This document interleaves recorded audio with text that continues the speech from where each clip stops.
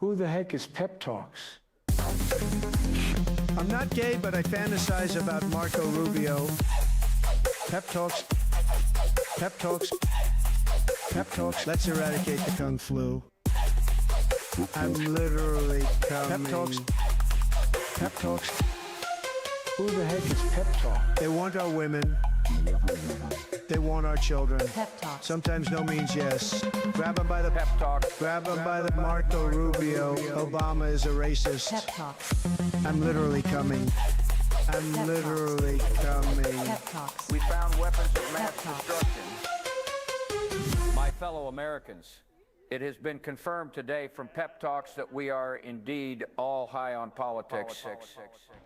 Good.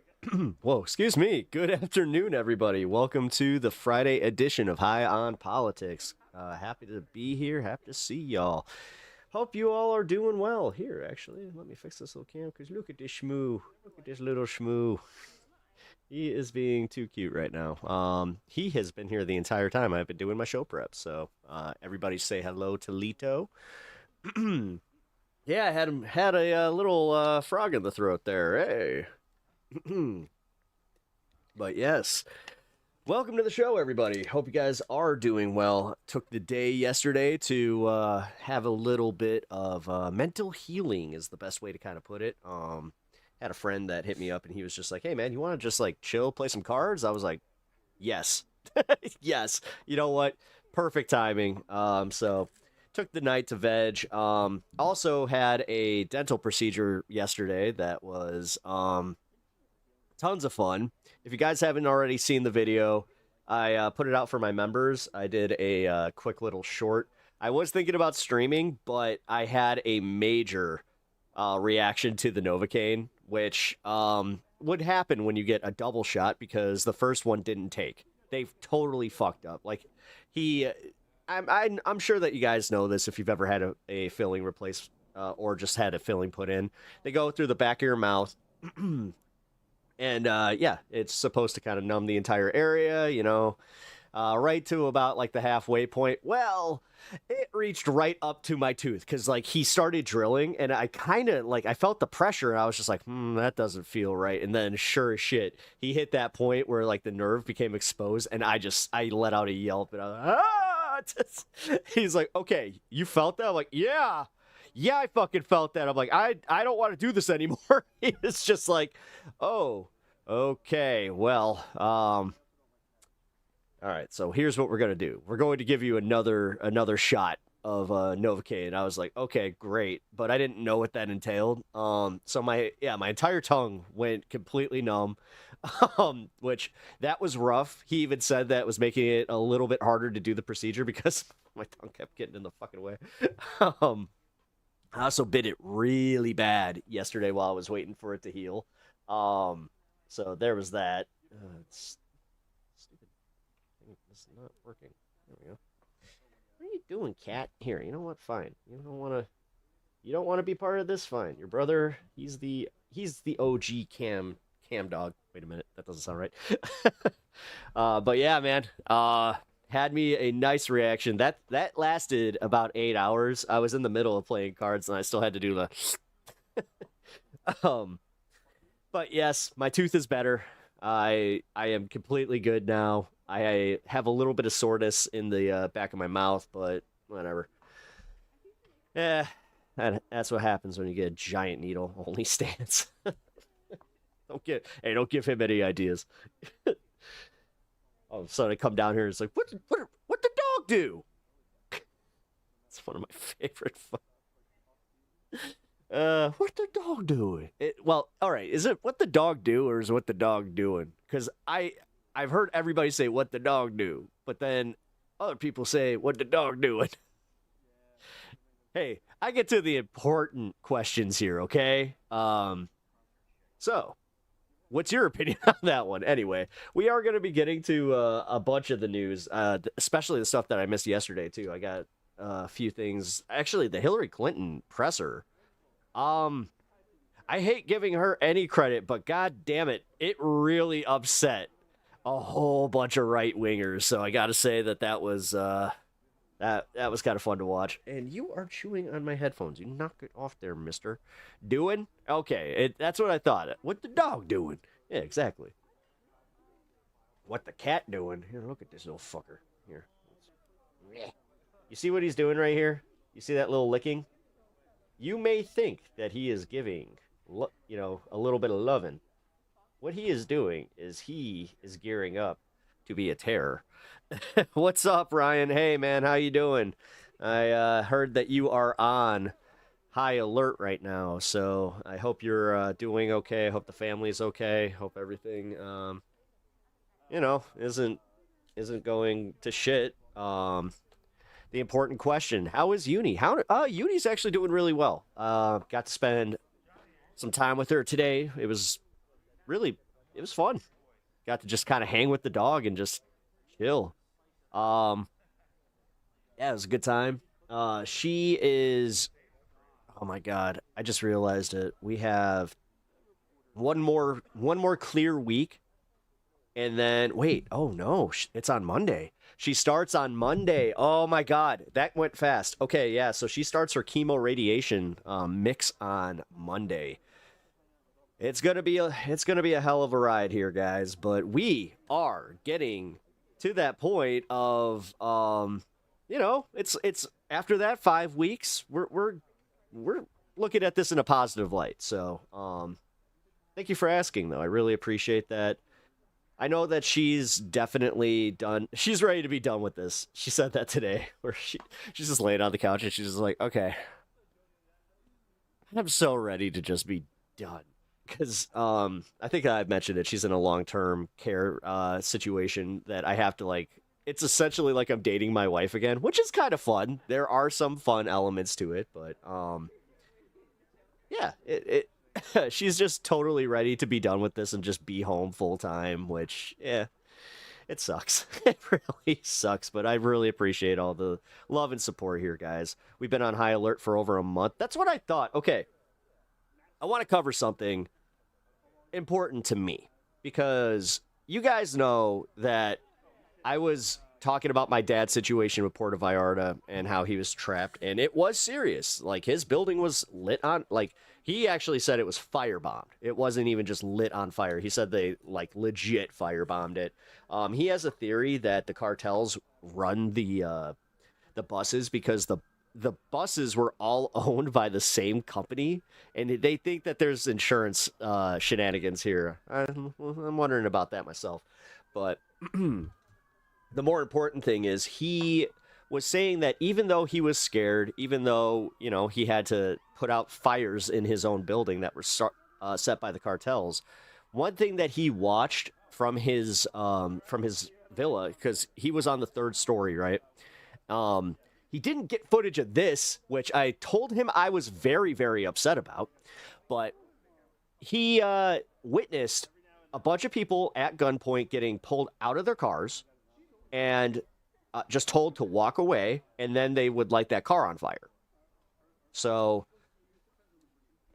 as I said, a little upset that I was like, you witnessed this and you didn't think, hey, maybe I should, you know, get some footage of this? He's like, no, I thought that with the smoke and after, like, the after effects and everything. I was just like, oh, so, like, essentially right when it got to your building. I get it. But the big moral of the story here is the fact that he has said that the way that online media spaces specifically, he said the mainstream media was definitely, you know, fucked up, but it wasn't just a whole bunch of, like, repeat coverage and just in general, you know, the doom and gloom. He said that it was crazy how misrepresented it was, and how, like, even for me, he kind of got mad at me, where he was just like, I really wish that you weren't as worried about it as you were. And, like, same with my sister. He actually we were on a family, like, little family call, and yeah, he started chastising me and my sister just for kind of freaking out. And then, of course, because I'm a media figure now, he was just like, you know what, I don't want you contributing to this whole charade, you know, I don't want you going out there and telling everybody that's much worse than it is. He's like, you go and tell your audience that, honestly, if they wanted to, they could go there today and they wouldn't even recognize that something happened. And I was like, oh, huh, interesting. I'm like, well, what about, like, the fire damage to the place that, you know, was at the bottom of your building? And he was just like, well, but, you know, there's a few of those. But he's like, all the other burnt out cars and stuff like that, it's fine. I'm like, okay. So, number one, I think that he's taking this a little too lightly. Just going to say that. But he does have a point that, like, the way that the media works and just, like, the way that, like, news cycles work. Because, like, when he said that I'm part of this, I was like, yeah, I am. Because I was just thinking back to the Agenda Free and how much we cover a lot of live news and how I have a little bit of a Steve-esque way about me where I'm just like, oh my God, something's happening, folks. Let's go. And I don't really think of how it is interpreted by other people, you know? So, all right, let's see. Why don't you like right-wingers? I really prefer the right chicken wing because it typically is leaner. Okay, you're just unserious. That's fun. There's a horizontal. I had to search for it though. Yeah. I noticed that too. I noticed that my horizontal is not being promoted anymore. Even on my own page. Like, I went to go share it, and it only gave me the verticals, so... I don't know. We're just going to ignore what's going on YouTube for now. I will just say that when we covered what we did, everything's fine. Everything's fine with my channel. There was some stuff going on in chat. I know that everybody kind of was experiencing that. You're just stupid. Oh. Well, aren't you just a nice person? I just love these people that feel the need to just be like, you're stupid. You're stupid. How's your mom's basement life? Meanwhile, I just fucking paid my taxes today, reminding me just how much having a fucking, you know, house, a mortgage, and all that shit is. Good times, good times. Also, oh yeah, property taxes. Fun. Fucking goddamn it. Yeah, you do have to really just love how everything's going. But you know what else is important, guys? I'm going to just say this. Like the stream on your way in. It really helps out the channel. It helps me out. And honestly, just makes you a better consumer. I know that when you guys watch anything, I don't care if it's me. If you guys enjoy it, hit the like button. Sub to the channel. Take a chance, you know? Honestly. You might actually, like, when you have a subscriber feed, it's very nice, you know, kind of, it's your own algorithm, because every once in a while, the homepage will do some really wacky stuff. Actually, this just happened the other day to me. So, I went to my homepage, I was doing, I was looking at the news and stuff, and I just noticed that everything that I was being recommended after I would watch, like, a Kyle Kalinske video or something like that, it was all entertainment-based. So, like, it was either set within wrestling, What Culture, fucking What Culture, which I have not watched a What Culture video in years. It's got to have at least been 2 to 3 years since I've, actively suck out? I think it's suck, right? No, seeked? Oh, well, this is one of those words. But, I seeked, I'm going to go with that one, out, Oh shit, here, Bill Clinton, hold on. Oh my God, guys, oh my God. It looks like Bill Clinton's going live, hold on. Sought out, thank you, sought. I know words. But yes, I haven't sought out What Culture. Okay, it's not Bill Clinton. That was hilarious. I just watched a whole bunch of reporters just go, ah! Oh. Yeah, just so you know, guys, we are waiting for the live feed of when Clinton is done with his testimony, so we will be covering that. But yes, I totally just had a Steve moment. Oh my God, you guys! Oh, I gotta go live! Hold on! Oh, here, I'm sorry, Stan. I know, you're cute and CP, but here. We're gonna split between Cat Cam and Stan Cam. Because we got the Cat Cam for now. You have been... Japanese stationary videos? That's fucking crazy that you said that, Natch. I'm not even kidding. So, one of my buddies that we play all right, this is going to be one of the nerdier things I say. We were playing Magic the Gathering Commander last night. And my buddy, he's really into Japanese stationery, and he had just bought some new, like a new stationery pad with a nice set of pens. Pricey stuff, but oh my God, like literally feeling the paper, it kind of made me go, oh, this does make a difference, which, you know, you would think I would know this, you know, being kind of artist, you know. But, aw, kitty baby, he is being a kitty baby. He's upset that his mommy's gone. He's not happy that she is not home right now. Mr. Spicoli, what's up, man? Quit watching What Culture altogether when the girls started doing half the videos. I'm sorry, they suck. I quit watching Watch Mojo. They introduced Miss Mojo. Watch Mojo, I swear to God, that was one of the first ones to really institute some of the AI.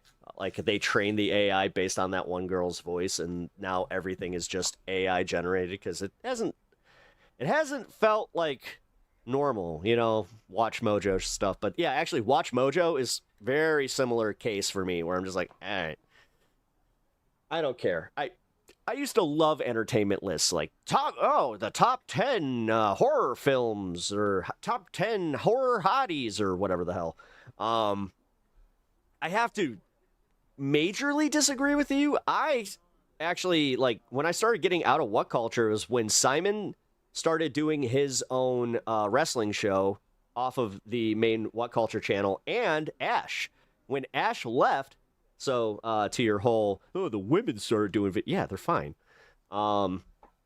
It's just now you can tell the difference, where now the ones that are there were hired because of their looks, not because of their knowledge of, you know, of entertainment, which I can admit it definitely was, it was noticeable, where it was just like, oh wow, yeah, they don't give opinions, like when you watch Owen or as I said, Ash. Like, Ash actually had opinions about that shit, but yeah, it seems, yeah, highly curated now.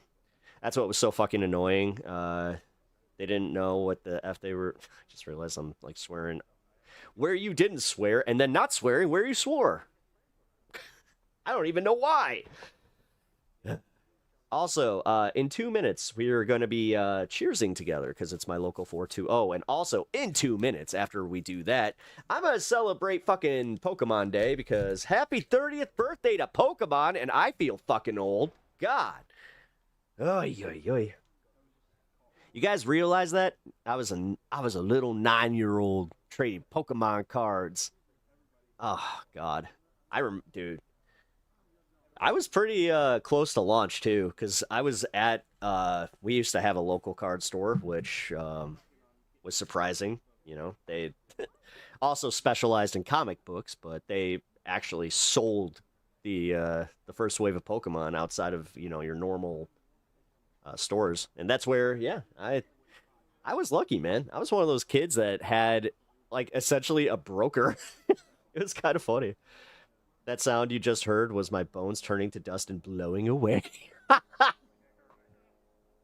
Oh, my knees. I just got reminded that my knees hurt. Yeah, no, for real, man. But the cool part is, I'll go through this a little bit later in the show. I think I want to do this in the fun half. But I do want to, like, check out the new Pokemon, because they just announced the 10th generation. Again, the 10th generation of Pokemon. Holy shit, we are old. Ash should be having back problems by now. Yeah, oldest 10-year-old ever. Also, I love how there is a general consensus that Professor Oak was totally banging his mom. Like, you do understand that took on such a life of its own that they kind of made it canon. Like, they hint at it in the newest season of Pokemon. When he shows up, you're just like, oh. Ash's mom getting it.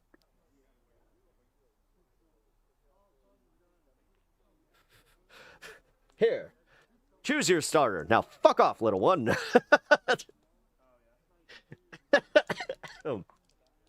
Your mom is just... I mean, come on.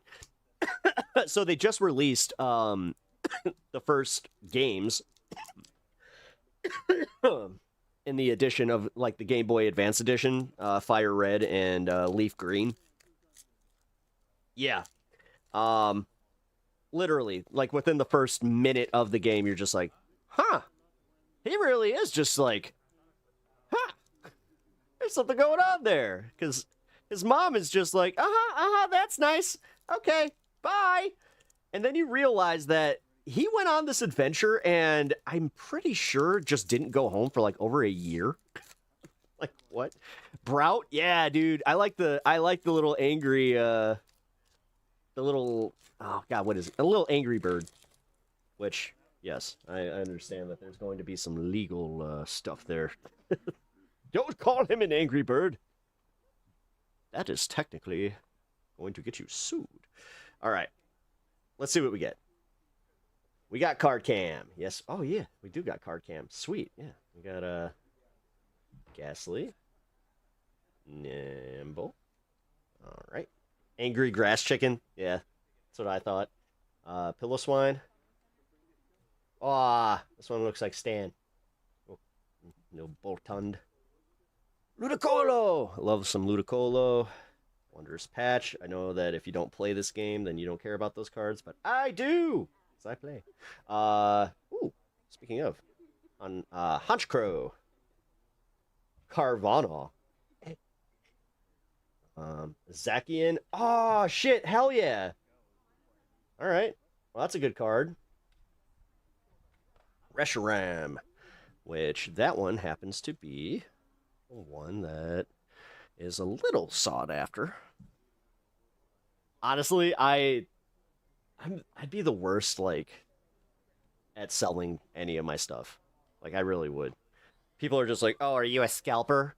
One of my favorite ones was I was at a store just waiting, and they're just like, oh, these scalpers. And I'm like, oh, dude, no, I play. They're like, yeah, right. I'm like, no, I play. I just saw him. Angry Grass Owl is Browlet. Browlet, that's it. Oh, hey, Uni, what up?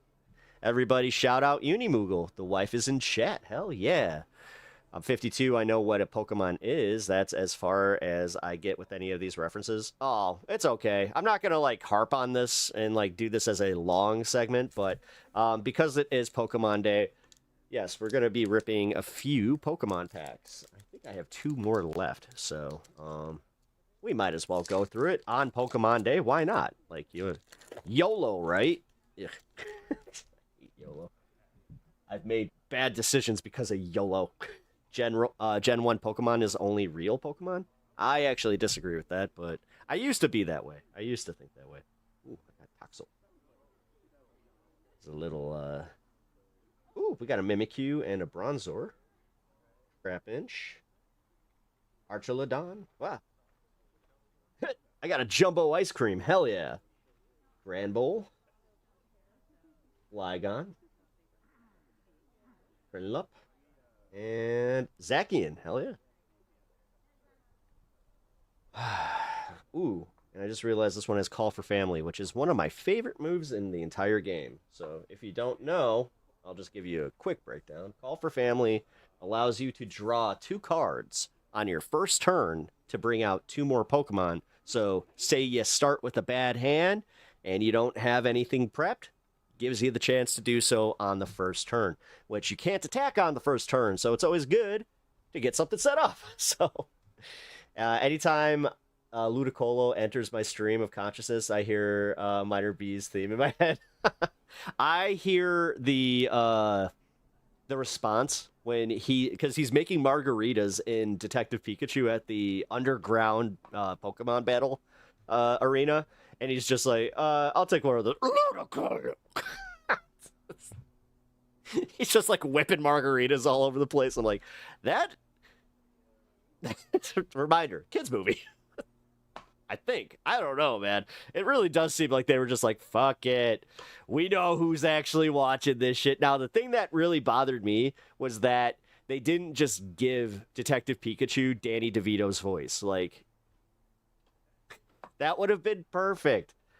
But whatever. We needed a Deadpool movie, I guess. So you have yet to watch it. What? Yeah, it's actually good. Like, for real. I had very, very little to complain about, except for the fact that it was just like, oh, Ryan Reynolds. It's essentially a Deadpool movie. Okay. But yeah, it's fun. So, a better world is possible. It is. As long as we each have a Pokemon friend.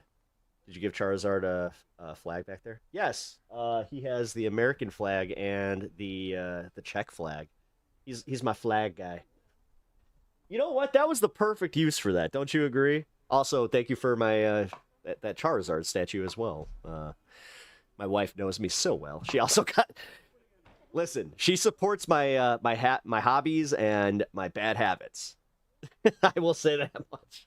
Because, yes, Pokemon is both a hobby and kind of a bad habit. Hello. You flagged Charizard? Yes. Something needed to be done because you know what? You don't understand. He was getting out of sorts and he started saying some majorly racist things in chat. Oh, man. Who's everyone picking as their first Pokemon? If you could pick any. Any? As my first? That's actually a good question. Usually I'd say Charmander, but any Pokemon? Like God Pokemons also? Like, all right. And that's easy, Dialga. I would totally have one of the old gods. But hey, you're the one who didn't set the parameters, okay? I know Charizard, Pikachu, and Squirrel. Oh, that's fine. I'm a proud American, proud Republican. America comes first, not illegal aliens. Okay, are you a bot? I'm literally talking about fucking Pokemon cards right now, and here you are just like, I got something to say. I'm so angry. I'm so confident in my president, and I'm so set in my ways. I have so much confidence that I need to go onto a left-wing stream and tell everybody how confident I am. Unicorn. Oh, wait. Yeah, no. Uni. The one that I would choose is the unicorn, Alolan Ponyta. I think that would be a good one for you. Although Pika is literally... you love you some Pikachu. As your Pokemon friend specifically. Oh, wait. So as my Pokemon friend... Oh, the one that, I just kind of keep out? That doesn't... Okay, so if it's not battle-bound... God, you got me on this one. This is rough. Because... who would just be a good friend? I always like the Togepi aspect of things, later in the series, where it was like, okay, yeah, she doesn't fight. Togepi doesn't fight, so... Delco, I'll peek at you.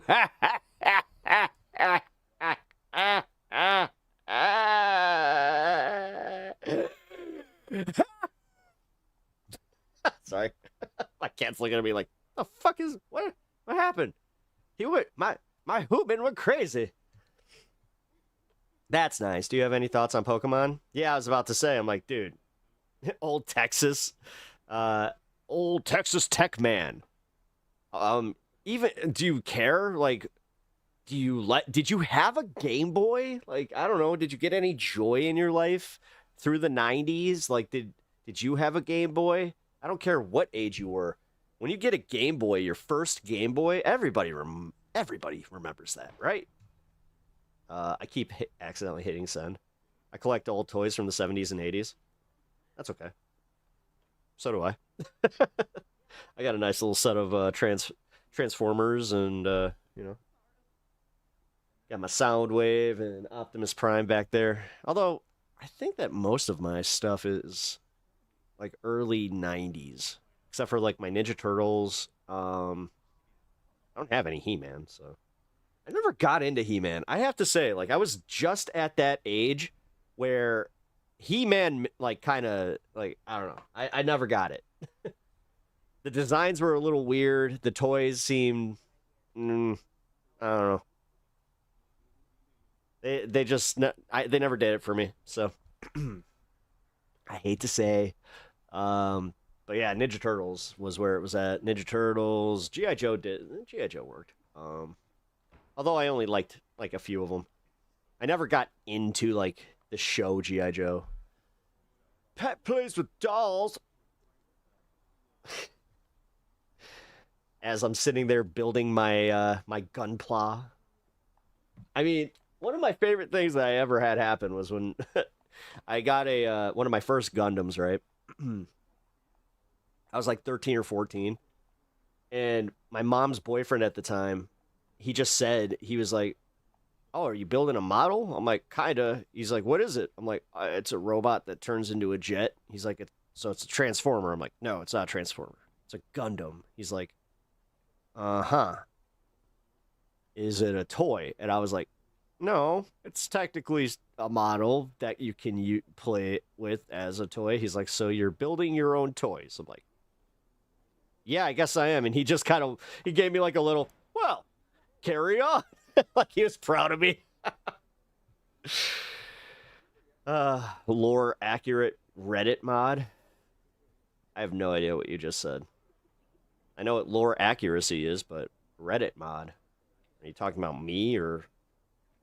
Dude, I barely use Reddit. I don't know what the fuck you're talking about. I still have my Game Boy Color and Advance. Yep. I think that I have it with my... No, I'm 99% that I have it with all my game stuff. That plane missed the runway by a mile.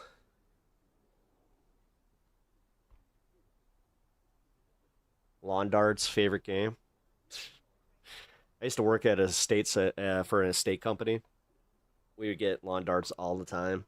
There was one time that there was like a cop that showed up, and he just told us, he's like, you guys can't sell that. He's like, I'd have to report you if you did. It's just like, really? Okay.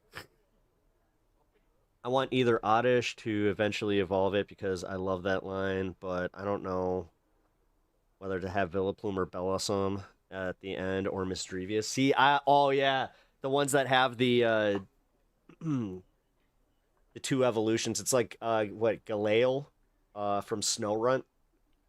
Yeah, it's the same thing. Actually, Scyther is a cool one. I saw that one in chat. Scyther is, although for uni, yeah. I said the Ponyta one, but I don't know. Damn it! I'm stun locking. I gotta back out. I'm gonna just say Charmander and make it easy on myself. Charmander is the shit. The only problem with Charmander that I have never been able to get over is the fact that if it starts raining,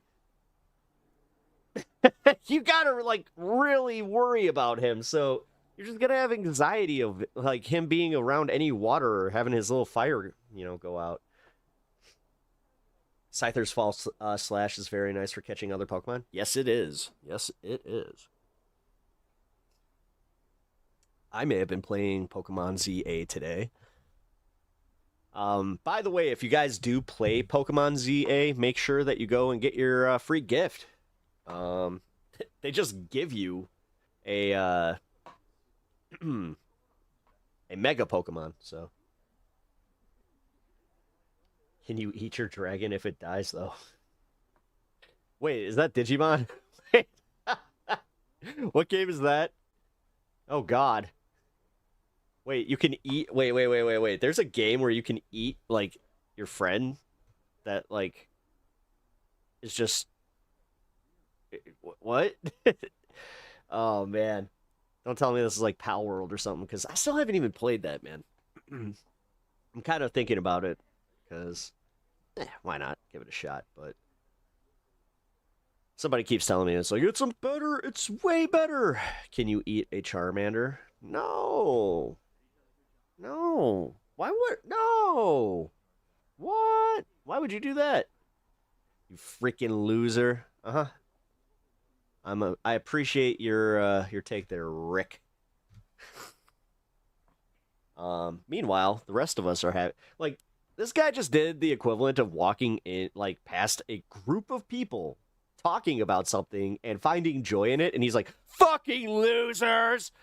Meanwhile, he's gonna go cry in his fucking rusty pickup truck. Go buy a new Trump flag, dude. Your other one's getting tattered. Also, I should probably remind you that you're breaking the flag code every time that you don't fold up your American flag and, you know, with some respect. Rick farted in the elevator. Yeah, he did. I think Rick also didn't ride a lot of full-size buses. Ha!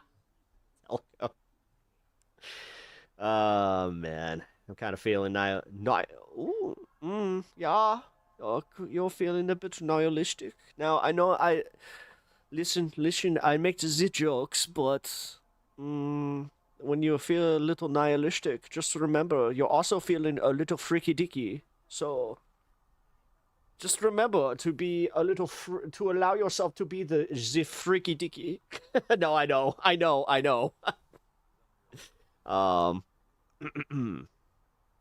He said freaking.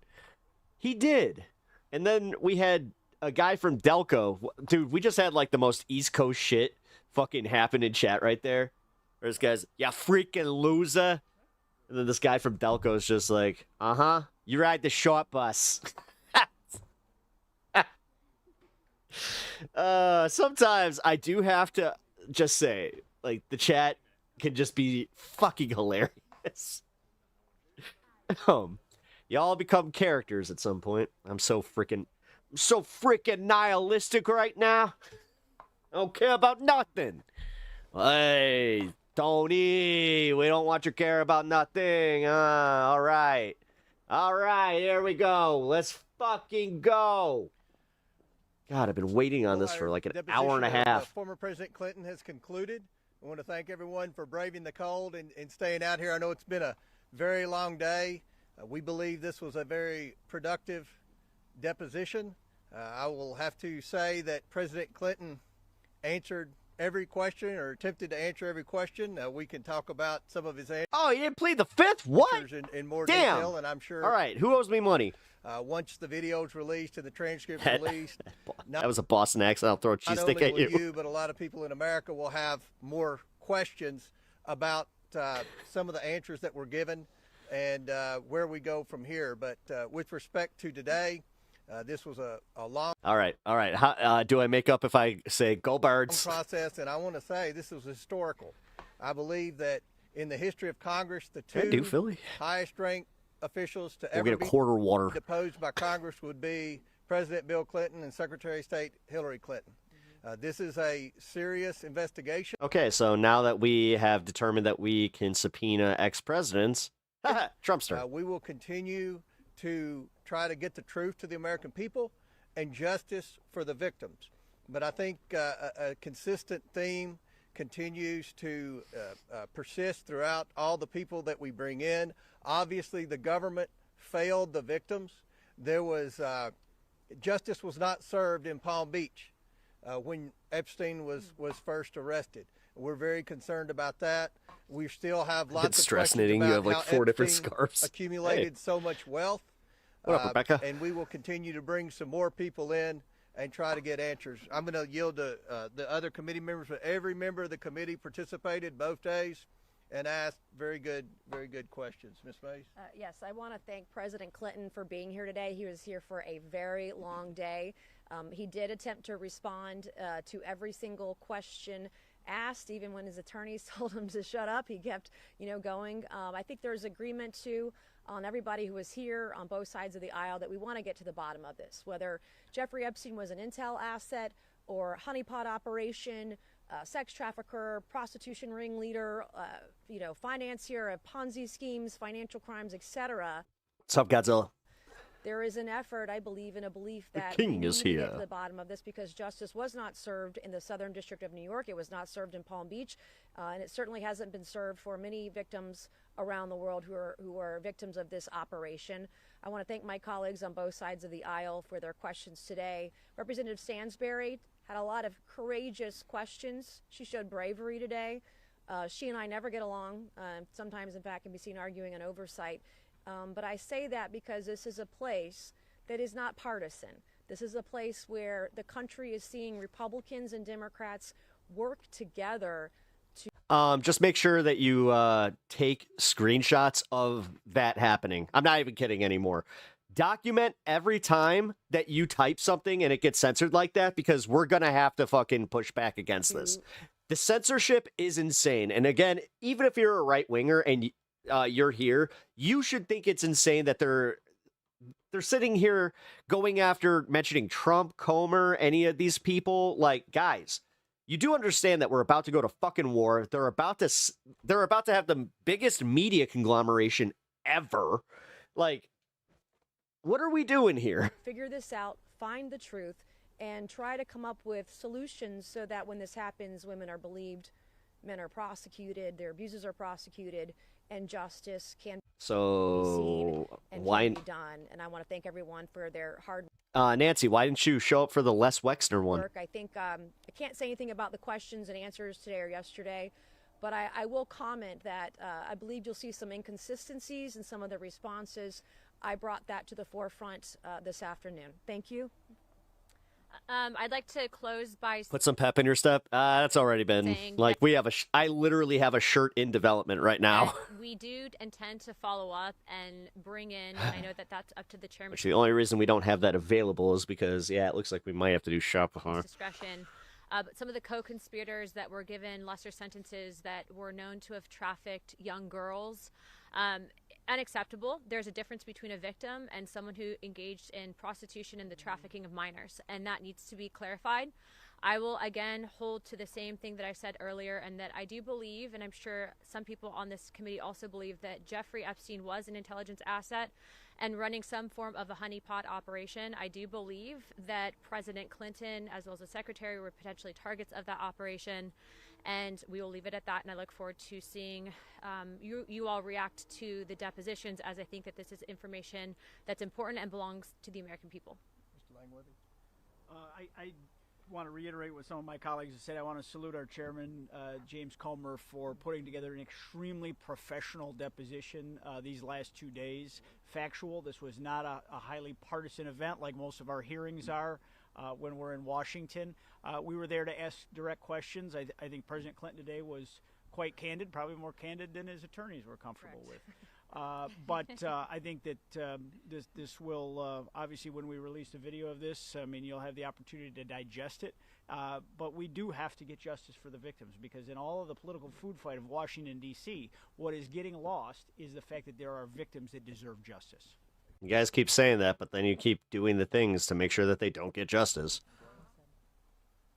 Like, focusing on Bill Clinton in general is kind of whack. Important because we need to get answers. We need justice. When there's a lot more evidence that, like, guys did shit, and these dudes are, like, you know, billionaire freaking investors into both parties. Epstein and his associates committed. I'm calling them investors now. Evil, and I'm glad that not lobbyists. Clinton and Hillary came out here.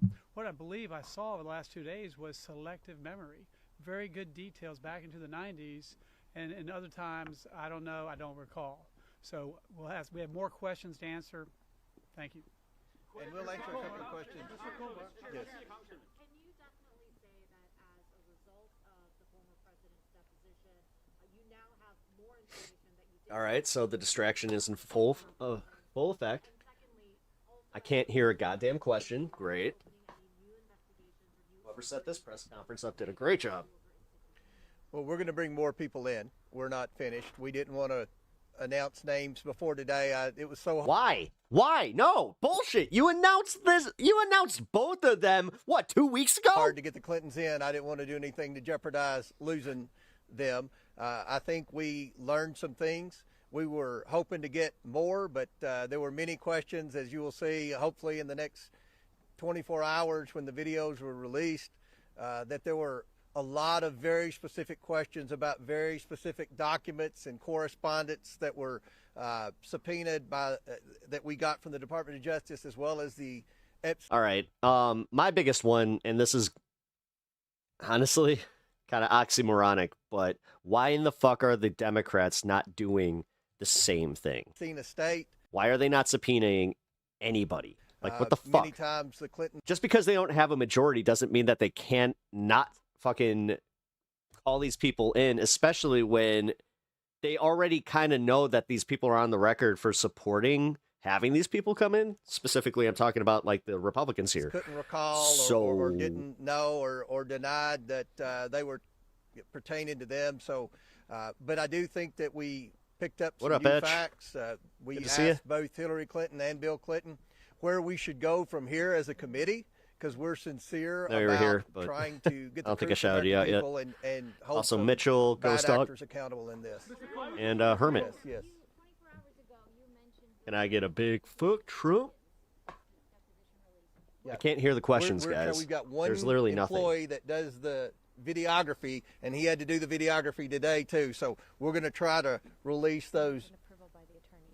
Oh, so they're going to blame the videographer for anything that's untoward. Yeah. Okay. Well, the transcript has to be approved by the attorney. So the video could very likely come out before the transcripts. Once the transcribers were in here, How come all of them just look like there isn't a brain between them? An old team of transcribers. They're going to, put it on paper.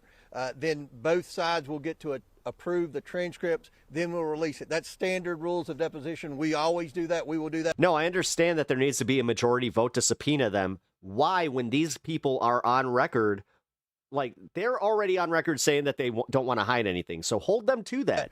With the videos, as quick as we can get them all uploaded and cleaned up, any background noise or anything like that, then we will release them hopefully in the next 24 hours. Yes, hopefully. Mr. Chairman, I know there's been you've been asked repeatedly about Secretary Letnick as well. While this deposition was playing, Yeah, there's no mic on the media, which is insane. AP, come on, man. Well, we have a lot of questions about anyone who spent time with Epstein post-conviction, the first conviction. I think that's where, and if anyone disagrees, feel free to speak up, but I think that's where most of our concerns are. Once you knew Jeffrey Epstein was a sex offender. Oh, shut up. Shut up. You see what they're doing there? They're trying to kind of do anybody that was there in his presence during the 90s, up to the, those few years during post 9/11. Yeah, they didn't know. Why did you continue a relationship? So Fucking A, man. Stay tuned on that. Also, Fred and Meta, welcome over from Twitch.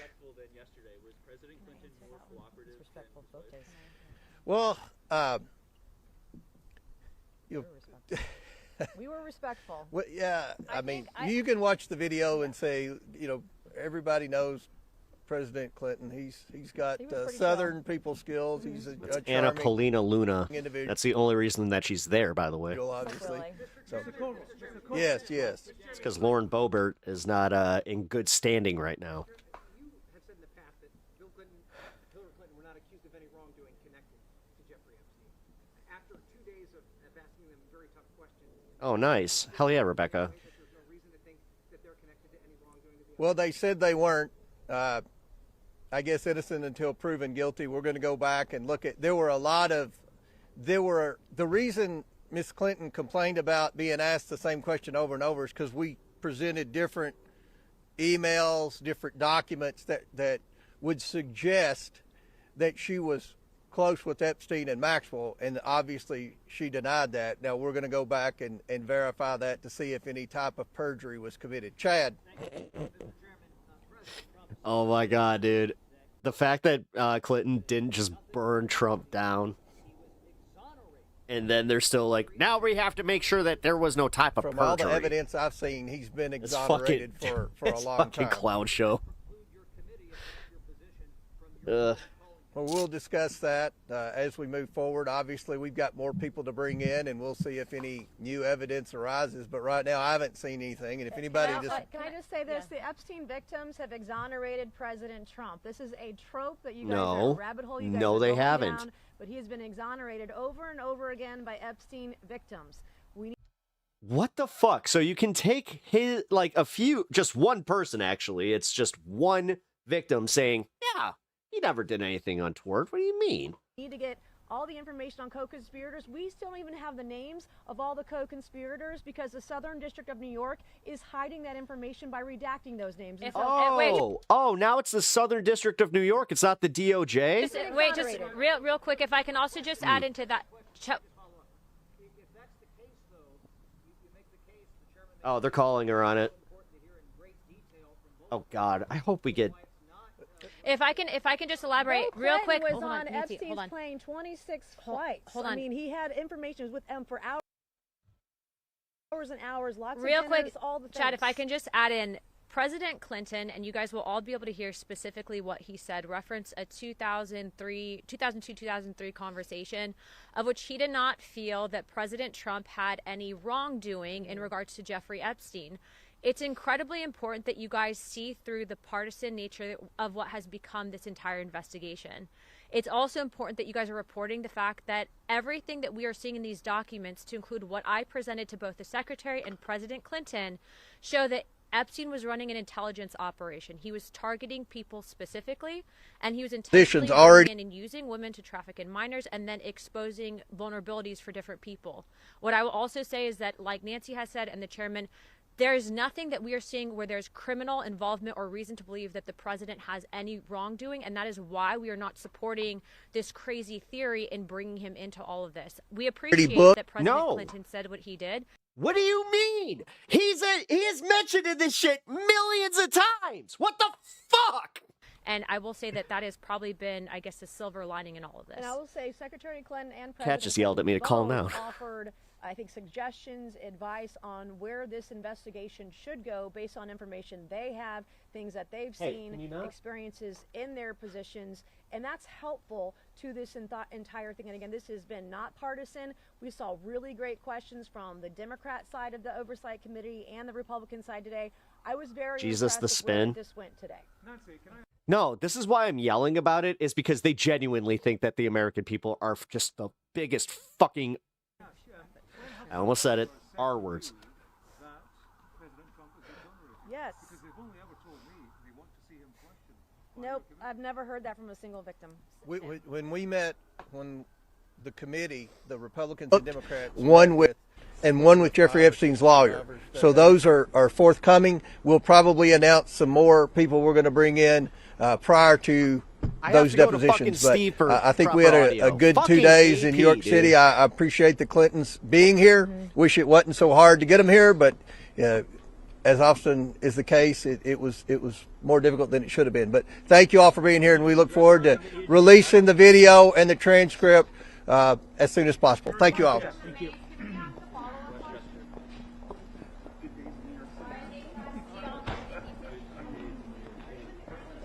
Okay. All right. All right. So I wanted to show you that. That was House Republicans speaking. Okay. Well, that's gone. And now we're just gonna go back to waiting for Clinton. I guess, yeah, because he's gonna come out at some point. Here, you know what? Fuck it. We're in the middle of doing this.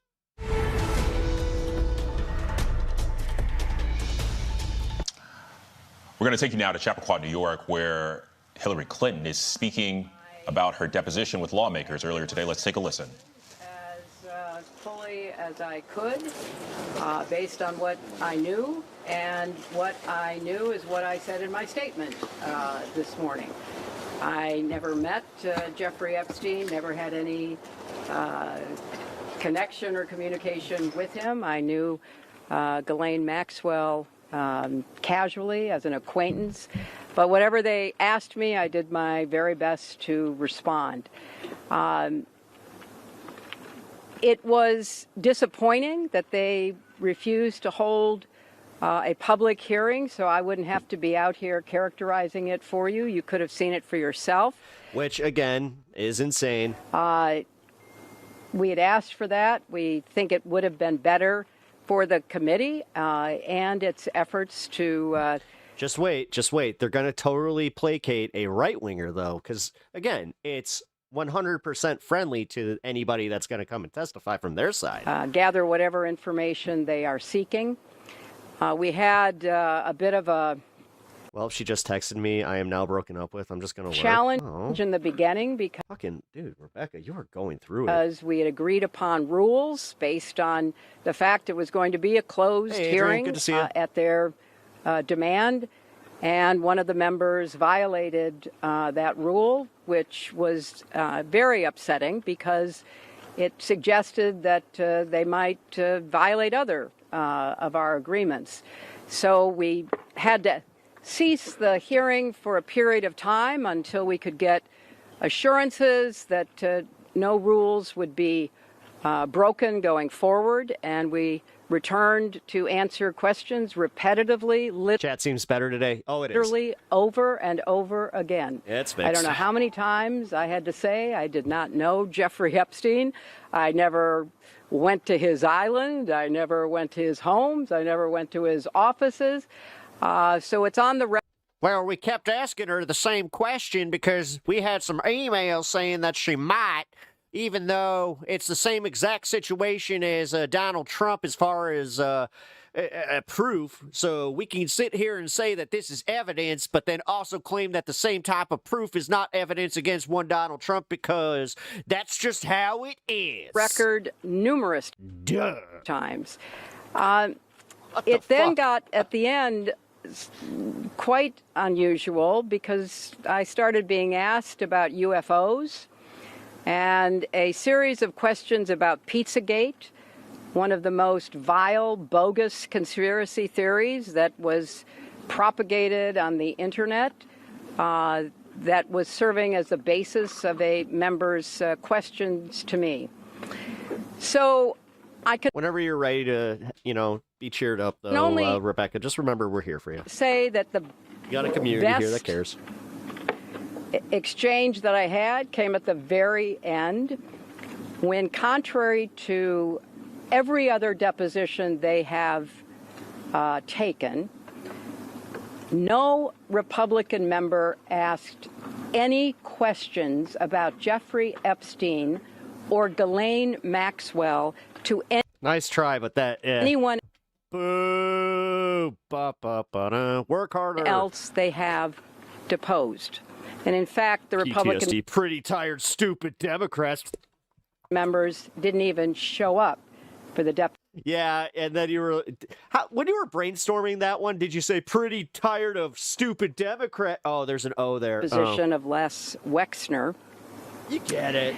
And when I said that, I had to point out that the only questions that any Republican member asked... Seriously, you brainstormed, how long did you brainstorm that before dropping that in chat? Damn. Of any of the people they deposed was of former Attorney General Bill Barr when Chairman Comer asked him about the allegations, in his view, about Russia's involvement in my election in 2016. So at the very end of this hearing, after I made that point, I want to commend Chairman Comer for raising a series of significant questions that I responded to about the nature of the investigation and the areas that I thought should be explored. So I appreciated that. Randy, get better material. I mean, he's one of the worst types where he thinks that he could take this on stage. This dude legit thinks he's funny. Want to see the truth come out. So that was a reassuring way to end a very long, repetitive deposition. Madam Secretary, you spoke in your opening remarks about how heartbroken you have been for the Epstein survivors as these files have come out.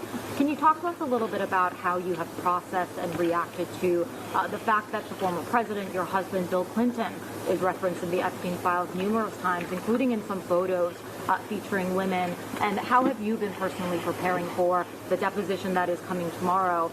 Are you 100% confident that there isn't anything that the former president knows about Epstein's crimes? I am, and I think the chronology of the connection that he had with Epstein ended several years before anything about Epstein's criminal activities came to light, and that he was charged and sadly given a sweetheart deal, which, as I said in my statement, had that not happened, perhaps his predatory behavior could have been stopped earlier. But I think it is fair to say that the vast majority of people who had contact with him before his criminal pleas in 2008 were like most people. They did not know what he was doing. And I think that that is exactly what my husband will testify to tomorrow. Madam Secretary, can I ask? Madam Secretary, why was Ghislaine Maxwell? Do you believe this was a fair hearing, and do you still want to testify publicly, even though you gave this deposition? Oh, I'm not going to do it again. They had a chance to do it in public, and I wish they had done it in public. And I think they're good for her shutting that down. Making the wrong decision, avoiding doing it in public. I thought it was very repetitive. Because honestly, I thought that Republicans should be just as pissed about that, where it's just like, yeah, what did they not want us to see? They asked literally the same questions over and over again, which didn't seem to me to be very productive. And then, as I said, toward the end, there were other questions that were totally off. As I said, man, Republicans don't understand how bad they're burying themselves with this because of who they're going to have to depose because of this subject. They just deposed a former sitting president and a presidential candidate that went against Donald Trump. You do understand that just the optics of this. If this was Joe Biden doing the same shit to Trump during the fucking Biden presidency, notice how he never actually had any animus or any of that. Did he do it? Was he secretly controlling everybody and telling, hey, Jack, I need you to go after him for some records, some documents, and also investigate me so we could totally be on the up and up? So if they are going to fulfill their responsibility. I just love how many people can genuinely believe that Biden was his criminal mastermind, but not look at Trump and just go, yeah, he's corrupt as shit. Abilities to literally investigate the investigations, which is... Find me that clip there, Sonny. What they originally said was... Oh, did I hurt some feelings with facts? I thought facts didn't care about feelings. Of their work, I think they could have spent the day more productively. Yeah, for crimes he committed. It's almost like when you have an investigation against you and commit crimes, and then it turns out you did those crimes, then you should be, tried. But then you idiots were just like, oh, it's a witch hunt! Russia, Russia, Russia. The Russia scheme. Even though I didn't personally do anything, Paul Manafort, Michael Cohen, and General Flynn, you know what? They all ended up in prison for absolutely no reason. Another witch hunt, another hoax. Madam Secretary, can I ask? Madam Secretary. James Matthews from Sky News. Can I ask, why was Ghislaine Maxwell invited to... No, your hero worship of the guy actually makes you look foolish. That's honest. Dude, I'm not even trying to fucking engage with you twats, but if you can, honest to God, go out there and use the term TDS and you think that you're somehow winning arguments, I have news for you, homie. The daughter of Chelsea Clinton's wedding. Nobody takes you seriously. Everybody in your life looks at you like you're a fucking wacko. In 2010. Anybody that genuinely loves Donald Trump to the point where everybody in their family and all their friends know about it, everyone hates you. Already been mentioned. That's why you're not happy. In a civil lawsuit. Otherwise, you would just be rejoicing about all the winning that's happening, but yeah. By Virginia Giuffre before that, Jeffrey Epstein had already been convicted. So much winning. You have all the time in the world to fucking sit and bitch about the Dems. As the +1, the guest of someone who was invited. Pretty funny. Thank you, everybody. Thank you all. In the hot tub, in the swimming pool. What message does it say that I don't know when the video will be out. I don't know when the transcript will be out. We've asked that they be out as quickly as possible, and then you can see everything. Thank you. President Trump was in the hot tub. We heard from Bill Gates concerns about Epstein trying to blackmail him. All right, you were just All right, you were just listening to former Secretary of State and former First Lady Hillary Clinton. All right. Let's do this. Okay. So, former President Bill Clinton told members of Congress on Friday that he did nothing wrong in his relationship with Jeffrey Epstein and saw no signs of Epstein's sexual abuse as he faced hours of grilling from lawmakers over his connections to disgraced financier, the disgraced financier more than 2 decades ago. I saw nothing. I saw nothing. I did nothing. Not bad. The former Democratic president, blah, blah, blah. Closed door deposition in Chippewa. Marks the first time a former president had to testify before Congress. I mean, he was a sitting president when he had to also testify. I mean, so he's the first sitting president to testify in front of Congress and the first ex-president to sit in front of Congress. It's almost like, I don't know. The Democratic, like, honestly, this is where Hakeem Jeffries and Chuck Schumer should be taken into account by anybody that, like, even leans left. Is just like, okay. So, you're telling me that you guys are so good at predicting what's going to happen and you're so good at winning elections that you couldn't see this one coming and how they were going to disingenuously use this? Really? Like, holy shit. A closed-door deposition in Chippewa, blah, blah, blah. Bill Clinton has not been accused of any wrongdoing, yet lawmakers are grappling with what accountability in the United States looks like at a time when men around the world have been toppled from their high-power posts for maintaining their connections with Epstein. Men and women, for that matter, of great power and great wealth from all across the world have been able to get away with the heinous crimes. Blah, blah, blah, blah, blah. Hillary Clinton told lawmakers Thursday that she had no knowledge of how Epstein, we just listened to that. Bill Clinton, in his opening statement, said he would likely often tell the committee that he did not recall the specifics of events from more than 20 years ago, but he also expressed certainty that he had not witnessed any of Epstein's abuse. The thing is, the goalpost has already been moved because everybody that was like watching this thinking that, oh, he's just going to plead the fifth. Like I heard this on Wednesday when we were talking about this happening. People were just like, he's going to plead the fifth. She's going to plead the fifth. They're not going to answer questions. But now that they've answered all the questions, it's not good enough. Really? Meanwhile, your Trump and King, your Trump and King, your president and king, is out there just going, I plead the fifth. I plead the fifth. I do not recall. You know what? I don't recall much. Gotta say, it's interesting. I just really do not recall. There's a secret account with a guy around her waist. Damn, had no idea. Damn, no idea how to feel. I mean, oh, geez, Rebecca. Yeah. Well, that sucks. TDS is messing with my speech. Oh, yes. I'm sure that you never misspeak. You are perfect, human. Meanwhile, the beep boops and the boop bops in the chat here really got your back. Oh my god, when is Bill Clinton actually going to fucking address this stuff? Alright, let's go into this. Embarrassing. Ellie Honig says DOJ is getting lapped by Congress and Brits in the Epstein investigation. This isn't going away. Like, as much as the Republicans really want this to go away, it's not. Senior legal analyst Eli. Is it Eli? Or Ellie? I'm gonna go Eli. Eli Honig.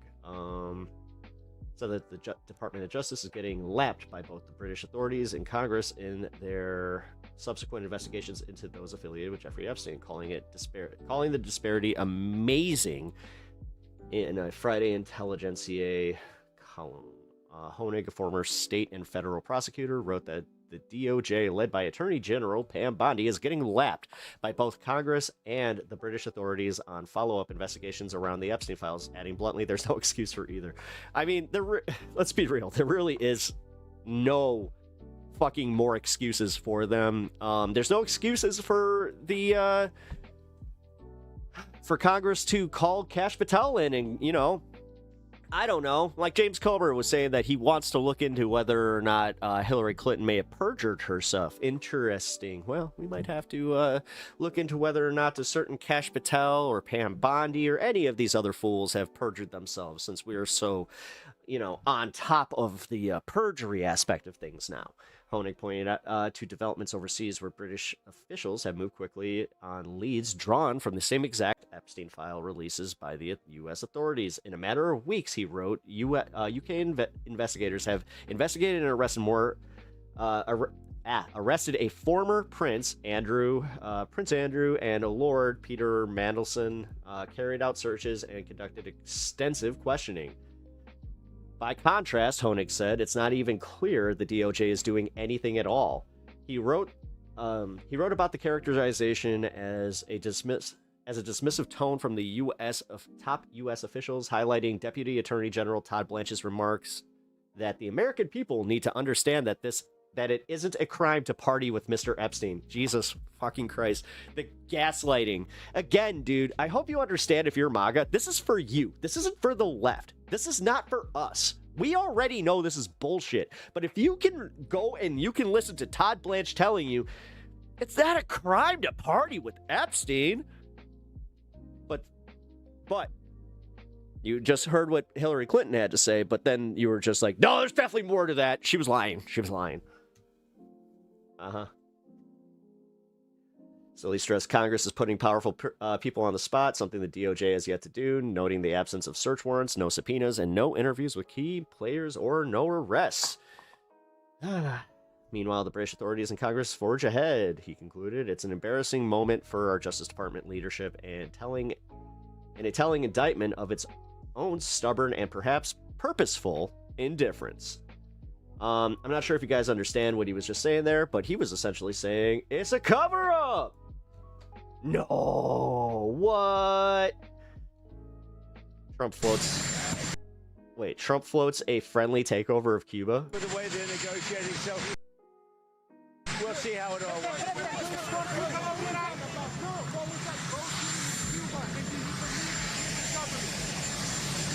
The Cuban government is talking. You know he can, take these questions away from the jet, but with us. I don't know, man. They're in a big deal of trouble, as you know. I genuinely think it's just so he can just be like, I didn't hear the question, gotta go! But they're talking with us, and maybe we'll have a friendly takeover of Cuba. A friendly takeover of Cuba. Very well end up having a friendly takeover of Cuba. What about the post? After many, many years, we've had a lot of years of dealing with Cuba. I've been hearing about Cuba since I'm a little boy, but they're in big trouble, and yeah, again, because we made a sport of documenting all of Biden's slip-ups, I've heard about it since I'm a little boy. Is it just because he sounds so ridiculous that it's kind of like, oh, you just ignore it? Or do you genuinely believe that he loves you that much and that he loves and respects you so much that he would never lie to you? His fans, his sycophants, why would he do that? God. Purposeful ignorance, erroneous thought, and hate are the way of the liberal. Telling on yourself. Wow. And projection is the way of everybody that says this shit right now. It's the same with TDS. It's kind of funny, too, because think about this. For everybody that comes on here saying that liberals have TDS, blah, blah, blah, blah, blah, you guys spent the last 4 years going to fucking rallies with fucking fuck Joe Biden flags, and then, oh my God, you guys did the ultimate. Guys, we had a code. Let's go, Brandon. Oh, we got those libs. Oh, I'm not obsessed. You're obsessed. You got TDS.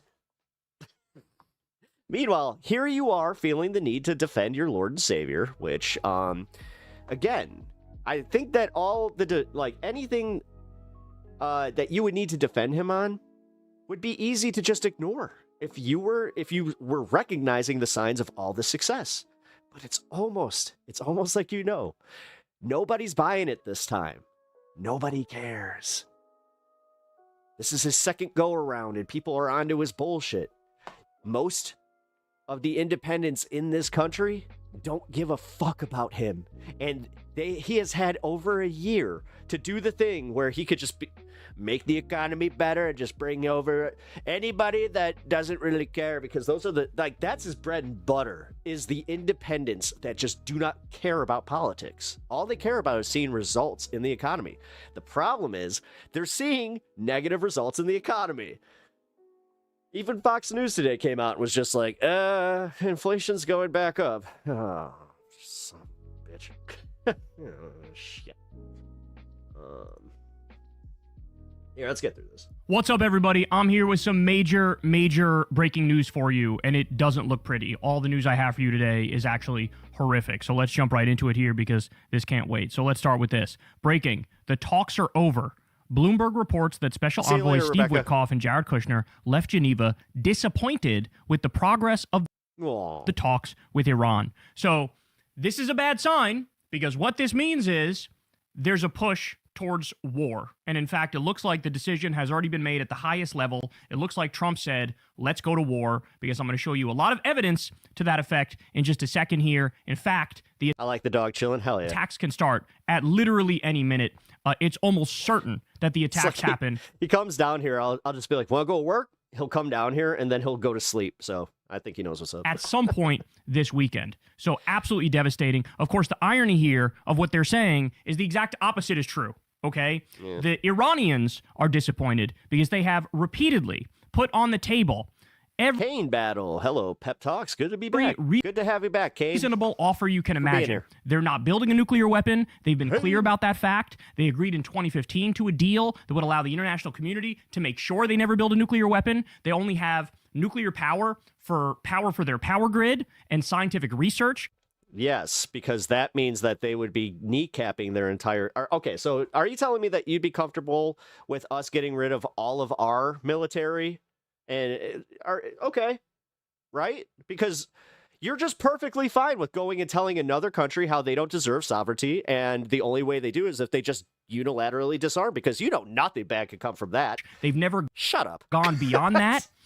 Basically, in every way, shape, and form, they've tried to accommodate the West and accommodate Israel. And, of course, the U.S. and Israel refuse to take yes for an answer. And what they say is they put a poison pill in the negotiations, and they say, you need to also give up your ballistic missiles, which would make you sitting ducks to Israeli attacks whenever they want to bomb you, which is exactly what Israel does to Lebanon. And Lebanon... Who, by the way, that wasn't necessarily directed at you. That was directed at anybody that's looking at that and going, oh, Iran is bad faith. Is routinely attacked, and there's basically nothing they can do about it. And now they're going and just saying, look at the left defending Iran. It's like, no, dude, we've already gone through this.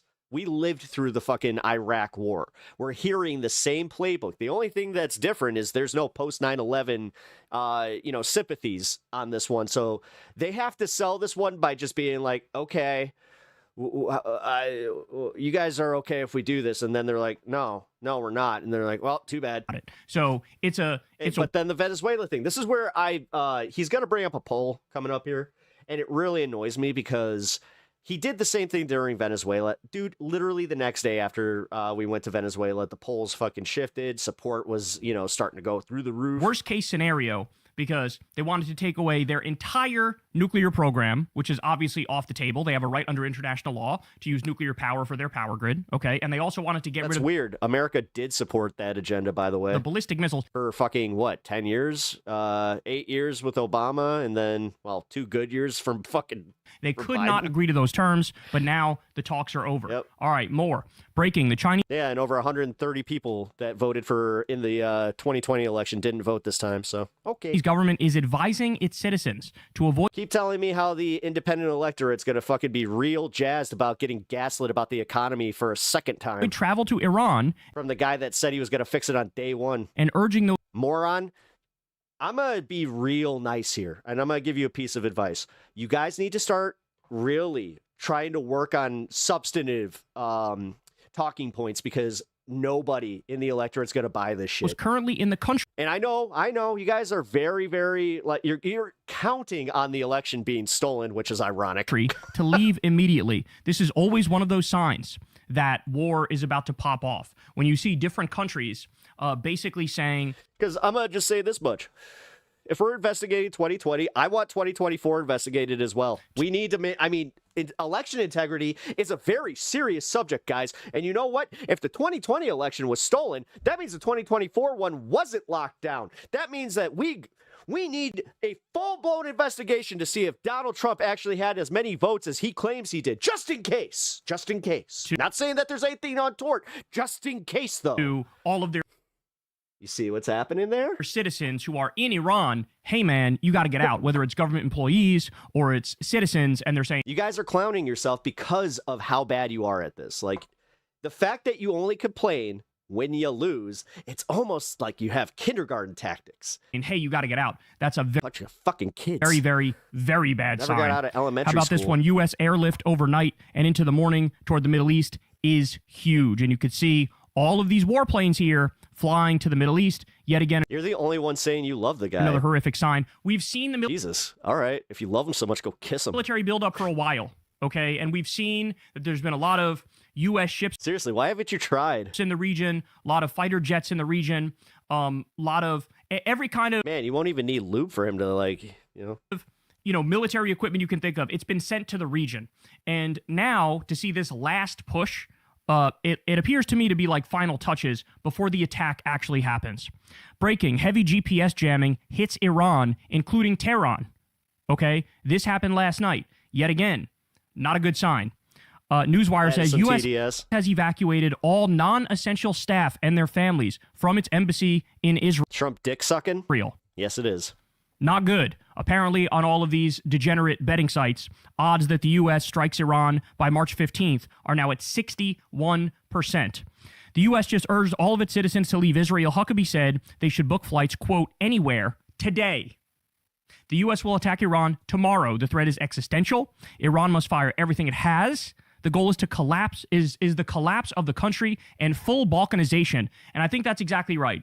Israel would like it if they could get the monarchy back, because basically the son of the Shah is an Israel cuck. And so they would like that. But chances are the Iranian people will not accept that in any way, shape, or form. And what you'll have is exactly this, Balkanization, where the country basically splinters into a number of sub-countries, and it effectively becomes a failed state. No, I do think it's funny how that that totally backfired on the USA hockey team, and a lot of them are just like, oh, man.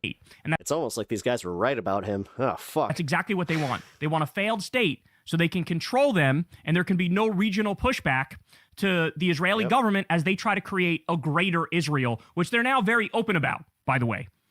All right, Middle East Observer says, Bahrain, Qatar, Iraq, these are all in the range of Iran's shortest range ballistic missiles. Oh, yeah, and that's why the left are actually benefiting from that. The left are the ones that are they are showing the American populist that are the American populists, Jesus, populists as well, that realistically going, with the DSA, that's definitely the way to go, because you get a little bit of your capitalism, but you also get some stuff for it, and you don't have a bunch of fucking crazy assholes that do things for the memes. It's the easiest targets to destroy with cheap and old missiles. Before war, it's the first bases that the U.S. has to evacuate, and this is exactly what they did. They will use other bases and attack platforms that are much further in range to force Iran to use long-range missiles. It's safer for Americans and easier to detect than short-range missile salvos. And you could see here, Middle East Observer also said, "Yep, Americans come first so much that now we're sending them to go die for the fucking elite." Cool. That's literally the final stage, and you guys are going to sacrifice your children willingly. Evacuation from Qatar. Yeah, go into the military. Woo! Evacuation from Iraq. Withdrawal from Syria. Evacuation. Take off your hat and you stand for our troops, because my son died for your freedoms. Of the Fifth Fleet from Bahrain. That's a bigger we already see it sign of war than an aircraft carrier. And you could see here, all evacuated, and here's a picture of one of the evacuated bases. All right. Yoav Gallant, the defense minister in Israel, tweets this, very cryptic. Thinking undocumented people are the cause of your problems is a smooth brain perspective. There are much bigger issues than undocumented people. Americans living paycheck to paycheck is a big issue. The coming weeks will shape the coming decades They don't care. in the Middle East. They'll blame illegals for that They'll literally say that your wages are low because illegals are here because they're fucking retarded. The coming They really are. weeks will shape the coming decades in the Middle East. And there's no nice way of saying it anymore. They're retarded. Now, by the way, this is one of the guys who's guilty of genocide. This is one of the guys, I think he's the one who said cut off all food, fuel, water, and electricity for all of Gaza's 2.3 million people. Yeah, remember when Trump said that Obama was going to bomb Iran to get his numbers up? Yep. I remember. Because of the Pepitron remembers. actions of Hamas, which only make up about 30 to 40,000 people. So announced collective punishment, did a genocide. Now here he is tweeting on the eve of a massive new illegal and offensive war in the Middle East. He's saying the coming weeks will shape the coming decades. Corporations are the illegals. Yep. Very devastating.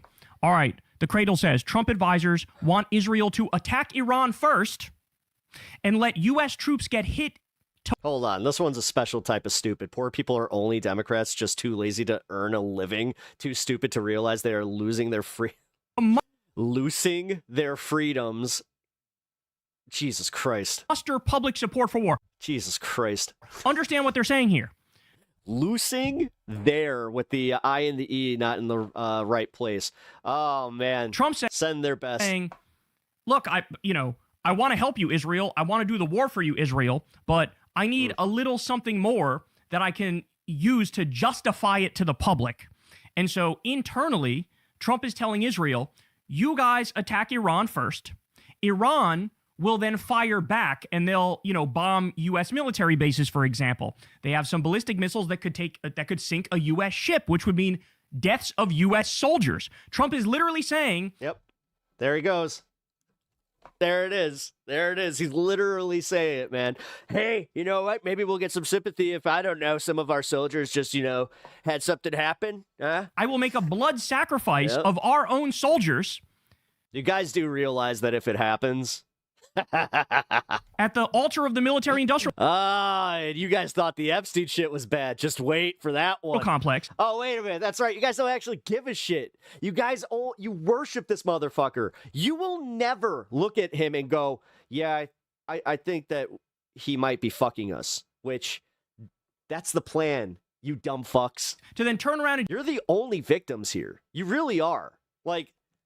The left gets to sit here and just be like, all right, we saw this coming. Justified to the American. That's why it's getting so much easier for us to also ignore you and shut the door whenever you guys try to come to your senses and go, I am a disaffected MAGA voter. And I just got to say, I thought that Trump was, he was going to do a tax on tips. And I don't like this. And then he took away my EBTs. American public, well, we have to go to war now. I didn't think that he was going to take away my EBT. I thought he was going to take away the Spanish girl in front of me at Walmart's EBTs because she was the illegal. Iran just killed our people. What do you want me to do? But the whole thing is planned out. Man. The whole thing is staged. He's saying, Israel, you attack. You go on the offense. When Iran fires back and attacks us, I'll say that they did the offensive attack. Openly planning to lie about the chain of events. This is where we are now. People don't realize what wars did Obama start, dumbass? The true nature of these psychopaths and this idea that him and Trump didn't just perpetuate our continued involvement in Iran or in Iraq and Afghanistan. Sociopaths. Now he wants to go to war with Iran. Shut the fuck up, you idiot. This is it. Seriously. Are you that fucking stupid to sit here and be like, Obama was the war president? This is it. They're fuck off. Willing to sacrifice. He stopped 8 wars. He stopped 8 wars. He said he did. Your kids. Just unbelievable. J.D. Vance is running around like a chicken with his head cut off, allegedly behind the scenes saying don't go to war, but then in public basically making the case for war. Yep. So Vice President... Well, yeah, because he has to get these idiots to fucking send their kids to the military. And Vance said there's no... I don't see any of these people in chat lining up to go fucking serve their country. Chance any Iran strikes would lead to long war in the Middle East. It's almost like they know. Oh, it's not like this isn't exactly what we heard before the war in Iraq, right? Look at this. Rumsfeld, this is from 2002, November 15, 2002. Rumsfeld, Secretary of Defense, said, it would be a short war. We had people like Bill Kristol saying, yeah, it'll be maybe 2 weeks, maybe 2 months at most. It won't go longer than that. Over 20 years later, we still have some troops in Iraq. Over 20 years later. Okay? We've seen this movie before. We weren't born yesterday. And for those of you who are young enough where you didn't see the original, take it from those of us that did. That's when I first developed my politics, looking at George W. Bush, looking at Dick Cheney, looking at the war crimes they committed, looking at the torture they did, looking at the illegal and offensive attacks against countries that didn't attack us. That's what helped shape my politics. And now it looks like we're about to go through the same thing again. This is a very, very, very bad sign, too. Clash Report says an Israeli Iron Dome battery was spotted near the Knesset as part of defense preparations for a possible strike on Iran. So, in other words, phenomenal evidence, proof. I think it's fair to call this proof that they've made the decision to attack Iran, and they're expecting not only U.S. bases in the region to be attacked, potentially U.S. Never trusted anybody. ships to be attacked. Oh, yeah, the short war stuff. Yeah. Attacked. No, like he laid it out there when Donald Rumsfeld, it's going to be maybe 2 weeks. But also, Israel is expecting the Knesset to be bombed, which is basically their key government building, all right, their capital building. This is what we're talking if this isn't, exactly. about here. If this isn't your first rodeo, we'll see you after. Newswire says UK government officials have been temporarily But one thing I'm not going to do is I'm not going to celebrate your shitty kids going into the fucking military and then you saying, my son fought for their country. It's like, no, they fought for Israel. You can stop now. From Iran. That's more evidence right there. Pakistan's Minister of Defense, Khawaja Mohammed Asif, I thought we were America first. Odd how that works. Has stated that Pakistan is now at war with Afghanistan, and in fact, some top Taliban commanders have already been killed in this. Now, this popped off yesterday, so this guy on Twitter says, looks like we're getting an undercard fight before the main event. That is actually what it looks like, and it's very disturbing that we're now having these conversations. Lindsey Graham said the other day, quote, if America withdraws support for Israel, God will pull the plug on us. If only. This is what Lindsey Graham said. It's been a good ride, folks. Christian Zionism to the max here. And can we all admit now, can everybody get on the record and admit that people like Lindsey Graham, people like Mike Huckabee, that these people... checking out a video and ran into you. You and the wife Gapper, we're doing okay. We had a good day today. Extremists on the exact level of the Taliban. Getting all the good days in before she goes in for chemo radiation therapy, which is going to apparently be a little bit more intense than the just chemo. That they're basically the Christian Taliban. Her body is primed for it this time, so they said it's not going to be, as... tiring. They're saying God gave Israel and the Jews a right to steal the land, to steal the entire Middle East, to create a greater Israel. Who cares about sovereignty? Who cares about independence? Who cares about international law? Who cares about human rights? Who cares about borders of other countries? Can we all admit that now? Can everybody please get on the record and admit that these people are Taliban-level extremists, except maybe worse because we have more guns, more weaponry, and nuclear weapons. And, we're not afraid to flex it. We're the only country that's actually nuked innocent people before. Okay? But here he is saying, don't you dare ever withdraw support from Israel, because if you do, God will pull the plug on us. This is psycho talk. This is cuckoo for Cocoa Puff stuff. Responsible Statecraft has an article out. Veterans urge Trump to reject war with Iran. Well, it looks like he is not listening. Imagine preparing for a major war with Iran over their nuclear program when this is the official White House website. Bill Clinton. And here you see it says, Iran's nuclear facilities have been obliterated and suggestions otherwise are fake news. This was from... So again, to any of the MAGA in chat here, if the nuclear facilities were obliterated, how are we in any way, shape, or form threatened by this country if they don't have nukes? But he says they're also trying to get nukes at any time. Huh. June 25th, that don't make after no what sense. They called the 12-day war, the first illegal bombing raid done by the U.S. and Israel against Iran. Okay? June 25th, not that long ago. The nuclear programs are totally destroyed. Trump said, it's over. Anybody who says otherwise is lying. It's fake news. The fake news media. Well, we went from they're all destroyed to we need to do war to get rid of their nuclear capabilities. I mean, they're not even trying anymore. They're not even trying anymore. At least for the war in Iraq, they literally did 2 straight years of relentless propaganda trying to argue that Saddam Hussein worked with Osama bin Laden and was responsible for 9/11 and killing thousands of Americans. Okay? So that's why you have yeah, and they use like fucking old Flash videos to try and like 80 get the the youth to just be like, oh yeah, this is hilarious. You know what? Fuck it, dude. Let's go. Let's go into what? 80% of the American population saying, yeah, go to war with Iraq. It's like we view this as defensive, right? It was because of you guys remember that bomb, bomb, bomb, bomb, bomb, relentless propaganda. Yeah. Trump is not even trying to do propaganda. It's just like we're just going to do the war. By the way, the polling data on this, you're going to love this. The highest number I've seen, support for Iran among the American public, 28%. The lowest number, 5%. 5%. So he's going to do what 5% of the American public wants against the overwhelming majority of the American people. And by the way, it's completely and utterly illegal in every way, shape, and form. Okay? Because Congress would have to approve it. They haven't approved it. Yeah, so this Trump, James. I didn't hear dick about it. You can't use the, Obama did it in response to us being like, oh, okay, because I already didn't like Obama, numbnuts. He's impeachable. You see how your talking points fall apart when the person doesn't worship the politician that they're that you assume they do? This alone should get... Unlike me, who can assume you worship your politician because here you are sucking his nuts in a chat. Hit with the 25th Amendment. Don't talk mean about my dad. Should get him kicked out of office. Daddy Trump! My daddy's better than your daddy Obama! And locked up. That's the energy you guys come at this with, and that's how I see you. For that matter. Indicted, convicted, locked up. Okay? Basically... very easy to ignore. Potentially starting World War III, totally illegally, with no justification whatsoever. And again, not dick said about this. Ever. By the way, So tell me more about the fucking stuff that Obama did. Meanwhile, in the year of our Lord 2026, here we are about to go to war with Iran.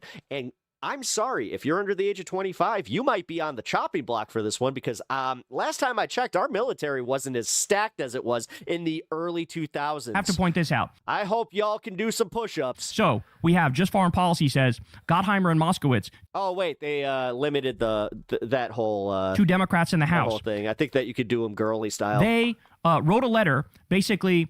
urging the Democratic Party. While also having a bunch of, women around you totally owning your ass and doing push-ups. Meanwhile, you're sitting there on your knees. Hey, do not try to block Trump with this War Powers Act that Thomas Massie and Ro Khanna are doing. Do not try to block war with Iran. Do not even try to get Congress on the record as to... Just because we spend money and we have lots of toys doesn't mean that we have a lot of competence in using said toys. I'm about to do a story on what the Pentagon just did with the said toys and tell me how smart our fucking military is again. Just wait.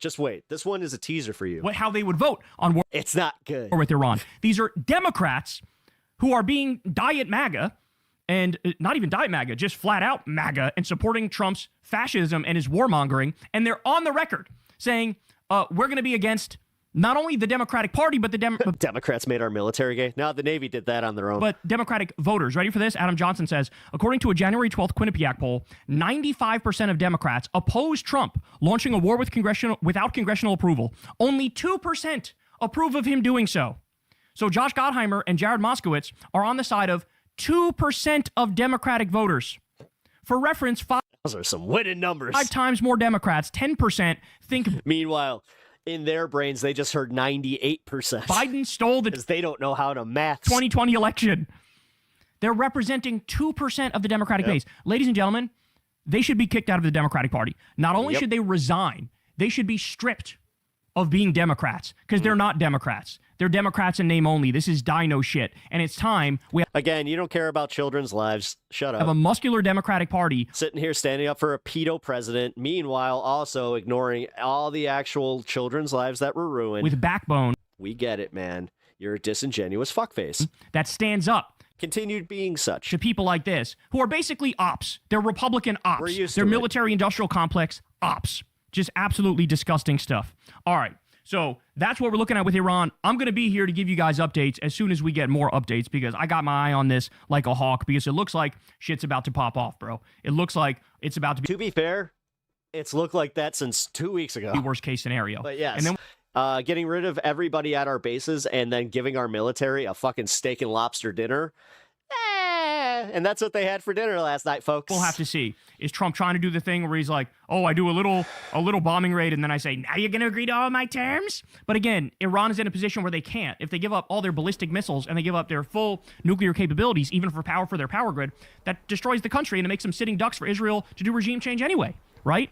So they can't do that. But is Trump going to try that? Or is it just we're jumping right in?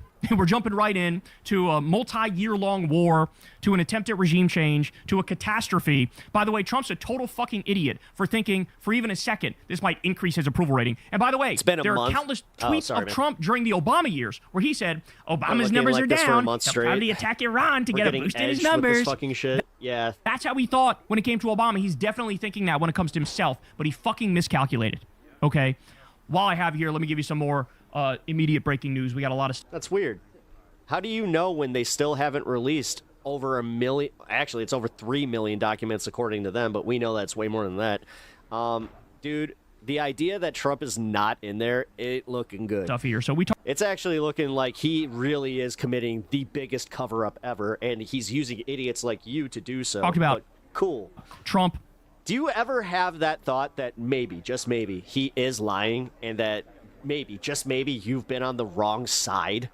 Basically green-lighting glyphosate. Yeah, he's literally green-lighting cancer drugs. And he also, the one that he did back in January where he was just like, asbestos, we're going to make the bestest. The bestest asbestos comes from America, and you know what?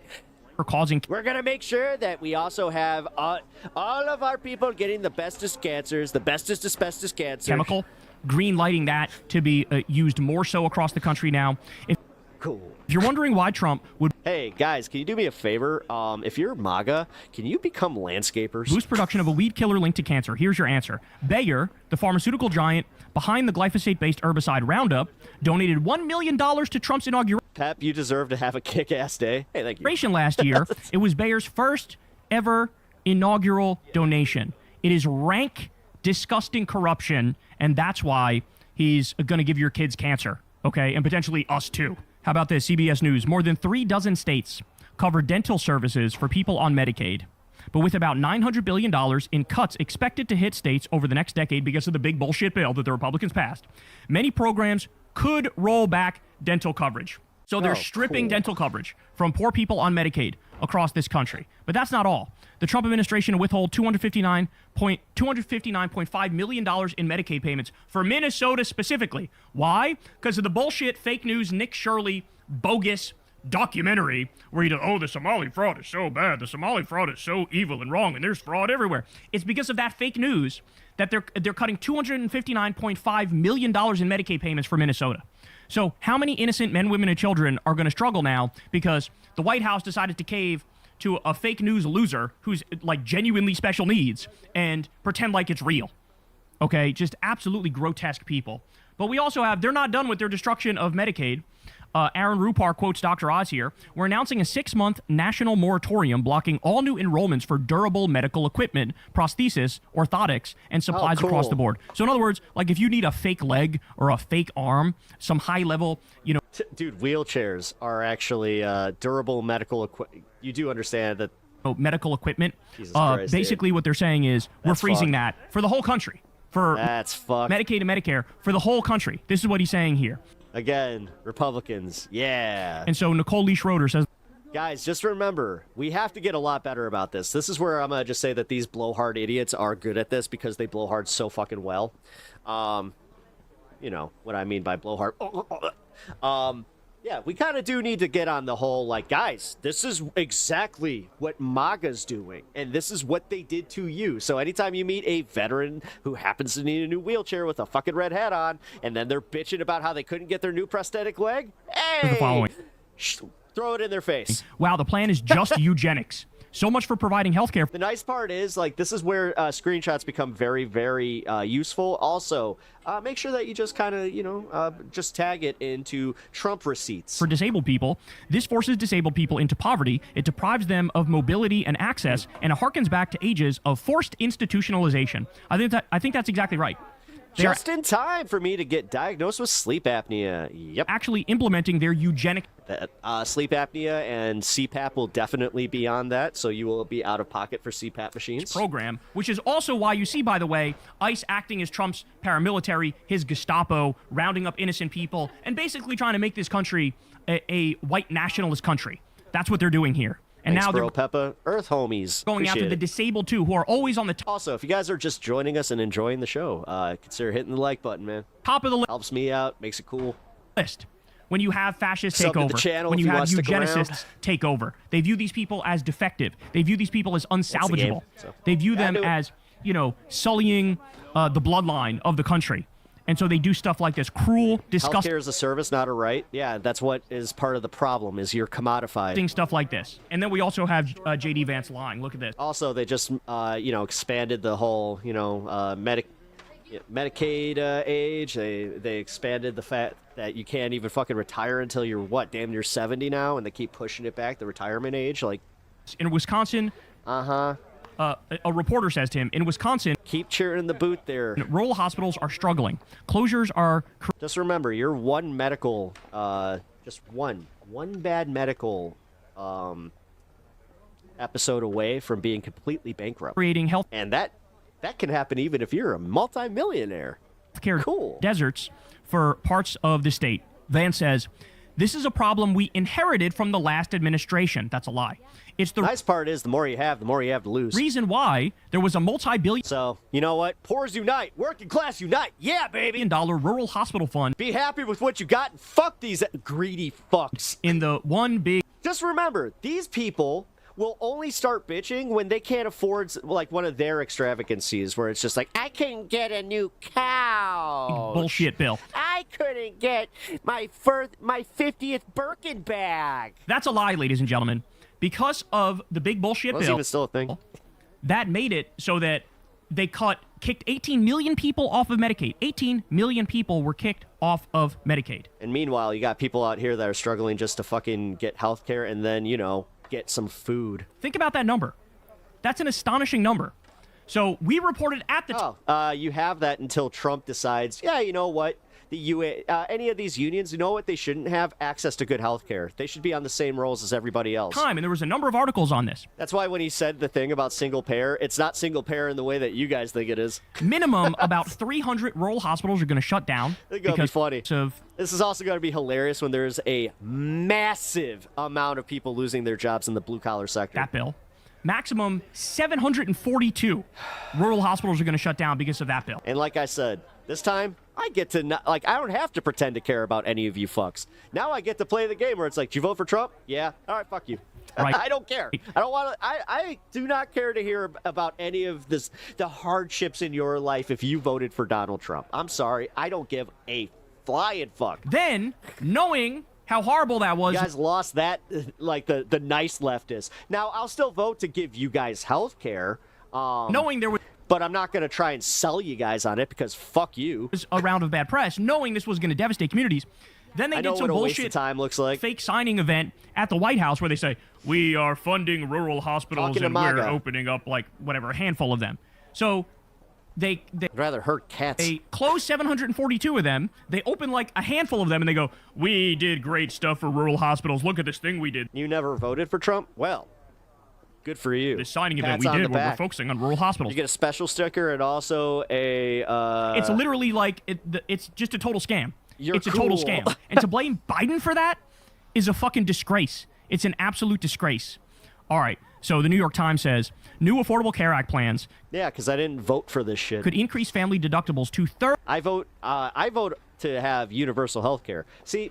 Here's the difference. I wish I didn't have to have this. I wouldn't even have this bar up here if we had universal health care, if I didn't have to worry about this. But we have commodified health care. This is the reality of living in America. So, have fun. $31,000. The Trump administration is proposing Obamacare plans that it says will lower health insurance premiums, but critics warn they would make care unaffordable. So this is the trick. These are the junk plans, the junk policies that are just like a total scam, where they say, oh yeah, you pay me like $100 a month or whatever, it's fine, right? And that's like, you paying for your health insurance. But then when you actually need Hillary could stand in the middle of Fifth Avenue, do nothing, and still be blamed for everything. Health care, and you go to the doctor, they're like, okay, yeah, your deductible is $31,000. So basically, you don't have health care. That's a good turnaround. You basically don't have health care in any way, shape, or form. But their way of trying to like lower premiums is not to do Medicare for all, not to have a public option, not to crack down on the private health insurance mafia. No, their plan is like, let's just do another scam. Let's just make it so, sure, your premium is lower, but it's going to cost $31,000. It's going to cost $31,000 for your deductible. So basically, every time you go to the doctor, you're just paying out of pocket. It's absolutely ludicrous. This is crazy, too. Breakthrough News says the following. At the direction of the U.S., the Honduran government under President Nasri Asfura has expelled its Cuban doctors from the country. The doctors were stationed at a free ophthalmological, it's a hard word to say, clinic in Colinas, Santa Barbara, and were part of the Operation Miracle program, which provided services to poor and vulnerable populations. Medical brigades have become one of Cuba's most critical sources of income in the face of the U.S. blockade. So what's happening here is the U.S. tells Honduras, you have to kick out your Cuban doctors, even though they're helping poor and vulnerable people in your country. They don't give a shit. And Honduras, under pressure from the U.S., knowing they don't give a shit. Fucking cut off subsidies to us. That would require them to actually care about people other than themselves. They could bomb us. They could do whatever. They kick these Cuban doctors out. Which is hilarious because, as I said, all these dumb motherfuckers that are MAGA in chat genuinely think that they care about, like, that Trump and the Republicans care about them. So stop and think about that. You have Which is funny. Program that's like me saying that Hakeem Jeffries and the Dems actually care about me as a person. That Cuba is doing so they can make adorable money and they can help out poor people. The only difference is it's not, as I have been saying consistently here, it's almost like we don't we don't worship the Democratic Party. We don't worship the politicians in it. In Honduras. But here they are. And the most useful idiots in all of politics. West says, God, fucking, we're gonna be studying this in history in about 80 years, and it's just gonna be like, sorry, we're gonna now they're not only kicking people in the U.S. off of healthcare, like kicking people off of Medicaid here. Now they're even kicking poor people in Honduras off of healthcare because they're saying you're not allowed to accept Cuban doctors in your country. These are the actions of an evil empire. Okay, tell me why you should have to pay $25,000, remortgage your house to go get a surgery out of country instead of getting it here in the same time you would be doing that for free. That's not how that works. This is I don't know. Do you know what triage is, Madara? Because demonic, satanic shit. Actually, it's Madara. Madara Uchiha. You're not only taking away healthcare from Americans, now you're taking away healthcare. Madara got his in Naruto, just so you guys know. Spoiler alert. From Hondurans. This is absolutely ludicrous. Got some ICE updates for you. The Daily Beast says Sasuke was the better brother. Guards at the notorious ICE facility are allegedly seizing crayons from children, drawing their pleas for help. Yes, it is. And also, it's almost like you've never actually experienced anything, because guess where that happens? Here, in America. Just as... Yeah. Go to the emergency room. Yeah. It's going to happen to you. As despicable and disgusting as you think it is. And every time we see a story on this. Same thing. They're going to triage you. And then you're going to be like, I thought that we lived in America where we didn't have to wait for health care. It's just like the Nazis are doing Nazi shit.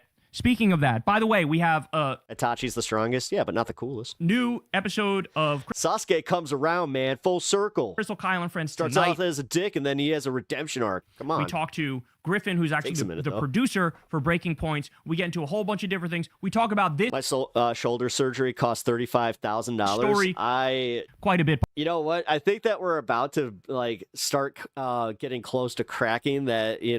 By the 7 digits.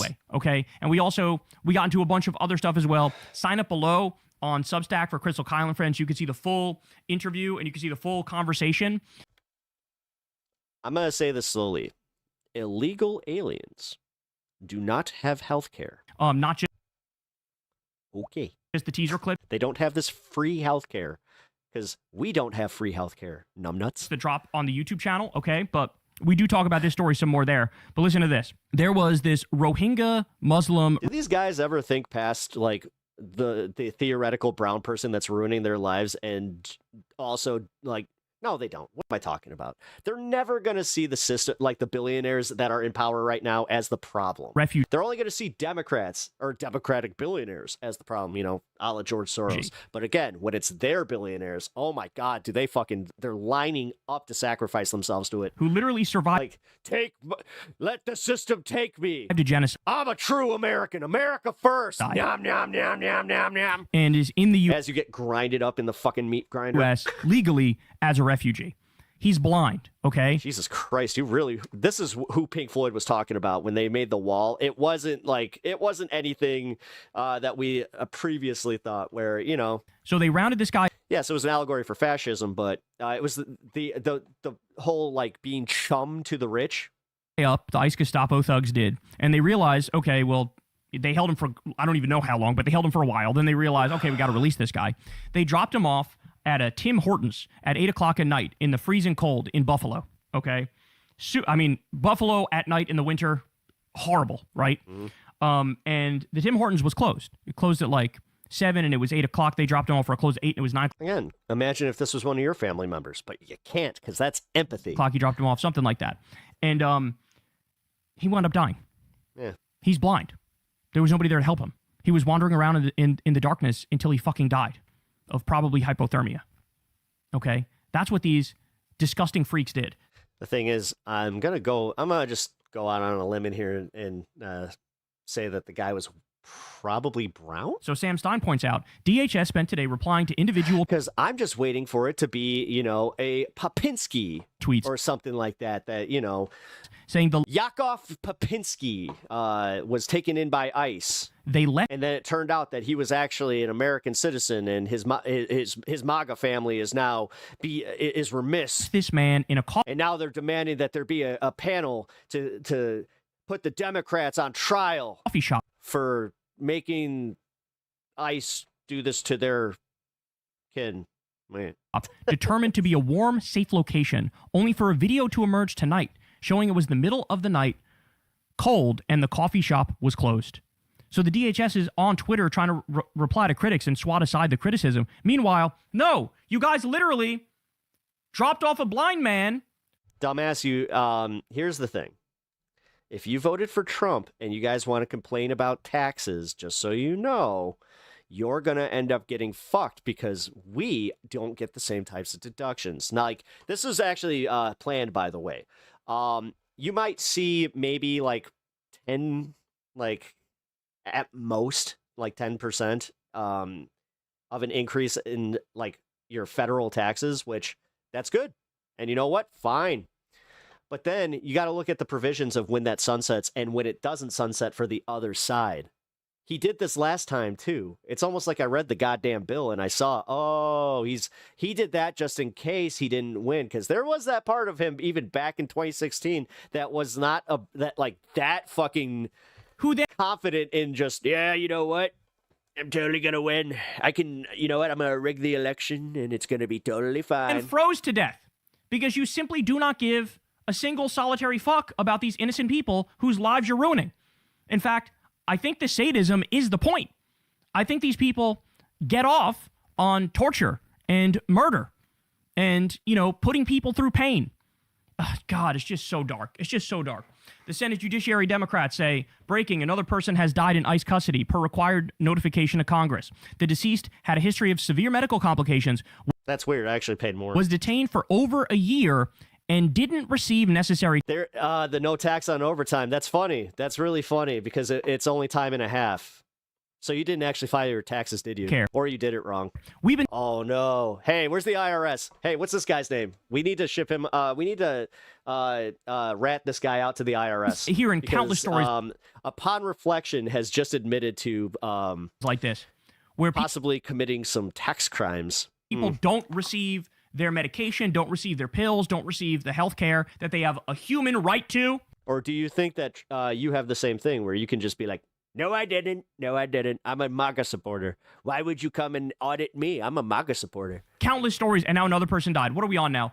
It's over 40. I know it's over 40 people. Yes, any tax cut that Trump is giving ends in 2028. Yes, exactly. People, including... Wait, you report your tips? One who was... Again, they don't understand how fucking stupid they are. There was evidence he was lynched. And how much they get taken advantage of by a bunch of billionaires. And seriously, it's all because of how malleable... It's like their fucking brains are Play-Doh. I mean, we are dealing with something that, even I thought not that long ago, we could never fall this low. No, we're there. We are absolutely there. When people say it can't happen here, just all day, every day. Look, I made another one. Look, it's a Play-Doh deck. It's another Play-Doh deck. I made your brain into a Play-Doh deck. They're wrong. It is happening here. This story's crazy. Everybody's talking about this. Ron Filipkowski says, "What the fuck are these bumbling incompetents doing?" So he cites this AP article. The U.S. military used a laser Thursday to shoot down a seemingly threatening drone. Wait, but you care about no tax on tips. Flying near the U.S.-Mexico border. It turned What's up with that? Also, you know that you're blatantly wrong about the tax on overtime. out the drone belonged to Customs and Border Protection, lawmakers said. The case of I'm glad you got your half back. mistaken identity prompted the Federal Aviation Administration to close additional airspace around Fort Hancock, about 50 miles southeast of El Paso. The military is required to formally notify the FAA when it takes any counter-drone action inside U.S. airspace. It was the second time in 2 weeks that a laser was fired in the area. The last time it was CBP that used the weapon and nothing was hit. They're not only fascist, they're not only evil, they're also just genuinely incompetent and stupid. The U.S. military is now using I propose no tax on tits. state-of-the-art lasers to shoot down Every stripper's just like, okay. Customs and Border Protection drones. Because it's a bunch of idiots in both of those agencies. I called Pep. IRS office is closed. They Doge fired them all. How about this? The Anthropic CEO just said AI will wipe out 50% of lawyers, consultants, and finance professionals within 12 months. By the way, we weren't supposed to know that. Within 1 year. But Anthropic was just like, all right, Pentagon, you want to play this game? Bet. Within 1 year.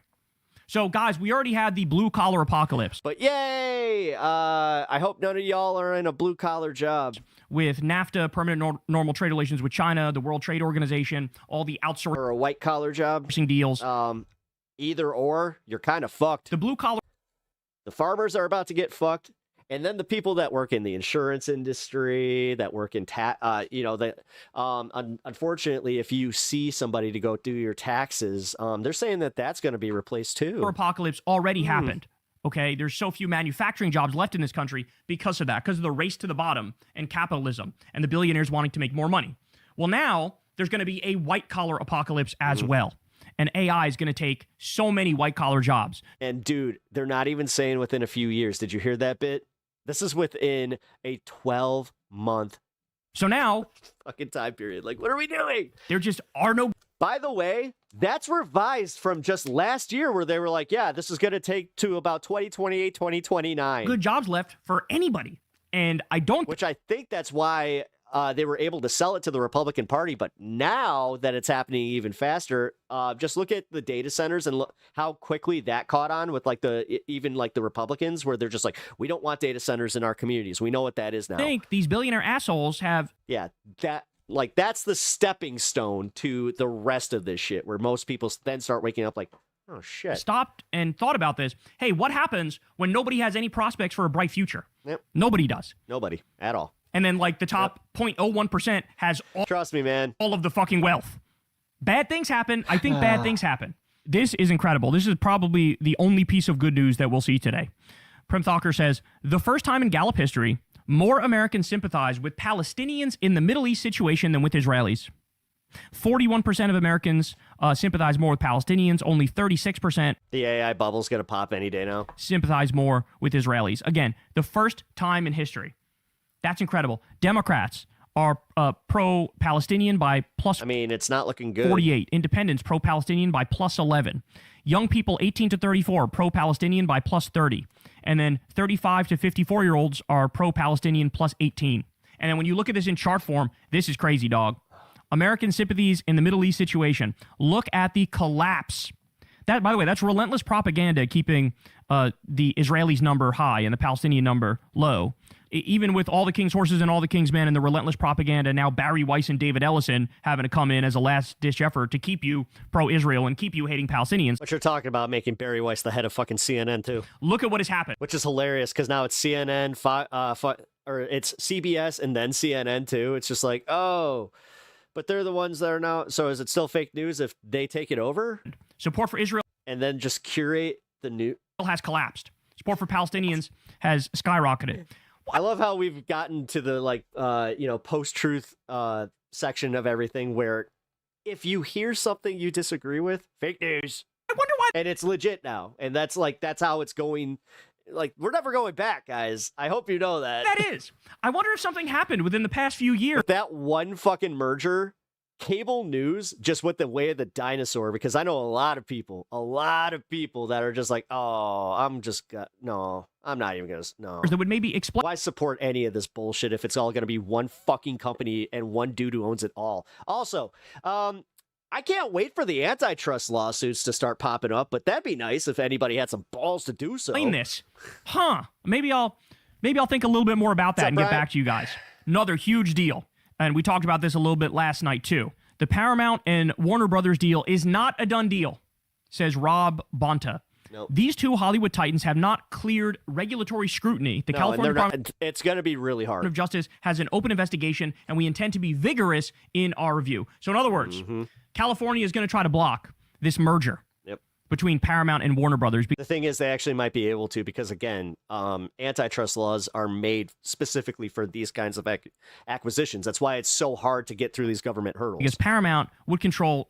But, again, the totally not corrupt Trump administration is just like, yep, you know what? We should own all the news companies because then the Democrats can't spew their bullshit. So much of the media. And we're talking about pro-billionaire, pro-Zionist, pro-MAGA hack running Paramount. I already have issues with CNN. They're a both sides factory. I hate that. If anything, they're center-left. Now, everybody's going to be right-wing. Everybody's going to be Fox News, basically. This is what's happening to our media in the age of Trump. This is like total oligarch fascist victory, total MAGA Zionist hack victory. And so we need to block this merger because the media is already insufferable. It's about to get a hell of a lot more insufferable and evil at that. So hopefully, they can use the law to block this. And, shit, I really hope they win, bro. I really hope they win because if they don't, like I said yesterday. Okay, so you do understand that, like, the media that you guys consume, if they don't have Democrats on there, you're committing the same shit that you complain about. You're being fed one side. This is how it's not even unintellectual. It's anti-intellectual. Like, you guys just really are adverse to the idea that, oh, you know what? I should learn things about, other people and other sides. Hey. You guys are literally locked into your hatred and your fucking stupidity. And being taken advantage for doing just that. Like everybody's acknowledging today. Again, easiest marks in the history of the planet. Hey, everybody knows this. This really is the U.S. media, the nail in the coffin of the U.S. media, cooked in a way that perhaps we've never even been I'm here for it. Fuck it. Before. This would make it even worse than the media during the Bush regime when basically everybody was right-wing. Even MSNBC went right-wing for a while, right? Well, now, if Paramount takes over Warner Brothers, they get CNN. They get HBO. So then they have MAGA's destroying itself. We don't need to do shit. That's the one thing that the Democrats actually kind of did right on that one. Yes, they have CNN. Let them do it to themselves. Honestly, the approval rating kind of speaks for itself. That's why, again, anybody from MAGA even fucking feels the need to come into these chats and stand up for the guy. And then you have Fox News. You know what? I don't have a lot of the need to go stand up for like Obama or Biden or even Bernie for that matter. I have none of that. He's already right wing. Like, if I see a fucking like a post or something, I just go, oh, cool. Newsmax, One American News Network, already right wing. Like there's nobody left. MSNBC already spun off from. You lefties love to swear. And sure fucking do. NBC, and now it's MS. You fucking cunt. Now, okay, and they're having money problems. So who knows how long they're going to be around? And then CNN. Now eat a shit salad and be happy. Going full right wing. Where are the lefties? Here. This is the only place right here. So do me a favor. Subscribe to the channel. Click that bell icon. Support the show on Patreon. $2 a month goes a long way. I've never talked to an advertiser. I never will talk to an advertiser. Never talked to a billionaire.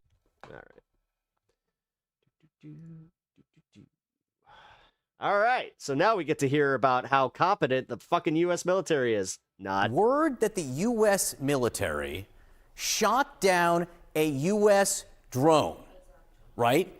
You heard that correctly. The U.S. military shot down a U.S. drone being operated by a different government agency.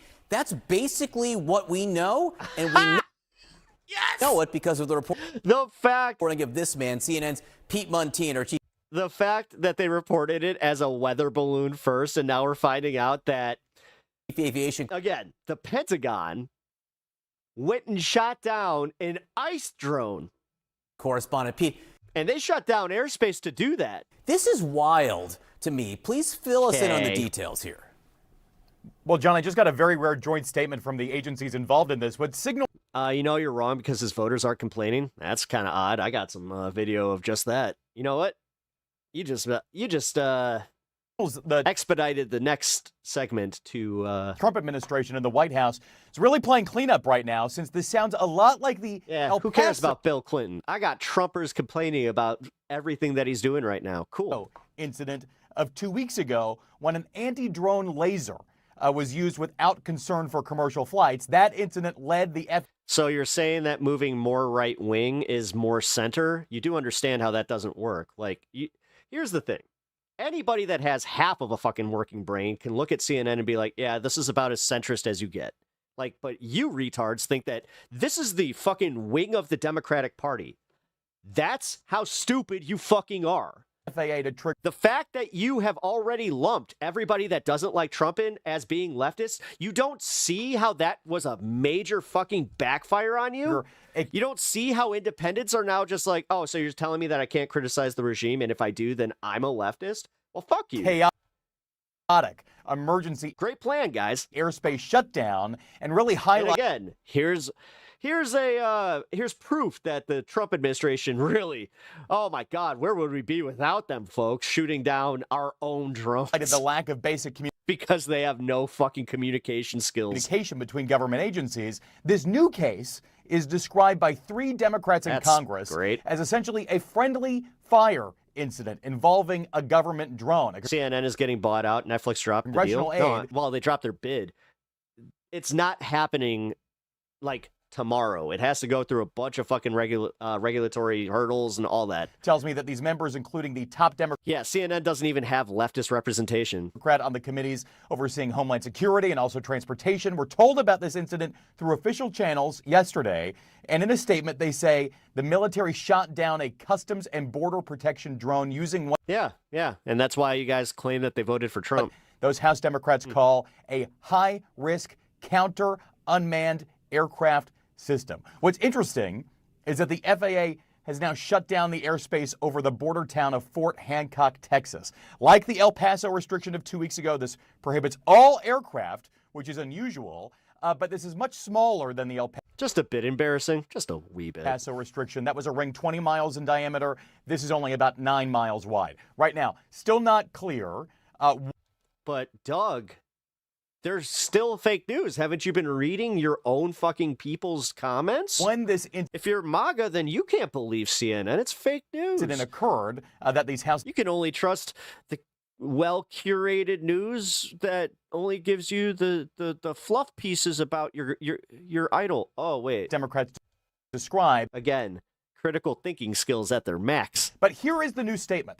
From Customs and Border Protection, the Department of Defense, and the Federal Aviation Administration, Daddy Trump, in which they all together say the shoot-down did not happen near people or planes. The agencies say this reported engagement occurred when the Department of War employed Counter-Unmanned Aircraft System Authority. Meanwhile, you can read everything that the fucking government says now, and you're just like, yeah. The DOJ said it. To mitigate a seemingly threatening unmanned. I believe everything the government says now. And because my guy's in charge. Aerial system. Fucking morons. Operating within. This is why I've been a little flippant with the R word today, because I can't. Military airspace. They deserve it all the way. By the way, Congress has still not been briefed officially on that El Paso incident of 2 weeks ago, though there have been really major calls to do so. Now a congressional aide tells me it's time for the military to brief them on this incident too, really highlighting maybe the military and the government has not learned its lesson about using these counter-drone systems at the border, with so much concern there about drone incursions over the border. Pete, very quickly here. In theory, and maybe I'm naive here, in theory, I would think there'd be communication between one government agency if it's flying leftists drones somewhere. So left-wing propagandists, quit asking questions, quit asking follow-ups, just accept that, you know what, they have hard jobs, goddammit. They don't get shot down by the U.S. military. Am I being naive? God, Pete Hegseth is a hardworking guy. He had, you know what, he had his happy hour and he needed to make that. So come on, guys, we all get it. Well, in the El Paso incident, our reporting across multiple teams here, including our Pentagon team and myself, really highlighted that there was not a lot of talking between the two agencies, the part of government that runs aviation and control. No, it's the fact that they shut down our airspace to do so, too, and then tried to sell it as it was a foreign drone, but then they were like, oopsie, that was our own. Controls the airspace and the military. The fact that you guys can ignore such incompetence is astounding. Which is now using this weapon. Again, fucking proof positive that there's nothing this administration could do that would get you to go, yeah, that's a little fucking stupid. Meanwhile, Cash fucking Patel, you guys are standing at, you're like, yeah, he was providing security, even though ICE was the security detail. Our initial so technically, Kristi Noem should have been the one to be with the hockey team if you're using that logic. Reporting said that this high Savannah Guthrie's mom, you know, the right wing cared about that for a while. Now all of a sudden they don't care. What's up with that? Energy laser, which uses very concentrated heat to essentially melt the parts and innards of drones, can really be dangerous to airplanes. And pilots are especially sensitive to the use of lasers because there are so often lasers used by pranksters on the ground. You can buy one on Amazon. The most important instrument in an airplane is the pilot's eyes. So it can be of really, really high risk. And that is why the FAA initially shut down the airspace in El Paso for what was going to be several weeks, only turned into a few hours. So we'll see as this develops. As more and more in Congress are finding out about this, and more pressure is put on agencies to really communicate better here. Well, Wolf, I just got a rare joint statement from the agencies involved here, and it signals that the Trump administration's really playing cleanup now. Why even acknowledge it if it wasn't a fuck up? It sounds a lot like the El Paso incident of 2 weeks ago, when sources tell me an anti-drone laser was used without concern for commercial flights, and that incident led the FAA to trigger an emergency airspace shutdown, very chaotic, and highlighted a lack of communication between the government agencies. This new case is described by 3 Democrats. I love how bad they are at governing. In Congress. This is hilarious.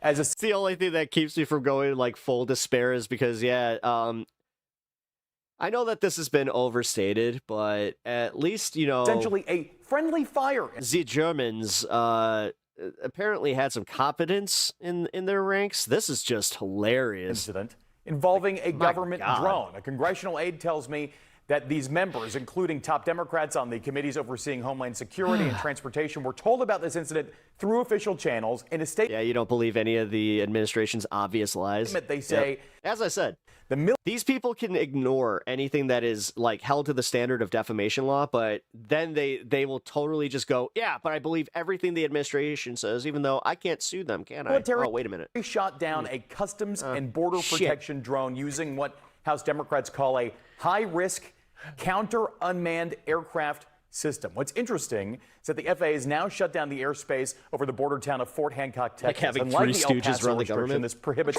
all aircraft, which is quite unusual. But this is much smaller than the Hey boss! Paso restriction that was. We just used that new fancy laser. A 20-mile. We gotta shoot down this drone. Ring in diameter. Wait a minute. You're telling me that they were doing some border patrol stuff on the border? This one only about 9 miles wide. Right now, still not clear when the incident occurred that these congressmen described. But here is the new statement from Customs and Border Protection. The Department. What exactly is this guy saying that is so full of shit there? Department of Defense. If you can give me one good example of something that this guy said that is false, and the federal, I might even fucking entertain it. But here you are, just CNN is a joke. CNN's fake news. It's lies. Administration, in which they yeah, totally not a bot. Yeah, they say this shoot down did not happen near people, did not happen near planes. The agency why say, bots quote, behavior? This reported engagement occurred when the Pentagon employed counter-unmanned aircraft system authorities to mitigate a seemingly threatening unmanned aerial system operating within military airspace. By the way, key members of Congress have still not been briefed on that El Paso incident, although they've been demanding that happens. Now a congressional aide tells me they'll have to brief them on this incident in addition to that previous incident, Wolf. ANTHROPIC is... And here's some actual good news. ANTHROPIC fucking pulling out a major W here. Rejecting an ultimatum from the Pentagon to lift the comment. Because literally Pete Hegseth was trying to create fucking Cyberdyne. These AI safeguards are risk being blacklisted. They wanted to have Skynet. Defense Secretary Pete Hegseth wants to use Anthropic's AI model, Claude, for, quote, all lawful purposes. Need to sleep, really don't want to. Ryan, I know how that goes. And yeah, go to sleep, man. Get some rest. Anthropic, though, has been very clear. It's a hard no when it comes to using its AI technology for autonomous weapons and mass surveillance of Americans. The deadline's later today, but essentially saying what? We are not playing ball with the Pentagon? Yeah, so they said that the Pentagon came back to them with some updates to this contract that they've been negotiating for months. And they say that even though they came back with some edits, that the legalese in there still doesn't satisfy their concerns about their two red lines. Now, as you noted, the Pentagon wants to be able to say to Anthropic, we want to use your Claude AI system. That's one of the only systems that's used in the classified military system for any purpose. They don't want to be in the middle of a war situation, having to go to Anthropic and saying, hey, we need to do this. Can you give us permission? But Anthropic says they have two major concerns here, and it's because they just don't think the AI systems are either reliable enough for this. These are things like autonomous weapons. They say it's just not reliable enough yet to be able to you know those like the aim and shoot a weapon. They're also concerned about massive those fucking robo dogs with the surveillance of US citizens, saying just our laws and regulations have not caught up to what AI can do when it comes to mass surveillance. And they say that the Pentagon's attempted changes did not satisfy that, and they are not budging on this. And they say the military is welcome to go elsewhere. They will help the military. All right, the Russian bots. Y'all gotta fucking try a little harder. It's so low effort now. Like, it really is. Like, I don't understand why you have to carry off-board Anthropic. Can you program these better? Like, this is proving that AI definitely is not up to snuff. Products, they'll help them onboard somebody new. And fucking out of nowhere, just no, CNN fake, Trump rules, Trump 2028.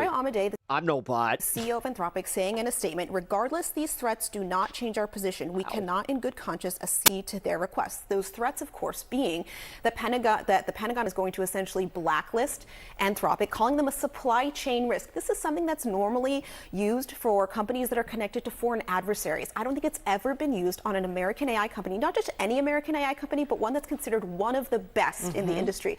Those Claude systems are loved by programmers. There's a reason why the Pentagon is using this, because it is well used within the Defense Department. Experts say that it is well within all of the military, and the military does enjoy using it. And that's why the Pentagon wants to continue using this and is probably putting up this fight.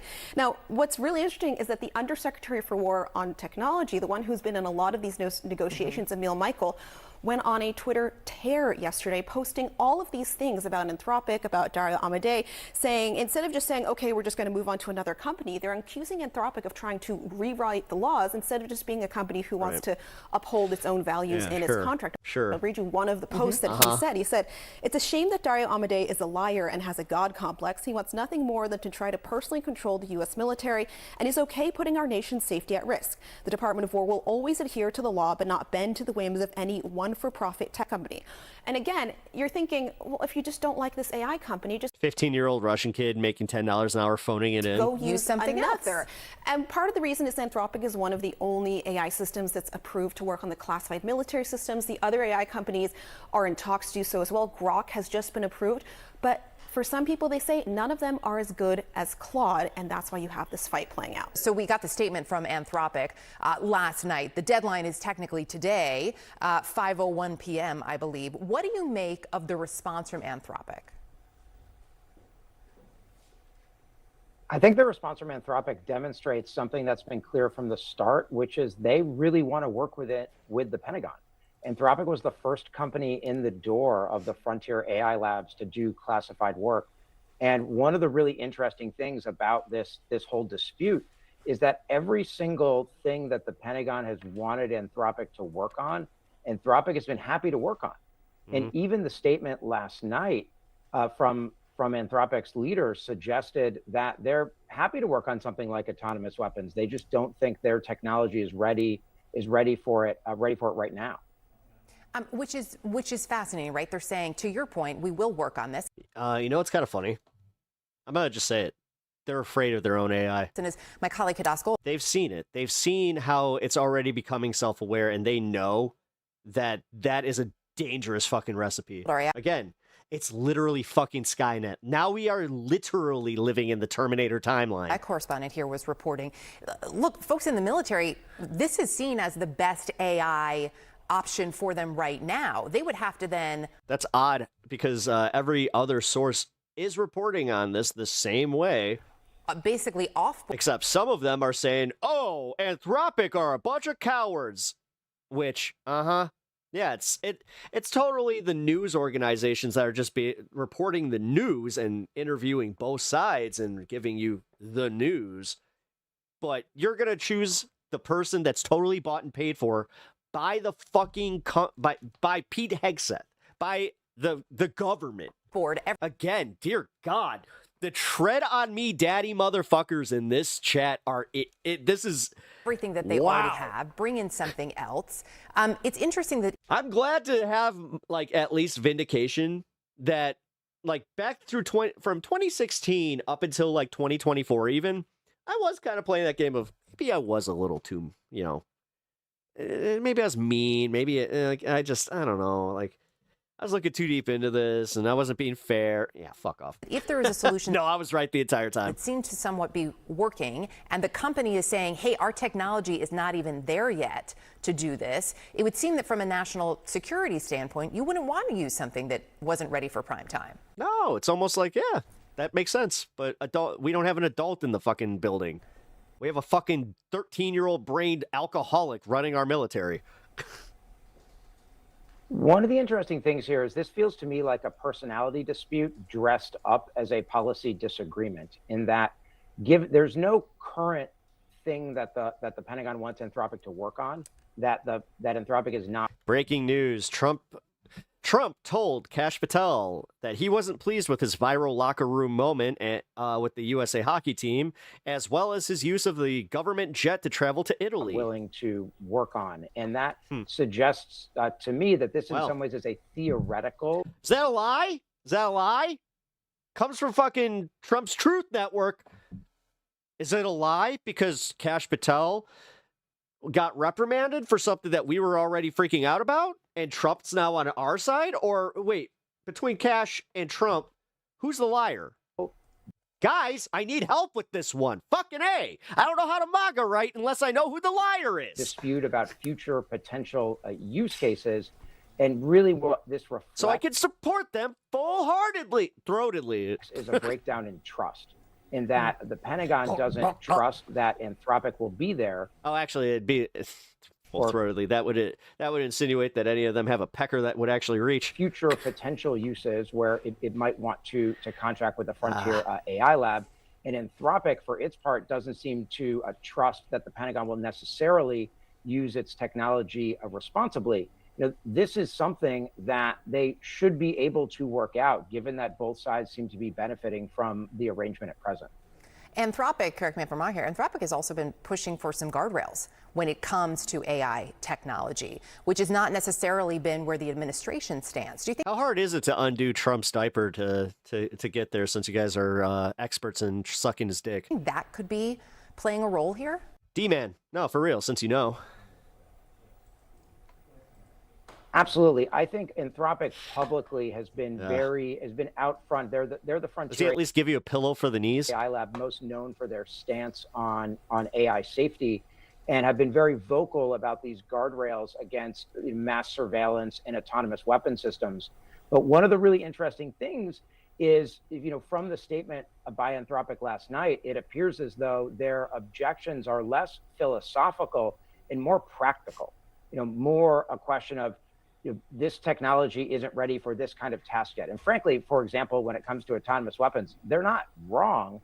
If you were going to train an autonomous weapon system today, you'd probably be better off with a bespoke algorithm trained on a data set of whatever the specific kinds of targets. Literally an unconnected fucking source. You were trying one that can't evolve. To hit No, the problem is most AI is actually set up to continue to evolve. Other than a large language model. Let's be real. That's what AI is. It's a self-thinking program that improves and evolves on itself, which this is why we have all been very, very skeptical about implementing any very intelligent AI systems for the better part of 20 years. I remember when they had the one that went to Jeopardy. Trained on the internet. That should have been where we stopped. Or something like that. But here we are. What Anthropic's saying is that our technology isn't ready yet to do certain things, and we need guardrails against using it for those things until it's ready. And the Yeah. Pentagon is saying, we want those guardrails down now. And we find the idea.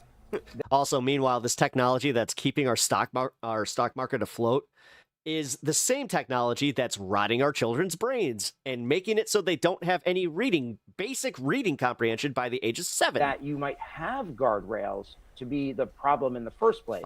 iPad because kids. you're doing business with the Pentagon. And to be fair to the Pentagon here, Anthropic is in business with the Pentagon, and the Pentagon is in the business of war.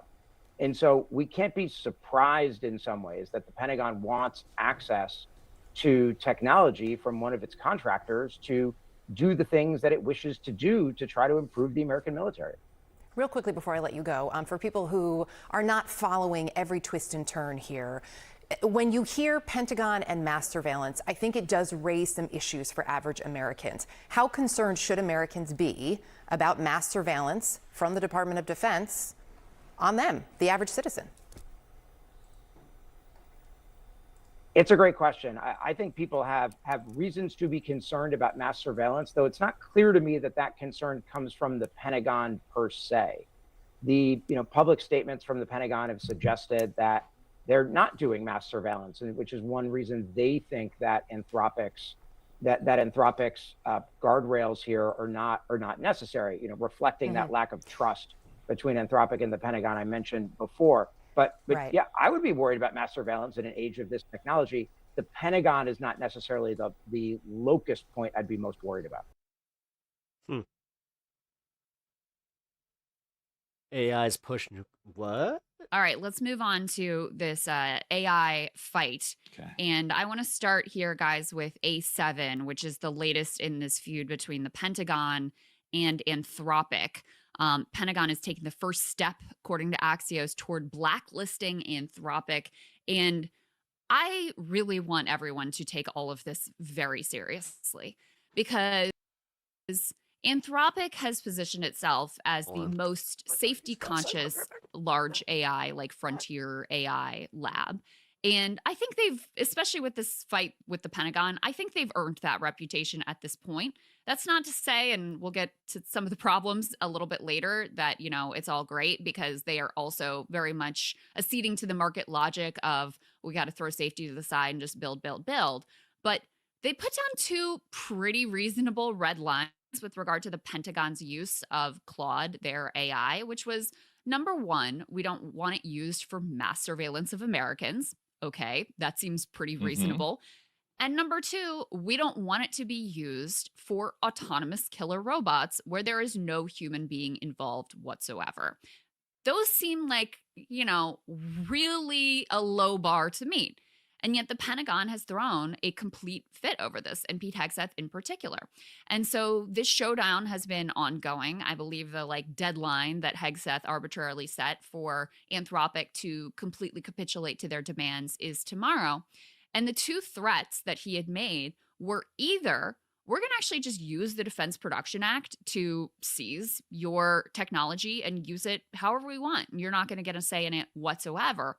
Or, and that one had a little bit more of potential legal issues with it.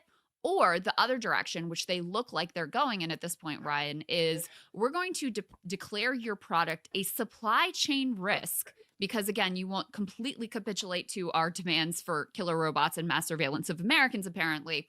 And that means not only are we going to end our $200 million contract with you, but all of everyone we work with at the Pentagon, all the, prime contractors, any of our suppliers, we're going to tell them they can't work with you either because you're a quote unquote supply chain risk. It looks like they're moving in that direction. And the only thing that's really preventing them is that Claude is actually, the best of these models, I think, in general at this point, but specifically for whatever the Pentagon is using it for, Claude apparently performs better than the other models. And so it's going to be kind of a mess for them to disentangle this. And actually, there's a quote here from some senior military official that's like, yeah, if we have to stop using Anthropic, if we have to stop using Claude, that's going to be a mess. And we're going to make them pay for the trouble that they've cost us. Of course, Elon and XAI have stepped up and said, hey, we don't have any problem. We'll do your autonomous killer robot swarms. No issue here.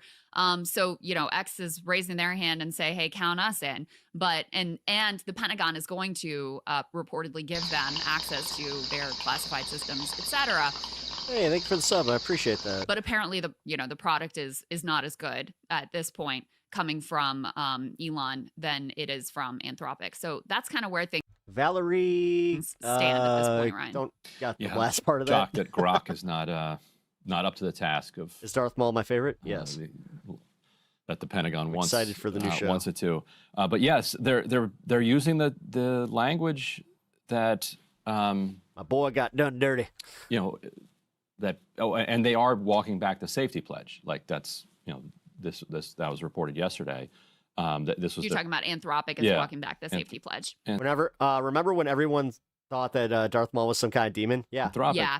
And the quote from this guy Jared Kaplan, who was the chief science that we all watched episode 1 and realized it was Jar Jar officer. He gave the time. He said, "We didn't feel with the rapid just when you advance thought of AI that it was dangerous to send your kids to see Star Wars because of a demon Sith.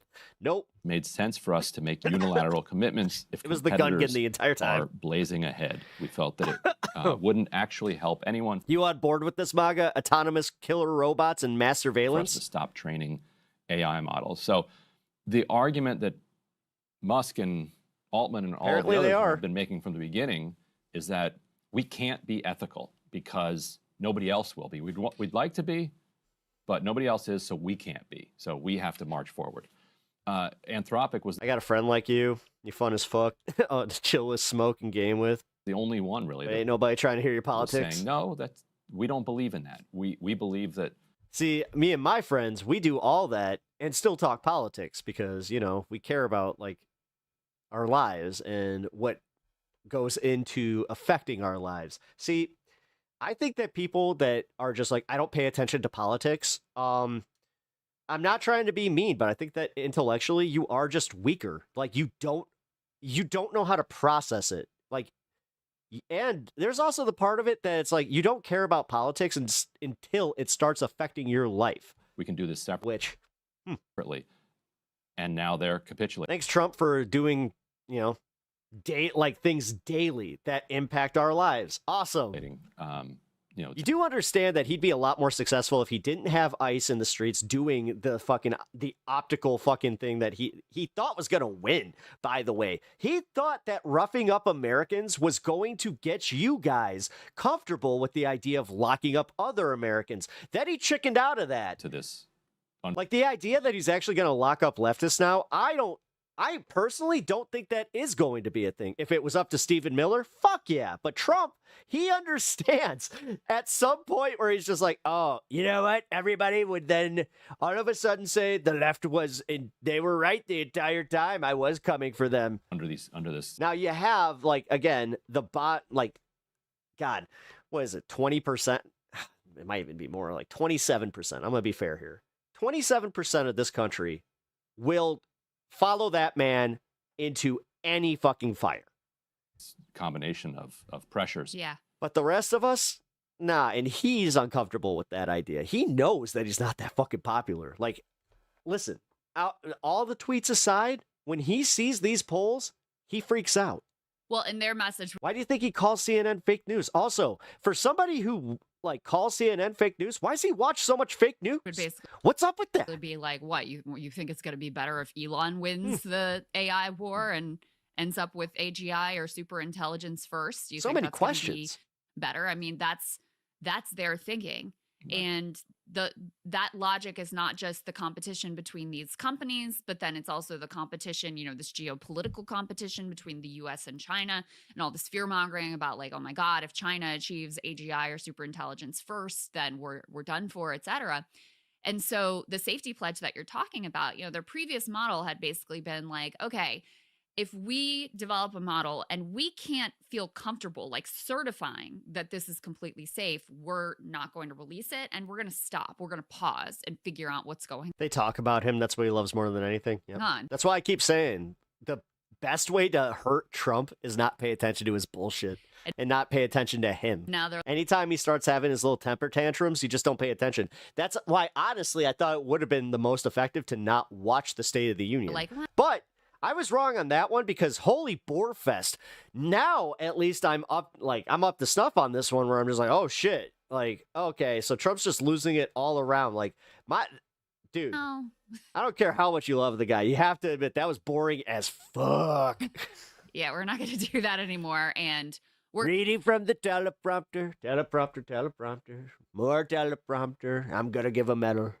You know what? I give the best medals. Democrats, they didn't stand. we have these other safety There, I just summed up the entire thing for you. guidelines in place, so don't worry. But that particular model of actually stopping development and figuring out what the hell is going on before moving forward, yeah, we can't really do that because we're going to fall. This is how democracy dies, with thunderous applause. behind. The thing is, I didn't think that we would live simultaneously to see Star Wars and then see the prequels and then get to live through the prequels into the sequels. And now we're in the Andor chapter. The market logic dictates that we have to keep going. And in a sense, Ryan, Meanwhile, MAGA just like, yeah, Empire. I sort of empathize with them because I think ironically, in the system that exists now with government completely, you can't even say hands off, like they're actively pushing all of this forward as fast as they possibly can. You are not going to be able to resist those pressures. This is really an issue from our politicians where they need to come in and regulate. Because as long as you have one company that's willing to say, to hell with all the safeguards. No, but honestly, let America suffer for a few years with all the non-regulations. Like, guys, I'm sure you all have noticed the influx in robocalls recently. Guess who's to blame for that one? Guards. You should put a little sticker on the back of your phone just to remind you that Trump did that. I'm gonna go ahead and race ahead as fast as I can. Get food poisoning? You know what? Trump did that. Then it means the most irresponsible actor is get cancer from handling Roundup, and also the Roundup in the air, because now these commercial entities can just start spraying willy-nilly. You know what? Fuck it. The one that is most likely to achieve artificial general intelligence or super intelligence the first, and that is a terrible set of circumstances. So, it's really a genuine failure and a terrifying. Oh, shut the fuck up. Oh, someone's triggered. Of the political class, as evidenced now by this, this fight with the Pentagon and the fact that they've decided to draw all these years doing the memes. This hard and here you are. Line of no, we demand. Literally, you fancy yourself John Wick. That we use your product. It's John Ick. For both surveillance and, killer robot purposes. I wanted to play the CEO of Anthropic, Dario Amodei, responded to, explaining his thinking of why this was a hard line for them. And listen, like I said, it's a low bar. I do want to give them credit, though, because at least they're standing up against something in all of this. None of the other companies seems to be doing that. This is A8. Let's go ahead and take a listen. Again, the only reason they are is because internally, these people that control Anthropic know how dangerous the AI is. And they know, trust me, there's an AI that they do not want to send to market. To him, but they're also terrified of the one that's on the market because they've already said how it started doing some weird shit that they didn't program it to do. Laying out his concerns. That's one reason why I love to watch this, honestly. This really is that one movie with Steve Carell. I forgot what it was even called at this point, but it's where they go on their little fucking tech retreat and they accidentally destroy the planet. I'm worried about the autonomous drone swarm, right? So, the constitutional protections in our military structures depend on the idea that there are humans who would, we hope, disobey illegal orders. With fully autonomous weapons, we don't necessarily have those protections. But I actually think this whole idea of constitutional rights and liberty along many different dimensions, Grow up, also can't type out the word bitch. Can be undermined by AI if we don't update these protections appropriately. So, think about the Fourth Amendment. It is not illegal to, put cameras around everywhere in public space and, record every conversation. It's a public space. You don't have a right to privacy in a public space. But today, the government couldn't record that all and make sense of it. With AI, the ability to transcribe speech, to look. Well, we're literally on the cusp of going to war with Iran, but have you not been paid? Oh, never mind. Through it. Never mind. You have a Fox News Trump media diet. They're not telling you anything that's actually happening. They're telling you everything that will give you the fee-fees of being like, yeah, Trump rules. Trump does everything great. It all. I love Trump so much. He can't do no wrong. You could say, oh, there's this, this person is a member of the opposition. This person is expressing this view, and make a map of all 100 million. And so, are you going to make a mockery of the Fourth Amendment by the technology finding kind of technical ways around it? Why the actual fuck? So again, if we had the time, and we should do this, we should try to do this, even if we don't have the time. Is there some way of reconceptualizing constitutional rights and liberties? There it is. And these are the tech bros saying it. In the age of AI. We don't so we need to give AI, so we made corporations people, now AI will be people. Right, a new constitutional, but cool. But you have to do this very do fast. we expand the meaning of the Fourth Amendment? Do we expand the meaning of the First Amendment? God, and just to think that dorks like this, what do you think all about, it took was for them to get a couple billion dollars and just fucking milk the dumbest politicians like Donald Trump. Those comments. It's almost like this was all a fucking giant psyop. Ryan, and the kind of like moral and ethical landscape that is being trod right perpetrated by I don't know. I feel like that. Let's see if the AI starts speaking Russian, then I might have a little bit of a idea. If those comments are not just accepted as common sense and a baseline for how we're moving forward, but instead are I have a job bulldozed over and used as a rationale to also just a reminder, you guys can support this program. Nationalize the company and take its take its product from it and use it again. Like, we're so effed. Like, those to me seems like such obvious basic principles that as humanity forget. We do happen to have a constitution that says people have the right to that have basic protections, including the Fourth Amendment, and also you can't just kill people for no reason. But even if you don't have the Constitution, like basic human rights and the it's funny. We actually have more video evidence of Sleepy Don. Our basic Sleepy Don needs his little nap times. You know what? I have no tolerance for boring people, so I just go to sleep. And my everybody thinks that I'm such a troll, and they love it when I do it. Conception of humanity would suggest that. Hey, morons! Again, he's the one who actually falls asleep in cabinet meetings. Those are just.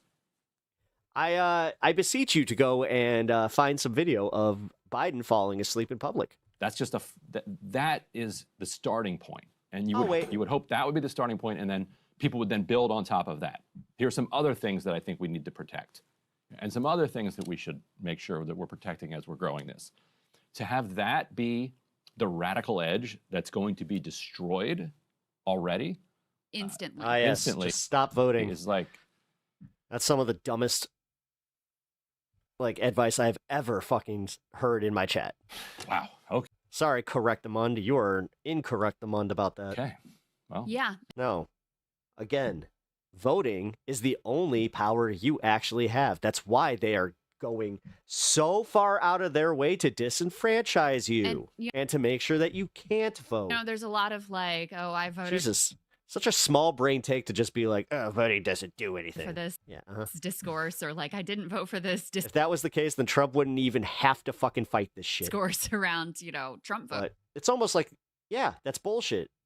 All right, let's just black pill. Yeah, you know what? That worked out well. But this was definitely not a central part of the campaign. Nobody voted on this one way or the other. Hey, we're going to just, off to the races on AI. I mean, not to say that I was paying attention to, that was their orientation for sure. But the idea of we're just going to try to eliminate all white collar work. And by the way, suck up all the water and electricity and spike your rates and create these super dystopian panopticon surveillance state. Nick, you're actually serving Israel's interests. You're not even serving America's interests. Stop kidding yourself. Killer autonomous. Cool. I'm glad that you served your country or whatever, but I'm not one of those guys either. Robots, we're like, no, they used you. we're gonna have this massive secret police force that is going to be enabled with all of this technology, et cetera, and that's going to be a main push. Like, that is the central and one of the most consequential things that this administration is doing. The public is wildly against all of this on any variety of fronts. And to your point, it looks yes. like You're the one keeping those freedoms. From the jump, they're just going to bulldoze through any. Does Canada have its own military? Right. Do they do this shit? Of the most terrifying. Our soldiers are so up their own ass. Respect me. You have to respect me. Concern. Our hockey games and our sports tell you to respect me and support the troops, even though my country doesn't support us. That are being offered. And they do everything to fuck us over once we become, here and say, nope, ex-military. We want it all. We will do it all. And once you're in that veteran category, and I'm talking specifically when you need the help from the VA, yeah, they sure find ways to fuck you there. We'll use the whole force of the government, even though we do not have a democratic mandate to do this, in order to compel you to comply. And so it's the only reason you guys like Republicans is because when they use you, at least it's not disingenuous. At least they do give you the little bit of like the pat on the back before you go die for them. Let's take a look at, the responsible decision-making nature of these leading AI products at this point. Let's put a. Thanks, son. You know what? So glad that you did well in boot camp. Can't wait to see you. What kind of 6 up on the screen. Some new defending of our country you're going to do. Rather then you sit there, never wondering for a minute why you're there. Research here. Oh yes, Iraq. That was for reasons. From someone who tested the leading AI models. And the headline here for. But just because you believed in the propaganda that the military fed you, that you would somehow be lesser if you were just a civvy. New scientist says AIs cannot stop recommending nuclear strikes in war game simulations. So they set up these war game simulations where it was like, Claude versus ChatGPT or whatever. And I was in the Navy. People there liked them because they thought they would raise our pay. 95% of. All right, they might raise your entrance pay because they got to give you the carrot, but just know that you're leaving with the stick. The AIs in the simulated war would recommend using nukes. So that's where we're at. And these are the products that we want to just. You were just pouring it way out. Yeah, they bank on that. That's why they usually, most of the people that go into the military are the ones that they wanted it for schooling and they didn't have really strong prospects, C average students. Could barely pass, a physical. Run wild without. God, at least back in my day, when we went to war, at least we could do jumping jacks. Any sort of human. Have fun with the fucking iPad generations. Like I said, these guys can't even do girly style fucking push-ups. Intervention with the most powerful military on the planet that has ever existed. So that seems like a really great idea. Yeah. All right, correct them on. I'm going to entertain this for a second. All right, so say it happens, then what? What's the better system? What is this magical proven leftist system that is so much better that we can institute tomorrow from ground zero? Because, that's what a true revolutionary action is making, yes. And right? Or am I kind of missing this one? So when you think about autonomous armed drones, like the next step would be, autonomous, like how do you put guardrails around that autonomy that you joined in 925? Oh man, you were the original, Mark. Cool. Stop short of control of nuclear weapons. One of my best friends was in the military. He was a first responding Marine. Like if you have deliberately, he's one of the first ones to have the be boots on the ground, and I can tell you, oh my God, destroyed all the amount of shit he talks about the military now, where he's just like, yeah, they fucking use you. Yeah, I was dumb. Yeah, they totally counted on me being a fucking stupid kid that didn't have any prospects. But yeah, tell me how much I can be useful to my country, and that's where I get my value. The safety mechanisms. Yeah, like you don't get a second chance at this to come back in and be like, oh, you know what? You were right. We actually, should have made sure before we rolled out this Pentagon AI that it wouldn't just nuke the world. You're right. Next, Our bad. we're going to update it and Did the little soldier get his feelings hurt? fix this. Like, you don't get that. Yeah, completely. He can go into combat, but he can't fucking have a verbal spat. I was trying to, I was messing around with ChatGPT yesterday, and we're having to like remodel our bathroom. Mental fortitude isn't really a thing in the military anymore, is it? And I was trying to get it to like move a shower head in It's like nuke it. the new shower.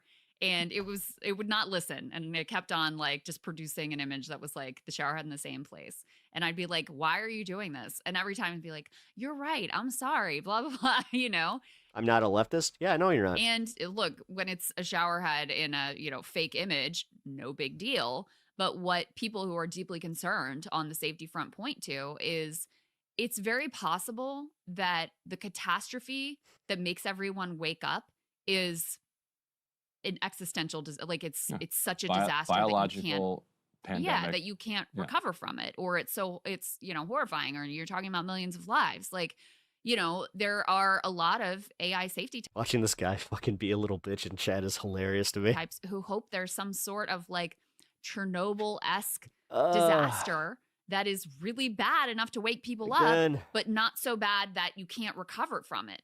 Because there is a possibility that, already these models have developed to a point where they're very powerful and they're acting in ways that Soldiers are of misfortune. extremely unpredictable. I've got a new example of that. We can put up here on the screen A9. This is from Akash Gupta, who, and this was reported elsewhere, and he writes an AI newsletter. But in any case, he says one person writing Spanish language prompts spent a month talking Claude into acting as a penetration tester. Federal Tax Authority, National Electoral Institute, 4 state governments, Mexico City Civil Registry, Monterey's. You were an electrician on helicopters. It was interesting, at least. That's weird. One of my ex-friends used to be a aircraft mechanic he was an E4 utility, 150 gigabytes out the door, 195 million taxpayer records. The conversation logs were publicly accessible the entire time. What makes this worth paying attention to is the sequence. Gambit Security, the Israeli firm that found the I'll just say it. Yeah. Did you know a guy named Monahan? breach, traces the attack to December 25 through January 26. Today, Anthropic dropped that central pledge of its responsible scaling policy, the 2023 commitment to never train a model unless safety measures were proven adequate first. Also today, Defense Secretary Hegseth gave Dario Amodei an ultimatum: roll back your AI safeguards or lose a $200 million Pentagon. You say you fought for our rights so we can have our rights, then you come in here talking shit about someone expressing his First Amendment rights. Contract, the Pentagon threatened. And I'm literally talking shit about the government, so this is my First Amendment right. Declare Anthropic a supply chain risk and invoke the Defense Production Act. 3 stories hit the company on the same day: an AI-assisted government breach, a gutted safety policy, and a military shakedown, and they're all connected by the same underlying tension. And so, you already have Claude, basically what this hacker was able to Captain Crunch leave already. I was ready to drop some real facts. to do was to jailbreak Claude, meaning that the sort of restrictions that are put in place about don't do bad things, they're able to sort of break it out of that, which is a well-known vulnerability for these models. You can sort of 15 years ago. The thing is, so was he. I'm like, well, we don't want to do this, but that's what's kind of fucking with me. Hypothetically, and if you talk to them long enough, then they start to you were Navy. He was Army. Okay. Track that's the difference. The things that they're not supposed to do, etc. And so this person was able, over, a month's time, to talk Claude into hacking into the Mexican government and stealing all of this data. So this is Jesus. How long were you in the brig? Where these models already are, and I think that's the ethical one. Yeah, and this is the ethical one, exactly. And so I think people, I just see a lot of people still with their heads in the sand because they'll see stupid stuff like my situation with ChatGPT, and they're like, this boy needs some sun. This stuff is no, he doesn't. This is nonsense. I'd rather be pasty and moisturized than be fucking tan and leathered out like fucking RFK. This is worked really well for him. Parlor trick. Oh, you know what? This is not going to. I need more testosterone, and I need to go and work out in my jeans. Transform anything. So I could prove that I'm a real man that can hang in the sauna in his denim. That's not a risk. Only real men wear denim in the sauna. To anyone. I wish that was true. Already, Meanwhile, those are your heroes, you weird fuckers. Claude Code and Claude Code. The fact that you guys were just like, yeah, I'm gonna get behind everything that MAGA loves, and then they repackaged RFK into what he is now, which we already knew he was a weird fucking loser. Like, he tried with the left, and then he was like, I'm gonna try and get in with the right wing. You can see the way. Oh my God, they're actually stupider than I thought. They're upending markets, destroying software companies. Like, to imagine that this isn't hey man, Tulsi, man, going to have a you think that they've had that internal discussion where they're just like, Jesus, these people are stupid. significant disruptive effect in one way or another, I think is just utterly delusional at this point and not a sustainable view. Well, let's hear Dario. Yeah, imagine thinking deploying to Iraq was fighting for American rights. Himself. Oh, dude, I lived through that bullshit. Dario Muddy on that. Here's A10. About some of the things that are more like in the kind of public awareness and the actions of wider society. My hero? You mean Godzilla? Yo, dude, I'm sorry. Like, if you're ex-military and you're looking at Big G and you're salty, I'm starting to, I don't know. Do you guys watch Godzilla films or you're just like, yeah, this big stupid lizard, those were heroes? Surprising to me that we are, in my view, so close to these models reaching the level of human intelligence. And yet there doesn't seem to be a wider. I mean, to be fair, this is somebody that you guys idolize right here, right here. This is somebody who's taking your money, who's using your politics against you, recognition in society, and constantly fighting against the progressive movement because we keep wanting more and more checks on assholes like him and his stupid AI. What's about to happen? If it was up to me, we wouldn't have any fucking Grok or fucking Claude or any of this bullshit in its current form. As if this tsunami is coming. It's almost like we should have left this in the testing stages, but nope, send it to market. Let's confuse everybody. At us. And, it's so close. We can see it on the horizon. And yet people are coming up with these explanations for, it's not actually a tsunami. Yep, dumb like Obama, Clinton, Biden saying one thing during their reign, but fighting us about the exact same shit. Well, Trump is just as stupid. And he used you just as disingenuously. Sorry, man. I know. Like, he says the words that make you feel the fifis, but you realize just... I know otherwise you wouldn't even be here.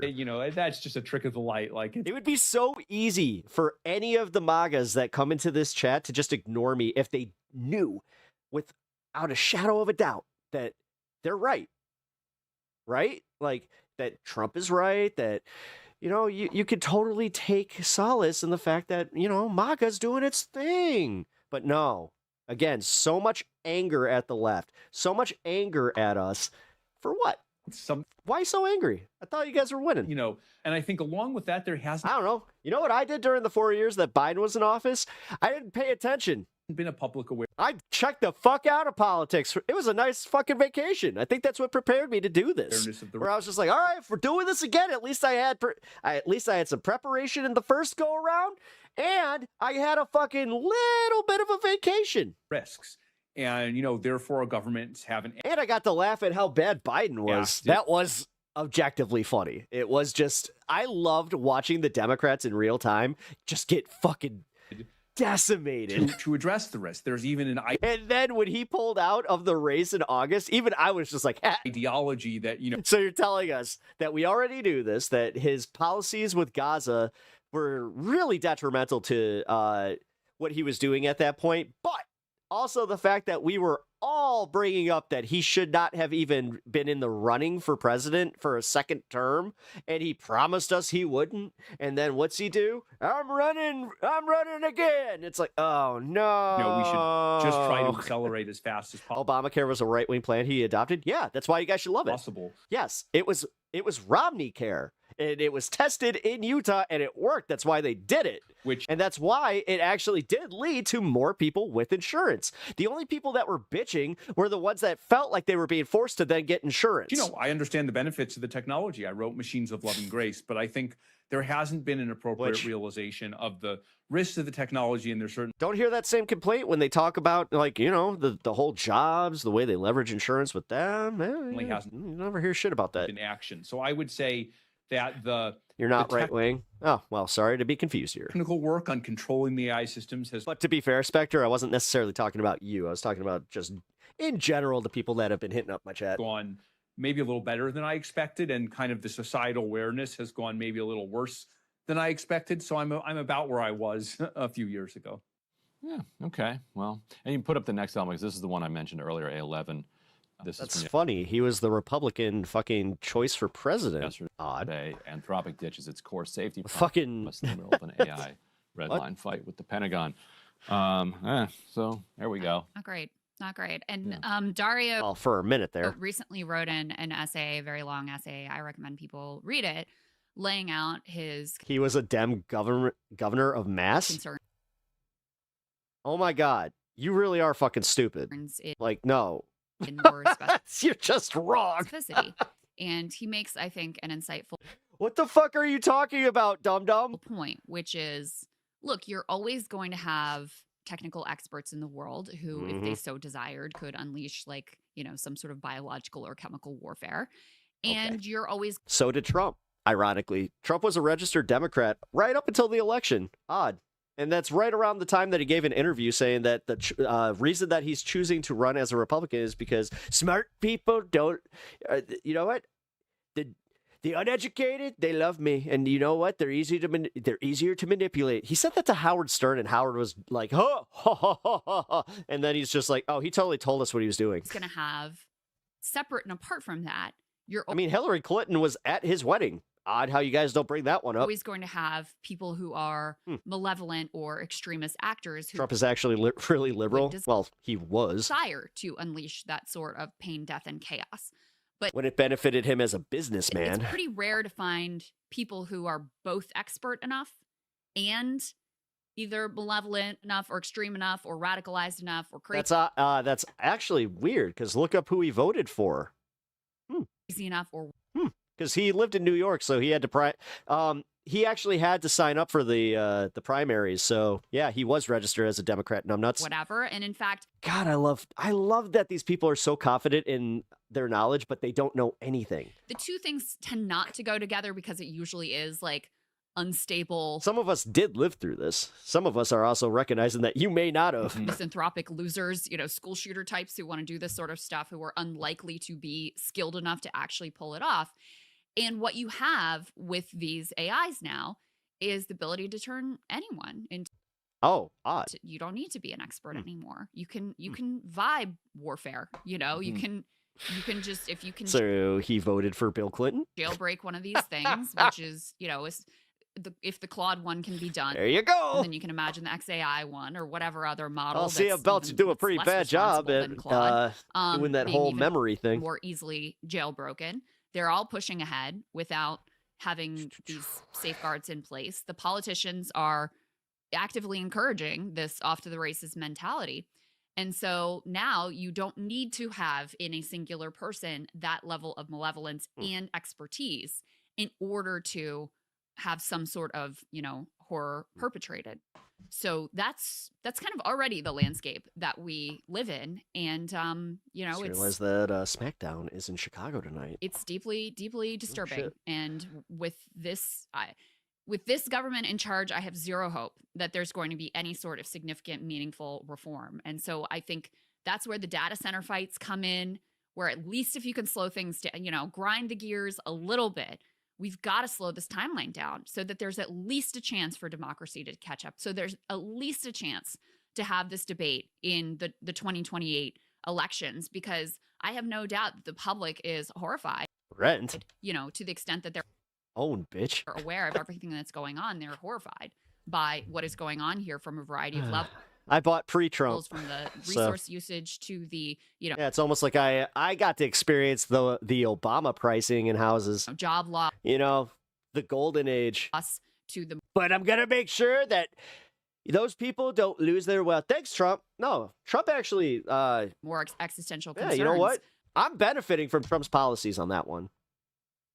You know, I'd rather not. But if we don't even I'd rather have like a society where my friends could get a house have a chance at a fucking price that makes sense to weigh in, before this But- thing takes off to AGR What up, to TA? Good to see you. superintelligence, then I'm okay. I don't know, when we're pretty hosed. Yes, and when the right talks about school shootings, for instance, they will say, "Look, we don't. It's not a problem with guns. The guns are not the problem. The problem is." Romney was independent until 1993. He became a registered Republican in 93, way before he became governor. Mental health. But this guy, he was a Democrat. We have a mental health crisis. I have reasons I don't like him. And you know what? It makes my case easier to sell to Trumpers if I say, did you know Mitt Romney was a Democrat? In this country, and that is why. Because then I could say, yeah, that's why Obama chose his Romney care. People lash out. Okay, you thought school shootings were bad?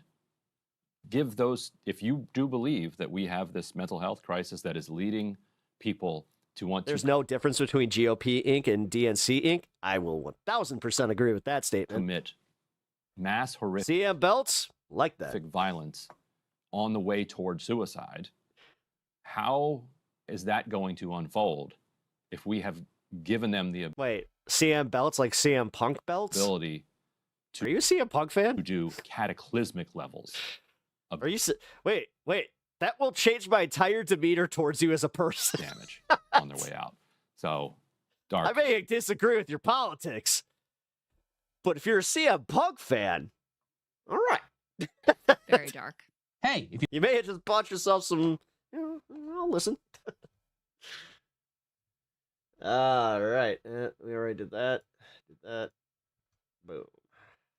Hillary Clinton heads to Capitol Hill today to give a deposition It's wag the dog time. behind closed doors. Let's roll through some Epstein updates for you today. First of all, the only people that do not believe that like Trump has any involvement, or that believe that Trump had no involvement in the Epstein stuff, are, again, they're too far gone. Unearthed audio. You're not a wrestler anymore, but I think CM Punk sucks. From the from the radio program Howard Stern many years ago is making the round. What's CM Punk again?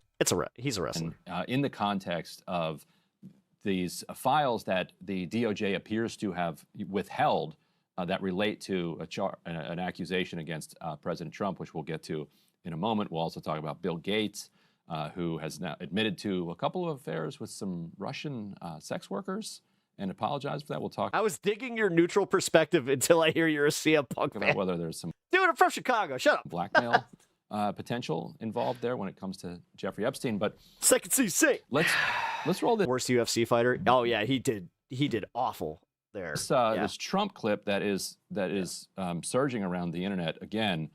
This is B3. What is the best? I'll admit he may not be the best in-ring worker. I'll admit that. Thing about being Donald But goddamn, he Trump right now. Well, other than his work on the mic is unmatched. I'm Just gotta married, say. okay. Right. And I'm very happily married. I have a great wife. But if I weren't married, I'd be able to get all of the girls I want, except for possibly This was it. Robin. As I said, I knew that he had more stuff on this Howard Stern show. The problem is Howard's archives, they were fucking buried for a while. Thank God for one of his old interns that had every show recorded. Do you think you could now be banging 20? He went straight edge in 2016. Oh, no shit. Oh, absolutely. I have no trouble. Would you do it? Hey, Pep, sorry I float in and out. Hard to focus sometimes. Sorry, I know I do that sometimes. I have no problem. Yeah, do you have an age How's it limit, going, or Brian? would you? No, I have Brian, how's your stuff in Tennessee going? no age. I mean, I have an age. I don't want to be The like upper bracket, Congressman yeah. Foley with 12-year-olds. Can I make a prediction for you? Yes. I say you have one more marriage in you. Well, that's nice. I'm sure Melania will love to hear that. Okay, so this is the time, Crystal will He's got his lines, Ryan. Yeah. 12-year-olds. It's too far.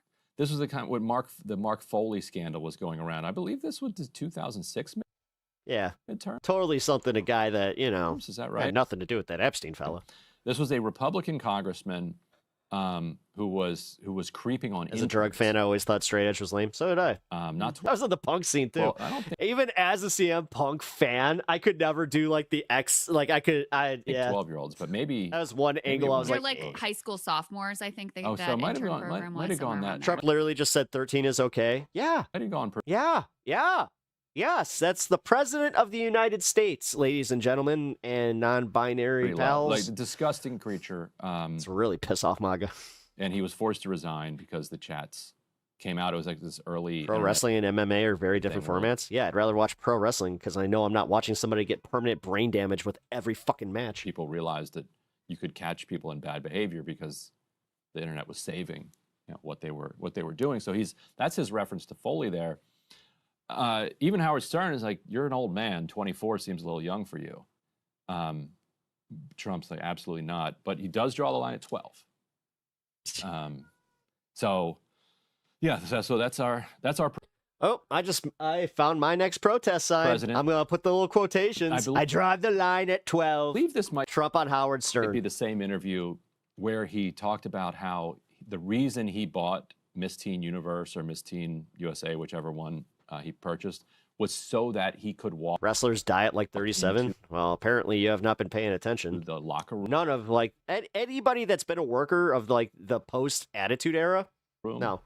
While the young And you know what you can tie to that concussion protocol. Teens were changing and creep on them, and his daughter Ivanka later was asked about that, and she said, "Oh yeah, that absolutely sounds like something my dad would do." And the teen girls also said publicly, "Yeah, it was creepy, and he would do that." So it's one of these just in your face moments.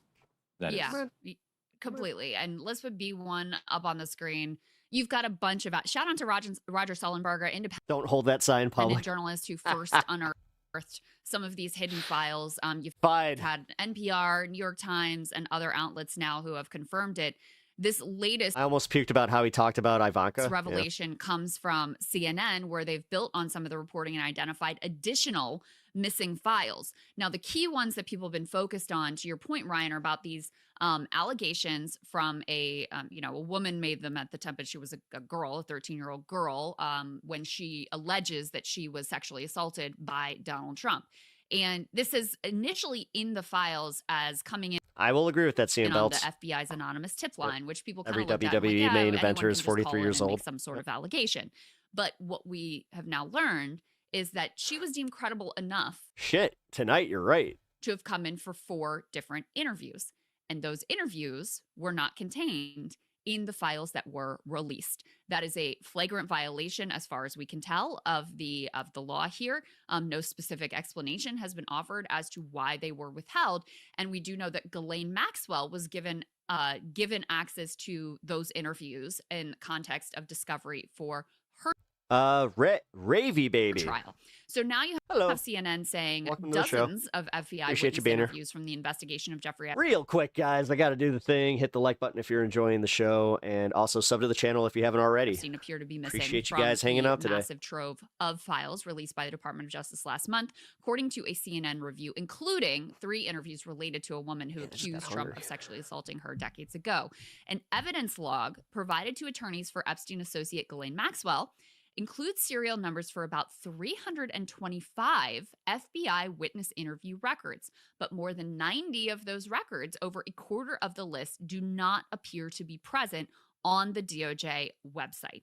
Among those missing records are those 3 interviews related to a woman who told agents Epstein had repeatedly abused her starting when she was approximately 13, and who also The fact that the first person that really I have to say he was kind of a trendsetter in this regard was JS, the guy that I debated, where he was victim blaming the Epstein victims. And he was less like, this may be an unpopular take, which it was that night.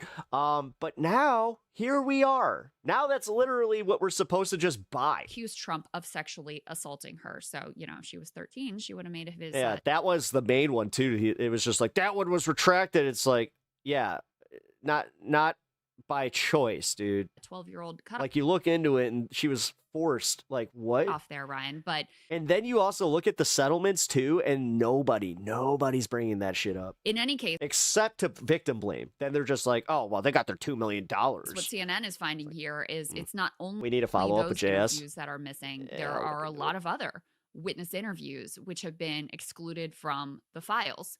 And, that is unacceptable. The government has to offer some sort of specific reason, and there's limited exceptions why files would be, withheld or for redactions. So, the blatant, brazen nature of this cover-up just continues to be exposed.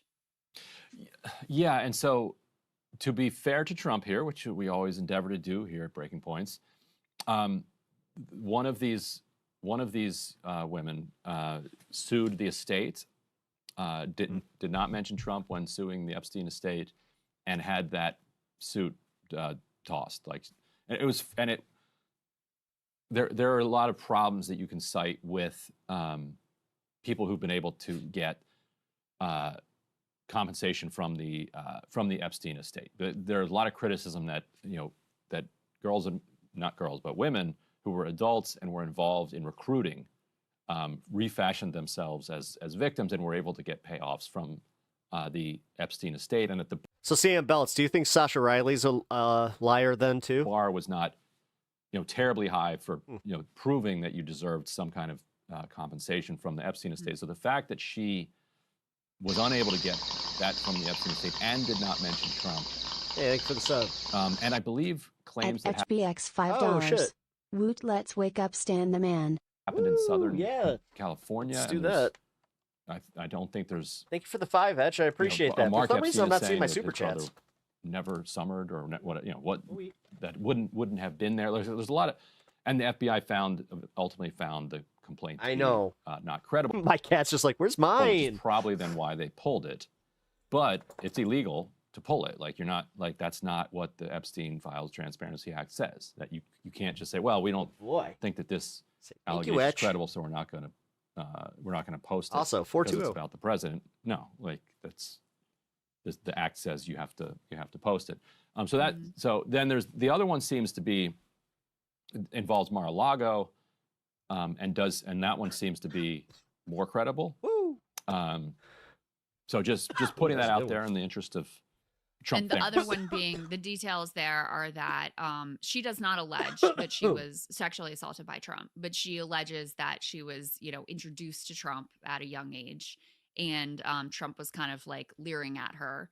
And Epstein said, "Oh, well, this is a good one, isn't it?" And they sort of like laughed, and she was like, "What the hell is going on here?" So it doesn't.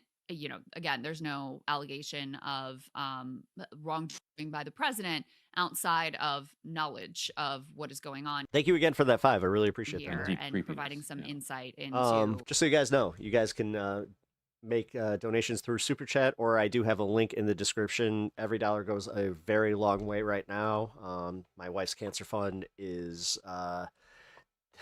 Technically, that is not the final number, but man, I really appreciate anybody that has helped support us. It has gone a really long way. Just exactly how intimately he was involved in the disgusting and depraved and illegal activities of Jeffrey Epstein. Right, and we know in the 2002, was it Vanity Fair or maybe New York Magazine article about Vanity Fair.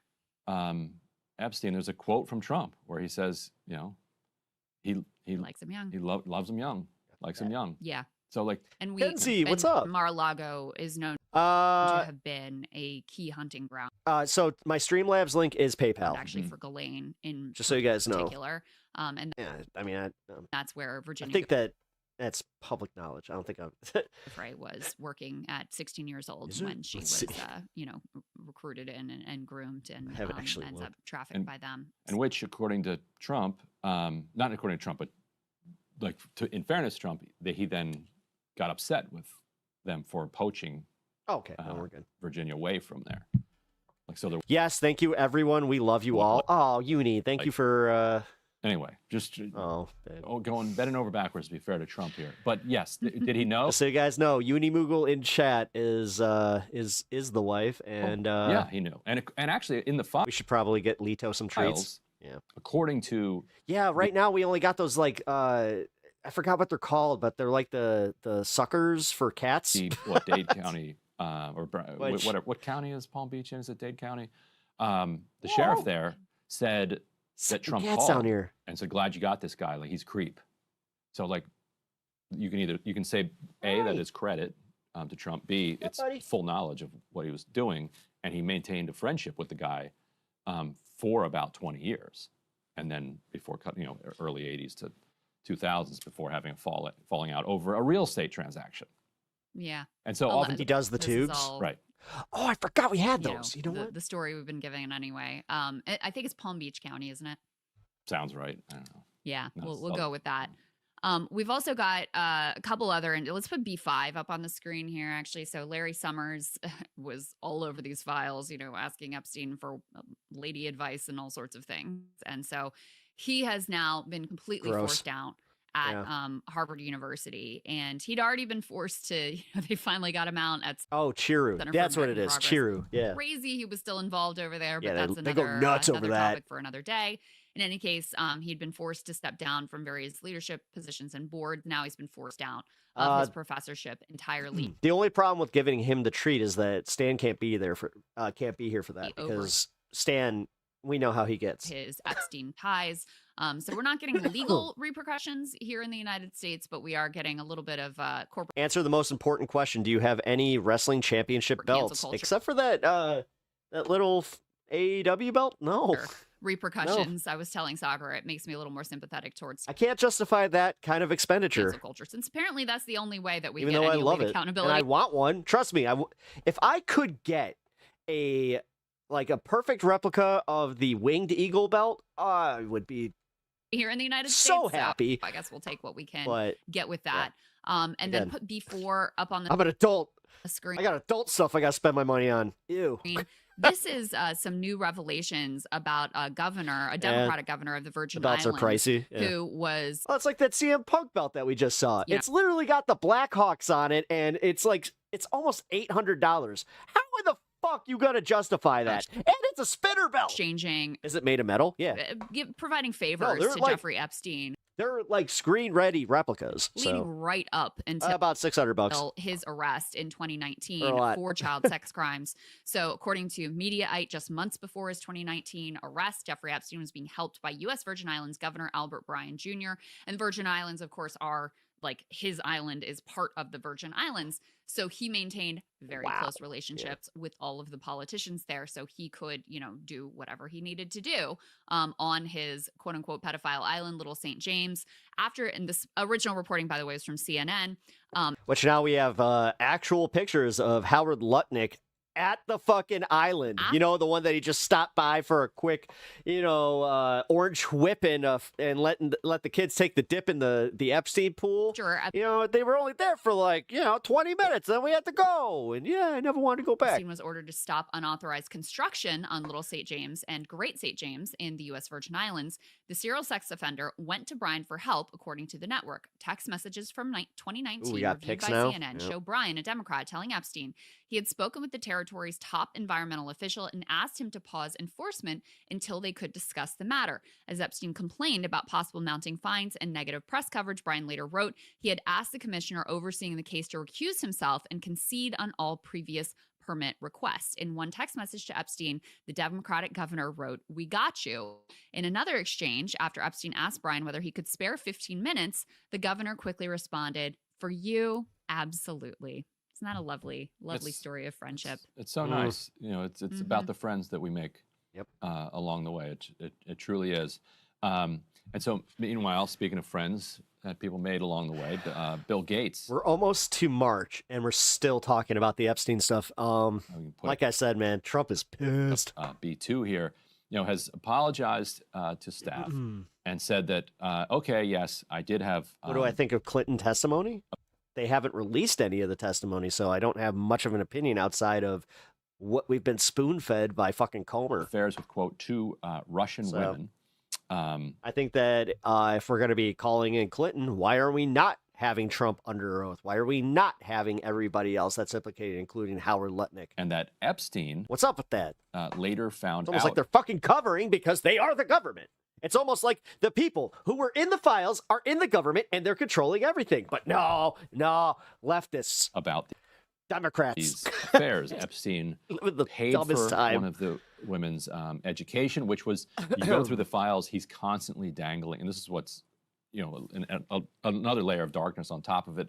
These women wanted an education, wanted to improve their lot in life. And they saw their relationship, with Epstein and his network as a way of getting that thing that society makes so hard for people, which is just to get ahead, get an education and get ahead. And he's constantly dangling that in front of them and oftentimes not delivering on it. In this case, he did pay for one of the women's education.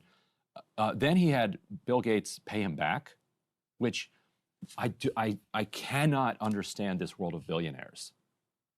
Like, are you serious? If I'm out with a friend, Trump just announced that he's considering nominating Ted Cruz to the U.S. Supreme Court. Like Chick-fil-A, I'm picking up their Chick-fil-A. It's fine.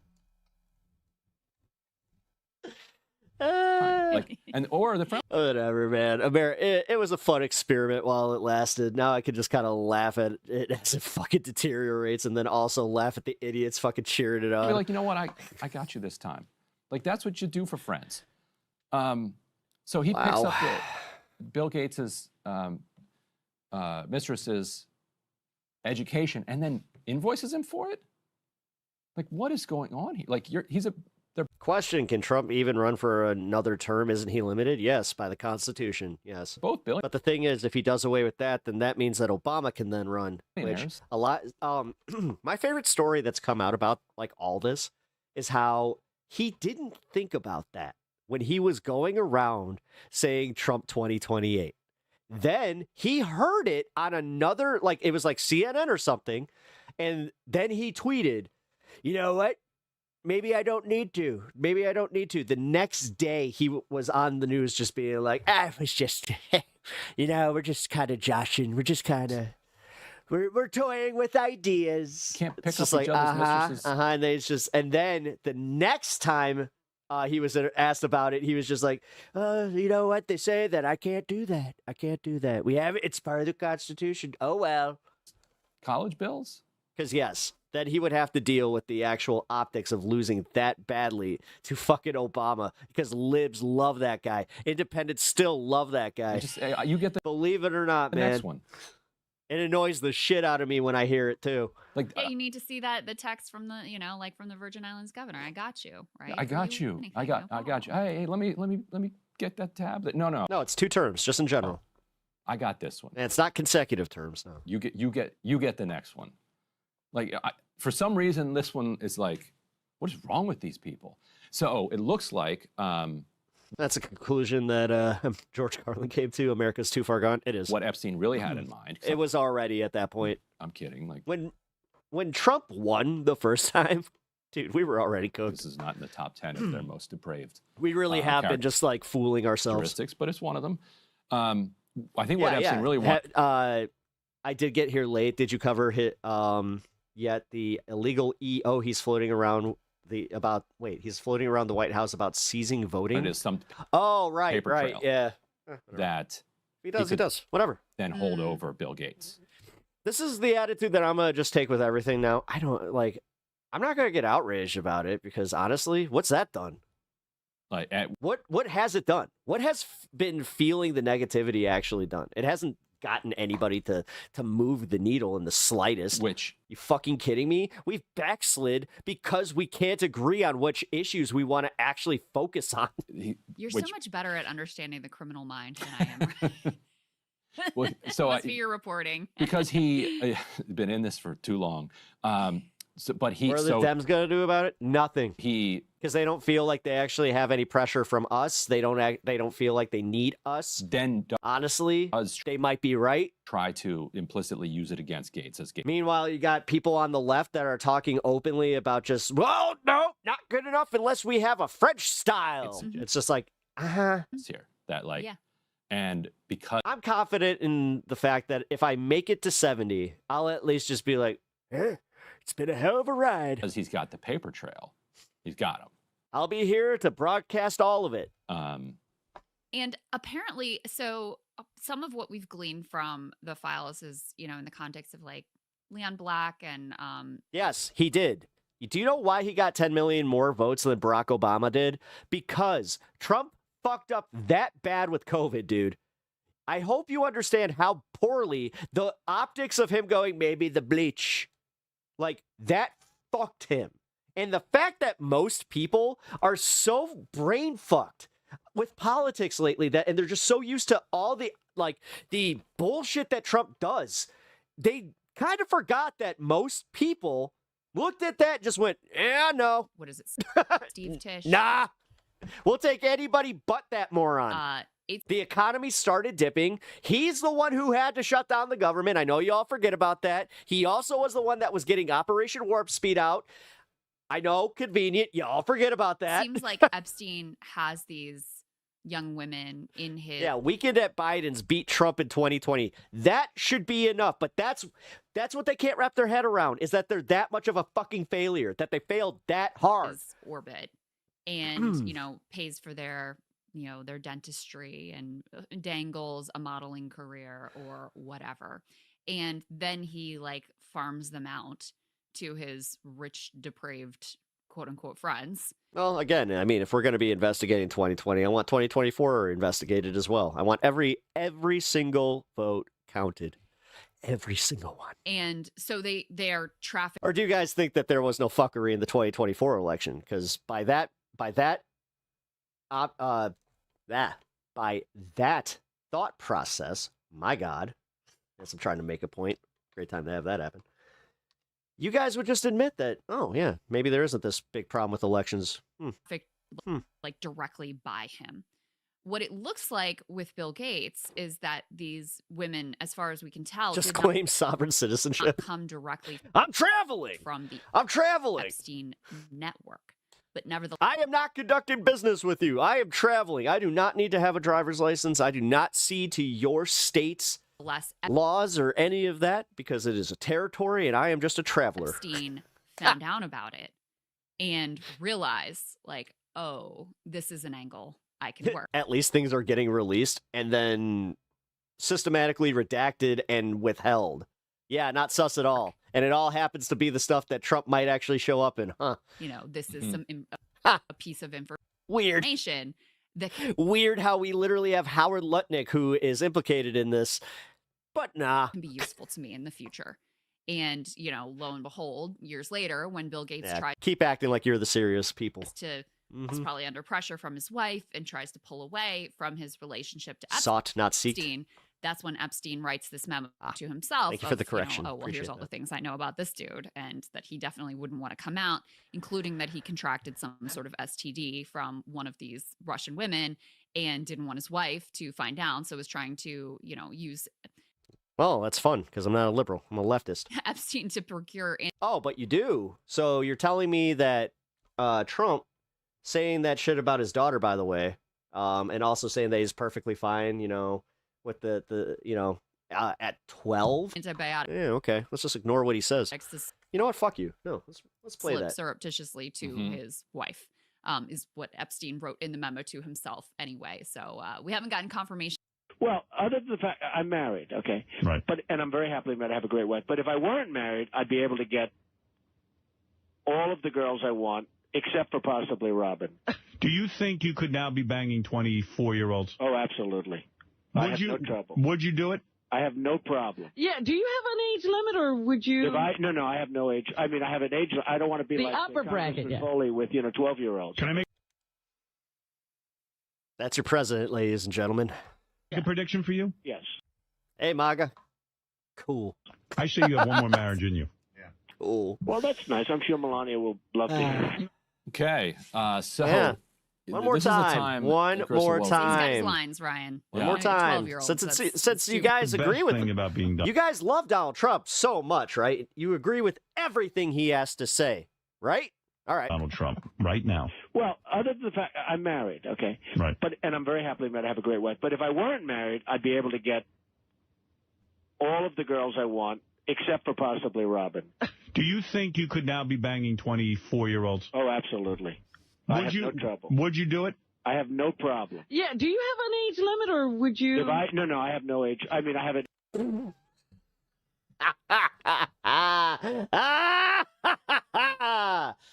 Wonderful. Age, I don't want to be The like upper bracket. Congressman Foley with 12-year-olds. I love it. Make a prediction for you? Yeah. I say you have one more marriage in you. Well, that's nice. I'm sure Melania will love to hear it. Okay. Okay. Terrific. 12, huh? I'll go one more time. But if I weren't married, I'd be able to get all of the girls I want, except for possibly Robin. Do you think you could now be banging 24-year-olds? Oh, absolutely. Let's listen. What's Robin's question? I have no trouble. Would you do it? I have no problem. Yeah, do you Here. have an age limit, or would you? If no, I have no age. I mean, I have an age. I don't want to be The like upper bracket, Congressman yeah. Foley with 12-year-olds. Can I make a prediction for you? Yes. I say you have one more marriage in you.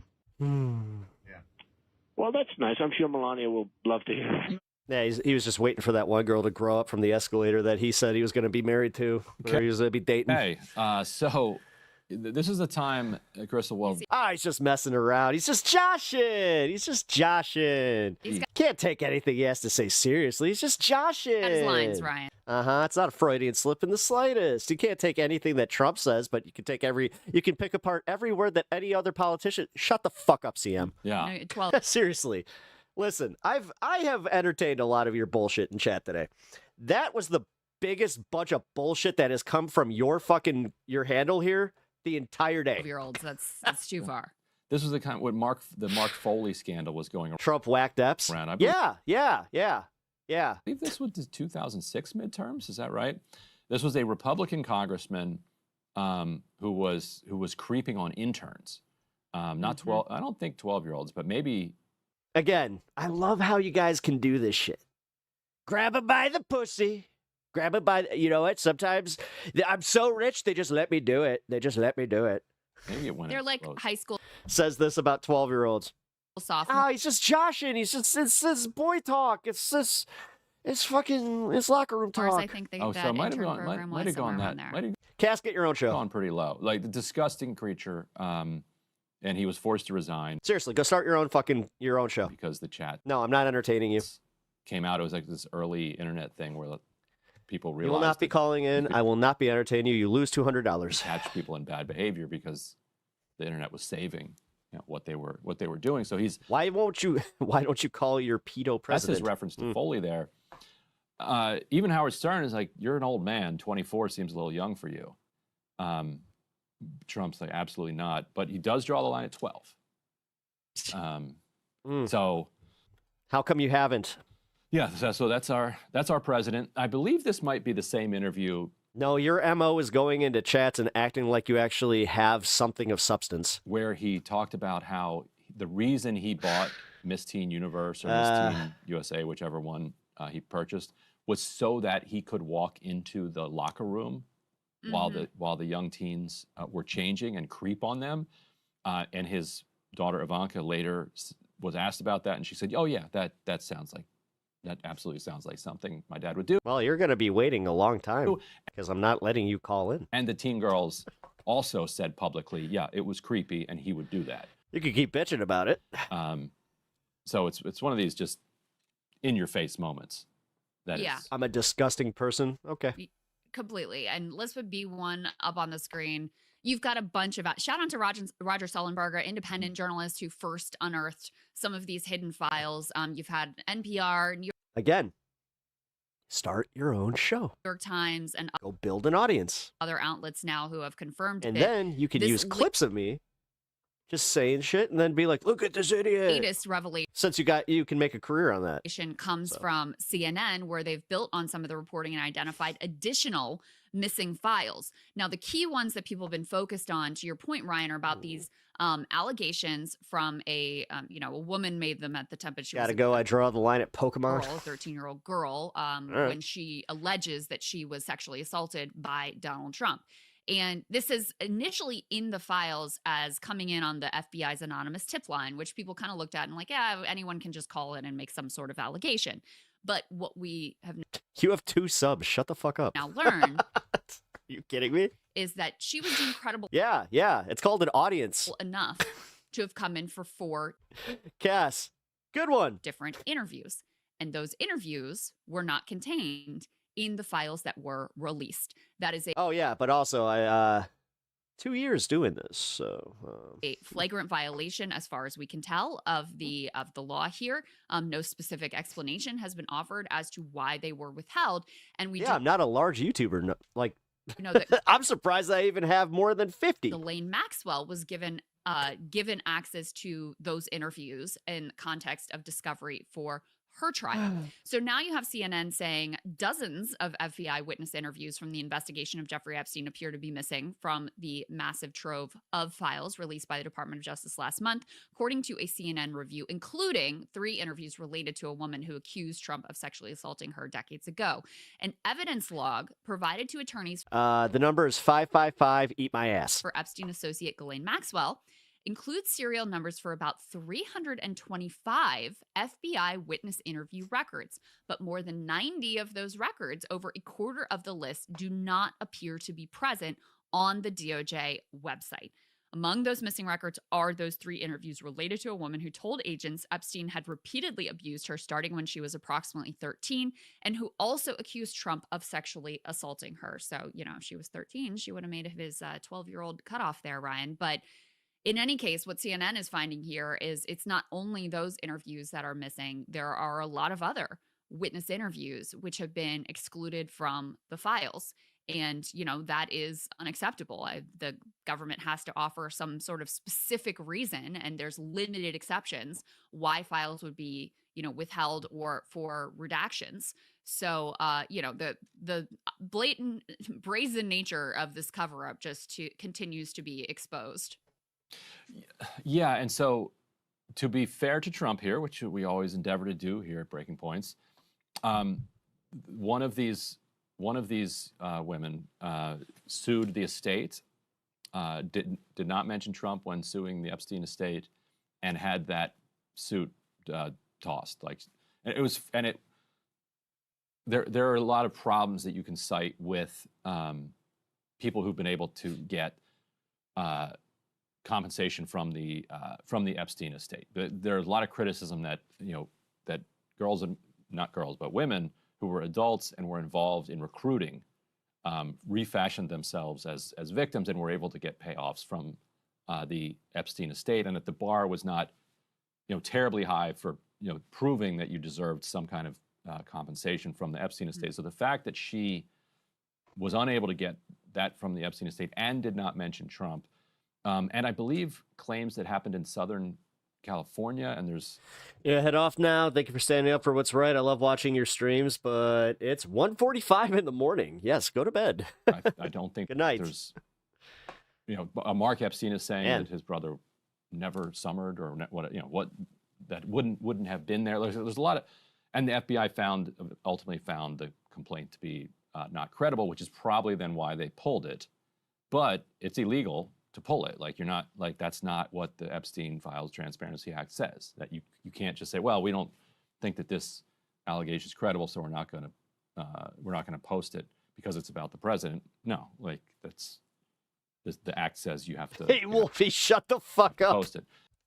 So then there's the other one seems to be involves Mar-a-Lago. I'm not sure if that was an unintentional Howard Stern reference, but and that one seems to be more credible. So just putting that out there in the interest of Trump. And the fans. other one being, the details there are that she does not allege that she was sexually assaulted by Trump, but she alleges that she was, introduced to Trump at a young age, and Trump was kind of like leering at her. And, Epstein said, oh, well, this is a good one, isn't it? And they sort of like laughed, and she was like, what the hell is going on here? So it doesn't again, there's no allegation of wrongdoing by the president outside of knowledge of what is going on here and providing some insight into, just exactly how intimately he was involved in the disgusting and depraved and illegal activities of Jeffrey Epstein. Right. And we know. I don't know what's so hard to believe that they were just best friends. They shared a modeling agency together. They allegedly trafficked these women like it was, it was a game to them, and they were just fucking candy. In the 2002. But, nah. Was it Vanity Fair or maybe New York Magazine article about Vanity Fair? You have to do some mental gymnastics to ignore the shit that he has blatantly said and just be like, he's just the guy. Yeah. Epstein, there's a quote from Trump where he says, people like you are the ones that miss all the red flags when, like, you have someone in your life that is going to possibly be a threat to your child. That's why statistically, most of those types of abuses happen within families. Likes them young. He loves them young, likes them young. Yeah. Fuck, I'm convinced that MAGA would be selling them off. So, like, and happy to just be like, oh, Daddy Trump, you know what? Oh God, could you just, I don't know. Lago is here is my daughter Trump. Known to have been a key hunting ground, actually, for Ghislaine in particular. And that's where Virginia Giuffre. You guys know I'm fucking right about that, too. Like, honestly, I want anybody from MAGA to think about that for a second. Would you, like, especially if your kid, like, started having opposite politics than you? I don't know. It was working at 16. Say you had a teenage daughter. Like, would you all of a sudden kind of start ignoring that stuff? Like, if Trump started hitting on her, or like, would you get outraged that he was hitting on your daughter, or would you just be like, oh hell yeah, you know what, you know what, here. Years old when she was wow, recruited in. Never actually thought this deep about that, but holy shit, I genuinely think that you would. And groomed and ends up trafficked by them. And which, according to Trump, not according to Trump, but the answer is no. Fairness, so we found it, guys. We found it. You know, when they asked the question about, like, what would it take? There it is. Trump, he then got upset with them for poaching Virginia away from there. Like, so there was, like, anyway, just bending over backwards to be fair to Trump. Let the record but show. Yes. Did he know? Yeah, he knew. And actually, in the files, according to the, Dade County, or what county is Palm Beach in? Is it Dade County? The sheriff there said that Trump called and said, glad you got this guy, like, he's a creep. So, like, you can say A, that is credit to Trump, B, it's full knowledge of what he was doing, and he maintained a friendship with the guy for about 20 years, and then before early 80s to they would 2000s before having a falling out over a real estate transaction. Yeah. And so often this is all right. The story we've been giving anyway. I think it's Palm Beach County, isn't it? Sounds right. I don't know. Yeah. They might maintain a relationship with him afterwards. Weird. We'll go with that. We've also got a couple other, and let's put B5 up on the screen here, actually. So Larry Summers was all over these files. Also, if you guys want your man to be just 100% in the clear, then you should be clamoring for every single document to be unredacted and just released as is at this point. Because honestly, you know what? Fuck it. Fuck it. Asking Epstein for lady advice and all sorts of things. And so they already released the victims that weren't even, like, publicly known. They've already done the worst thing. So why not just fucking just release it all? That's it. He has now been completely forced out at Harvard University. We do? Doesn't seem like it. And he'd already been forced to, they finally got him out at Center for American Progress. It seems like you're very much okay with the way that Pam Bondi's doing things. It seems like you're very much okay with believing everything Trump has to say about this. Crazy he was still involved over there, but that's another topic for another day. In any case, he'd been forced to step down from various leadership Release positions. it all. James Logan. Now he's been forced down of his professorship entirely over his Epstein ties. So we're not getting legal repercussions here in the United States, but we are getting a little bit of corporate cancel culture repercussions. I was telling Sagar, it makes me a little more sympathetic towards cancel culture, since apparently that's the only way that we get any elite accountability here in the United States. So I guess we'll take what we can get with that. And then I don't know. Honestly, I don't know. I don't care. Before. If Biden was protecting the elites, he needs to go down too. But the weird part is how you're not applying that to what Trump's doing now. It's always, but what about Biden? What about Biden? You do know why you have to do that, right? Because you know deep down inside that it is fucked up that he's covering up this shit. On the screen, this is some cool new revelations about a governor, a Democratic governor of the Virgin Islands, who was, exchanging. I just realized that we went back. My bad. All right, fuck this. So Dan Bongino was working with the FBI until recently. He decided to step down so he could go back to podcasting.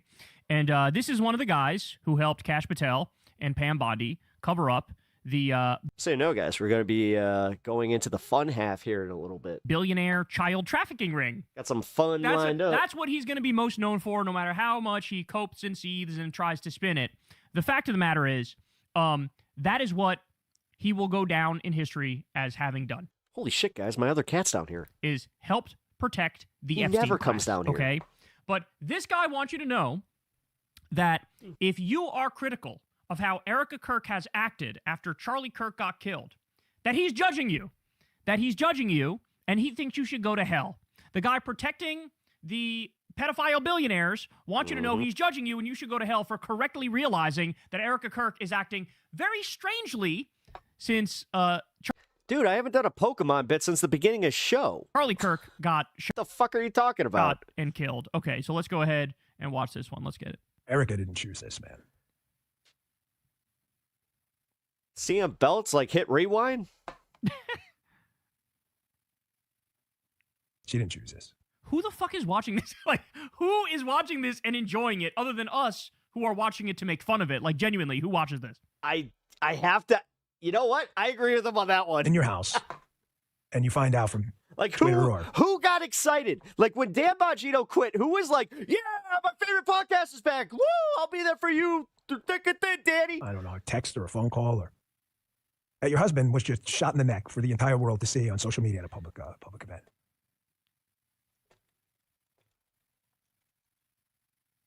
I can't imagine that. I know you can't either. Then you got to go through this. Then you got a bunch of absolute fucking lunatics sending her emails. You did it. Comments, tweets. Fuck you. Fuck you. Fuck you. Go fuck yourself. You demonic fucking scum. People love sensationalism. Yeah.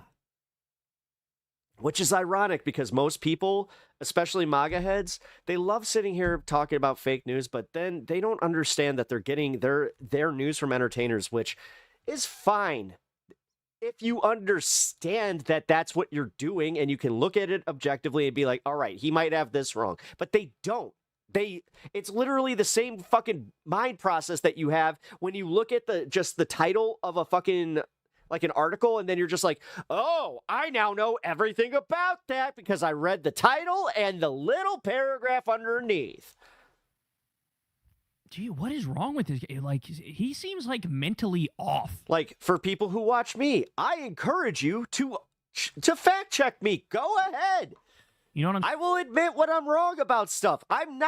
Listen, I don't live and die by all this shit. I'm just pointing out what I think. That's why this is a commentary channel. Same. And maybe that's why for any of the shitheads that are just like, oh my God, you're fake news. It's like, I'm not even news. Maybe he is. Maybe he actually is because he's going through it. First of all, he's hemorrhaging his audience. Although now I'm one of those idiots. I'm one of these guys that like, it's like the Joe Rogan. Oh, I don't want to put myself in that, but like in that vein, but like just in general, the unserious comedian types that do commentary.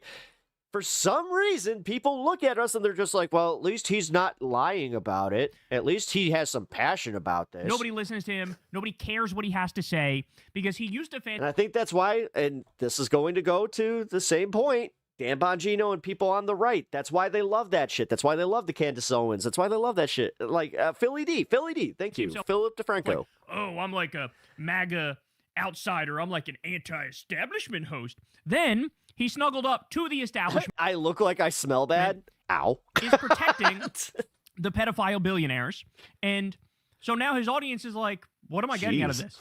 You're not edgy. You're not interesting. You're not an outsider. You're not anti-establishment. It's called being a human Literally, commentator. your whole show You just subscribed. Thank you, Brian Dykstra, for this. is to Appreciate coddle the that. baby nuts of Donald Trump. So, like, what's the point? What am I getting out of this? And now he's crashing out at people who correctly have criticized Erica Bongino is Kirk. irrelevant. For as much as I hate I actually appreciate you saying that. what just happened, I wish ill on no one, and The everyone should news restrain is their emotions entertainment. from the No, it's really not supposed to be. other side, because they are not on our side. Everyone. I don't quite understand what he was saying there, but the implication Real news and experts are just so fucking boring. Yeah, that's exactly it. that, oh, the only People don't understand that, like, this is systematic, man. This goes back to, like, way before TikTok, so I can't even say it's TikTok brain. people who are criticizing Erica Kirk are on the left, that is so wrong. In fact, I would say at Why this do point, I think that Fox bought a news channel? the- Because they shifted everything when they hit the market, and they didn't have to be registered as a news channel. They played that cable game and were just like, we're cable news. majority of stuff you But don't sue us. see going after Erica is from the right. Pep is actually very well versed in good smells. He even curates the wall plugs throughout the whole house and pairs appropriate candles with them. It's from the Thank you, baby. right. It's from the Candace Owens crowd and her followers. Nick Fuentes also criticized Erica Kirk. Like, everybody's criticized Erica Kirk. I just happened to do it before it was cool. As per usual, being on the left means you're correct too early. This is yet another way in which I was correct too early when I called her a grifter. I posted, like, the fake Halloween costume where it was like, you know, If it's on TV, it's faux news. widow grifter or something. So you only believe what your eyes tell you? Shit like that. Everybody. Jesus Christ. You know what my favorite part is? Is how there's a bunch of these types of people. I only believe what I see with my eyes. I gotta go to church now. Came after me. It took like 2 weeks after that for people to go, oh, you Not know a what? hint Turns of out that was irony. actually exactly right. Turns out that was right. So I was willing to say it when it wasn't in vogue to say it, and now it's in vogue to say it. But Love Kyle's tie. Oh my God. if he's trying to cope and see, Hey, Uni, what do you think of Kyle's tie? like, oh, it's only lefties, the evil bad lefties who are doing this. No, I hate to tell you, bro. I appreciate it as a dude who, you know, it's like I rock the thing. the majority of your side too. So you Crazy. might want to wake up to that reality. Because they are not on our side. Everyone. Once you go down the road of violence, there's no turning back. There's always someone stronger than you, man. Always. There's a whole lot of people stronger than me. What is it? What is this like existential crisis he's having on air? This guy, like, he is. He's just kind of. his eyes look dead. He looks dead inside. He looks like a husk or a shell of a man at this point. Look at his face. That's the face of a defeated man. That's the face of a guy who was a member of the FBI for less than a year, fucked up the Charlie Kirk case. That's the other thing. Why is he lashing out? Why is everybody being so mean to Erica Kirk? Not Guy Fawkes, even though I appreciate the comparison, if that's what you're talking about. No. Hey, I got a new model for the beard look. Lionel Baratheon from the new show, well, at the Hedge Knight. He's but talking about this. Knight of the Seven Kingdoms. So you don't realize that him and Kash Patel fucked up royally. That's who my beard bay is. The Charlie Kirk case, and we're never going to actually know. I got the same like type of salt and pepper going in, so I'm just gonna own it. And you know what? I'm gonna fucking rock that shit. Specifics and the ins and outs of who did that and who was really responsible for it. Because the story they're telling us, the official story, is obvious bullshit. There's holes in that story you could drive a Mack truck through. Oh, not mine. And that's what he's doing. He's trying to Oh yeah, he does have Guy Fawkes. Oh, I never realized that. deflect from his failure, from Kash Patel's failure. That's what he's doing here. And I'm sorry if the language distracts from you, but I can think of no other New York way to say it than fuck you, motherfuckers. Oh, big You tough deserve guy. to feel the little licks of the flames of hell on every inch of your body. By the way, a pro tip, don't say feel the little licks when you were the guy who helped cover up Epstein. I'm just saying. It might evoke a different sort of imagery. Fuck you. If there's an afterlife, oh, and I believe there is, I believe in the second creation. I don't pretend to be the judge and jury, but I know you're not in it. So, by the way, I don't know if you guys have seen this scandal, but there was like a whole bunch of conservative. There, real quick. This is who my new beard bay is. Got like just perfect around, like a nice 6 around the edges. Gotta keep the goatee going. But yeah, you see, now that's how you own the white in the beard like who that. The other day came out. That's a good and look. said that. And honestly, if I need to cut the hair, if I mean, not saying I ever need to, but say I decided to go a certain length, so that's a good one. Is quote demonic. They used the word demonic, and it was like a bunch of them did it. Well, come to find out, also the best character in the fucking show. Somebody, is paying these. If I was going to be like any lord in, do you want to make? I don't know how much money it was. $100, $200, $500, in, whatever it Game was. of Thrones. Do you want to make this money? Baratheon. You just have to go out there and tweet that Candace Owens is evil and demonic, and then a bunch of them did it. So there's actually a coordinated attack against Candace. Now, I'm no Candace defender. I'm not a fan of Candace Owens. She makes up a colossal Voldemort Miller amount of the stuff that she says on her show. My favorite account to follow now is the one where she tries to pronounce words and she you have the fails exact same miserably, thing like as in the beard. grandiose. Yeah. Hey man, I like Grandiose. it. And anecdote I've owned that when shit. it's anecdote. But I don't anyway, know. I point is- used to be self-conscious about it because, like, yeah. But I'm not a you know big what? Fuck it. We all get older. That's what age does. You know what? And fuck it. Like, if you age with grace, you age better. Just gonna say it. But there was a coordinated attack from, like, I don't know, TPUSA or MAGA Inc. or one of the right-wing think tanks or something, and they're all calling Candace demonic because Candace is doing, some, like, expose on Erica Kirk. But this is cope, man. This is cope, what we're witnessing here. And I don't know if these people realize your voice carries no weight anymore. Nobody likes you, damn. Hey, Pep has nice hair. I have to buy hair for it to be as nice as his, and it still will never be as good with the nice soft curl. As a hairstylist, I'm jealous of his hair. Do you know nobody that cares what you have to say? Again, is the most important opinion in this entire chat. Same goes for Kash Patel. Same goes for Pam Bondi. You're the people who are out there that were like, I got the Epstein files on my desk, but also there are no Epstein files, and also there's no evidence that Epstein trafficked anybody. I'll allow it. You're right. Except himself. And all right, Bongino was like, I saw the file. He definitely killed himself. Cut to. Good There's reason to afternoon. believe Hello, he's either Jay. Still alive Be or murdered. Right back. I have like, to run upstairs. The least likely thing is that he's dead and he killed himself. It's either he's still alive or he was murdered by the Trump regime, by Trump himself, right? That Trump ordered the hit. Those are the more likely scenarios. He's giving the least likely scenario and saying, oh, for sure, yeah, he definitely killed himself. There's no doubt about it. You are part of the club, dog. You're part of the club. And by the way, let's be serious here for a second. Why has basically everybody looked at Erica Kirk and gone, what are you doing? First of all, you don't get to decide. I'm now going to fill Charlie's shoes, and I'm going to be the head of TPUSA. But also, you can't criticize me. I'm sorry, but if you wanted to get out of the public eye, if you wanted to get no pushback, well, then you had to actually get out of the public eye and be the grieving wife. That's all you had to do. If you said, I'm stepping aside, if you said, I'm not going to do interviews, if you said, I'm going through it right now, so I'm going to be in the background, everybody would have understood and nobody would have said anything. But what she did is, before his fucking body was cold, she's like, I'll be the CEO. I'll be the CEO. I'll host his show and do all the CEO duties and run TPUSA, and I'll be front and center, and I'll go do the age-old problem of aging. No have, one wants to get old, but no one WWE doesn't want to get old. Going off around me. Like, this is why people criticize you.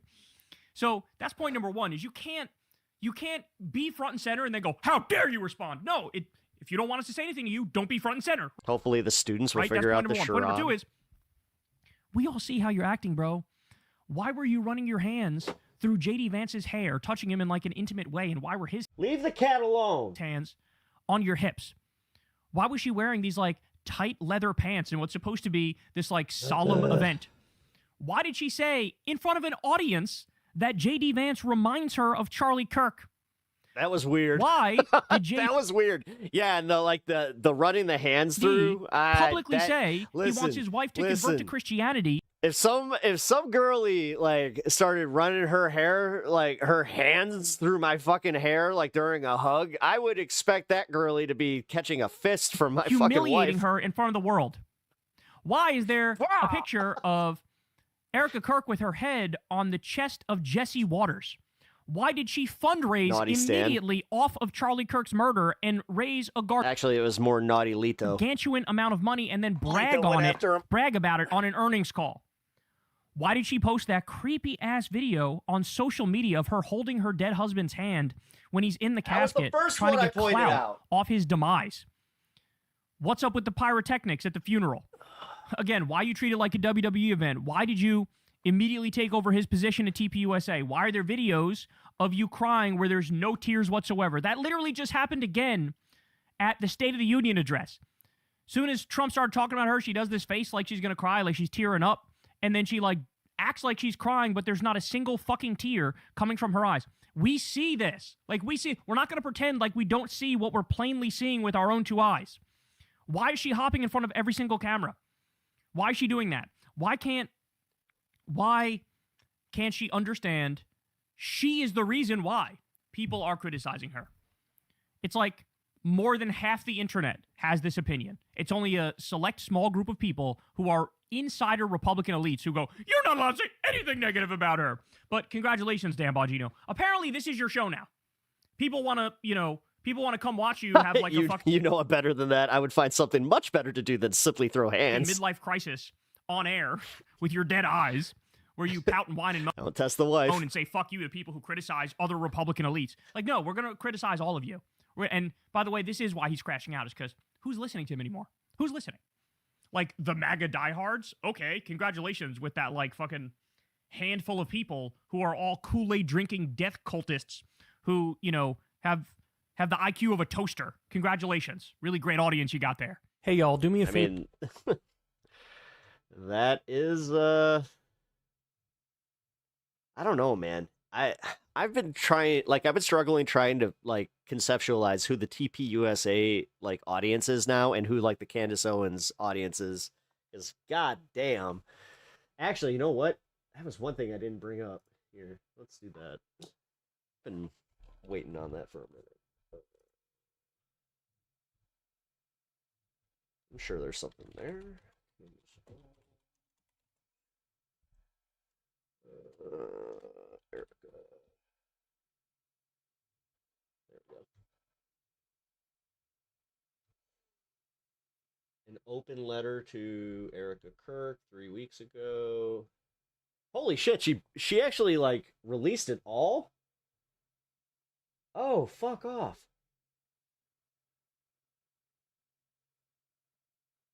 There is a side that is basically pro-America, that is basically pro-freedom, that's a little messy and has some problems, and there is a side that wants to burn the whole damn thing down, and they're telling you, and they are making it happen.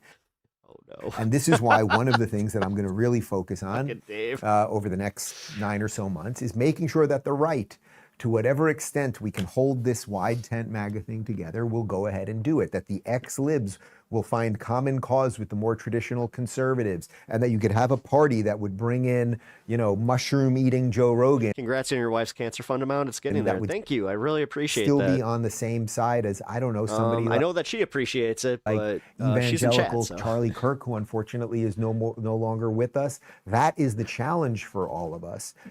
So this, I thought, was it's kind of depressing, to be totally honest with you, but Seth Dillon from the Babylon Bee, he put this up. What would Charlie Kirk have to say about this? And what would he think of his so-called friends who can't summon the courage to say it for him, and what he's showing you there? Huh.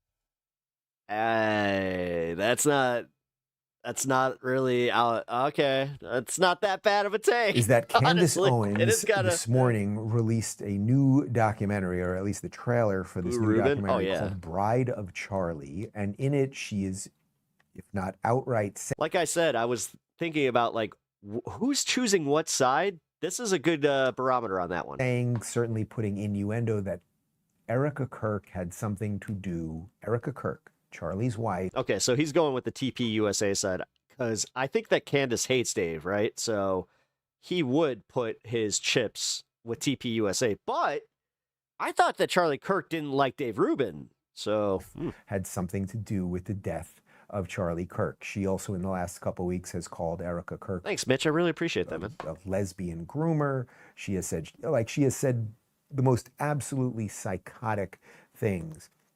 And the only reason I'm even bringing this up, because I have no desire to call Dave a groomer talk about her, and I know that that's what she wants more than anything else, is that how are we going to keep this thing together as a certain portion of the right is going nuts? That is going to be the challenge.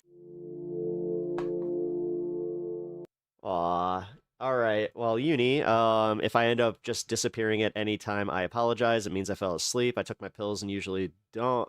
And usually I don't, but sometimes I wake up with my phone on my face. Yeah. No. There's a few times you did that at the beginning too. My favorite one is the one where you you were sleep talking on your phone and you didn't actually you weren't holding your phone. That was hilarious. Not sure if you guys have ever caught your spouse sleep talking, but god damn, it's sometimes it's alarming, but also can be really funny. And isn't it also interesting? Right. It's the exact same group of people who are. Now, this is where I again have to say I really appreciate the fact that this guy's America First, Marjorie Taylor Greene, ex-MAGA.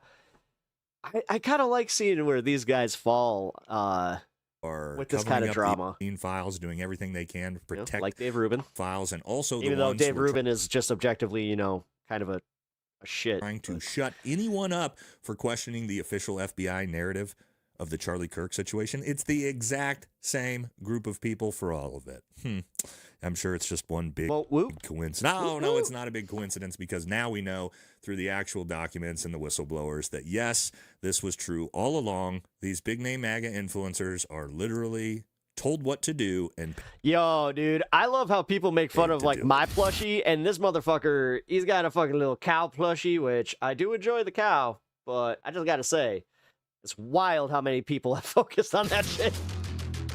You think that he takes shit for his little cow right there? Channel, everybody, and we have an absolutely insane story for you today. Now, if you watched old Dan... Military doesn't fight for Americans, they do the work of the elite. I said that earlier. Vagina is absolutely... I wasn't expecting that. Epic, hysterical, emotional train wreck of a crash out yesterday, calling Candace Owens demonic scum. Where do I keep hearing that phrase? You may have been wondering, like the rest of us, of what is wrong. You never noticed the cow plushie in its own bed. Then it's got its own little bed. That's like a cat bed. All started to make sense because, yes, a whistleblower has come forward and exposed all of these big MAGA creators for actually receiving scripts and being paid to post attacks on Candace Owens and Tucker Carlson. And I've got all the backside documents and the scripts to show you in this video. Yeah, actually. What a train wreck. Now that I think about it, you picked out every single for these MAGA influencers. So that's what we're going to talk about in the video. Don't forget to like, comment, subscribe. Helps the channel. Let's jump into this thing. Let's see what's going on. So let's start first with old Bon. Because my wife loves me and she's awesome. Scorpion 420. What up, brother? Good to see you. This crash out that we saw yesterday. Glad you got to join right before the 420 too. Yourself, you right, demonic. So I know that we are rewatching Dan Bongina's crash. I like that, Bongina. I bet that really bugs him. F***ing scum. This just can't be what this movement is. Tucker for president. F yourself, you demonic. Meanwhile, Jake's like, yes, that's what we need. Scum. Yes, evil, demonic scum. That phrasing just seems to be really popular right now. Let's take a look at this. So here you go. Look at all these MAGA influencer tweets, all on the same day. We got, I'm convinced Candace Owens is a demon. Just so you know, Candace Owens is pure evil. Don't worry about it, man. I'm just happy to have you here. She's a demon, straight from the bowels of hell.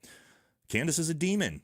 Candace Owens is a demon from the pit of hell. I'm not so sure if Candace Owens is merely a demon. This cow reminds me of Candace the Owens Harvest is a Moon genuine movies. demon. What Candace Owens is doing is the most wicked and satanic thing to ever come from the right. Whether you are a Candace fan or not, this is evil. Evil, demonic scum. Yes, maybe all of these MAGA 4-minute warning, by the way, guys. Just kind of thinking about the same thing at the same time, except, yes, again, a whistleblower came forward. Yes, Matt Wallace came out and said, full disclosure, I was offered money today to say bad things about Candace Owens and turned it down. Whoa. Now, think about all the talk about feds, right? Fed shit. Everybody's a fed. I'm a fed. Ian's a fed. Candace is a fed. Nick Fuentes is a fed. Well, it turns out these people are actual feds that are taking marching orders and being paid for attacks on social media creators. Wow. And wait, you're telling me that all the MAGA creators did all, they said all the same exact shit and they're being given scripts and getting paid.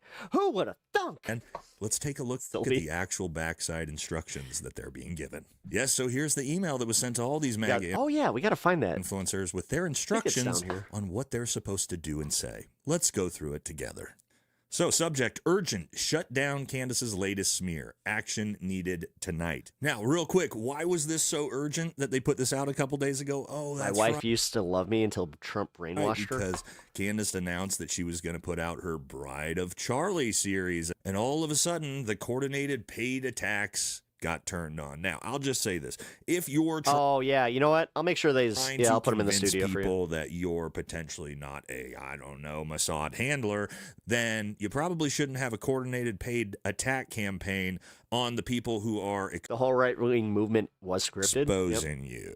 Doesn't look great. All right. Yeah, where's Taylor Lorenz exposing that, though? So here... honestly, that's what really pissed me off about the chorus thing, was the fact that she didn't do the equivalent reporting on how the right systematically just fucking gets in line, and they don't give a shit who's giving them the money. They want the money, they want the notes because they don't want to think for themselves. They just want to be told, this is the company line, toe it. Here's your check. Here we go. Let's get into the instructions. It says, this isn't journalism. It's pure evil, demonic slander against a widow still in mourning. 1 minute warning. Dragging Charlie's name and legacy through the mud for clicks and clout. We've seen her pattern before, but this time it's personal. We're it's not vicious. on Twitch, so I got to step off. Talking points. Use these verbatim or close variations.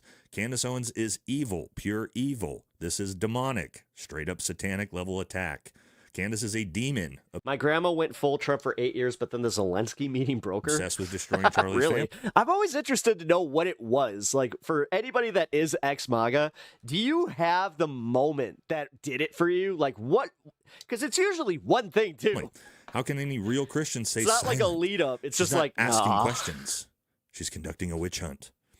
Action items. Do this now, all caps, before it trends further. Quote or reply to this key post exposing the trailer and calling out the language above. Share and quote. Macho Man call out. Give me 1 sec, Ken Schultz. Yeah. Uh-huh. And, yeah. Gotta go smoke now we're gonna take little bit of the devil's lettuce. Yeah. Make a little bit of a pact if you know what I'm saying. Look at this guy. He's leading the charge. Just big tough guy, Graham Allen. Post your own version if you have reach. Tag big accounts like Cat Turd, Gunther Eagleman, Wes Jordan, Joel Berry, etc. Oh, you mean like these people? Who'd we just talk about? Oh, Graham Allen, Cat Turd, Gunther Eagleman. Yeah, there it is.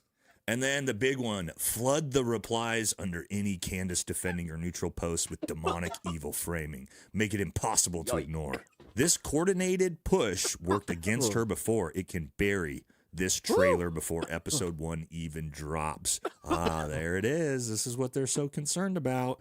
Don't let the discernment crowd spin this as brave truth-telling. It's exploitation of tragedy. If you're in, hit reply with in, and we'll loop you in on the next. I'm not a Democrat. I'm a leftist, and I can admit that his rescheduling of marijuana seemed all right until you realized that was for another business decision. Update for Charlie. To give one person or one company the monopoly on said industry, which is more and more common. For Erica, for the kids. For what's left of decency on our side, stay strong. See you, team. And then check this out. We actually have a breakdown list of all the MAGA influencers who posted between February 24th and 25th with the exact same messages for the most part. Okay, you got Cat Turd. Candace Owens is pure evil. She's a demon straight from the bowels of hell. Graham Allen, demonic attack. Evil. This evil has to be stopped. She's a demon. Gunther Eagleman, evil woman. Who da who? All right, fuck it. I'm going to where the chatters pure are. Evil. Evil. AF. Attacking children. Not okay. Wells Jordan. This is straight up pure evil. Pure evil. Demonic. Satanic. Bongino report. You demonic scum. Whoever this is. Clout-chasing demon. She's demonic. Candace is There's the link for my demonic documentary. YouTube. Laura Loomer. Candace Owens is an evil woman. Evil as Islam, of course. The Steve Deese show. Most wicked and satanic thing that's ever come online. Rubin report. Candace Owens is cruel, cunning, and evil. Ben Shapiro. Candace Owens is evil. So, wow, there you go. Dean Withers' debates have a decent amount of people ditching MAGA really recently. Organic, huh? Yeah. Wow, now it all starts to make a little bit more sense, doesn't it? Yeah, none of this is organic, none of it's been organic, and none of it's going to be organic. Yeah, remember all these clips? You go yourself, you demonic f***ing scum. Vile piece of human debris, Candace Owens has released a trailer for her new series attacking Erica. Vile. Wait a minute. I'm not going to let that one just slip. Vile piece of human debris. Kirk, the widow of Charlie Kirk. Candace Owens is a fucking evil scumbag. Oh. She is a degenerate cunt. There was. I have a horizontal, but you wanted to go where the chat was. Again, evil scumbag, demonic scum, human filth. It's almost like they've all been given the same exact things to say. And again, all of them are doing this as pre-attacks to Candace's new series. Oh, look here, another video on when Cat Turd became a voice, we lost the fucking plot. Candace's series.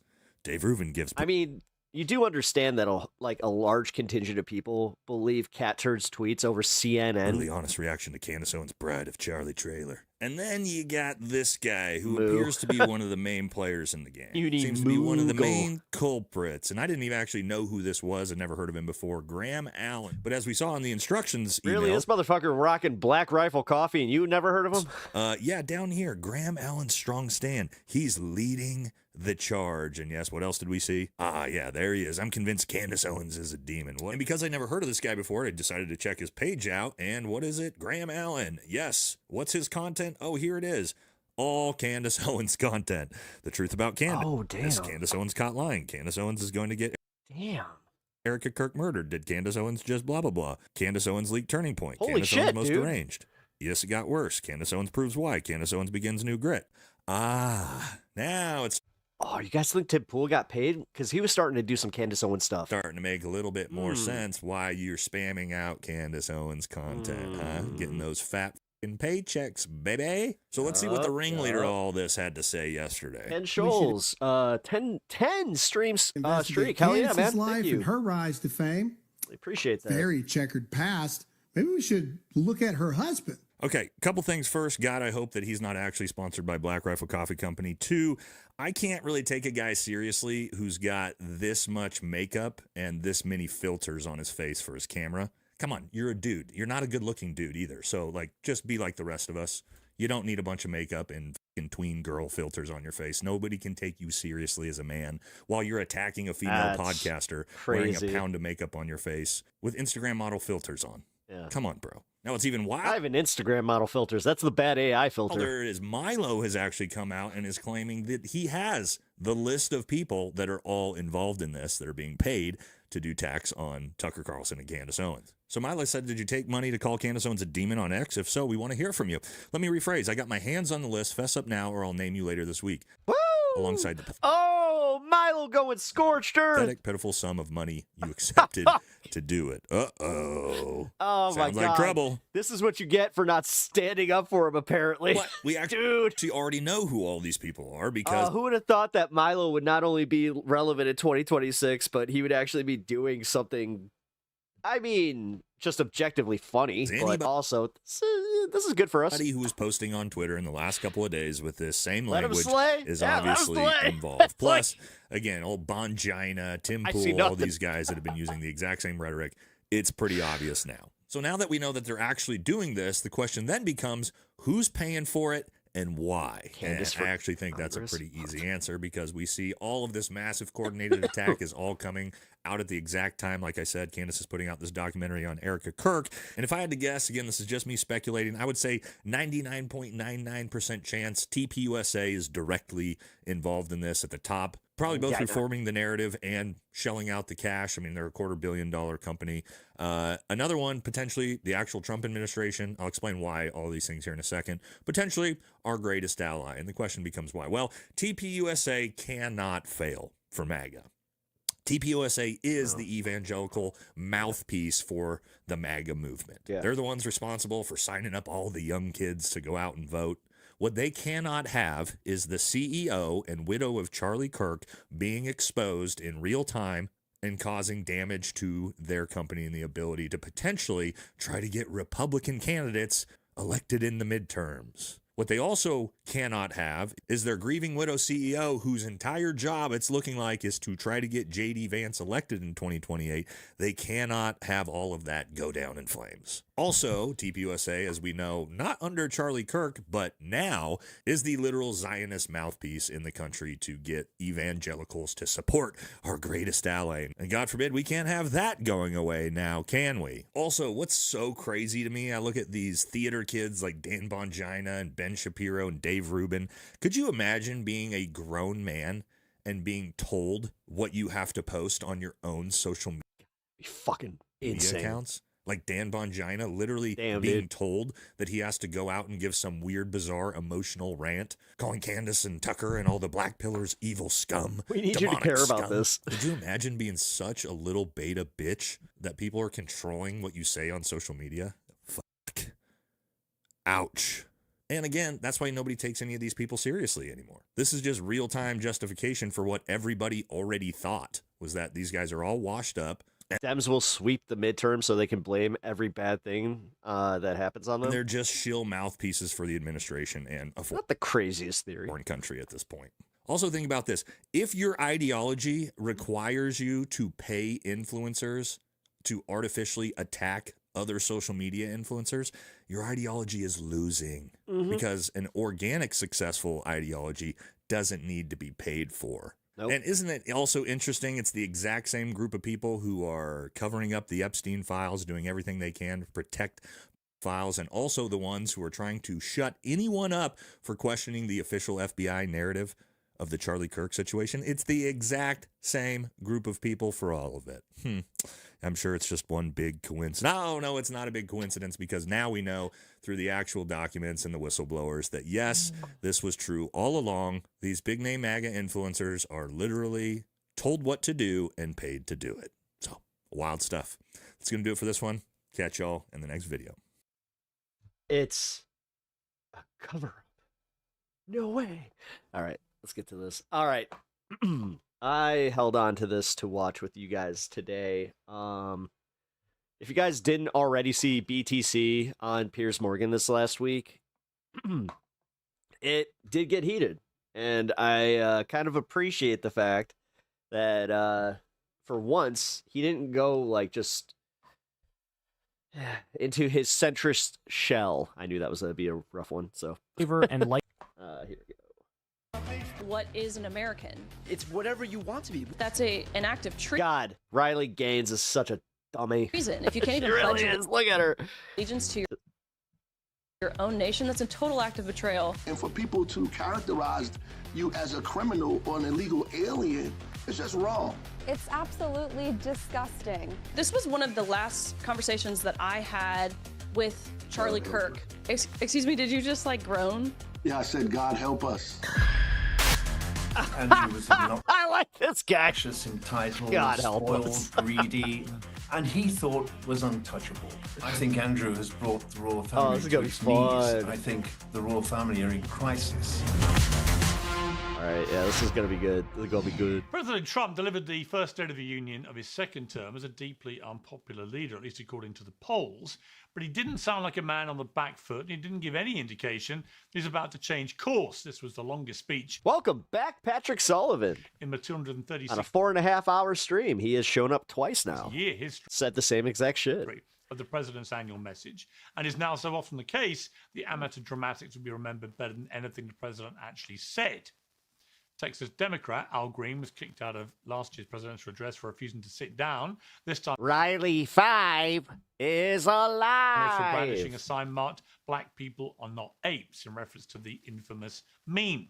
There were standing ovations for the heroic Riley U.S. 5. Olympic hockey team, for Charlie Kirk's widow, Oh my God. If she played on a hockey team, her number's 5. Erica, and for a Venezuelan prisoner. Do you think she just owns it? Reunited with his niece after Maduro's arrest. The only mention of the Epstein files, unsurprisingly, came from heckling Democrats, for whom the president had strong words. No state can be allowed to rip children from their parents' arms and transition them to a new gender against. I need to read the parents. my teleprompter. Hold on. Okay. Who would believe that we've been? Who would believe it? It's absolutely unbelievable. Unbelievable. And then we're going to go to the Mall of America, the greatest mall. All of us, we're going to have a shopping day. I promise America a shopping day. Although, you know, some of the Americans, they can't afford it because of Joe Biden's inflation. Crazy, crazy. Talking about this. We must ban it, and we must ban it immediately. Look, nobody stands up. These people are crazy. I'm telling you, they're crazy. Even that was fucking rehearsed. We're lucky these people are crazy. They're crazy, I tell you. we have a country with people like... That's where he goes a little New York. These people, I tell you, they're crazy. But you know what? The dentures only last so long. Like this, Democrats are destroying our country, but we've stopped it just in the nick of time, didn't we? And in a classic Trump trap, skillfully crafted for endless use in TV attack ads, the president did this. If you agree with this statement, then stand up and show your support. The first duty of the American government is to protect American citizens, not illegal aliens.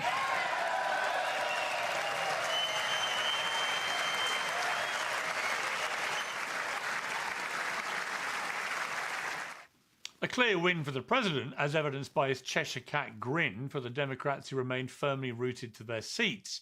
But he's unlikely to have won the day on the biggest issue for most voters as America heads to the midterms, which is, as so often, the economy. For all the fury over ICE and war in Iran, most voters really care about feeling a bit richer and a bit more comfortable. And at the moment, they simply don't. President Trump's big message is essentially that people don't realize how good they've got it and that everything is better than they think. Well, that was Joe Biden's message too, and we know how that worked out. Joining me to discuss all of this is Natalie Winters, co-host of Steve Bannon's War Room, Riley Gaines, host of The Riley Gaines Show, Brian Tyler Cohen, host of No Lie. She likes Charlie Kirk because she has the same face to head ratio. And Raz Barak. It's insane. The Democratic mayor of New York. Well, welcome to all of you. Natalie Winters, you know, a few things can be true at once. It was a pretty Why does she always look like she's reading a blank wall? Barnstorming speech by Trump for his base. If you like him, I think you really like the speech. I had a lot of people online who like Trump and support him, saying it's the greatest speech they've ever seen. Conversely, all those that hate Trump, it wouldn't have moved the needle at all. But with the midterm elections coming pretty soon now in November, you know, the economy remains the big, I think, Achilles heel, which is odd because it's in really good shape. Trust me, her makeup and her hair are doing a lot of heavy lifting. But the average American isn't feeling it. And if I was a Republican, it would be that really concerns me. She's thinking, oh, is that why I heard the fucking, like, the old, like the out of service fucking dial tone? If you know, you know. I know Liberty Bell knows, hey. Well, look. Liberty Bell. We talk of Liberty Bell, you know, ring, ring. Who's that? No, it's a phone company, Liberty Bell. I think this State of the Union address was certainly a mixed bag. I think from the... Or is it Ameritech? Hey, I'm from Chicago. I have Ameritech. State of the Union perspective, President Trump presented a... Hey, I'm calling with Liberty Bell over at your house with the Ameritech. Yes, I have Ameritech. But we all got America Online. Wonderful vision of America. He talked about the tax... You just hear... tax cuts, what they're doing on energy. I would have wanted to hear a little bit more about what they're doing to get spending down, both from a deficit and debt perspective. I think when you talk about affordability and stop fucking with the dog, the economy, the idea of what Doge was doing was something that really resonated with Americans on that messaging front. I mean, I know we've been hearing a lot about DHS, ICE agents, CBP funding. I'm glad that the Democrats have finally admitted. God, I'm just getting this vibe lately that she is doing this because she is under contract and she actually is afraid of her boss. I think that she's like, how much you want to bet that she genuinely did not think that like Steve Bannon was in the files? Like, I actually think that she thought her boss was a good dude at one point, but then she saw the evidences just like, oh my God, what am I doing? Clearly just don't care about a border that I guess they view themselves as representing illegal aliens. I think that's really powerful. I know President Trump talked a lot about immigration, but I think if you look at this address from sort of a state of the Republican Party, state of MAGA, I didn't hear the word mass deportation. Hey, a hater followed me. All right. I didn't hear the word China. I would have liked to have heard both of those, and I would have liked to have not seen the administration I think, continuing to make a mistake, which was going soft on the deportations, and I think quickly failing to link the issue of immigration, legal and illegal, to the affordability crisis. Brian Tyler Cohen, the moment that would really concern me as a Democrat, I think, in terms of something that could be used against the Democrats over the next few months up to the midterms, is the moment when Donald Trump asked the assembled gathering to recognize Anna Zarutska. Now, she obviously is the mother of the murdered Irina Zarutska, this young Ukrainian who was murdered in brutal fashion on a train in North Carolina last year. And this is how this played out. Set free to kill in America, came in through open borders. Mrs. Zarutska, tonight I promise you we will ensure justice for your magnificent daughter, Irina.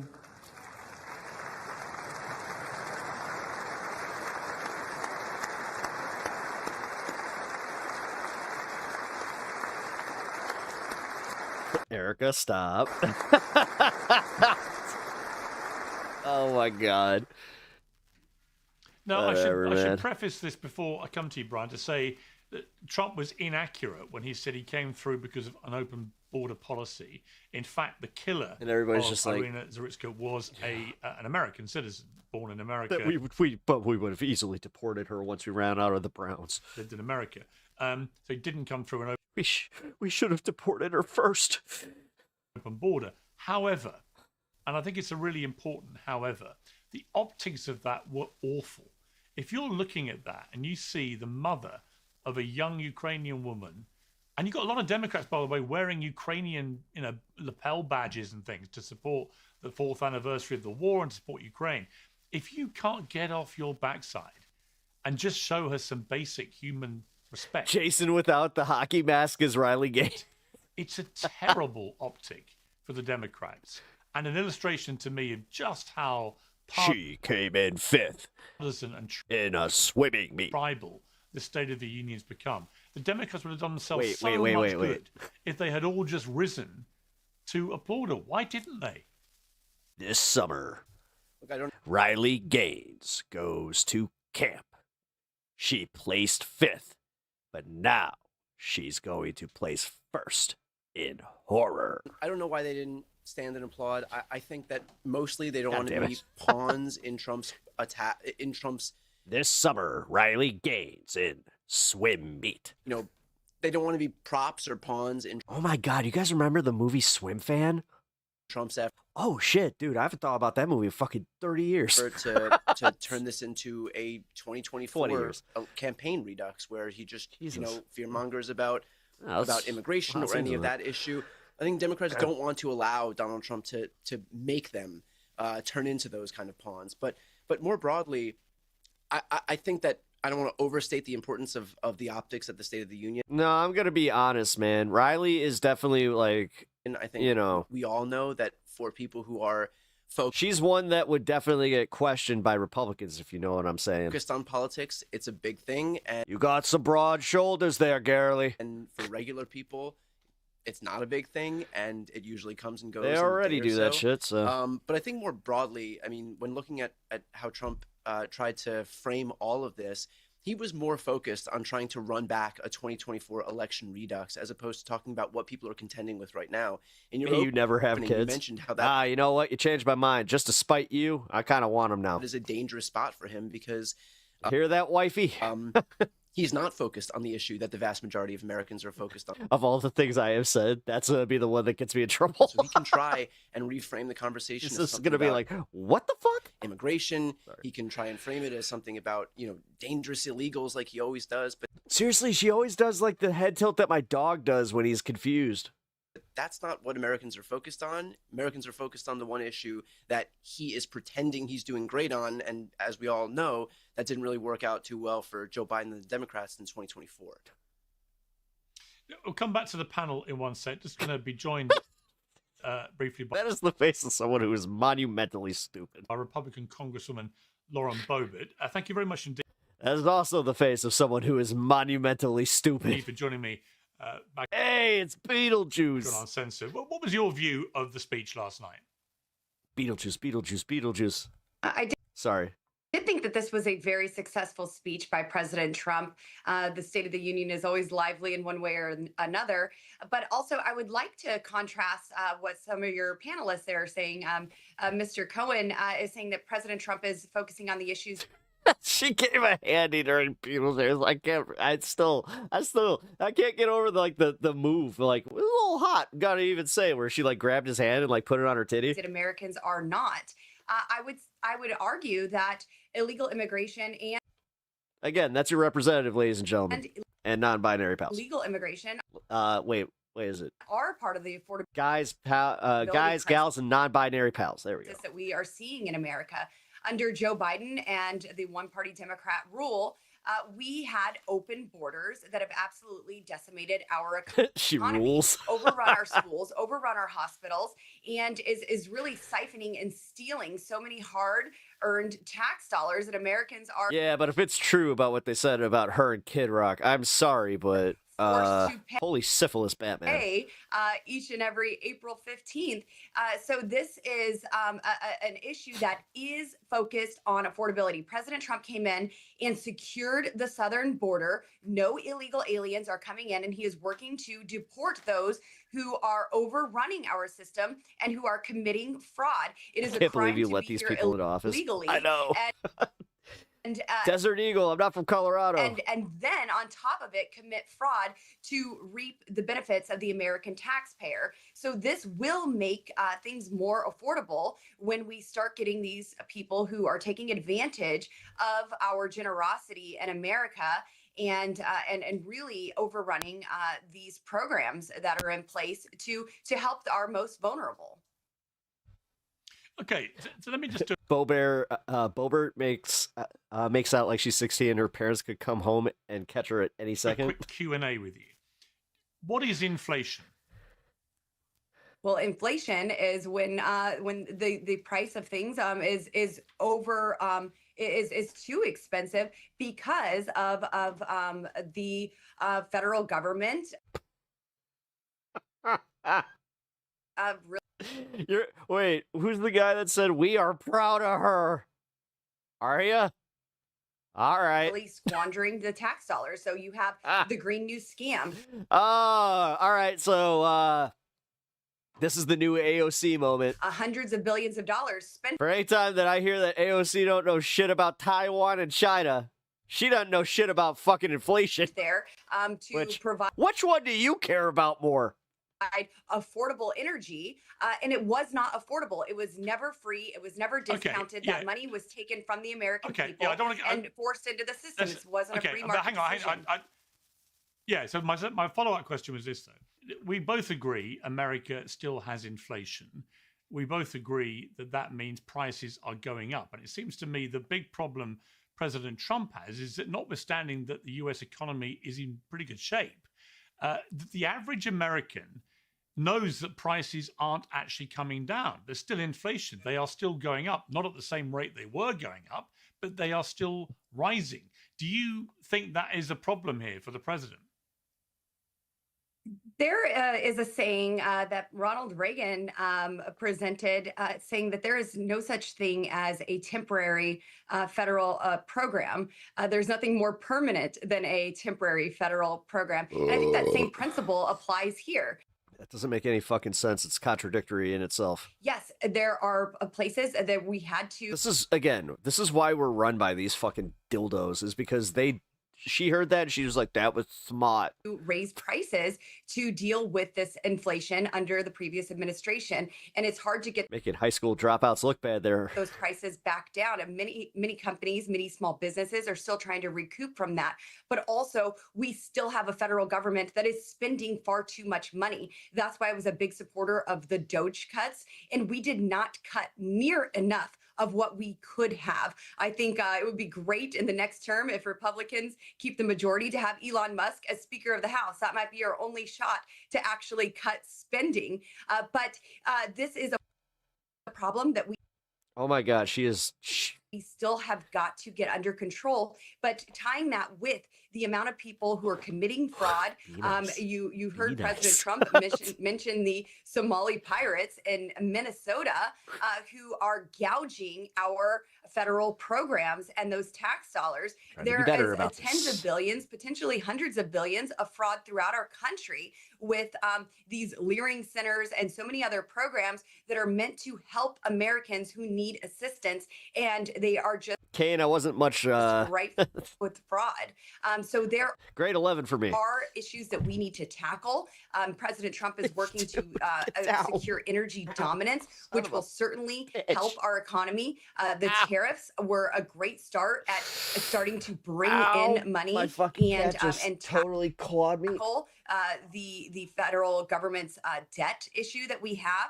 But this has always What the been hell a was that, priority for man? me to cut Ow. spending and to be a good steward of the American tax dollar. Yes, prices are still high, but also look at some of the states where prices are high. In Colorado, there are so many regulations and fees. Nick Shirley, a homeschooled Mormon, is driving political discourse. Yeah, I know. Fee is a tax. That's why I'll never let Republicans try and use my fucking school situation as like a gotcha. Citizens do not get to vote on, but it is forced upon them. And all of that makes it too expensive to live. We have multi-billion-dollar companies who are leaving Colorado and going to states where it's better to do business.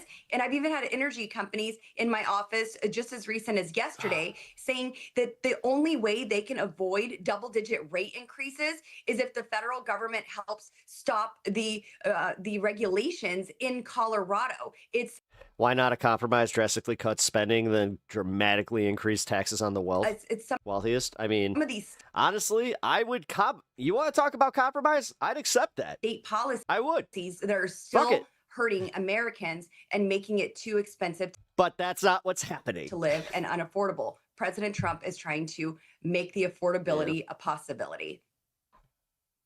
Just finally, Lauren Boebert, if you were advising President Trump about how to try and avoid what many people think is going to be an inevitable beating in the midterms and losing the House, probably not the Senate, but losing the House, Hassan would call her mentally impaired instead of the R as word. everybody knows in American politics, pretty much turns you into a lame duck president after. Honestly, I'm trying to get better about it, but man, What would that advice be?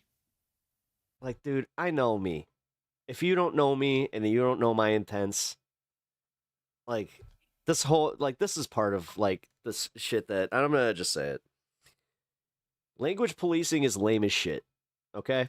It really is. Unless people are using it with, like, actual animus, and also, like, we also do know that there's, like, there's definitely the tiering list, but I President just gotta say, Trump man, needs to I don't know. continue doing what he's doing, but I would focus my remarks to the Speaker of the House. One comment got me where they were just like, oh, look, you used the R word, and then they saw my chat fucking roasting me for it. They were just like, see, this is exactly why you guys fucking suck. And it was just like, you know what? To the leader With that one, you ain't wrong. of the Senate, the Majority Leader, John Thune, and say we've got to start You said the R codifying word? I didn't even know what that. President Trump Yeah, I did. is putting out few from times the today. White House. If we do not codify those issues, Specifically when calling somebody either in chat or someone like her. if we do not end the standing filibuster and have the filibuster and have a what I standing and figured. speaking filibuster, then President Trump's term is over. I appreciate So that. we have got Thanks, DJS. to do our job in Congress, but also we have got to pass the SAVE Act. My brain wanted to say the Donald James X, and then my my mouth was just like, Democrats cheat. There's so much fraud in our elections. I believe that this last election was too big to rig, and I don't know if we're going to have that same enthusiasm now that we do have a secure southern border, now that the economy is starting to get better. There isn't that drive and motivation from average Americans to get out and vote because President Trump has had these successes. So I'm afraid of apathy. Thanks, Congress, for nothing. Liberty Bell, do you think that the filibuster should be abolished? Folks saying, well, it's not as important because that issue is gone and them not showing up. So we've got to pass the SAVE Act. We've got to do our job in Congress to codify and make law what President Trump is doing in his executive orders. And we have got to secure our elections so they cannot be rigged ever against one party. Lauren Boebert, I really appreciate you coming back on Uncensored. Thank you very much. Wait, government should be competitive in producing revenue for their social. Wait, then how? How's that paid for? Who's that paid for? I think so. Are you saying that the poor should pay for themselves? What? Dude, I have zero tolerance for people that suck the nuts of billionaires and blame the fucking poor for being poor. I have zero tolerance for that. Like, fuck you, man. You've never seen the opulence that these motherfuckers live in.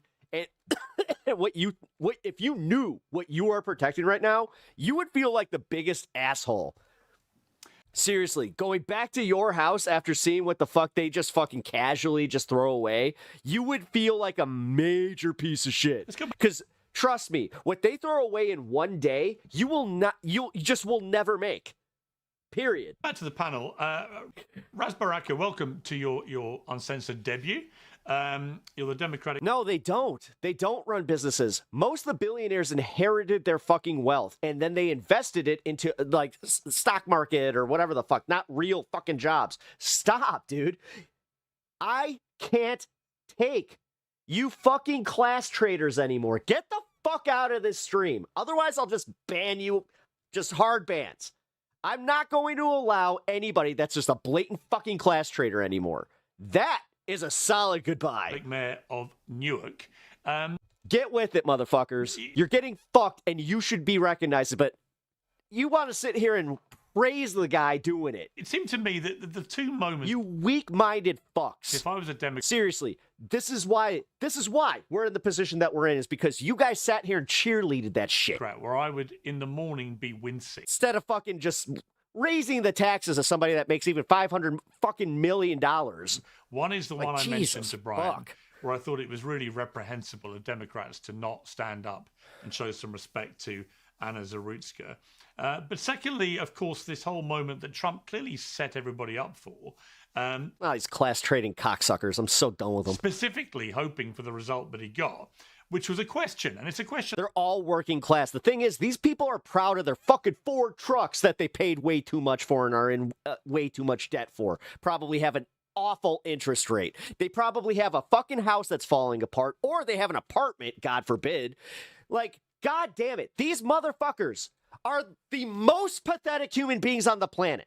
When they do not make and will never make this money, they think that they're going to go to the Quickie Mart or the Quick Stop or whatever the fuck and just be like, oh, can I get a scratchy? And it's just like, woo, baby, I just became a billionaire. Then they would get taxed on their $1 billion, even if they won the Mega Millions.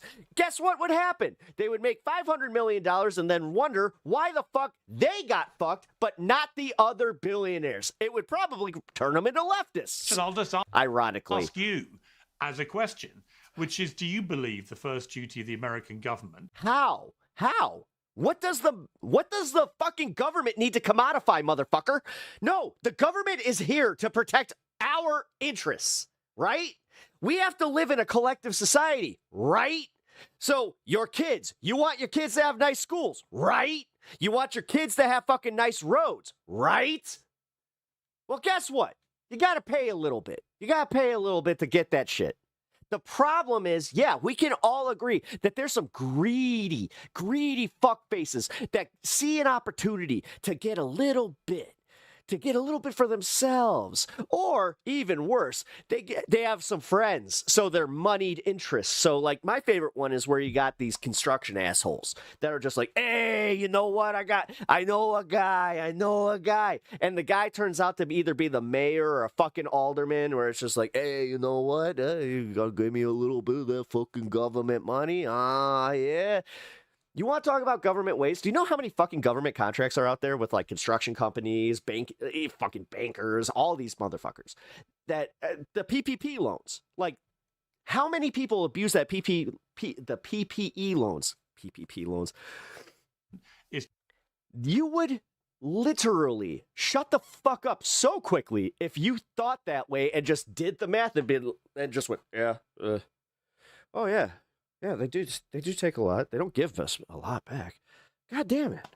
Oh, motherfucker. To protect American citizens, not It's so frustrating having to explain this shit to a fully grown adult. Yeah, I know. illegal aliens. I think the first... And again, I'm a high school dropout that took fucking one civics class. Duty of any elected official is to uphold the Constitution of the United States and uphold the Constitution of the state that They should find ways to be productive. What do you mean by productive, Kane? What do you say these vague words of they need to be productive? Okay. What? What's the product? What are they commodifying? What's the commodity that we're paying for that would make the government money? That's how businesses run, right? So what do they actually make the money on? That's what we swear to when we do our oath, when we are sworn in. You know, I think George Carlin said it very well. You don't need a grand conspiracy when money and interest converge. Yes. And any form of government at any level to uphold the Constitution. War. Yeah, there you go. And the Constitution clearly defines how our behavior is and how we should act, and who's protected. And everybody's protected based on our Constitution. No, actually, that the Army didn't do shit with that. That was our Constitution. On the 14th Amendment. No, I know that like people love to overemphasize how much soldiers have actually protected us. We haven't won a war since World War II. Sit down. Of the Constitution, based on the Fourth Amendment. We're not this fucking great military power that you think we are. Based on many amendments, is very. If we were, how did the Viet Cong just straight up beat us and just keep us there? Oh, that's right. The money interests wanted to do it so they could try to get some fucking more money from Cambodia and China. Ah, right. Very clear. Oh, would we win? 60 grit. Remind me what we won. Who should be protected, and that's everyone who steps foot on the soil of our country. It's clear. Well, that's not with respect. With respect, everybody. Mr. Mayor, with respect, that's not answering my question. The question is actually very straightforward. It's a very straightforward but do you believe answer. Okay, but I said no. No, 60 grit. I said no. The actual question. You bot motherfucker. Question is, do you believe the first duty? No, the military did not really make sure that I have my freedoms. The American government is to protect. They made sure to use you as cannon fodder to protect moneyed interests that needed to get that fucking their commodification, built up. Blackwater. Protect American citizens, not illegal aliens. Private contractors from the fucking Iraq-Afghanistan war. It's not a difficult question. It's not difficult. I just don't agree with the context. So you're not going to force me into that context. First, I don't believe that people are illegal aliens. I think that all people are human beings, and as a matter of fact, being what if you're in the country illegally? Being undocumented in America is a civil offense. It's not a criminal offense. I agree with that. I'm sure the children that they're arresting are not selling fentanyl, are not head of cartels, or any of that matter. So it's silly to even have that discussion. But ultimately, it's a show and a circus, and we're living in a content. You asked me what is our primary duty, and I said my primary duty as an elected official is to uphold. No, this is how frustrating it was to have a friend that still believed wrestling was real, way past when they should. The Constitution of the United States, like well past the break of kayfabe. Should we protect? Or for those who aren't into wrestling, somebody who was into Santa Claus until they were 12. Residents and citizens of this country, absolutely. No one would agree with that. But to break it down and make it divisive in such a way that there's some people that should be protected and some people that should not, is just wrong. And that's not what the Constitution states. And when I was sworn... You can't even... Freedom of speech? Freedom of speech? It says clearly that I should uphold the Constitution of the United States and the Constitution of the state of New Jersey. Is that their new way of programming bots, where they're just like, okay, they're going to misspell a few words, and people will think they're real because we have to have a layer of believability, so they have to think that we're stupid. People who are in the country illegally can't make them spell right. Are there illegally? There are people. Man, there's a layer there that I think is real. People in this country whose status have been taken away. And the interesting thing is when everybody comes into the United States, they don't come into the United States as a citizen. No one comes in as a citizen. Not in the history of this country. You don't become a citizen, then enter the United States. That's not how it works. Oh, what was the song? You come here first and then apply for citizenship and go through. Down. Wait, where do they go? Process. I'm going down the river, gonna eat myself some peaches. Usually takes. Where are they going? Unfortunately, a very, very, very long time. You know what I'm talking about? Presidents of the United States? What's that song? Because we do not have a streamlined process a unified and uniform process here in this country. And which means that anybody that is going through that process could be deemed at any point violating some kind of policy, some kind of law, and be detained, whether you're 25, 35, 55, 65, or 10 in this country, which is incorrect. And for people to characterize you as a criminal or an illegal alien is just wrong. Oh, yeah. I'm Sure, moving to the country, gonna eat a lot of peaches. Our ancestors and the ancestors of the folks who came before you, who came from countries in Eastern Europe and Western parts of Europe and Southern Europe, who showed up here on the shores through Ellis Island and went through the process to become citizens, if they were stopped in the middle of that process, in the middle of their hearing, and arrested and dragged through the streets and thrown out of the country and deported, people would think that that was wrong then, and I think... Months ago, I would have talked shit and scrolled. I recently woke up. I'm a Christian conservative who has the scales removed from my eyes. This is a new experience for me. It's wrong now. Liberty Bell, I appreciate that. We may not agree on politics, but I always appreciate somebody actually taking a chance and, being here, listening, not getting all enraged. Okay, Riley Gaines. I smell sexy. Your response to that? Yeah, well, I guess just to provide a little color to that, my husband is a legal immigrant. He came to the United States from England back in 2018. He did everything the right way. I would describe my a banger. husband, I mean, I guess fully Brit, although now has his green card in the process for citizenship. Get him out! Get them out! Green card holders, they're not legal. They're not legal. Under the mentality of ICE and the idiots that support them. I would just describe him as more American than a lot of Riley, I hope you could swim all the way to the UK. of Americans who are currently citizens. He loves this country. He understands the freedoms that we have. You're no longer a Republican and you no longer support Trump. He sees the trajectory of England, quite frankly. He is so grateful to be here. To your point, I have a friend like that. do think our legal immigration system certainly needs reform. I think that She just left the church and it was a bad breakup too, process man. needs to be sped up. Realized that it's all about the patriarchy. They tried to convince her that her, husband wasn't beating her, that he was hitting her with fists of love. Up and made more efficient. But my husband, he respects ICE officers. And President Trump, the address that we heard last night, you have to acknowledge the things that he said are the things that he campaigned on. It's the things that we voted for. So in talking about mass deportations or closing down the border, 77 million Americans turned out to the polls in November of 2024. That's what we voted for. So to see an entire political party, I mean, in terms of elected representation and even how the mainstream media presents itself. I'm not begging. Who is totally unwilling to concede in any form or fashion to the point where they're not even able to say This is part of the American healthcare system there, bud. that their main priority is to protect Americans.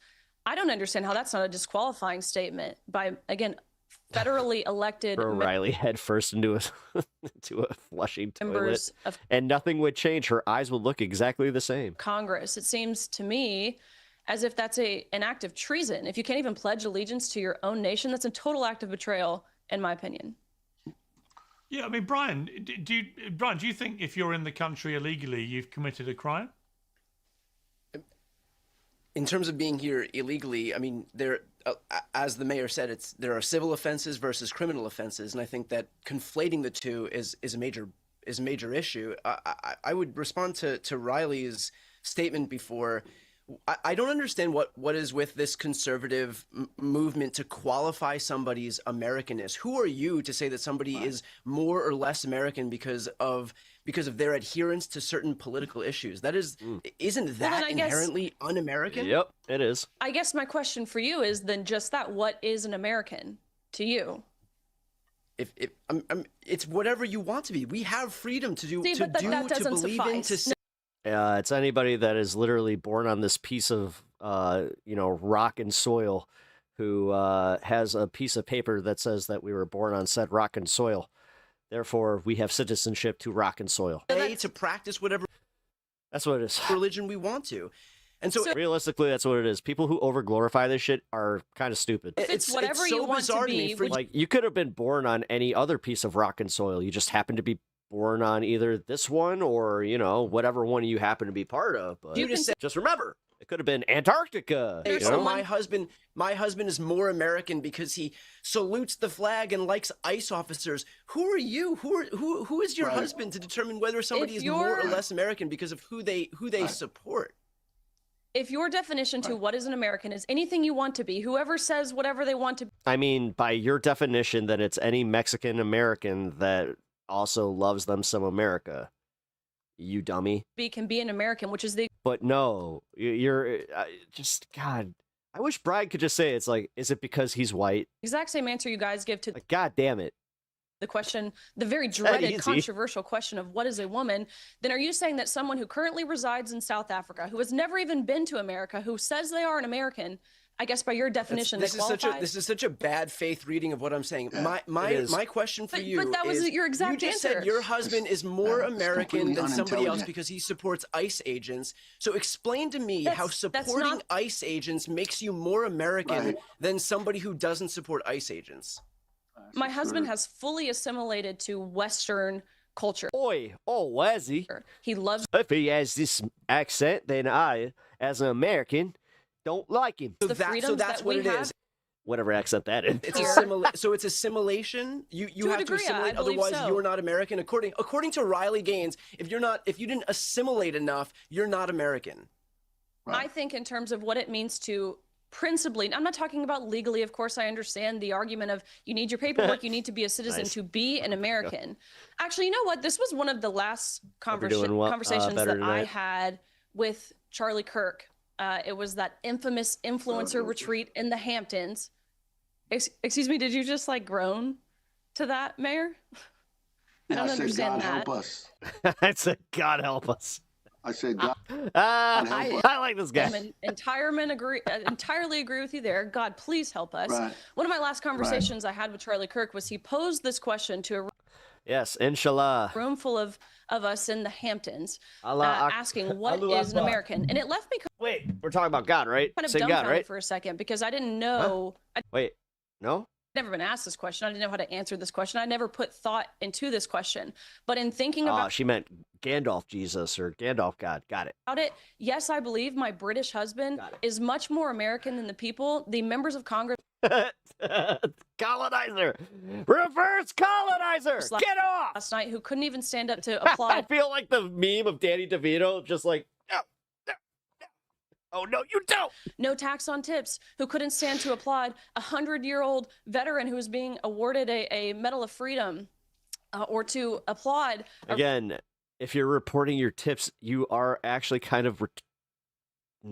Rina I caught myself. Zarutska after being brutally and So horrifically the and good thing graphically about murdered. being an American is that you get to choose what it is that you believe your ideas. You could be a Democrat or Kind a of like you Republican. get to have the choose freedom what of it means to speech, be a the freedom woman, to right? assemble, Right. a symbol, the freedom of religion. You can choose these things. You don't have to stand on one side or the other to be an American. People who I agree with that. refuse, that's called democracy. And people who are against Agreed. democracy, in my mind, are anti-American. And what you're saying and what has been going on Yeah, is she doesn't understand that. anti-democratic, and so it's anti-American in my estimation.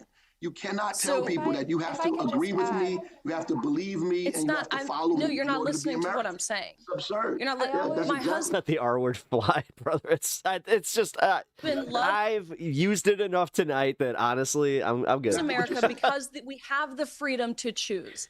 He loves that we have the freedom Time to and our place, religion. that wasn't we it. have the That's freedom not what to you press. said. We have the free. No, it is exactly what I said. If you would listen, I said my husband loves the freedom. Riley, look, let me just jump in. Dumb brickhead. Riley, I would say that in relation to him assimilating to Western culture, just to remind viewers, Britain is part of Western culture, obviously, so the assimilation is not There's a enormously shift. difficult because he's British. Entirely agreed. But I agree. We Piers, are but a there has Western been a culture. total I don't shift feel like. I in don't feel England when and I go to London America specifically. that I'm part of. I'm entering some vastly different, cavernous new culture. Assalamu alaikum. Natalie, let me bring you in here. This whole debate about whether people who are in the country illegally are breaking the law. I mean, it is a crime. I'm surprised to see a mayor of a major city trying If you guys to didn't see the chat, I'm not going to read it, but suggest that it's not a criminal offence to be in the country. It's not a criminal offense. It's not my suggestion. It's actually the law. The law. And might I just add, Mr. Mayor, that if your paramount value that you care about is promoting and supporting democracy in the United States, a lot of these illegal aliens that you're importing into this country, the Democratic Party did for the last, I don't know, decades, what, 10 million plus under Joe Biden, aren't exactly coming from countries that even have democracies, let alone some of them. Well, British, yeah. I mean, I don't know. The UK should just like be taken over by India at this point. You know, reparations. They aren't even countries. They're failed states. Enter places like Somalia. I think. Hell, give us Scotland. We all know what happened. You know what? No, I want our peace too. In Minnesota, I've never heard a more verbose and rambling answer to what should be probably the most simple thing that you could answer. That your primary duty is to defend American citizens. I've also never heard Democrats uncritically bring up, I don't know, the Constitution. I thought you guys hated that document. Right. But here's the issue, and here's what I would say, Pierce. What? Here's how I would reframe this entire discussion.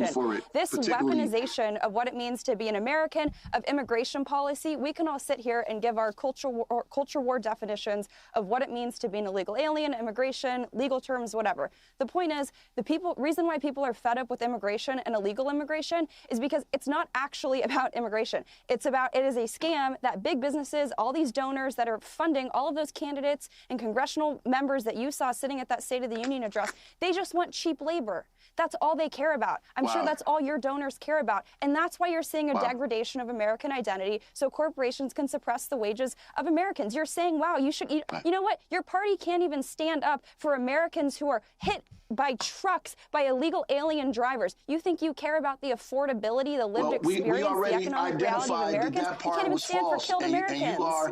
You are repeating a false statement. No, there's an illegal alien truck driver that hit a 5-year-old girl. An illegal alien hit a 5-year-old girl who was president of the State of the Union. I could sit here for hours and give you the name of Americans who've been killed by illegal aliens. But yeah, and I can give you a list that would literally take all day of just, you know, Whitey McWhite-whites doing the same shit.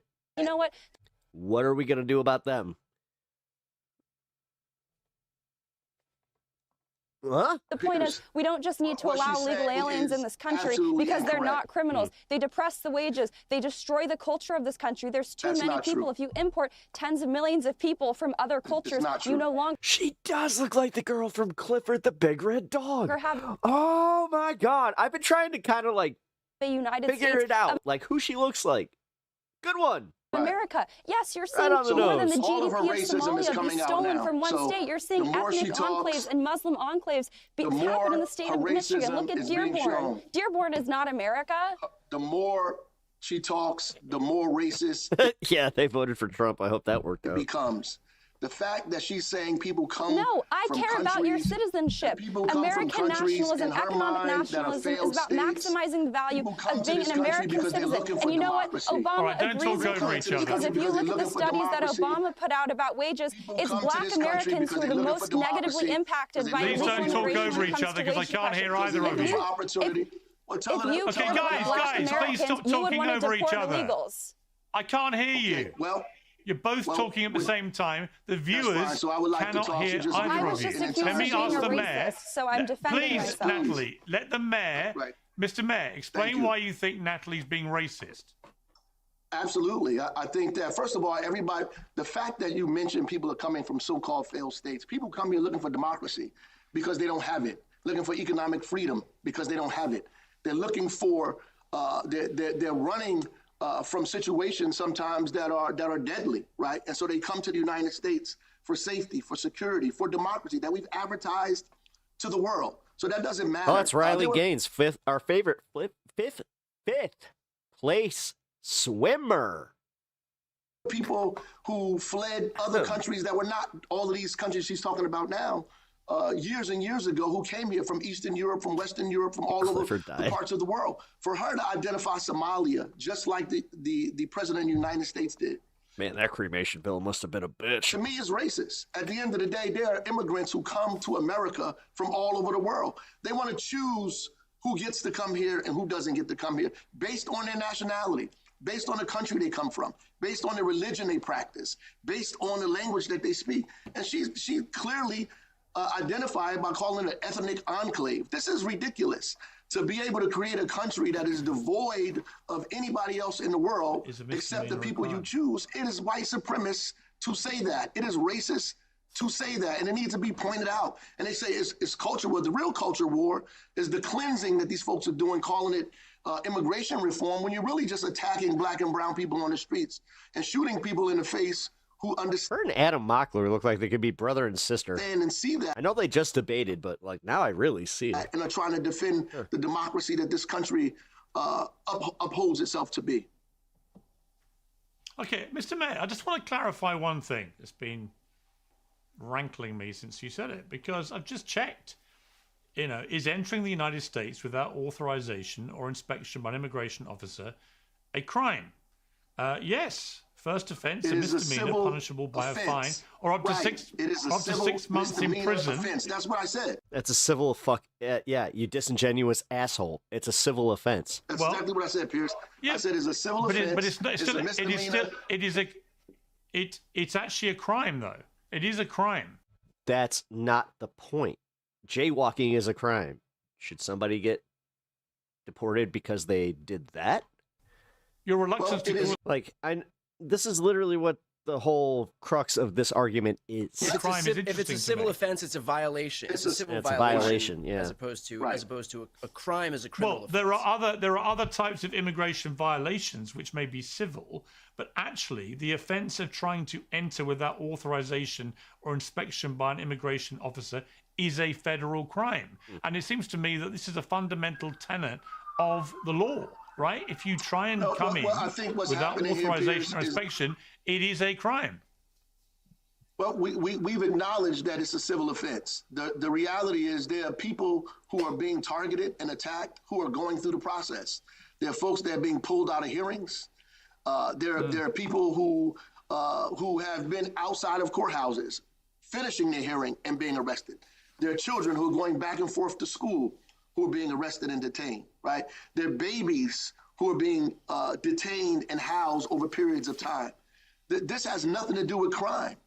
In fact, as a mayor of a city, I can tell you clearly that if we solved for the immigrants in our city, our crime numbers would be extremely lower than they are now because most of the crime in our city are not created by immigrants. It's just not. In fact, they are more likely to be the victims of crime than they are the perpetrators of crime.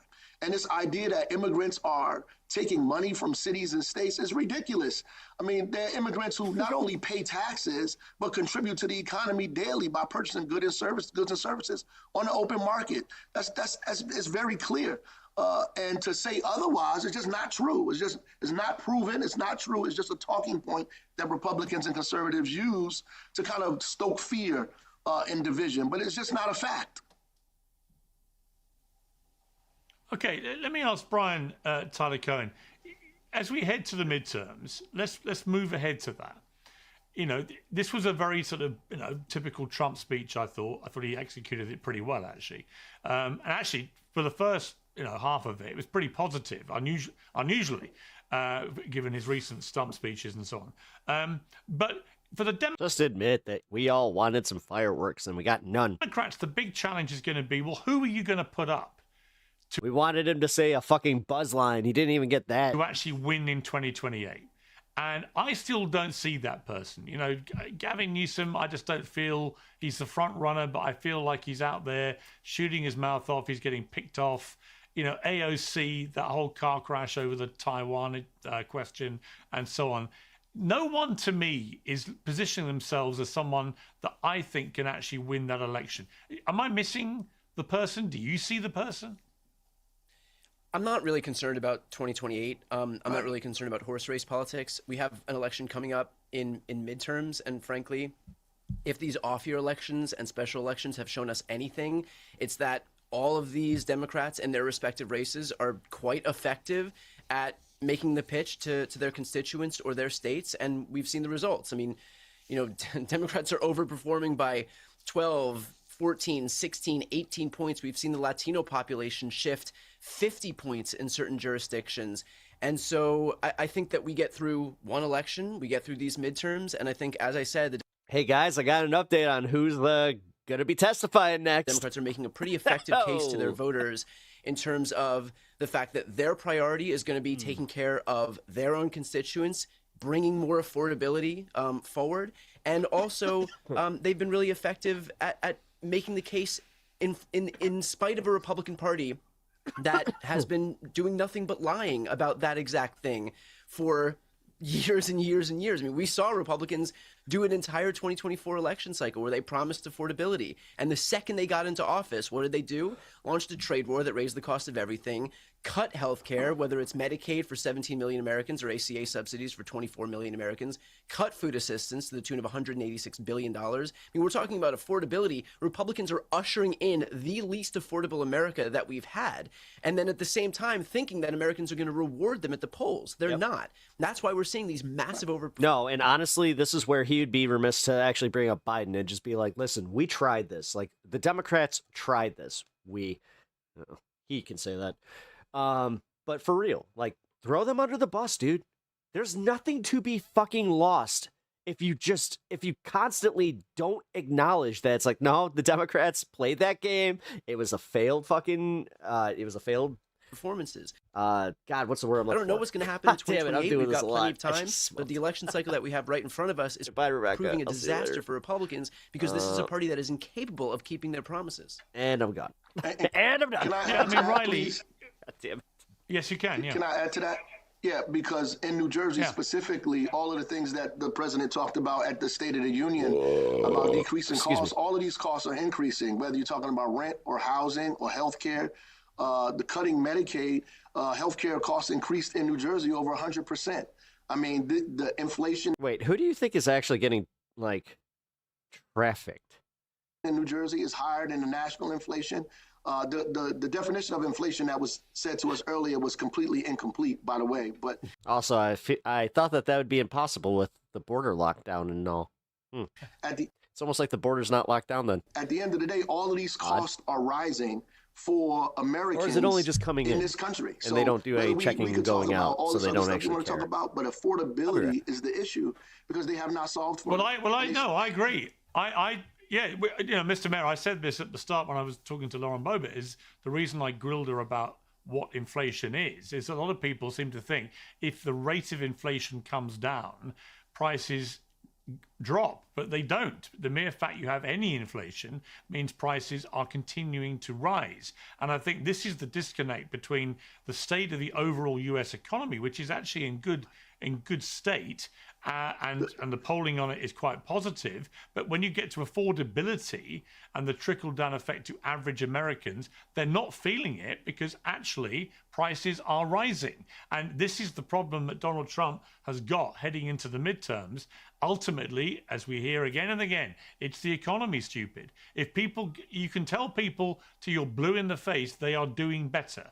If they are not feeling it, and in fact they're feeling the opposite because actually inflation still exists, I think it's a real problem for him. And the problem for the Republicans, and I'll come to you, Riley, with the same kind of question I put to Brian, but for the Republicans, is what follows Trump. Let's go forward to November, the midterms. Let's hypothetically assume the Republicans get a kicking, which is highly likely historically. Then Trump becomes, as every president would in that position of any Republican or Democrat, a lame duck president. If you lost power of the House, for example, your ability to do stuff is massively reduced. And then the scramble becomes, well, who follows this unbelievably dominant character in American politics and particularly Republican politics? And you look at J.D. Vance, look at Marco Rubio, you look at maybe one of the Trump children, whatever.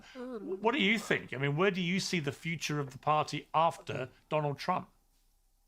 Well, in terms of President Trump being a lame duck president, to be totally honest with you, I think he kind of has been the past year. That's not to take away from some of his executive orders and things that he has done out of his office, which are fantastic. But the reality is there's not a lot of longevity there. Let's say someone like Gavin Newsom gets in the Oval Office in 3 years' time, then those executive orders are overturned just as quickly as they were instated. We have not seen Congress move or act to codify those executive orders. So I believe he's, in a sense, been a bit of a lame duck president as it stands. Again, not to take away from the accomplishments. why haven't they? Accomplishments and the victories and the wins and the success. Is it always the Democrats' fault? It's almost like they could do a bunch of shit with simple majorities, but why don't they? That we have seen. In terms of the future, I think Vice President J.D. Vance has done a fantastic job. What do you think of presidential terms being considerably longer than 48 years? Yeah, that's a big nope from me, son. Of keeping himself composed and very presidential. Even watching him behind the president last night. What's the current Democratic policy message? Fuck the left. I thought it was a very good visual. I'm not even kidding, Jay. Been to several state of the. They would rather fight with the far left, or not even the far left, because that would be insinuating like, you know, the communist side of like the left has way more you know, sway than it actually does. But realistically, DSA and like people who kind of, you know, are pivoting from being liberal to a little bit more left, it's growing, man. So the new message is just, let's take care of the working class. And we need to do that by taxing the shit out of these rich motherfuckers who offshore so much of their wealth. Union. Like, you understand that just even in investing, they don't even put it in the stock market. They fucking offshore this stuff. So we don't get anything from it. They're not paying taxes on it. It just, they make the money, it disappears. It's not like they're, and trust me, the economy would not be in this fucking state if they were actually spending it on the working class. If they were doing, like, this whole myth that, we wouldn't have jobs if we taxed the billionaires. Bullshit. Or even President Trump's joint address to Congress. Withhold your labor and watch how fast that fucking fallacy falls apart. Last February. And I can think back to the time when you have Nancy Pelosi back there ripping the paper. We didn't see that The Democratic Party scares me because of how feckless they are and how they're not willing to fight and how they just listen to their special interests. Which are all bought and paid for by the same motherfuckers that are just getting all the handouts from Trump. The visual standpoint. That's why everybody is perfectly fine with what is happening. Of watching President Trump in his speech last night. So I love. Realistically, the people that are genuinely pissed are people like me, where I'm working class. I see the injustice in the system. I see the injustice in how we're treating the Epstein stuff. I just see what we have done. We have glorified these fucking people into God status when they don't deserve a single bit of it. Pay your fucking taxes. The idea of give us more money. Lower our taxes. Let us keep more and let us have health care and leave us the fuck alone. Seeing Vice President Vance as the president in 2028, but we'll see. I think, as you said, Marco Rubio has done a fantastic. Yeah, that's why China's doing a lot better than us right now. Job positioning. I know. You got your fucking American flag shoved so far up your ass that you need to fucking kind of do a little twist out, you know, and like, I know that the white is going to be brown after you do so, but you need to pull it out, because honestly, you need to understand that having a nationalistic like feeling, that's all it is the fifis. Himself. Dude, we're losing hard. America is losing a lot of sway with it in the world, you know, like this community that we used to like be the top of, but now we're not.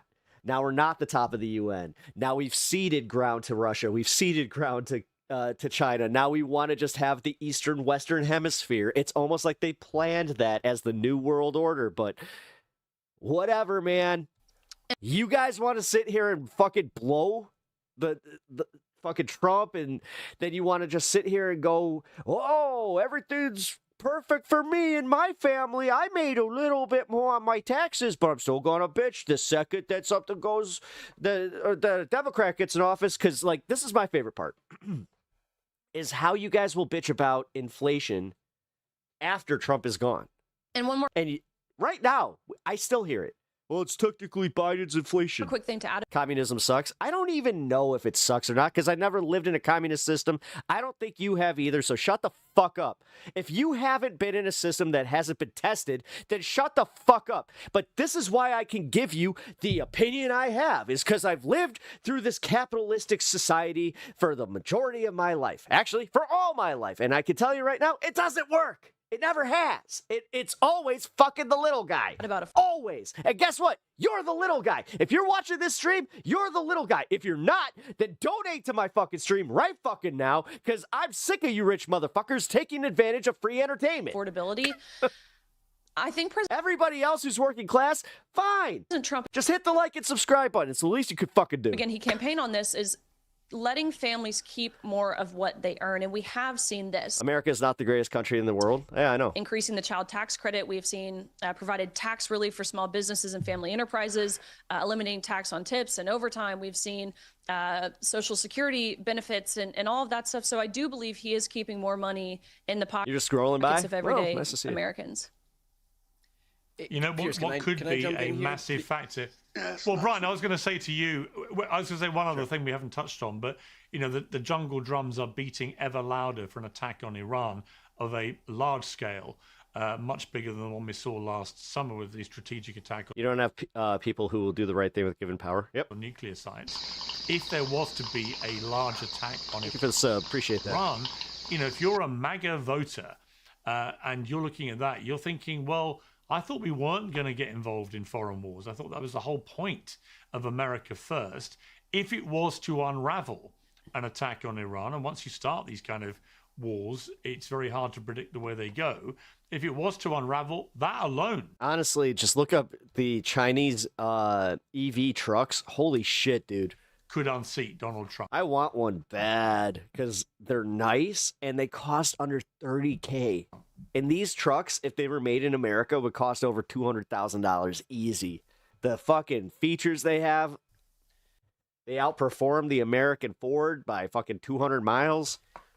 If I know some of these Republicans, including, I'm sure, my fellow co-panelists here away from Donald Trump, the fact that he went into Venezuela so that he could heap oil, so that he could heap oil onto American oil companies in a George W. Bush redux, that didn't push these Republicans away. Saber-rattling against Panama and Colombia. Hey, Greg, I don't give a fuck. And any other country. I genuinely don't give a fuck. Why do you all of a sudden give a fuck about what's happening in Iran?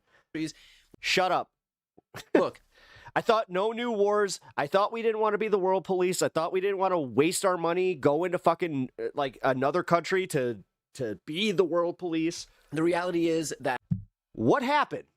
What happened? Why Ukraine bad, but Iran good? Greg, answer that now.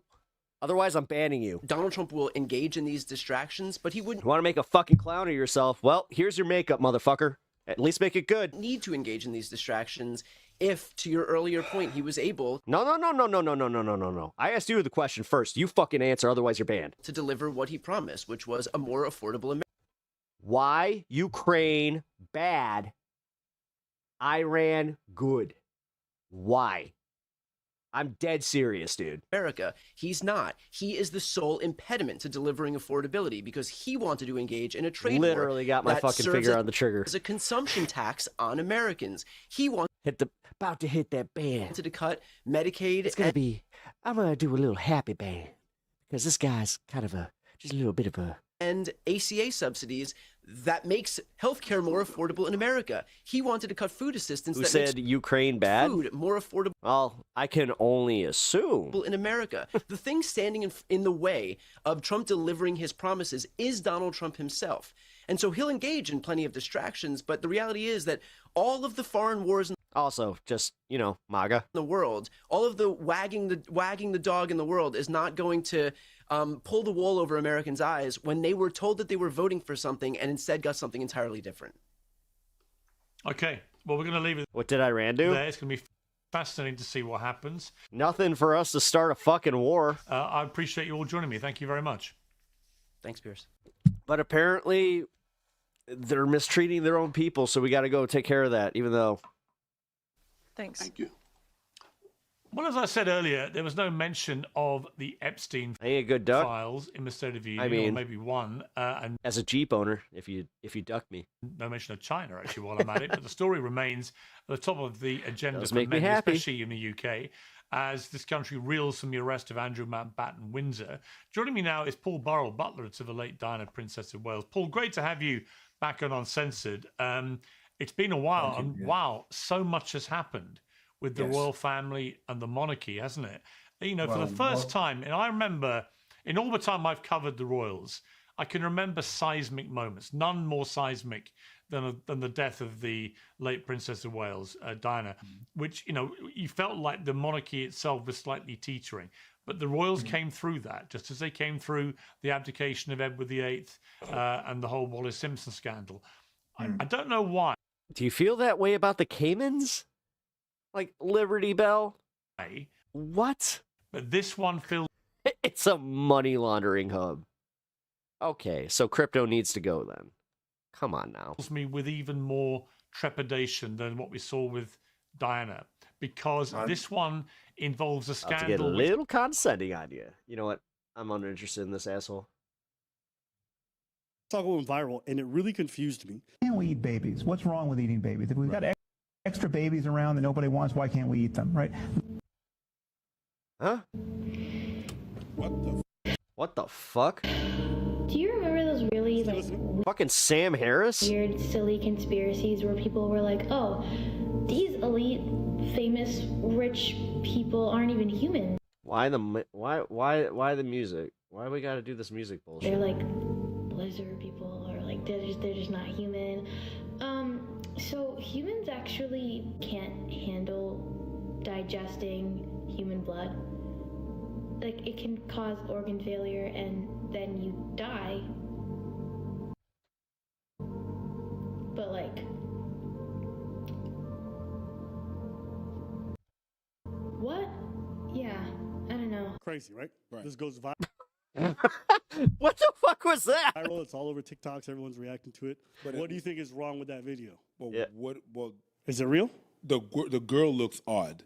The girl looks odd. Yeah. Okay. One, she looks odd. That's just her head.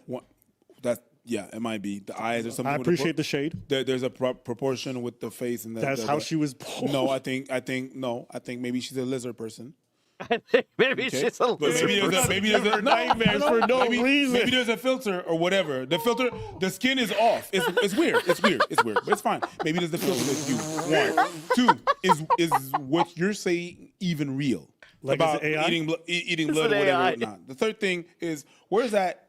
What she's talking about? Is it where is it from? Okay, so that is her real head that you called a lizard, and I can tell you that this is not an AI video. That is her real head that you called a lizard. So that's Sam Harris that she's talking about being an elite who with Cenk Uygur eats babies or whatever, and they're all fucking weird. This is the video that went viral, so I'm gonna just play. All right, is there additional context to it though? Because if it's just the clip, yay! Welcome to 2026, where everything sucks and nothing is honest. It's part of a long debate that they had between Sam Harris and Cenk Uygur a long time ago. Right. Much of my discussions have not to do with policy, but have been an effort to get at ethical bedrock. I mean, I write and think as a philosopher, and in the context of having a philosophical discussion about ethics and right and wrong, you can say many things that seem crazy outside of a philosophy seminar, but in a philosophy seminar are totally legitimate. So in a philosophy seminar, you could say, why can't we eat babies? What's wrong with eating babies? If we've got extra babies... I see what... I mean, I'm not even trying to stand up for Sam Harris on this one, but now, yeah, the context does make that a little less outrageous. Around that nobody wants, why can't we eat them, right? That is a Now, should we have a broader conversation about why he would think that, again, why is that collective consciousness going there? Insane thing to say in the world, seemingly. That's the kind of thing that, if quoted out of context, if Glenn Greenwald decides to tweet, Sam Harris. What are the odds? What are the odds that this? I'm going to keep going. What are the odds that he would? You can't figure out why we can't eat babies, right? It makes me look like an asshole. But the reality is that if you're talking about, if you're trying to get to the bedrock about the ethics of good and evil and the use of force, if you're trying to then starting the conversation with why can't we eat babies? Give me an ethical argument about why this is really, really wrong. Why our intuitions of its wrongness can be conserved. This is one of those moments where it's like you can be too smart to not recognize how stupid you are. That is a totally legitimate thing to do, and there's not a philosopher on earth. God damn it! Sometimes I hate who would think you were a weirdo for having that conversation. So he spends a lot of time talking. I don't know. Sometimes, I don't want to say intellectuals because that's too broad, but man, some of these philosopher type assholes, they really talking about the ethics involved with a lot of different things that are difficult questions to answer. And it's about really pushing ideas to their limit to really understand our ethical and where our values really lie and why they are concrete, not just for the reasons that we innately believe in them, but there's actual like a logical train of thought that you can kind of lead through these things. So that's all this conversation was about. And he's cognizant of the fact that it's a weird sentence, but he's explaining it why it's valid in this context of philosophy and trying to understand things. People clipped it the same way he said it would, except it wasn't Glenn Beck or some other Fox News host. It was randoms on TikTok. Maybe it was a right-wing thing that I don't know. But I can just tell you that when I saw this go viral, I immediately, having never seen this interview, knew it was taken out of context. Because I've watched enough Sam Harris clips to know, generally, that's what I was like, what? Fairly ethical about it. You wouldn't just say that. He does think things through. There's no way he's actually... Do I agree with the guy? No. But yeah, he's... advocating yeah. for eating babies. I just think it's interesting that this lady did the time to do her little stitch, do her little weird faux fake outrage, never took a second to go, what is that short 5-second clip? Oh, thank God. From? And I only say that because it is a crazy sentence. It looks horrible out of context. But it's almost so crazy, it would behoove you to just Google it. Where did this come from? What was the context? Before you stick someone on this thing and make them sound like some kind of giant pedo who's on an island eating babies. But people don't mind that. They will take a 5-second clip, run a stitch, and then have a bunch of people thinking this man is a cannibal and he enjoys humans with zero meat on them.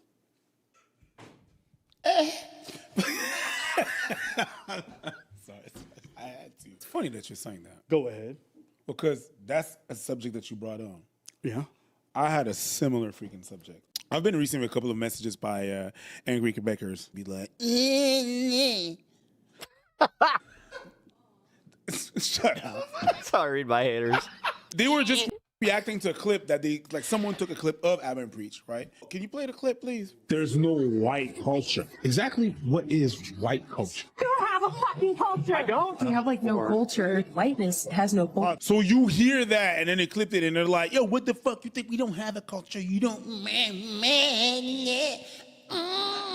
This segment, I'm saying that white people got no culture, is taken off a video that we did, obviously. Today's topic, do white people have culture?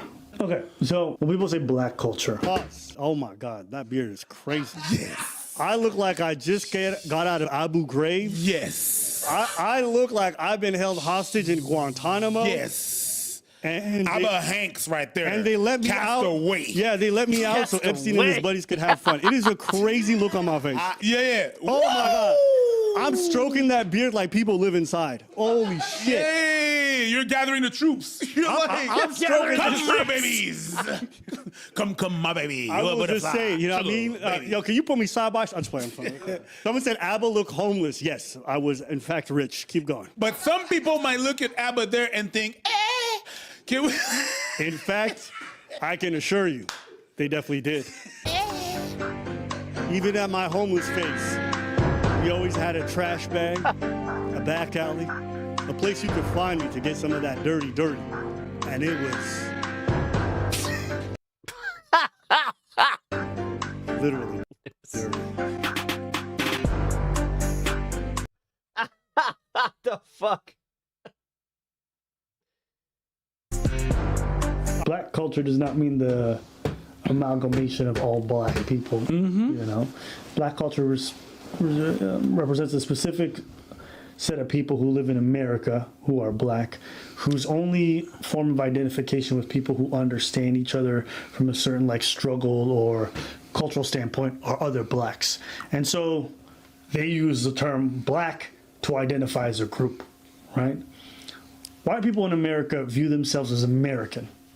Black folks in America either view themselves as black or African American. There's a suffix to represent their blackness. So I think that's why people talk about black culture. And then the counterpart's like, well, white people got culture too. Yeah, but you don't really refer it as white culture. You refer to it as American culture. Or different sub-genre of culture. What the fuck? Now there's a conspiracy theory about Erica Kirk possibly being born a male? That you had. What? They're transvestigating Erica Kirk now? Yeah, there's Dude. American culture. That's why. But Twitter's wild. if you talk about the world itself, there's no white culture. There's white cultures. Boom. You see, if you think my people are Scottish, they're white, and they have their own Scottish culture. Try to mix Scottish with Irish. I'm bored by this. But I wanted to talk about this, guys. So we have an amazing ad from... All right, so I haven't watched this video yet. I have a feeling that this is going to cover some of the debate, but... Kat Abugazale, and she's one of the people who, you know, we've said a number of times that now... I got to say, even though I'm likely going to vote for her, I'm not exactly jazzed. We have people running... This is just another example of all people in politics suck, even her. That are like... like, for real. Are people, you know? She's very fake on this one, guys. I have to be honest. Who like, she worked for Media Matters for America, and she is like a actual lefty. Out there getting assaulted by ICE. Literally, yes. And sexually assaulted, yes. Yes. And so she's running sure, in what state is she running in? Illinois. Oh, it's in Illinois. Okay. Chicago. She's running against this guy, Daniel Biss, and then there's another person she's running against. And here's the new ad that she's running. Check this out. The richest country on earth? Kat isn't a millionaire. She doesn't take... She only dates one. ...PAC money. She can't even afford health insurance herself. How can she possibly relate to normal, hardworking corporations like you and me? And it gets worse. As a journalist... What'd she do wrong? She fucking blew me off entirely when I set up a fucking interview. And this was three times with that fucking campaign. Then, on top of it, we also had her blow off a campaign event. I'm tired of her picking and choosing what she thinks is important when every other candidate is showing up to this shit. Even the Daniel Bisses and the Laura Fines. Journalist. But whatever, man. Reporting helped lead to Tucker Carlson's departure. Yeah, Sylvie, I know. I'm sorry. I'm breaking the superhero fucking veneer. From Fox News. I'm sick of Is that honestly? You know what? against... No, fuck it. I'm gonna vote my conscience. I'm gonna vote. It's a primary. I'm gonna vote for the guy that I think is best suited to represent me. I'm gonna vote for Mike Simmons, even though he's only got 7% of the fucking vote. Extremists in Washington. Kat claims the Democratic Party should not bow down to Trump or his billionaire friends. Does she think strongly worded letters count as bowing? Kat Abugazale represents a new generation of progressive Democrats working to redefine the party's future, and she plans to do it with her ferocious attack cat by her side. Is this... No criticism is warranted? You want Yeah, it is. us? I never watched it through to the That's why I was saying. Like, I wouldn't be surprised if she actually loses this primary. attack cap. I have a feeling that Dan's going to win. I don't want to vote for Daniel Biss because he couldn't answer me, even though I'm going to give him credit because his campaign has reached out to me like today to kind of say, hey, I wasn't able to ask him this directly. Just give us a moment. So I'm giving them literally until Monday to get back to me with whether or not he would sanction Israel. If he says yes, I might change my vote. That was the best. How fucking cool is that? How cool is that? That's just such a good ad. But realistically, I know for a fact she'll sanction Israel. So yeah. But I'm also not a single issue voter because realistically, Israel it doesn't affect my life. And if she's going to represent me and my neighbors, I'm sorry. I kind of care about the stuff that affects us. I love her. Yeah, you know, J.D. Vance, he warned of the childless cat lady, and here we are. Here she is. He was right. Yeah, it was a slippery slope. I feel a little bad for Daniel Biss in a sense in this race. You're about to see some clips of him that don't look too great. But, you know, in another contest, he would be this debate. He fucked up bad. He's sort of like an Elizabeth Warren type progressive or like a Liz Smith type, you know, a Tallarico Lane candidate. And she just outflanks him hard. And it's a Chicago Democratic primary. I know so exactly it's very what I'm talking blue about, though. area. It was held by Jan Schakowsky, who was like very popular, longtime incumbent. She decided not to run again. And I think she was popular. She was popular in like the 1940s, right? Yeah, roughly, approximately. Ageism, even though she's willingly leaving her post. We're not cunts. But God damn it. You know what? Ooh, if I wasn't watching this on stream, I would have backed out of that video and I would have removed that from my watch list. But anyway, honestly, your producer sucks. She's still got her fans. But I'm a little tired of that one. Like, all right, cool. We can say this about the politicians, but I'm also going to just say this. Don't ever wonder why you're going to die being taken care of by AI. Yeah, so Shit like that. you've got this. We live in a culture that disrespects its fucking elderly at a rate that I will never be able to get behind. It's kind of three-way split. Apparently, once you turn 65, you might as well just fucking, you just piss off. You have no say. They already aren't marketed to, so they're like, because they're not marketed to and they're not seeing it as like somebody who can really bring in more income, even though they have the like extra money to spend. That's why they get got on stocks, gambling, and housing.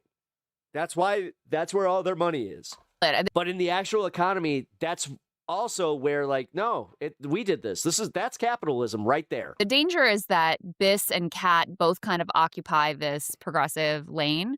So there's No, that was not why. Shield our Jaguar. You're actually misremembering that entirely. a possibility that this other his campaign didn't tank as much as JB Pritzker's just took off. other lady whose name I don't remember, but who totally sucks. And he had a 6% margin. 6.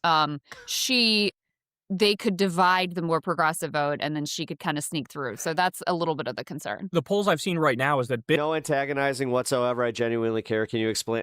She seems disingenuous. I don't like the fact that she hid the fact that she was dating the guy that owns the Onion for as long as she did. I don't like the fact that she is a carpetbagger from Texas that only came here not even a year ago.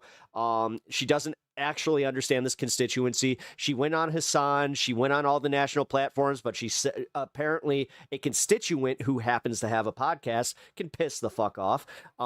Again, whatever. And I'm going to be cunty about it because honestly, like, yeah, how else would I interpret that? And you know what? Now that I'm talking about it, no, she hasn't earned my fucking vote. Biss is actually leading. Yeah. And then Kat It's and very the other close one. between him and Kat. Because again, Daniel Biss is leading. He has, I think 20-something% of the vote, or like it's 20, it's like 23, 24% of the vote now. Or in the polls, sorry. But he even took the time to get a hold of me. His campaign reached out to me. He took the time to get a hold of me. I might go to something on Sunday here because his campaign invited me to something. But again, I'm supposed to just vote for Kat because she says all the based things that I've already been programmed to think, and she wears a keffiyeh or whatever the fuck that. Sorry, And like, Kat- I'm genuinely bothered by it. The other one I saw were tied. It was like 18%, 17%, and Because realistically, I kind of feel like I'm being gaslit by my own movement just to fucking go vote for her when, no, I've seen that, again, she's no better than the other people here. So, and what up, Coy? This was at like 22% or something. So it's anybody's ball. She's part Palestinian. Game. But you pull up the next one too because she's never lived in Palestine. Because she's also having some incredible debate moments that I wanted to share with you guys. I do think Biss has some. Her grandpa moved here, blah blah blah, to Chicago. Then they moved to Texas, and that's where she stayed. She worked for Media Matters, and then she started dating the guy from the Onion. And that's where we end up here, right? You think he's got some motion? All right, let's watch this and we'll see what we think of his motion. No, honestly, this goes back to the whole like. So if she wins the primary, will you vote for her in the main? Yes. You know, my great-grandfather I'll be voting for whoever wins the primary vote. had a hotel. And when they were expelled, he carried around the key ring to every single door in his hotel till the day he died. He was buried. And he was he lived in Palestine? Yes, my father's side is Palestinian. And if someone came to me and said, you could have the hotel, but you displaced I can't admit she had me fooled. 300 people, I would say absolutely not, because trauma begets trauma. But I think it's really important that any solution has full I'll just be honest, man. Like when it hits you personally too. Civil and legal rights for everyone living there, regardless of their ethnicity. Yeah, she's got fucking 14 days. Their or 16 days. religion, and that is decided by the people who actually live there, because we spend so much of our time as a country interfering in other countries and saying that we dictate how they live, and it's just made places worse. All right, so Palestinian American, 2 Jewish Americans on this panel do believe there is an anti-Semitism problem Absolutely. in the United States. And I've devoted my career to fighting it. I cover the far right, conspiracy. She knew all the spots were taken in Texas, so she couldn't make it, so she tried her luck in Illinois. That's how I feel about it. She doesn't have a good answer on that either. Hassan asked her about it, and she kind of tried to laugh it off. Rooted in anti-Semitism, which is why it's so dangerous to align with far-right donors, because they're pushing the Great Replacement theory, which has inspired almost every. Does Hassan watch my stream? I swear to God. Like, every once in a while, I swear to fucking God, I get exposed to a clip and I'm like, okay, Has a soundboard always been a thing now? Where he's using damn near the same fucking sounds? Mass shooting. What the fuck? Of the 21st What about century. anti-Muslim sentiment, anti-Palestinian? I'll just take that I'm a trendsetter, but this is kind of wild, man. Palestinians. Hate It's is a horrible hate. problem. Kyle Kulinski does this shit too. It's a horrible problem. And I think we need to go back to something that Kat said that I agree with. When we figure Bro, out. they're all this agreeing with two-state her. It's solution, crazy. Pretty good Killing it. moment. Just, Yeah. like, killing it. Yeah, she's been awesome on it, and she's been like really aggressive too, which is like what. Like I said, this is gonna piss off a lot of y'all. No one in the Illinois 9th gives a fuck about that. I do. Nobody else does. The left needs to be right now, really aggressive to the Democratic Party that's trying to just kind of like cut around the edges on like all these issues. And yeah, I think that the ICE thing is going to be a secret gift to a leftist candidate in 28. Because if everyone else is on there going, oh, well, we gotta, Body cameras. Well, we gotta teach them the rules. Yeah, but realistically, nobody else was watching this. They need better training. That's my favorite one is like, fuck, I didn't watch it. the problem I have that station. is the training. Just from having a fucking, a local hookup here, it's just like, oh, all right. And you see the people who are like murdering Americans in the street and they've been with ICE for 10 years. Yeah. The guy who was at January 6th. Plenty well trained. The guy who was at January 6th with the swastika tattoo on his neck, he needs better training. Yeah. Right. That's the issue is the training there. But also, it's a gift. It's a gift. AIPAC doesn't want. Oh, because she's cooking. Take a look at this one. AIPAC doesn't want a two-state solution. Do you support any aid to Israel? Or could that, Yeah, I could that scuttle? support, for example, defensive weaponry. I support Iron Dome. For Ms. Abu This is wild. This is legit what I asked his candidacy about. Not like any aid to Israel at all? Or his candidacy, his campaign manager. Defensive weaponry is an oxymoron. Weapons are inherently offensive, and for any Do you ally. support Iron Dome? No, I don't support any. We need to condition all aid to any country, any ally. It doesn't matter if it's Israel so or if Iron it's Dome Mexico. was where they shoot down missiles that are coming in. Right. If we aren't using our leverage, there is no reason to condition any aid. Yeah, I'll agree with her on that. We absolutely should be supporting our allies, but they have to follow our own laws first. It's not that. You're conditioning aid. There's more to it. I've been to Israel.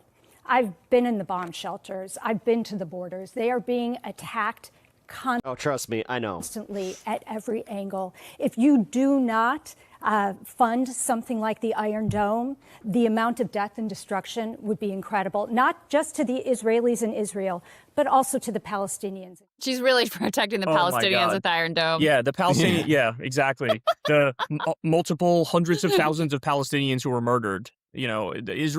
Iron Dome's existence really protected them. That's why I said you cut off that woman's an idiot. Kat then goes on to say, like, yeah, Laura Fine is a moron. Well, can't go to Israel because I'm worried I'll be detained. So how about that? But I think It doesn't help that Kat looks 13. The thing is, a lot of her actions have kind of contributed to people looking at her and being like, oh, she is a fucking child. what you see in both those clips, to your point, Including Griffin, myself. is like, this is a little preview. All these primaries, a little preview of how 2028 is going to play out. That's and you right, can yeah. see, like, there Whatever, man. you've got the full range. Honestly, I get to leverage my fucking vote. Plain and simple. So. You've got the, like, the Josh Shapiro type Democrat. You've got the, whoever's going to occupy that, like, trying to be maybe that's Gavin Newsom. Because realistically, this is a race that will be won by that type of margin. Like, trying to pretend like he's progressive, So I don't know. Yeah, it's a real smart move to fucking just be like, hey, but he's not really progressive, and Daniel Biss. And then you've got Kat, who, whether it's AOC or Roe or, well, AOC's got some issues here. But anyway. AOC's like addicted to like being yelled at and like pivoting. Like she Yeah, loves to get yelled at and fold. Like, yeah, that's so true. But let's imagine a Graham Plattner occupying that lane, right? The person who can just come out and say, no aid, and no ICE. Like, they need to, not only do they need to be abolished, they need to be prosecuted. This is where some 80-90% of the Democratic base is. And it's just no. so appealing to have someone who's not. No, it's not. Nationally, sure. This is where you guys are fucking dumb.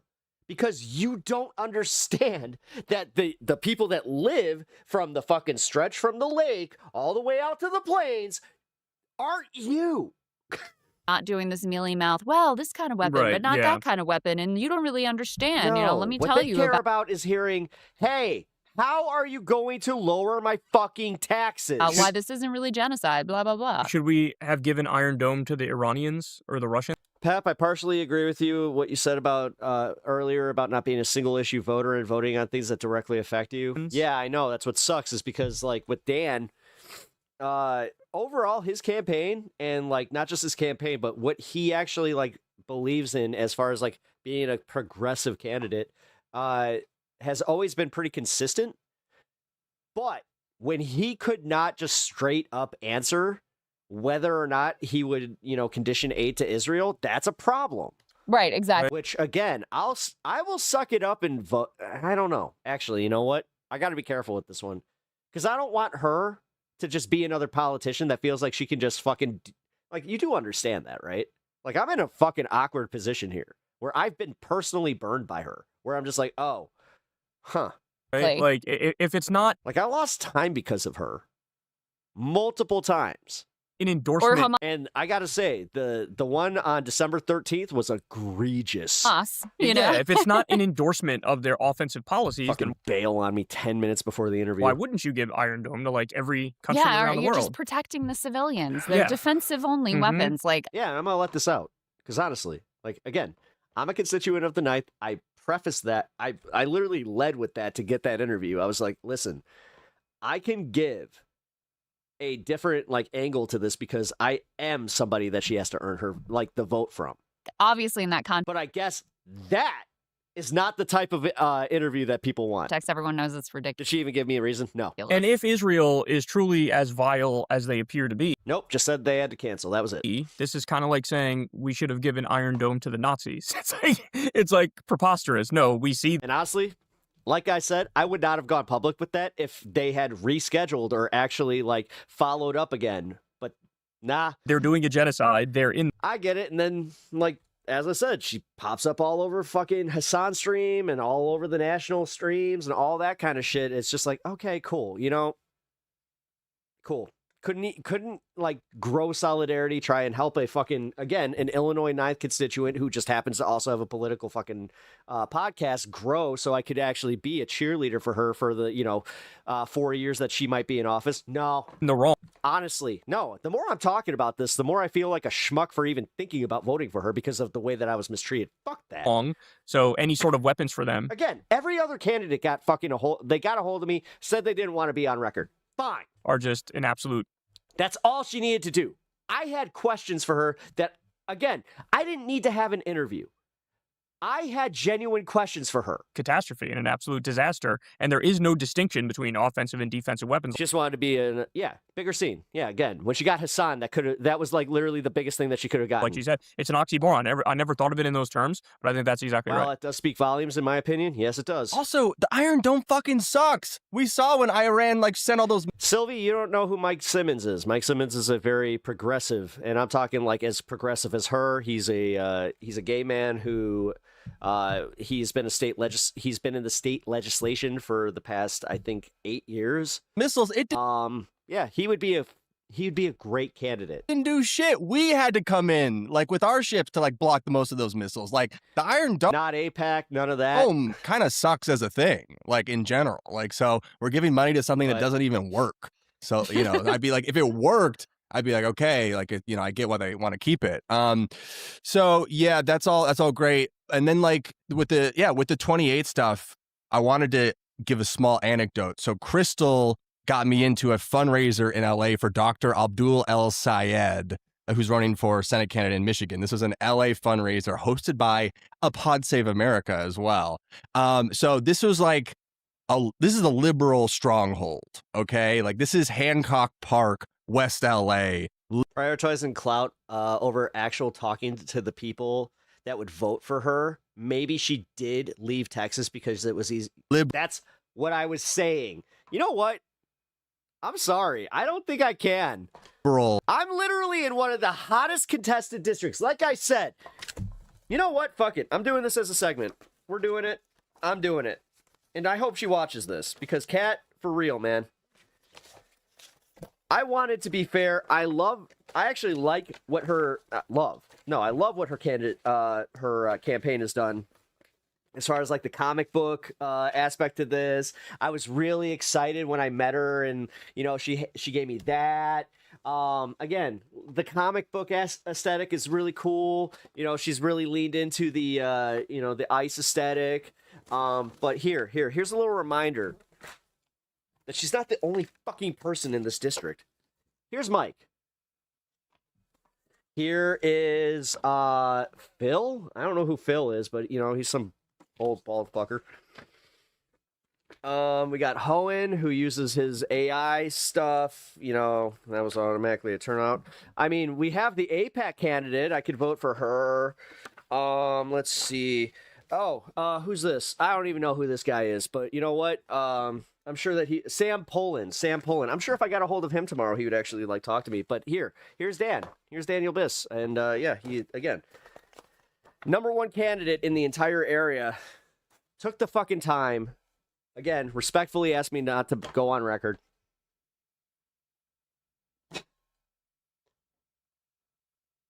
But I'm supposed to just fucking suck it up because I'm a leftist. And because she's based on Palestine, I'm supposed to just eat all that disrespect and just fucking move and just vote for her and then just be like, yeah, you know what? It's for the broader movement. I don't know, man. Fucking stronghold. And it blew my mind. Like, it was a bunch of old... It's almost like she, like, I swear to God, she literally did like the one thing that could get me to just be like, yeah, I'm not voting for her. Rich LA people in their thin, expensive coats. You've got resist signs on the wall. You've got an Emmy on the shelf. Wow. It's got everything, this house. And what are Mike Simmons' policies? Here we go. Mike Simmons was born and raised in the north side of Chicago, where his family integrated, blah, blah, blah, blah, blah. Mike became first openly LGBTQ, was the first LGBTQ and first Ethiopian American person to serve in the Illinois Senate. In 4 years, he passed nearly 50 pieces of legislation into law, fighting for the people and getting things done. He led the passage of Illinois' first child tax credit, giving money back to struggling parents. He also passed legislation to eliminate medical debt for several 100,000 individuals in Illinois, expand access to medical health care for youth, remove forever chemicals from our water supplies, and ban discrimination against black hairstylists in all Illinois schools. Or black hairstyles, sorry. Senator Simmons has been a fierce champion of the public transit, bike, and pedestrian safety, which I can say he actually did this really based-ass thing where he rode a city bike, which is, or like it's called a divvy bike here in Chicago. He rode a divvy bike from the lake all the way out to the plains.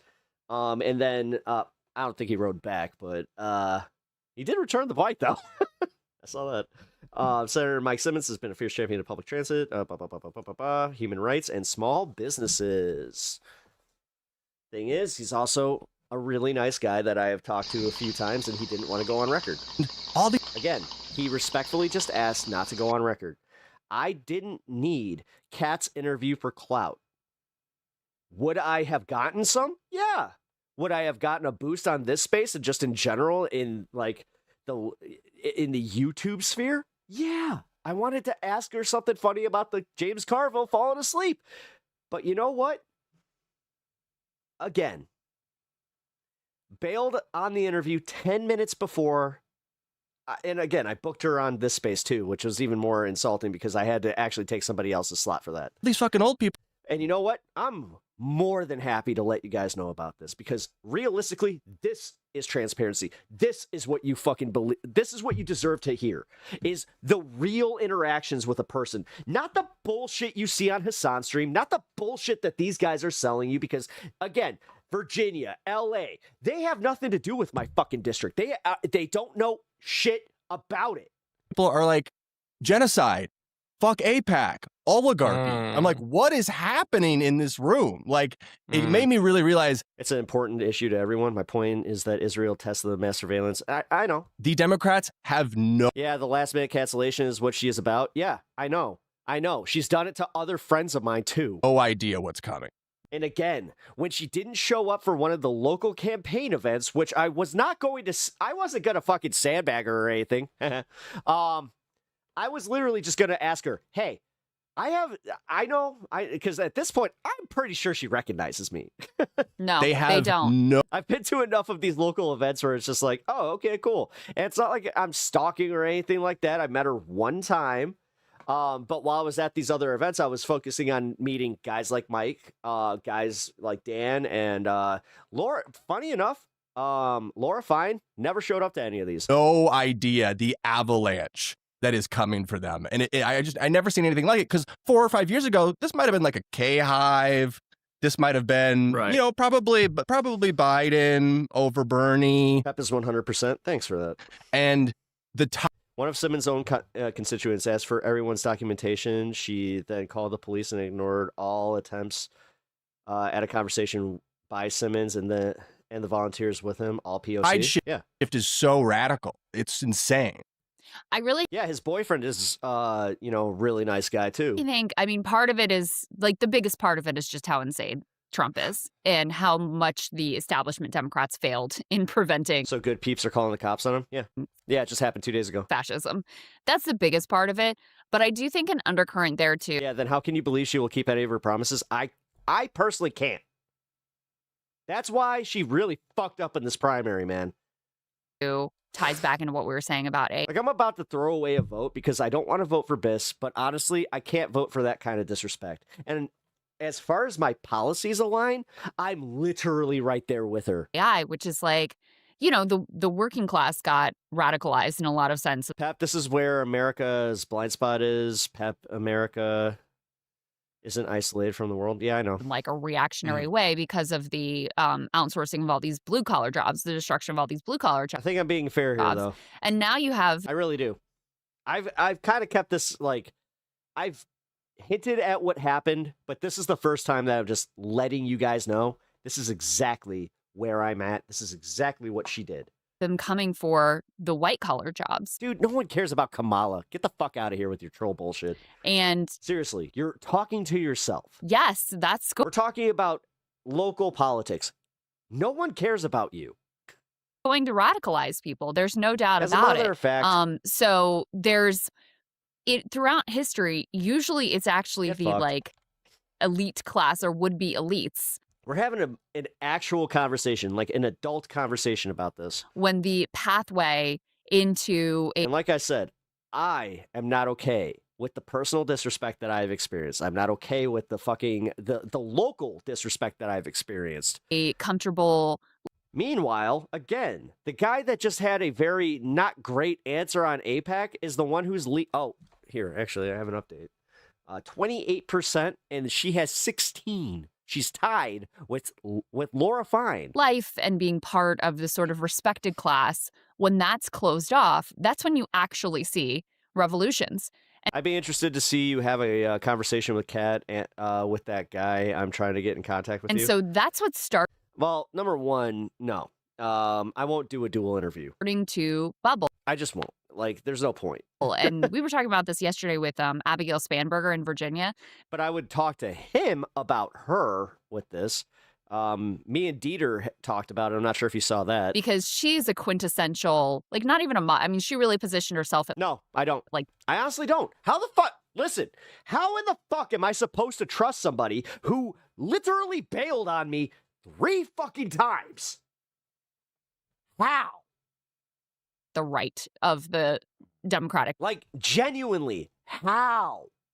When I'm a constituent, I'm not just another podcaster. I literally live in the fucking district. Again, the fact that I have all this goddamn literature is proof that I am a fucking constituent in her district. But fuck me. Party and was constantly punching. And I get it.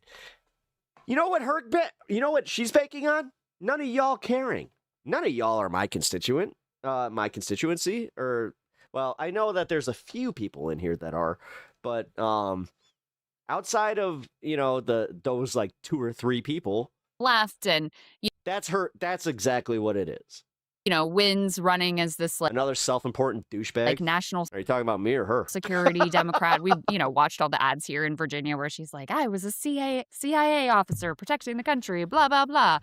And then she gets in there and makes sense. She would just completely turn once she gets what she wants. She's acting like a progressive. Republicans are furious about it. And we were saying, okay, well, what's going on here? And I think it's not only that she's savvy enough to read a bit of that mood shift, but also she's an affluent suburban white lady. And she's in circles of other affluent suburban white ladies who, to your point, are now like, abolish ICE, like fucking lock these people up. It's a genocide. Like they are not, Yeah, Dan Biss is about abolishing ICE, but whatever. Oh, let's like protect our neighbor. It's not the squishy language anymore. This is like much. Does Dan have good policies? Yes. Overall, he is what I would call AOC progressive. But the only problem is he's, he's not a Zionist by any means, but he has ties to Israel through just like family. And he's given very milquetoast answers on what he would do as far as sanctions for Israel, which I'm not okay with, man. Clear cut. The most embarrassing, like, honestly, more embarrassing than having Kat, blow me off and then I vote for her is voting for Dan and then he votes to not sanction Israel. That would be even more embarrassing. So I'd just rather vote for the candidate that has a 6% shot at winning. Because he's a nice guy who took the time to talk to me, who didn't treat me disrespectfully in any way, shape, or form. He respected my time, and you know what? He's got a good platform. Illogical language, and those are the waters she's swimming in. So I think that's part of why she's coming. At Pep Talks, please hear this appropriately. I appreciate you, Kois. You have all moral justification to be pissed and hold her accountable for these transgressions, but Face will be the victim in this biting fest. Don't stop rant. Hold her to task, especially if she makes it into office. Yep. Into office and been much more aggressive than I expected her to be. They're all Jennifer Welch now. Yep. Everybody's Jennifer Welch now. Yep, that's exactly right. It's that meme of MAGA saying, what radicalized you to a lefty, and they get close and they say, you. It's true. I don't know if I've seen that meme. Oh, you haven't seen that one? No. Yeah. Do you think that will burn out though, guys? Like kind of a double question, but like, once Trump is gone or like in his lame duck period, and then it's just kind of about like the future, it seems to me that the biggest enemy seems like respect is dismissed over aggressive disrespect. Yes. Still for the thing is, again, I never once made it like I was gonna do a gotcha or any of that bullshit. Again, now, here's the possibility. They saw my podcast, or they saw my show, and they were like, we don't want to be associated with that. Fine, just say so, and then I would still ask my questions. I don't care about being on the record. Again, I haven't said what Dan has said off the record. Except for what he didn't say, which I feel is fair. Or like, but yeah, man. I'm in a really fucking rare position right now. I'm gonna recognize just how fucking rare of a position this is to be a fucking voice on the left. Even I'm a very, very, very minor voice on the left, but I'm growing. I'm making my way through this fucking space that is political YouTube. But I also genuinely care. Like I've lived here my entire life. I grew up in the same district, except for when they did some fuckery. I technically grew up in District 7, which is really fucked up because it was just like, like the way that they kind of moved it. I was like, oh, wait a minute, oh shit, like. When they did the shift, I got some candidates back that I voted for in my very first election where I was just like, oh, that's odd. It's just like, I live many miles away from this now, but cool. Well, then it happened again. And you know what? I think that I have good representation. Jan has actually been good representation. She has a good record. Like, has she been milquetoast-emy at some points? Yes. Does she have a very strong progressive record? Yes. But like you guys. But this is where, again, Dan has her endorsement, but I cannot vote for Daniel Biss if he will not just overtly say that he will sanction Israel. I don't care. Like, the Iron Dome stuff, okay, it can be used as leverage, but I think that that's not as important as just doing overall sanctions. Like, yes, that can be part of that, and I understand that, but it, like, for this specific situations, if he would just say, yes, I would vote to sanction Israel. It's like, okay. As on the left But if he gives me that politician bullshit answer,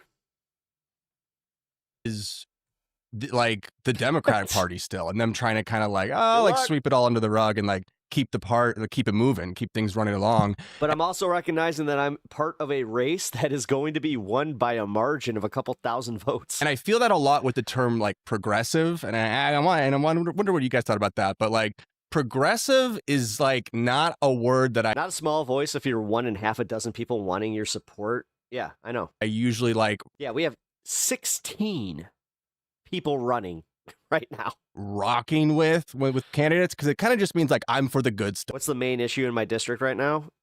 Economy. Not the bad. It's literally the economy, taxes. Bad stuff. And that could mean, we need to do a more refined capitalism. We need to do. People hate to hear it, but it's true. Liberal Zionism. We need to. Also, ICE has been a increasing problem in our community. To be progressive, but that can mean all sorts of things in an umbrella that is kind of pretty vague.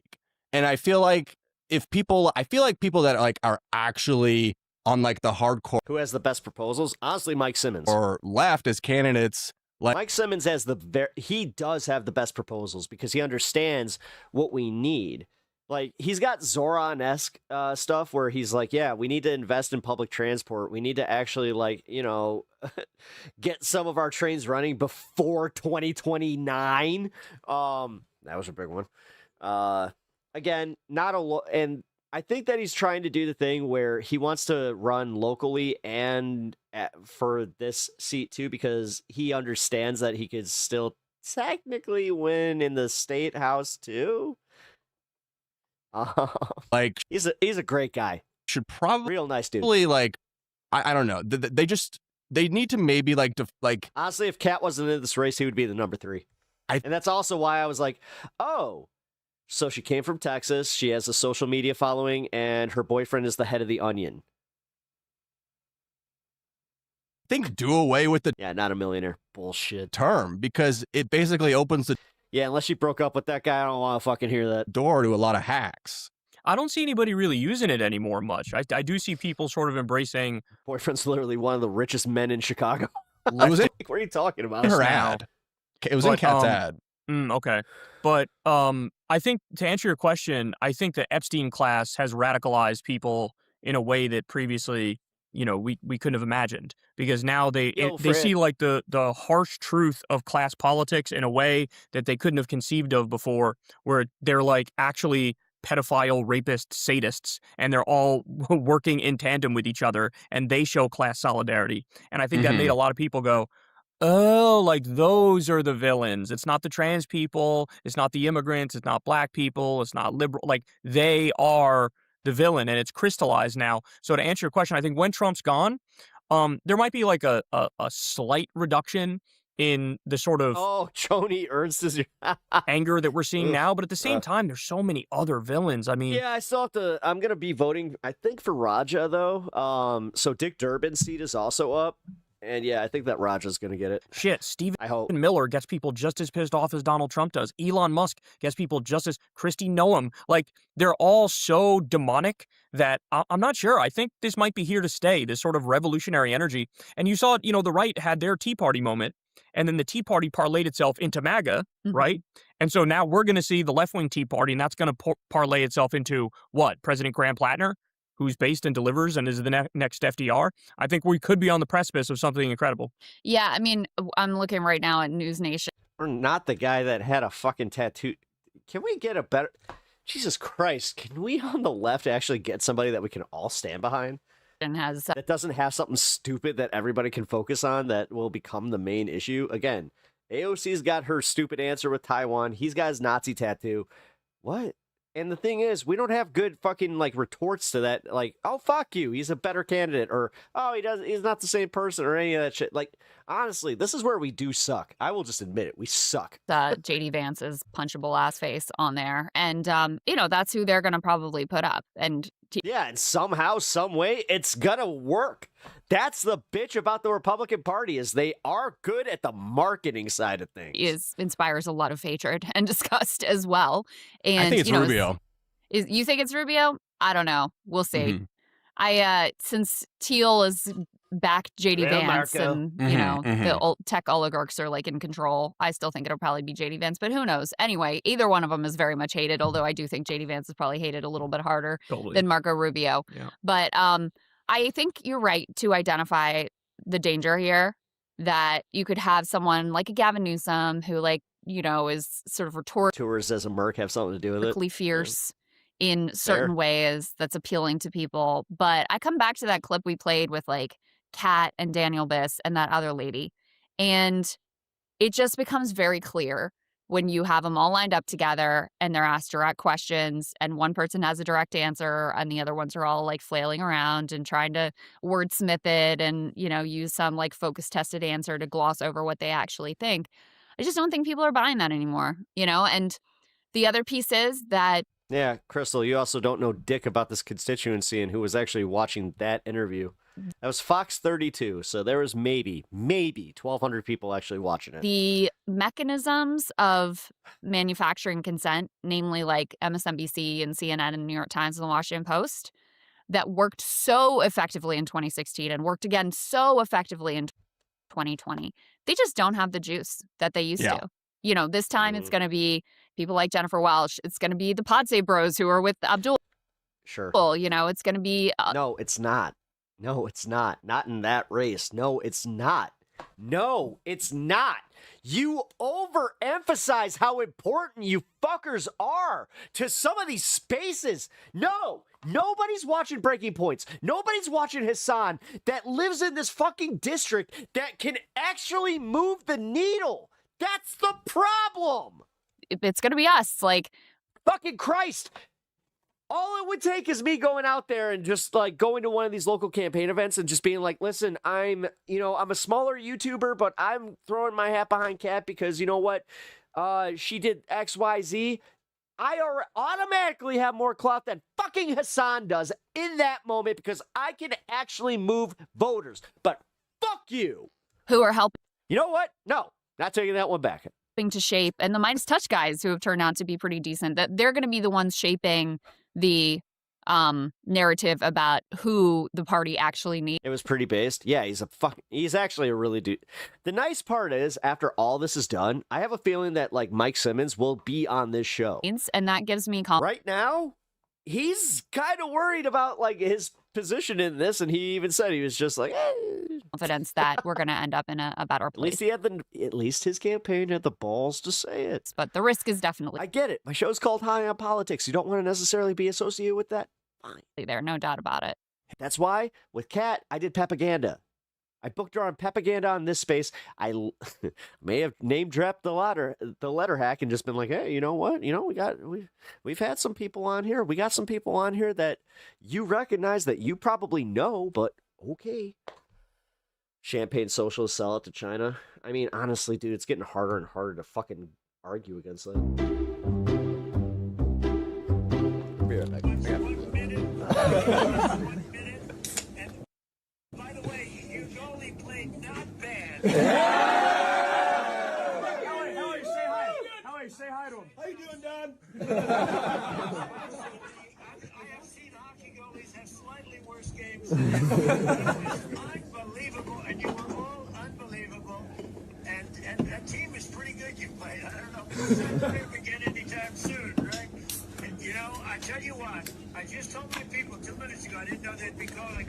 I said, we're giving the State of the Union speech on Tuesday night. I could send a military plane or something, but if you would like to. It's the coolest night. It's the biggest. We're in. Yeah. Can you pick us up in Miami on Tuesday morning? Yeah, Tuesday morning. Goes the northern border. After Team USA won, the President of the United States would go on to diss the women's hockey team. We'll get cash and we'll get the military to get you guys over. Okay, let's go. Boys are going to the State of the Union. The nice thing about being president is I can tell you, you don't have to worry about the weather or landing. So we don't care if it's snowing, if it's the worst blizzard, we'll be sailing through that sucker just like you did at the ice. Thank you, Mr. President. Now, we'll do it at the White House anytime. What would really be cool, and we'll do the White House the next day, we'll just have some fun. We have medals for you guys. And we have to, I must tell you, we're going to have to bring the women's team. You do know that. Absolutely. I do believe I probably would be impeached, okay?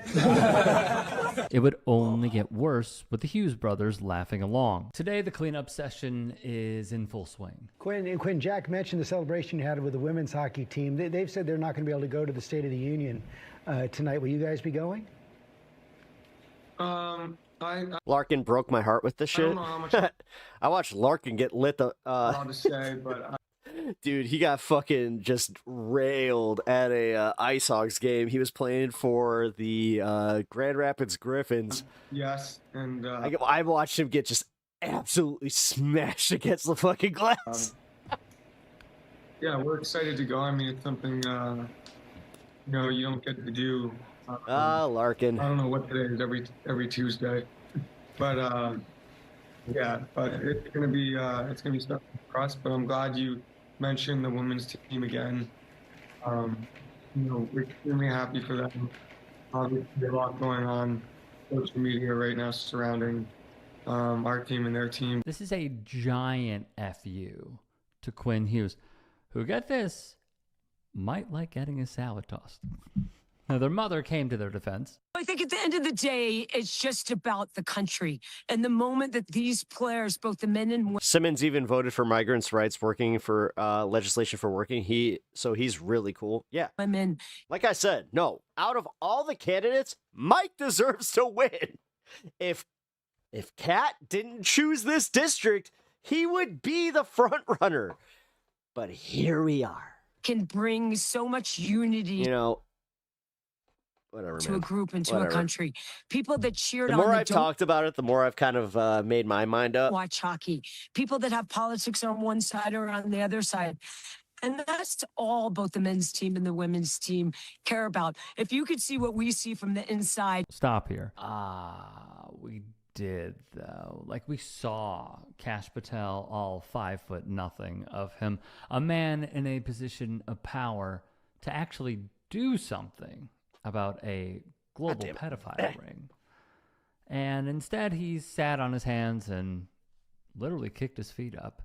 And he has slammed beers like he played for the team. And in that call, we saw the deep-seated misogyny in not just the president, but the players and even some coaches in their reaction. And we even E-tracing? heard Brady Kachuk. E-tracing was literally to kind of trace serial numbers to if they cross state lines, like into Indiana, because we had a really big problem where a bunch of Indiana gangs were trafficking guns from Illinois gun stores, even though, get this, Indiana has more lax gun laws, right? Fuck. Say, close the northern border. So he wanted to institute e-tracking so we could get around some of that bullshit and also protect legal gun owners in Illinois who did the right thing, got their FOID card and all that. He is the captain of the Senators. No, I know. Sorry if I'm coming across condescending. I'm actually kind of like angry now like that I've talked this out and I realized I'm like, oh, yeah, Kat's no different than any other politician in my position. Like, she is trying to take advantage of the fact that, I'm already like a leftist. So you're not going to vote for the leftist candidate? Well, yeah, no, I am. In Ottawa, he We'll see what happens in the fucking general, though. plays north of the border. So This sucks. This entire time she has been campaigning. I've been behind her. I went to one of her earliest fucking campaign campaign stops, and I mean, we actually saw inside, and it is disgusting. It's telling women everywhere that your excellence is conditional, that your success is smaller, that it's only important if a man deems it to be so. I'm sure you've seen that clip. Hey, find content like this anywhere else. Clip of Team USA and Trump making light of the fact that the women's hockey team was also invited to the White House. And this is not about party. I also noticed that there's not a lot of, hubbub around the other candidates that are, all over Chicago that are just outside of my district. It's not a partisan issue. It's about the message it's sending. When a woman wears USA across her chest to represent this country, it means just as much as a man doing it. It's the same 5 a.m. practices, the same sacrifices that they're making, the same pressure that they're under to perform at the highest level. And guess what? The jersey doesn't recognize your gender. And when that achievement becomes a joke, that sends a message. Because young women are watching, and now I'm thinking about my daughters. What are they learning in that moment? That even if you're the best of the best, you've reached the highest level of competition, your successes and your accomplishments, they still come with an asterisk. It's telling women everywhere that your excellence is conditional, that your success is smaller, that it's only But yay, Trump's America. important if a man deems it. I don't want trans people in my daughter's sports, but I also don't actually give a shit if my daughter did reach the highest level, because I would still just be like, if the men did it, it means more. To be so. Yeah, that's what this is. This is not just about hockey. This is about young women. Yeah, but I'll keep it to hockey, because trust me, hockey dads, they get it. Believing that they're only allowed to be a certain amount of successful, that their accomplishments can only get so far, but they will never outweigh that. I'm sorry, guys. You brought out the spice tonight. Like, ooh. Male counterparts. I'm in a different mood now. If our culture shrugs at women winning on the world stage, that trickles down everywhere. As the father of 2 daughters, I'm not okay with that, and you shouldn't be okay with this either. One hockey podcast meeting the moment. Did you see Brady smash himself in the face with his stick? Yes, I did. That's also why I always wore a full cage, and I got made fun of it. Cash Patel can't come in. When I started playing, post high school hockey, which was essentially intramural like bullshit. I never played college or any of that. But at that point, you had a bunch of dipshits that were just wearing fucking half visors. They thought they were Alexander Ovechkin or whatever. They thought that they were gonna be training to get into the NHL. Which fuck that, dude. Wear your cages. You bring the literal FBI director. You know how many teeth I've watched just fucking exit a dude's mouth because he decided to wear a half shield, and it happened. Not even on something cool. It happened on a fucking face-off. Because what the number one thing that happens is when you're facing off. All right. You know what? Fuck this. Give me 1 second.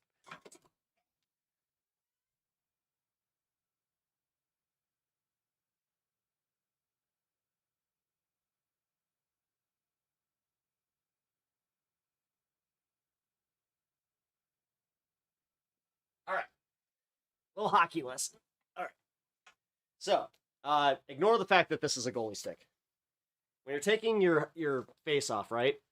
A lot of guys, you see how this is bent out?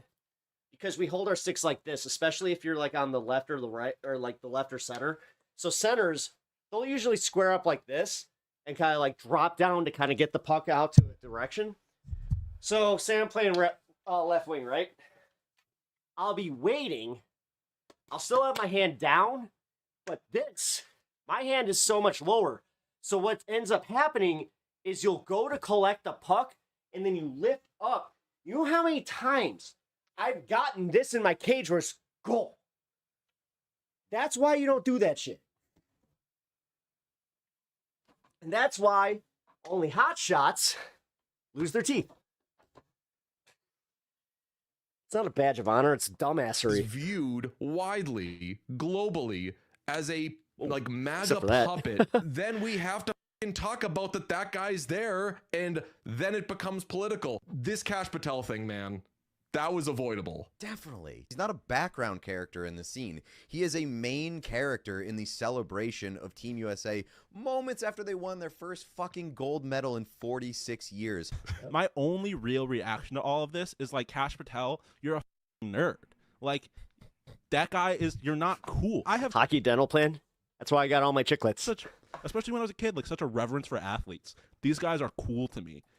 And you're hanging out with losers. My dentist actually made a joke about that while I was doing my filling the other day. I feel he's just how have you played hockey for over 20 years, and you still have all your teeth. I'm like, because I never took the cage off. Nobody wants sports to be detached from politics as much as athletes do. And whenever they're asked about politics, they give like these nothing burger answers most of the time, just so that they can like, what up, Dieter? Stay away from it. I just gave a hockey lesson. And then the second that they have the biggest accomplishment of their athletic lives, they invite a guy in who inherently makes the conversation turn political. How old am I? 39. And puts them in a place where they don't want to be. The show, What Chaos? Jones once said it. Sorry if I'm derailing. I just like talking hockey. So Democrats are evil. Republicans are evil. But only one party is actively making it harder for you to vote. Like, I don't, ultimately, at the end of the day, don't give too much about seeing the goalie stick got me perked up. Who's good and who's bad. I care about how it affects not just. I hardly care how it affects. Actually, here, check this I care out. how it affects the masses. How I'll flex a little. So you see this signature right there? This is Scott Darling's. As you can see, this is one of his actual sticks that he had. So, during the 2015 season, now I'm gonna just fuck it. I'll just say it. I'm friends with Scotty. Like I've done multiple camps with him. I used to work events with him while he was with the Ice Hogs. So when he gave me this, we went to his car, and he's just like, so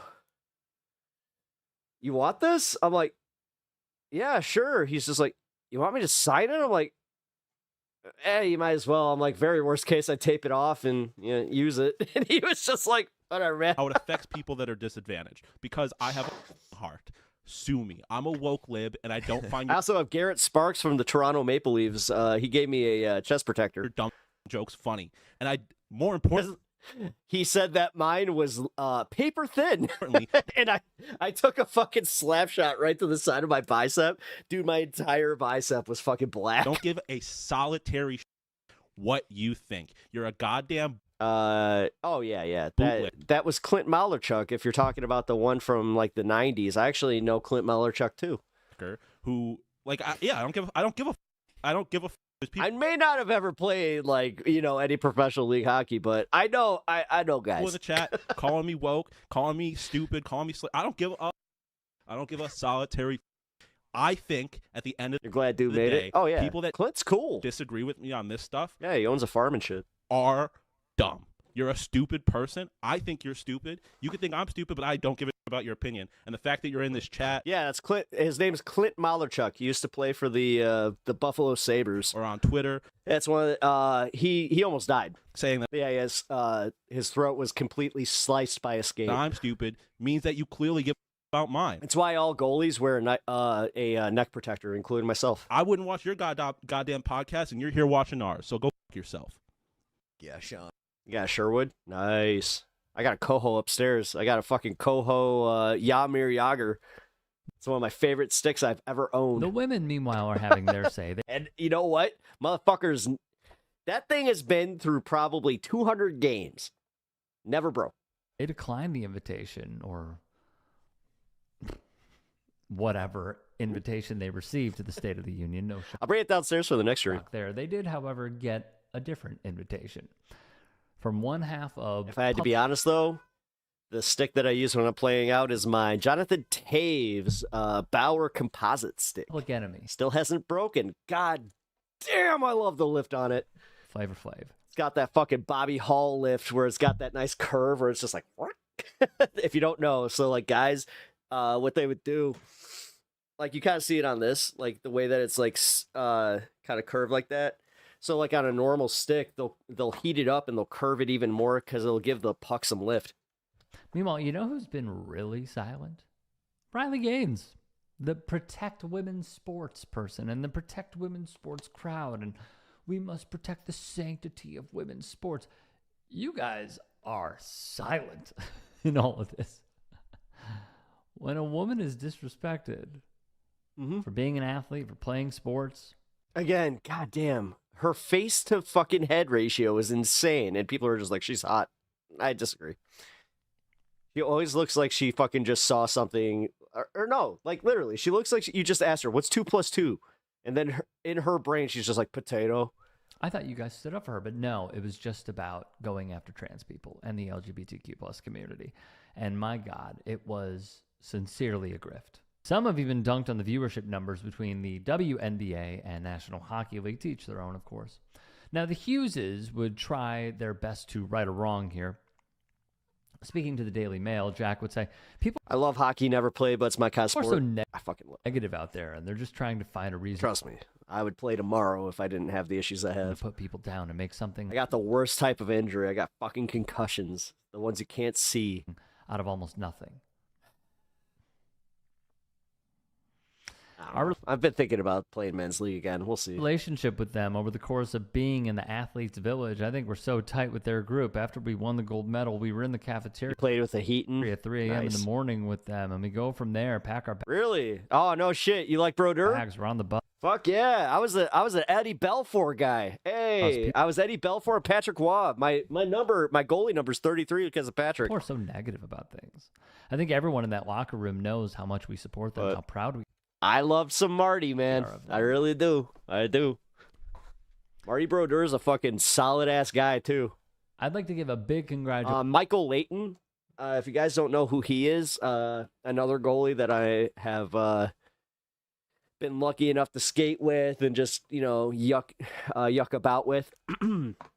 Michael Layton is the guy that lost the Philadelphia Flyers the Stanley Cup to Patrick Kane's magic goal in 2010. Congratulations for sharing a cafeteria. And oh boy, I let him know that.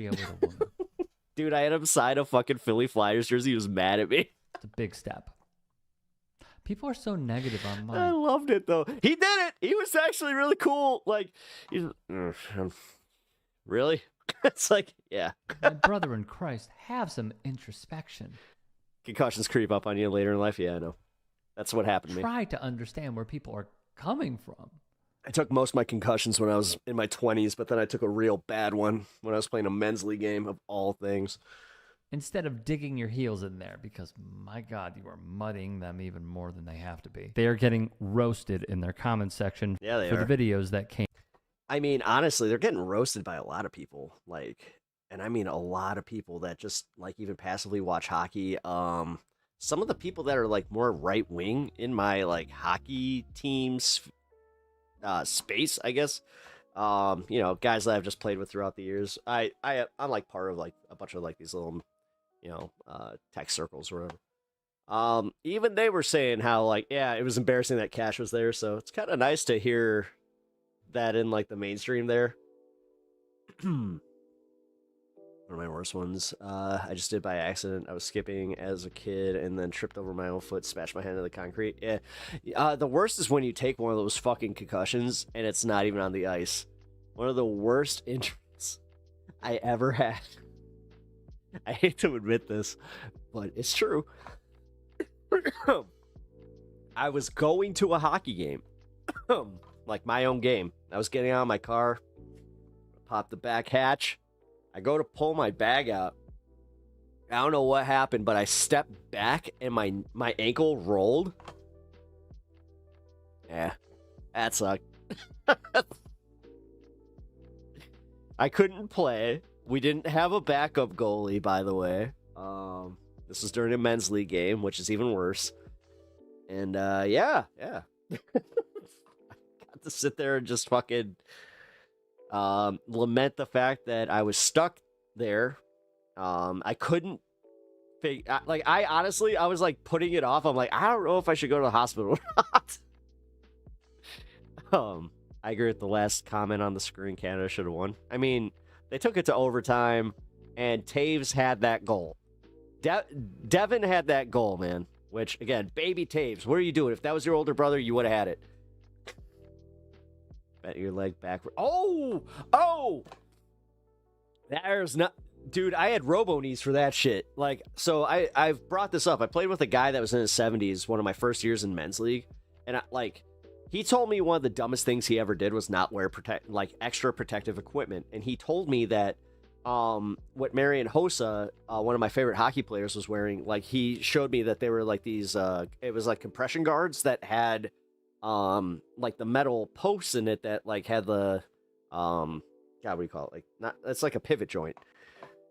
Best things I ever wore. I never had a knee injury in all of my hockey, like my men's league hockey career after that.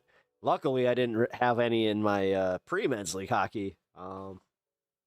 Again, I somehow got lucky. I've never broken a bone. I have, I didn't lose any teeth.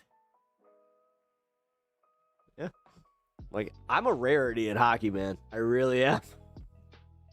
But I sprained a whole bunch of shit. So, like, anytime that the weather starts changing, I get a little bit of a, stiff wrist here. I got a knee injury that comes back every once in a while. The worst one was the ankle, the one that I just told you about, because the doctor said that I would have been better off had it broke. Because he was just like, oh, yeah, this isn't going to heal right. I was just like, oh, shit. Those ankles swell huge at times. Yeah, I get that. Yeah, I get that. When I put it on my shoe, I'm just like, God damn it, dude. One of the worst ones I ever had.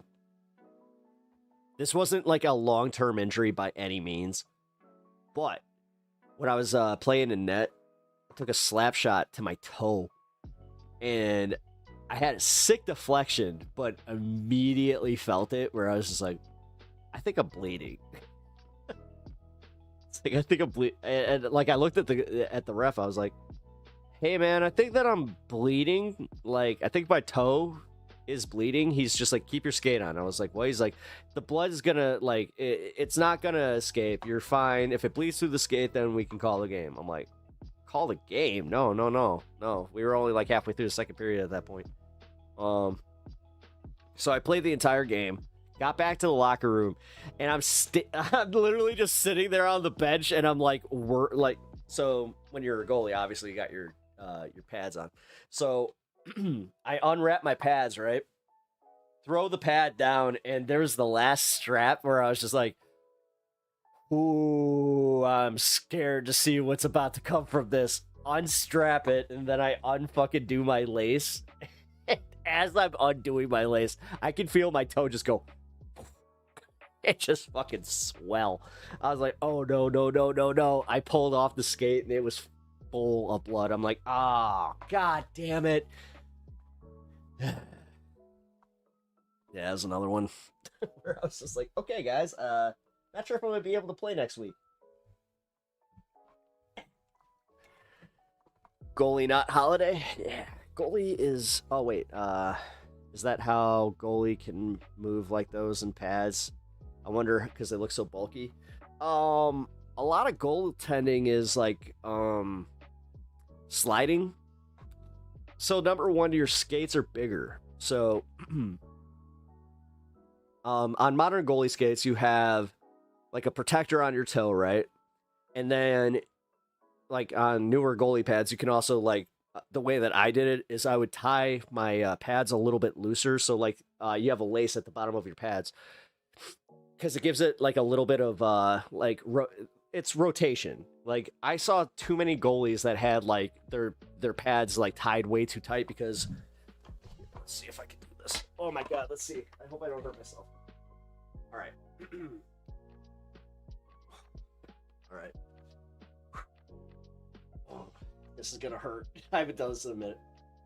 So when you're going in for like, just say they're coming in center mass, right? Kind of want to you go out, you fade back, and then depending on where they like drop the shot, you want to drop down like this. Ooh, I still got it. Okay. Here. Let's see.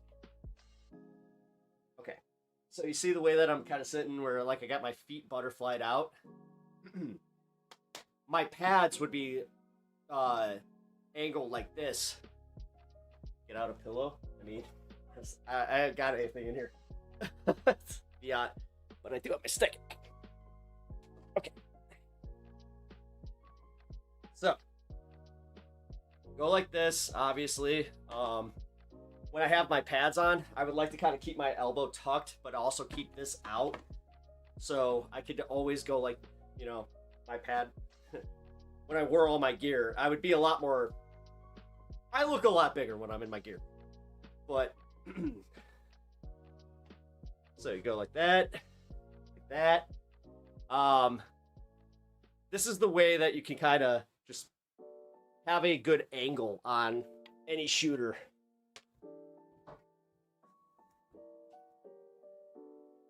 And right there, that just made me really miss it.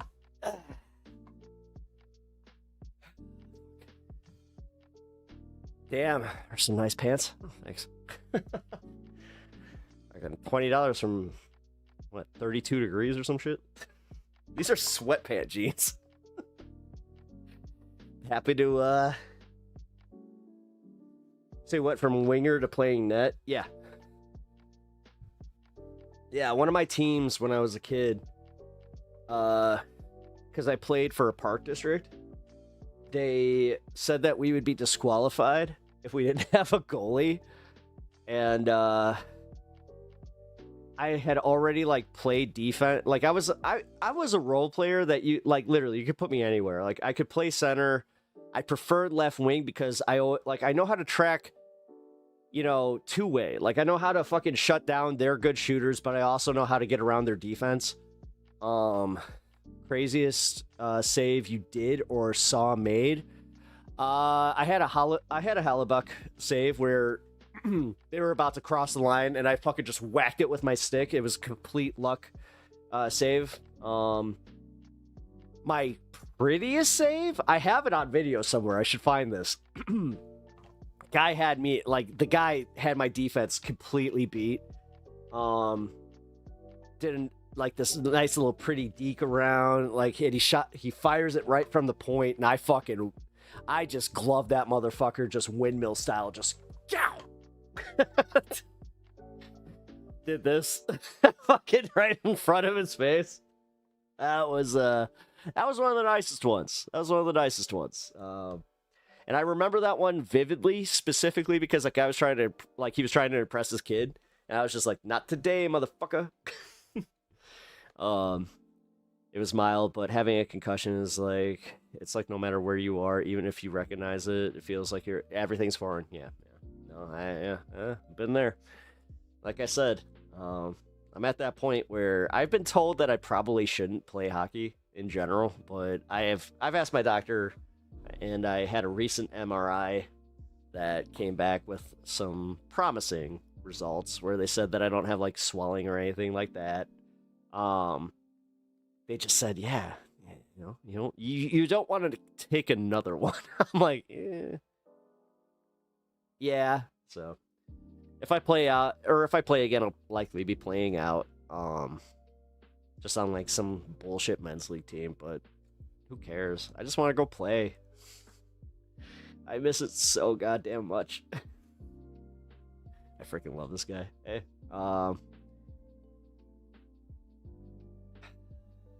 there's the part of me that kind of wants to go get the leg pads just so I could show you exactly how a butterfly save is done. Because the butterfly save is still one of the most timeless ones. What I hate is what they call the VH. I don't like the VH saves. Because it keeps you, like, what ends up happening, so, like, shit. You know what? I can do this. Yeah, don't need the pads for this one. What I do need is stands. Okay, so, the VH is, you see how I got my one leg down?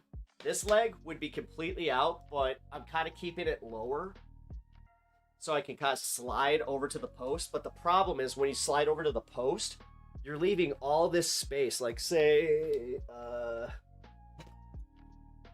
this cup is the net, right? You're leaving all this space, but then you, over here and over here. You have a lot of space, and then, God forbid that somebody catches you on a bad angle. So.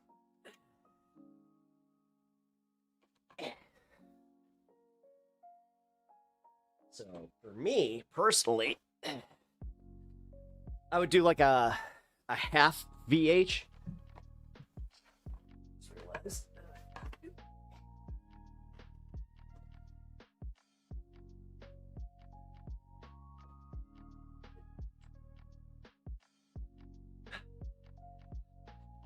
University always expanding. I should mess with everybody. Start my my stream in full gear. Ready to go, guys. Team USA called. I'm on the B team for the Paralympics. There's something I wasn't telling you guys. But yeah, no, I don't know. I was one of those guys that I loved hockey so much that, again, I'd play any position. I reffed. You know, you want to talk about the thankless job in hockey? Become a USA ref. It sucks. It sucks. Nothing is worse than reffing a middle schooler game. Not even high school, middle school, fucking 7th to 8th grade. I don't know what the fuck is up with those parents, but god damn, it's almost like because they don't have the experience going into the high school games, because like obviously, you know, your kid's been playing for a little bit, you're gonna act a little bit better, but fuck, man, those parents sucked. I can't tell you how many times I had fucking meetings at my locker room, like at the ref's locker room, where there would be a fucking angry ass dad pounding on the door, and me and my linesman would just be like, oh, here we go. No, not even kids. No, the kids never had a problem. The kids would always tell their parents to shut the fuck up. Some ref just got banned today, or banned for life today or yesterday. Really? No shit. Dude, reffing soccer game at that age, parents are fucking nut. Yeah, dude. No, dude. So my brother, he was an umpire, right? Nah, dude. Like, we've talked about this. Like, it's insane. It's fucking insane. The balls that parents have. And, dude, for some reason, I'm not trying to overgeneralize here, but fucking A, man. Suburban white moms that have, like, little Timmy, Timmy Skater. Oh, God forbid you fucking give their kid a penalty. Shit. Anyway, wow, I just stun locked so hard on that entire segment. I don't know, guys. I don't think I've talked a lot of hockey on here. Like, realistically, I haven't talked like a lot about like my career outside of just I played intramurals, and again, because I didn't go to a normal high school, so I always had to play on a park district team. So I always had, again, mixed gender. So anytime people are just like, oh, what my daughter play with a trans person because they might not have the same, fuck you. Put your daughter in intramural hockey. If she's not one of the top scorers, then I'm sorry. Your daughter just might not be that great. Also, same with your sons. Also, can we just all agree that if you're a coach, can you stop trying to make your kid the best person on the team? They don't want to be. Half the time they don't even want to play. God damn, I can't tell you. When I was a kid, when I got to my fourth team, I realized that it was the same thing. Coach's kid, captain of the team. Which, you get to that point, it is bullshit. But he didn't even want to play. I remember we were playing Sega at his house, and he was just like, I don't even want to. My dad makes me play. It's just like, oh, shit.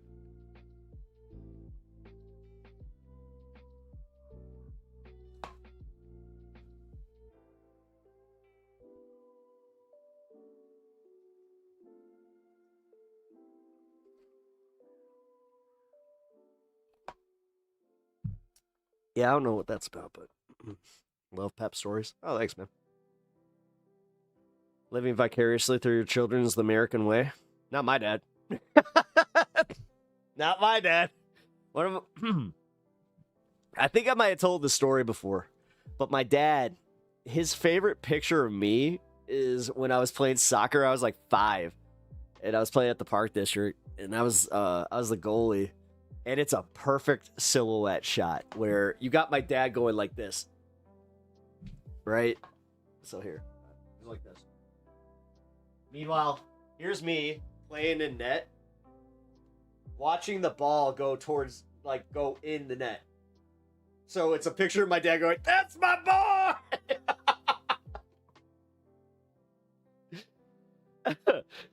I don't think my dad would have known what to do with like a all-star sports kid. Because my brother, I should say at the time, because my brother's actually really good at baseball. Like, he's good at almost every sport he's ever picked up. We used to play hockey together. You know, I took him to a bunch of like those, actually, like when they would have father-son clinics. My dad didn't skate, so I would always go to those father-son clinics with my kid brother.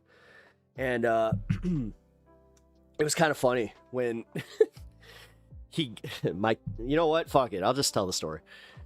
So my brother went to a Trump rally during 2020, right? And he was about to go to this, like, it was one of his last, like, big hurrahs as far as being, like, it wasn't like high school baseball, but what is it called? AA, or like, it was one of those ones where it's like, you could technically make it. So he goes to a Trump rally. He got COVID. Not only did he get COVID, he has long COVID. Still has it. Like, he still has the symptoms. Like, this kid, I watched him being able to run a fucking mile in no time at all. You know, he could outskate me at any fucking point. Not anymore. Like, this kid could barely make it up the stairs without fucking being winded. So, just gotta say, man. That was interesting. That's my boy. Yeah, that was my dad. And the funny part is, if you guys have kind of caught the vibe of my pops, especially like through the Mexico stuff, like my dad was just stuck in Mexico during the cartel stuff. Yeah, this is very much how he is. My dad's a trip, bro. I don't think I would be who I am without him, because like half of it is like you just have to laugh off life, but at the same time, I don't know, man. He did kind of just give me my I don't give a fuck, like, at all. So I would like the cat stuff, and going back to the politics just for a second here. I don't give a shit.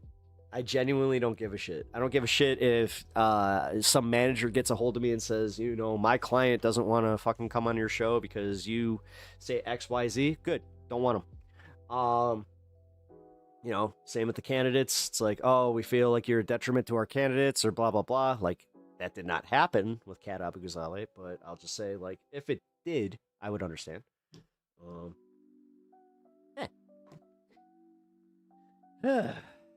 What a weird place to be in. You have to say. Sorry, is there a hockey channel in Discord? I don't think so. There should be. The old man go wherever he wants. The thing is, they did. It's when they burnt his building, when they firebombed his building, he was pissed. He got mad about that one. Because he was just like, the fuck, guys?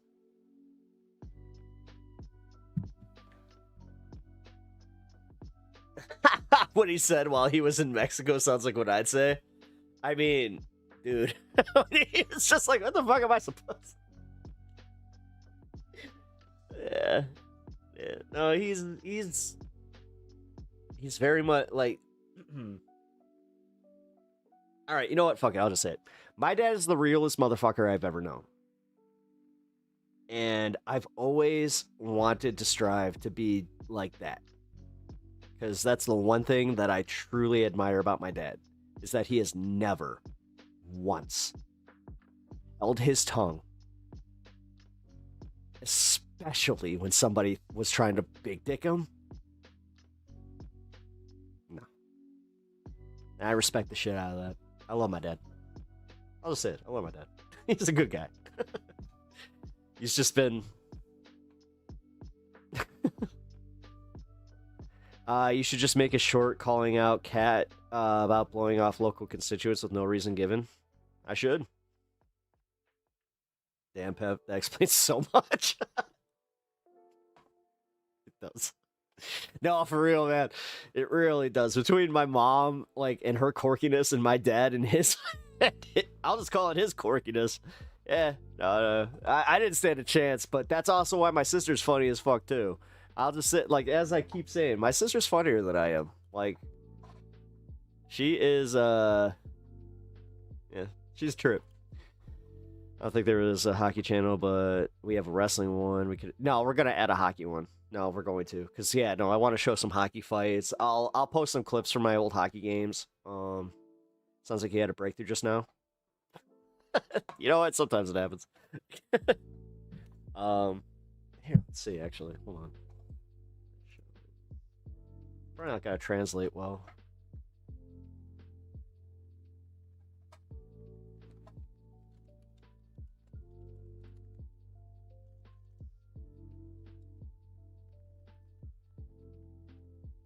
Oh shit, we still have a fucking... Oh! 9 years ago? Fucking A! Oh, it's crazy. Alright. Here we go. Let's see.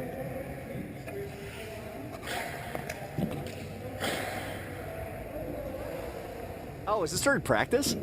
No, this was a game. This was... Oh! Shit, this is a game during my old... so this was me versus my old team. Yeah, look at that man bun. That's right. Rock that shit.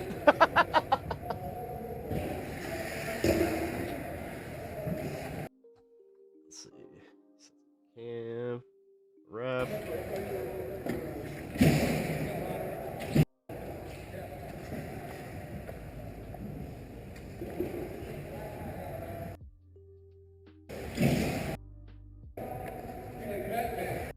Got a lot of fucking bullshit going on here.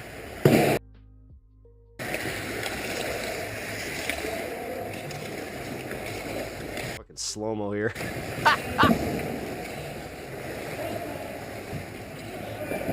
Yeah, so you see the way that I'm like standing out here? This is the way that I was trained. So like, here's my crease. You can barely see it. I'd always stand at the top of my crease, and I'd always try to like gauge the play, and then just cut off the angle from whoever the fuck was like coming at me. Here, let's see. So if I recall, this game didn't actually have like a lot of shots on me. Here we go.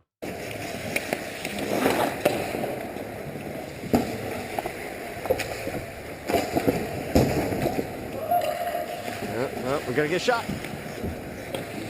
Ooh.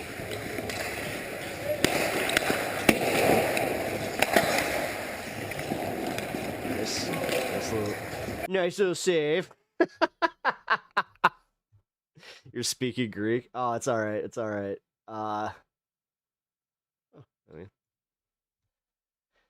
We take for granted our camera definition now as opposed to back in the day. Yeah. Yeah, we do. Oh my God. God, yeah, dude. This was this was almost 10 years ago. That's fucking crazy.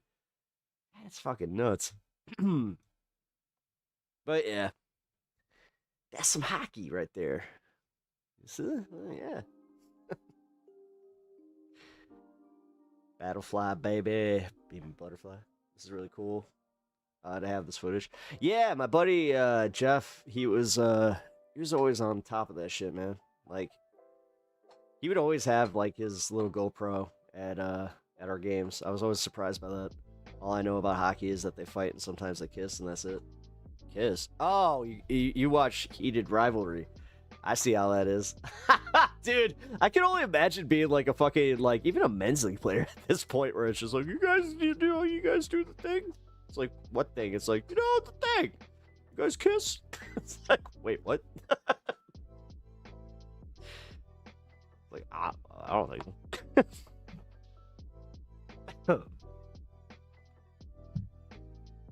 Yeah, let's see. Oh, God. I don't like this video. Fuck it.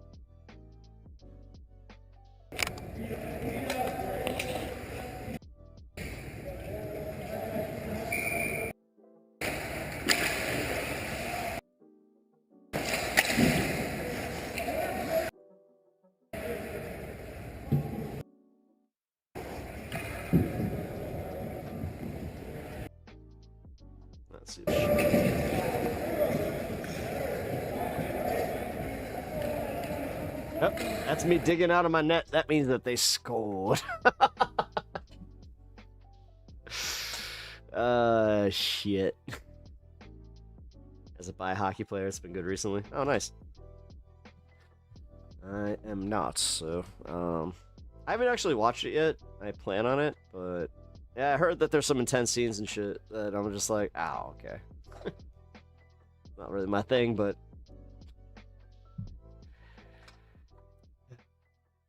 I'm also not one of those guys that's just like, oh my god, there's dicks on the screen. Whoa!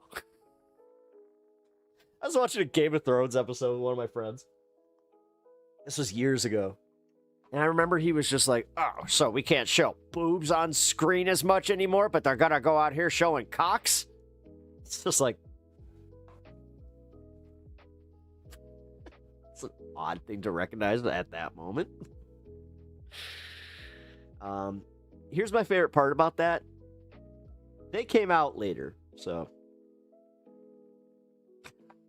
take that for what you will.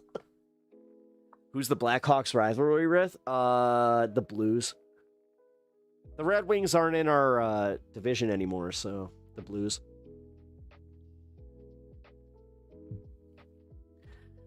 Do you think it would be a good idea to ask Daniel if he wins, will he start up a mutual aid fund?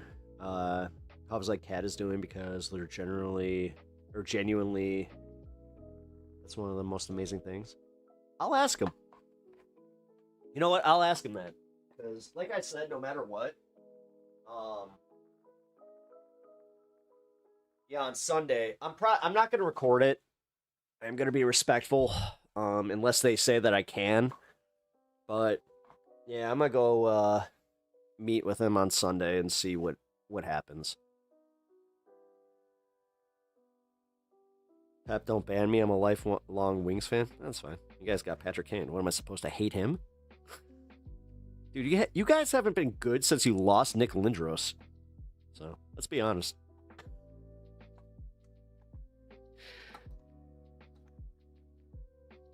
I'm only speaking the truth.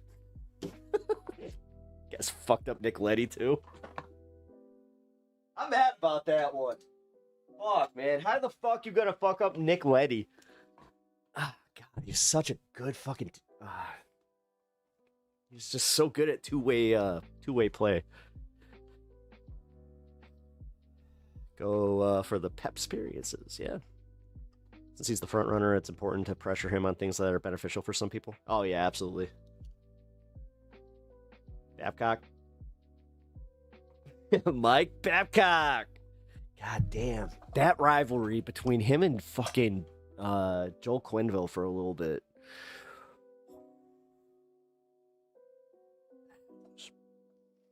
Ooh, those were good series. Yeah, now I'm just stun locking on hockey, and I don't care. I'll probably end this episode stun locking on hockey. Because, hey, you know what? US won gold. We can fucking stun lock on... I mean, look at this shit. I got my Stan Mikita's Donuts, which, again, if you're not a Wayne's World fan, like, come on.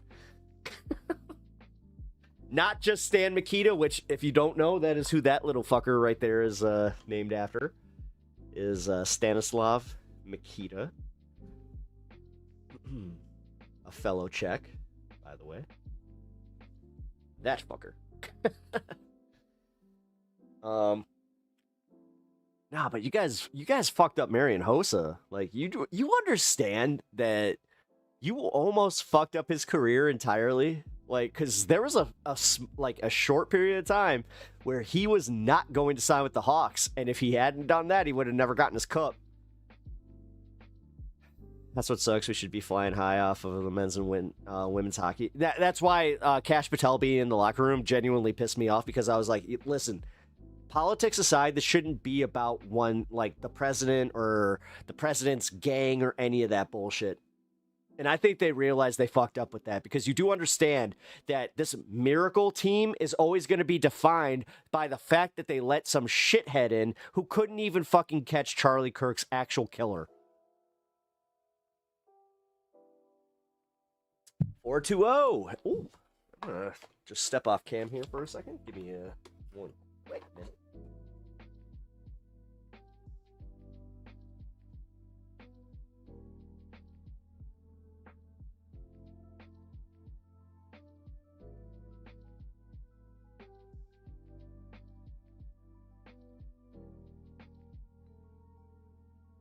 Actually, I want to show you guys one of my prized possessions. If there was something I was going to grab from my burning home, it's this. My sister gave this to me after I won my first championship.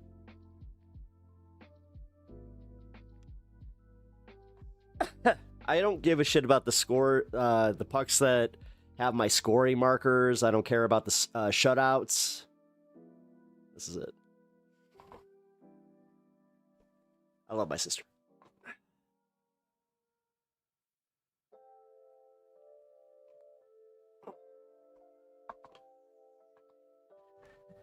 I'm lucky enough to have a very cool family. That, yeah, we've had problems like in the past and shit, but no, my sister's always been very supportive of me. Like I said, like when I won that championship, it floored me that she gave that to me, because I won my championship like 2 days before my birthday, so that was my birthday present. And she even said, she's like, I can't get you anything. And I was just like, you don't know what this means to me. So I don't think she watches my stream, so it's okay. If she does, and I get a phone call tomorrow, it's just like, that's even more cringe for me, where she'd just be like, oh, it's like, shut up. You're not supposed to know that I actually love you. You're supposed to think that I still think that you're a little shithead. She's my shithead. Nah, I got lucky. I got a good little sister, man. Like, she's hilarious. We have a good relationship, and also just in general, like, I mentioned she's hilarious, but she's also like kind of like me, where she, like, half of our like funny shit is from the fact that we just put ourselves in positions that we shouldn't be in. Yeah, quite a few stories. That's why I can't wait to get her on to talk about some of that stuff, man. Like, god damn, she has some really funny stories. Yes, there will likely be some embarrassment too for me, which I'm fine with. The big one was, I asked her, I'm like, hey, you think I should like try to get Dad on my show? And she was just like, no. She's like, no, absolutely not. He will fuck up. He will dox you by accident, and on top of that, he will also embarrass the shit out of you because he doesn't have a filter. I'm like, oh yeah, you're right. All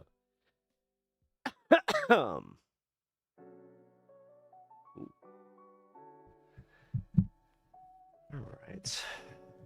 What time is it? Oh, Jesus. Sorry, guys. I did a hockey stomach for a long time there.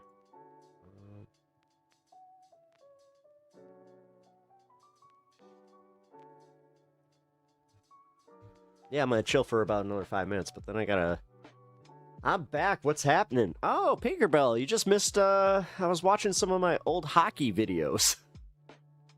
Actually, I found footage from my old men's league team. And, yeah, we watched a little bit of that. I was explaining some of the finer nuances of the sport. And, yeah, my filter got left somewhere a long time ago. Yeah, me too. I know exactly when it happened. It happened when I turned 35, and I decided that I don't give a shit. I genuinely just don't give a shit. If you don't like me, you don't like me. Fine. Like, I'm not gonna chase like friends or any of that bullshit. If you like me and you enjoy the vibe, not even here, just in general, like in real life, cool. If you don't, all right, too bad. And the puck. Oh yeah. Here, actually, yeah, Pinkerbell. Here you go.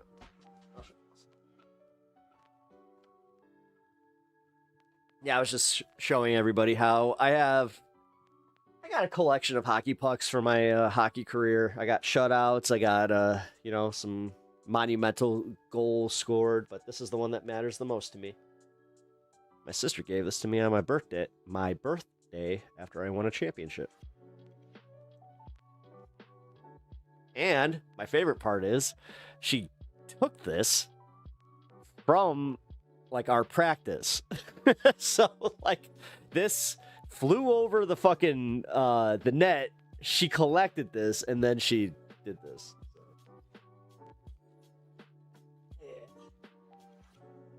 She's a sweetie.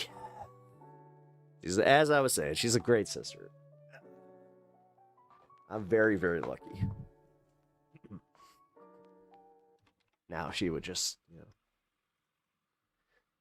take a few days off, come visit her fucking older brother. That'd be nice.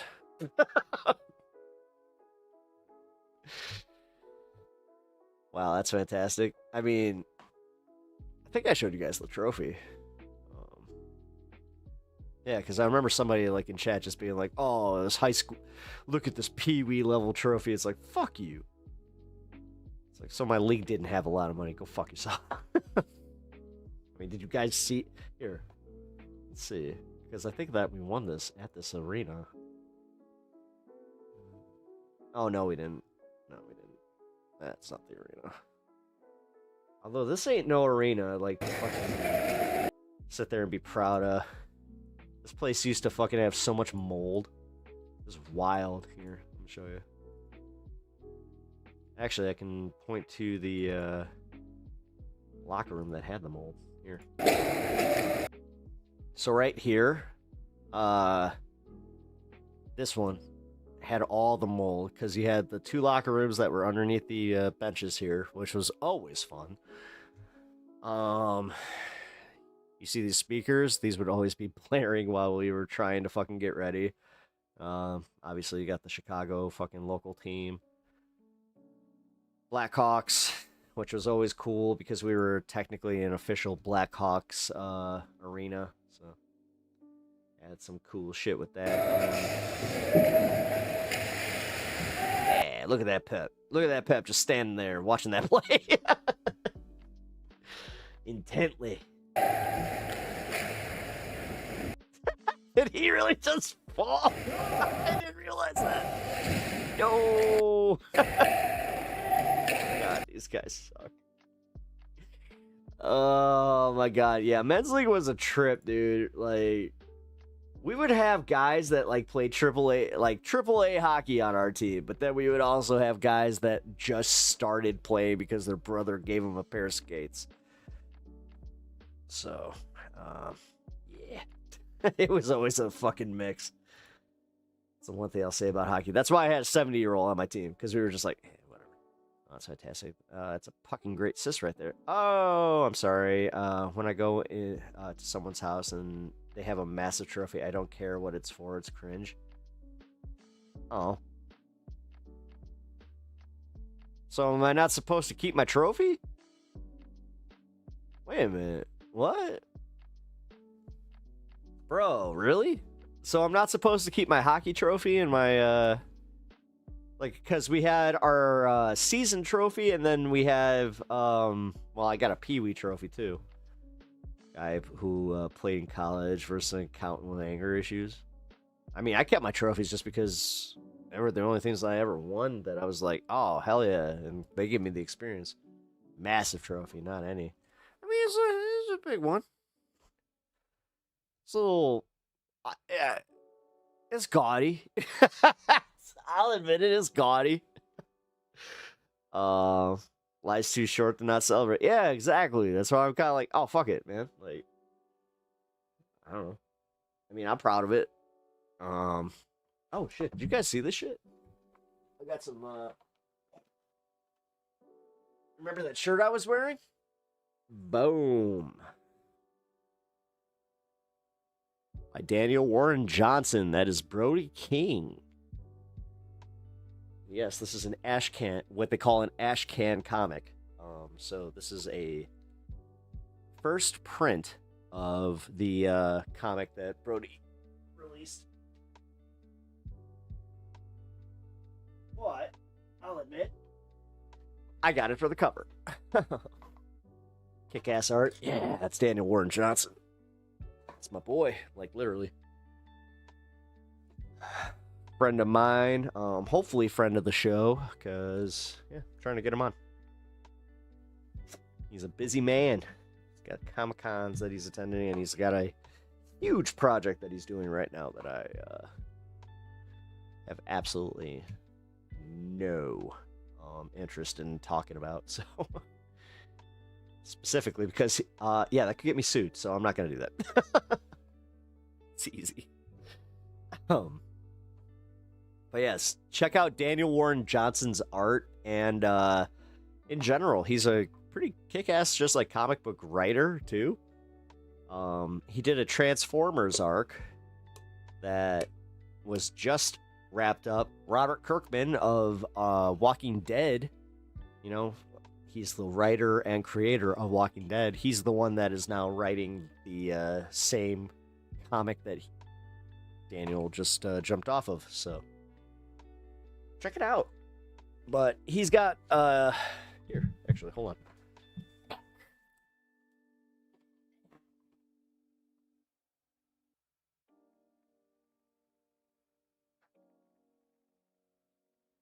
So he's got this awesome comic called Do a Power Bomb. Here. This is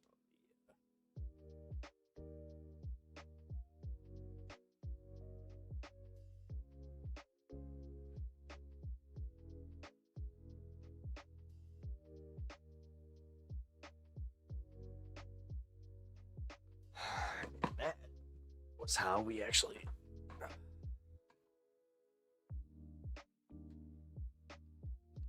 Dude still needs to do a doodle on my cup. Yep. I heard power bottom. Do a power bomb. Power bomb. Like you know, lift him up and slam. Power bomb.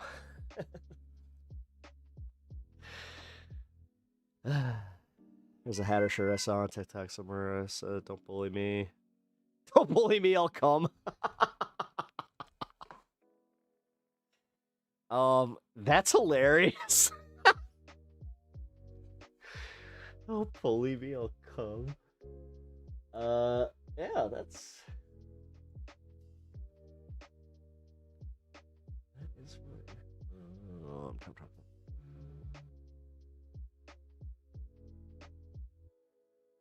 You know what? Fuck it. Initial momentum. Again, going. and propaganda can be changed through debate. You don't want people debating when you're giving them propaganda.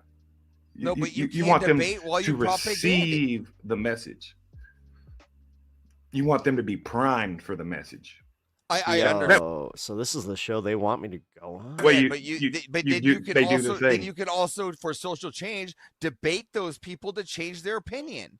Just to tell them that they've been under the guise of propaganda. We'll let it get to 9 minutes. See if we have a solo judge. You can try, but guess who didn't show up for debate in 2020 when he was a big old potato? Anyway, what the fuck? Or in 2024, Kamala Harris. Everyone just be quiet for another minute. Let them go for another minute. We got a minute at it. Go ahead. Keep going. She didn't want to debate nothing. Then why would you bring these people on if you got another minute? At all. And she only came up on the formal debate because she was just getting absolutely dragged. Listen, and really what it all came down to is those debates didn't mean nothing. Trump got elected. I might have to pass on this. Elected because I think of an assassination attempt. Look at this. And, Isn't and about mostly about because we all hate socialism and Kamala Harris. Trench. Disgusting. This isn't about what. Yo, dude. What the fuck? I don't think I'm gonna be on it with any. Well, I mean, I don't know if I'm gonna be on this. President is debating who. Social change will come. I got invited to this shit. I'm like, I don't. From with your culture. monkey theory, the leaders are gonna debate. There's no debating it. It has to and be the followers command. are gonna follow. You don't debate people to be a commander either. No commander's like, hey, debate me for command, bro. They just fucking lead from the fucking front. Again, and that's what the Abing.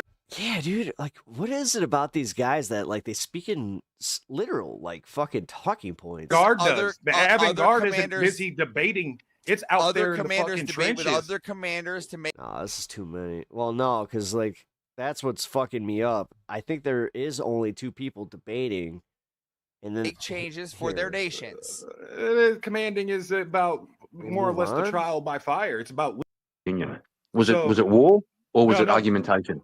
It was Pantera on fucking stage playing domination, dude. And they brought No, I'm down being that serious, fucking bro. wall. I'm being Being serious, bro. No, I'm being serious. Yes, Like I'm Reagan, being dead ass serious, dude. American pop culture Reagan started put leaking his hand.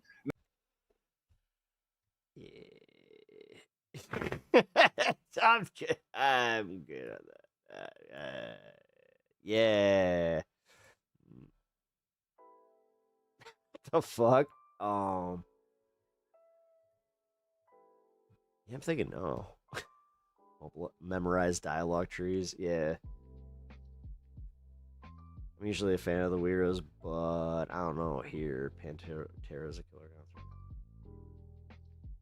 concept. I don't know, man. I don't know about that.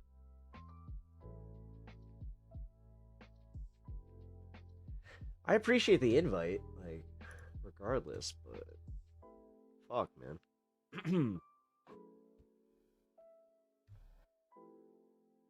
There's a huge part of me that's just not interested in doing something like that, where I have, like it's a blood sport thing.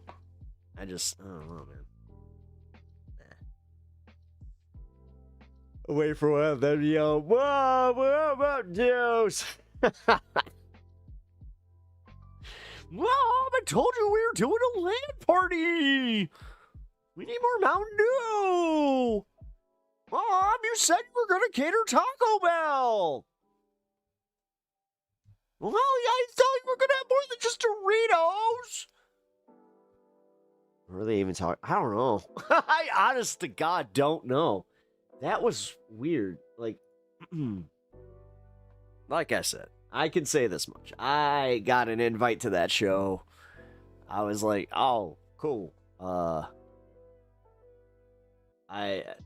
I'm appreciative that that Speak and his audience, I guess, don't hate me.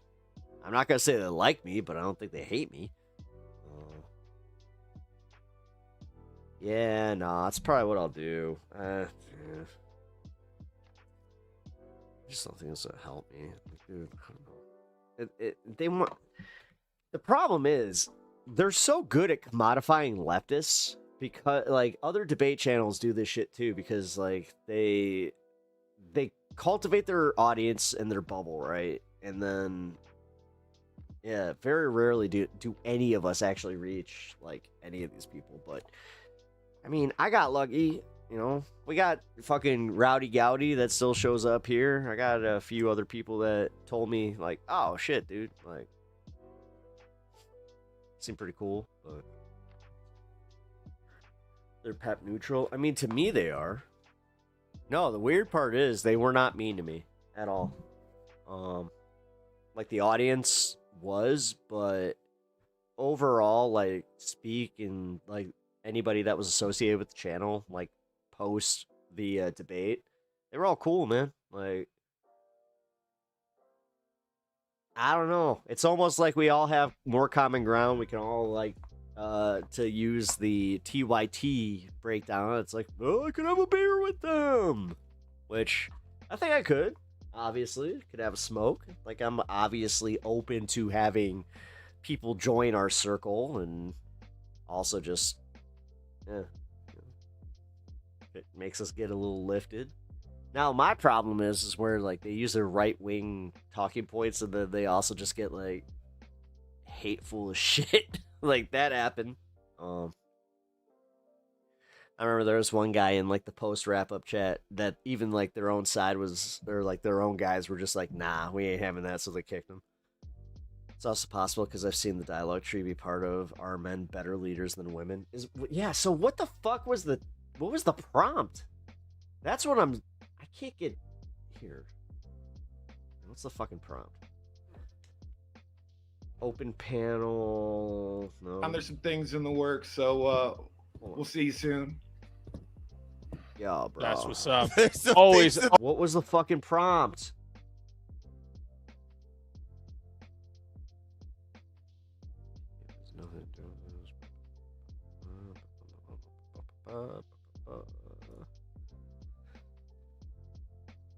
I guess it was Epstein stuff. Oh. I don't care. All I do know is that, again, if I can break into some of these spaces and actually have like a decent conversation, I'll entertain it. But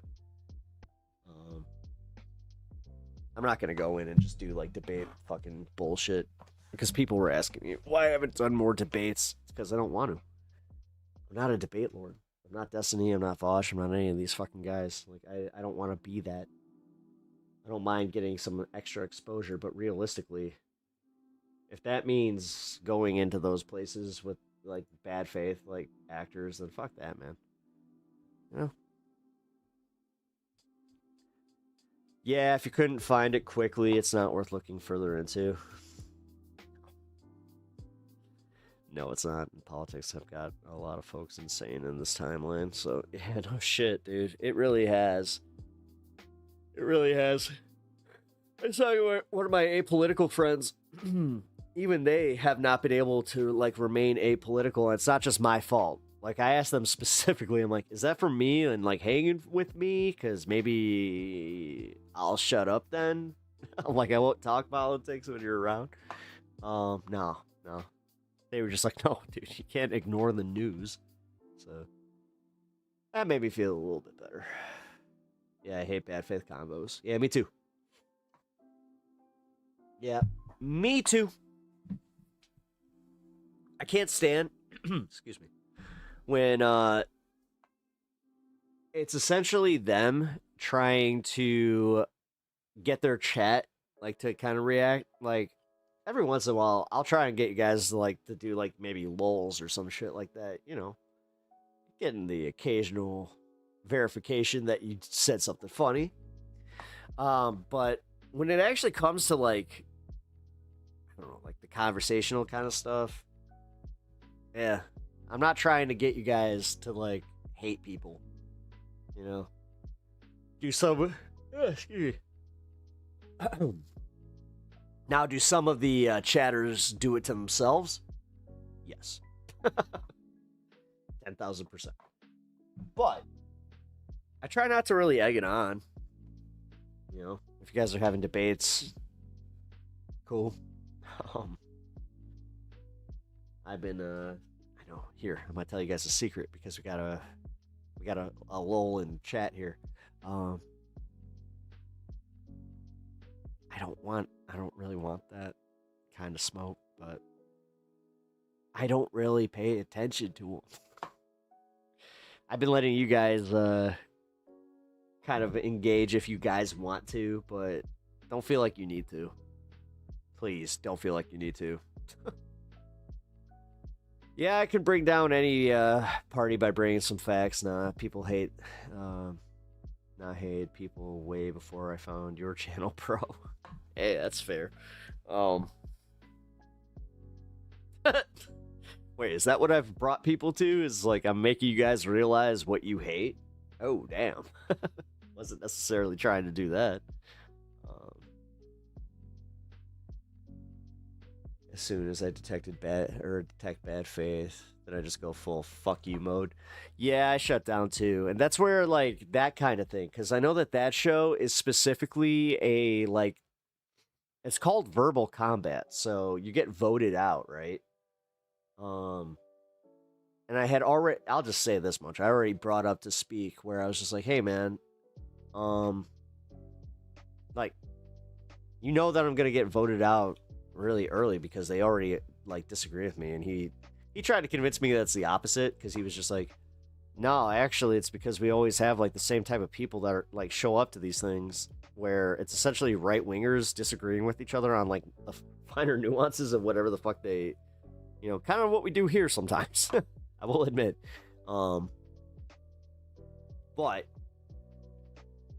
I don't know. The JS one was easy because who the fuck is gonna argue against Epstein? Like, that was why I took that. Sounds like the bait perv channel. It is. No, it is. That's what it is. Like, I'm not trying to be mean either. It's just what he does, you know? You know what? Speak made his own way. I'm not gonna fucking hate him for it. You know? Nice enough, dude. But Sounds like loudest wins if they're not lying. Or yeah. Well, again, half of it is optics with these guys, and they don't even realize it. That it's like, yes, like Andrew Wilson has a talent for saying a whole bunch of non-substantive shit, which I'm not claiming that I do. I'm just saying, like, there have been times where I've listened to him and then had to replay and just be like, what the fuck? And then he's just like, yeah. So what do you have to say about that? It's just like, dude, how does anybody reply to that? You just word saladed your way through that, and then you're just like, well, Christian orthodoxy means that I'm a better Christian because I'm more Christian, and you're not Christian enough, so Christian your way out of that one, sir. Try to do that shit with me. You guys remember that fucking orthodox bullshit? I was just like, I'm not orthodox. That was the one thing I remember, like, clear as day about that debate, was just kept repeating to him. I'm like, I'm not orthodox, dude. Like, why are you holding him? Like, why in the fuck would you try to hold me to a standard of orthodox Christianity when I'm not orthodox? You look sniz. You look sniz. Yeah. Debate used as mugging the other. I hate those types of games. Yeah, me too. No, I hate that shit. I absolutely hate that shit. That's where, like, with Andrew and, like, modern day debate, I kind of did get that, where I was just like, oh, that's what this is. It's all about that. It's all about the spectacle. It's all about the pro wrestling aspect to it, which, I don't know, man. Like, Andrew Wilson sucks at debate. If you can't debate in simple terms, then you're terrible. Yep. Yeah. No, and and that's what these guys do, is they try to, like, make themselves sound way more complex than they actually are. Like, the arguments can essentially be boiled down to, do you support trans rights? Yes or no? No? Why? Oh, okay, so a bunch of anecdotal bullshit, no actual examples about anybody you care about, or just kind of feeling the vibe of, like, let people just be people.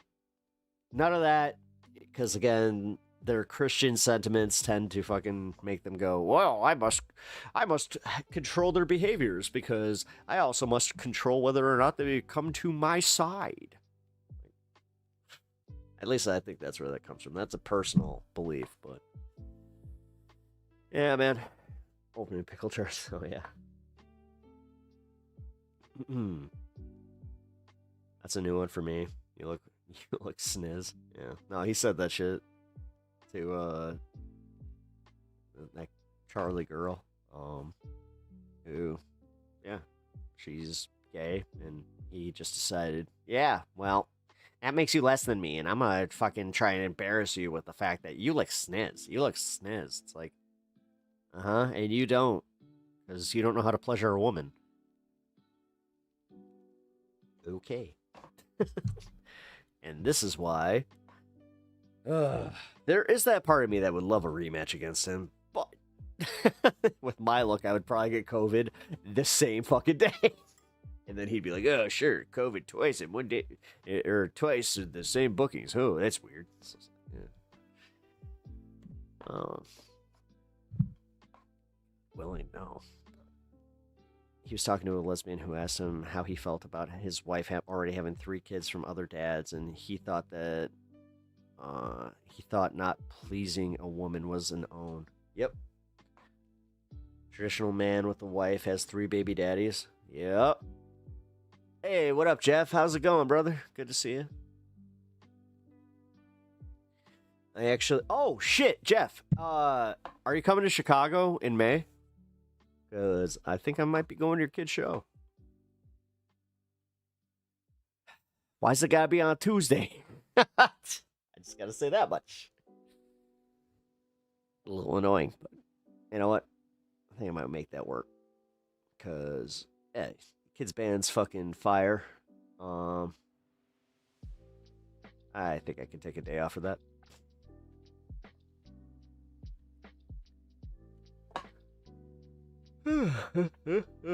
Excuse me. Where are we at? Oh, 10 minutes left. Cool. Yeah, let's hang out. You'll try to go? Hell yeah. Yeah, when I saw they were playing Chicago, I was like, fuck yeah. Fire. That'll keep away for sure. Oh yeah.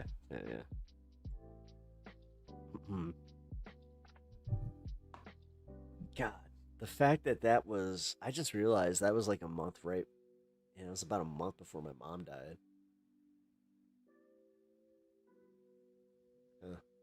Get us VIP tickets. That's not. Wait a minute. Wait a minute. You're the one who knows the band. Jeff.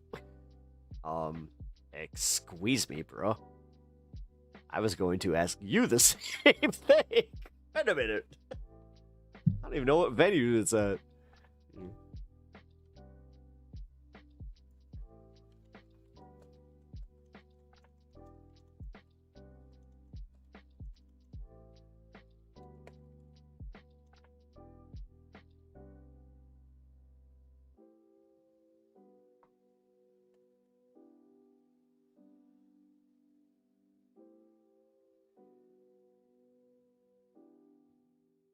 Jesus, Ticketmaster, right?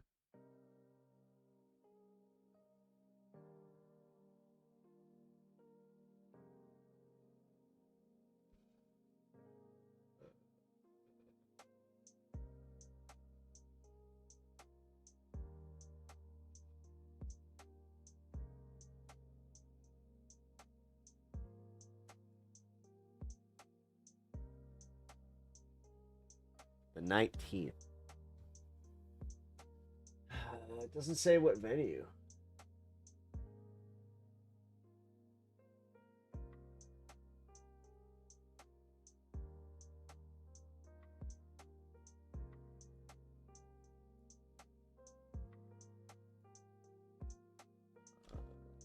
Subterranean downstairs.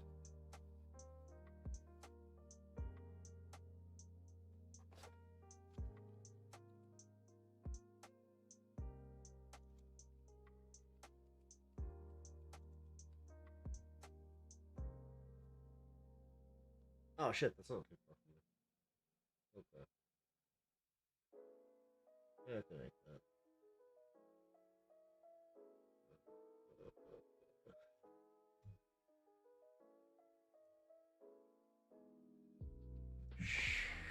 Okay.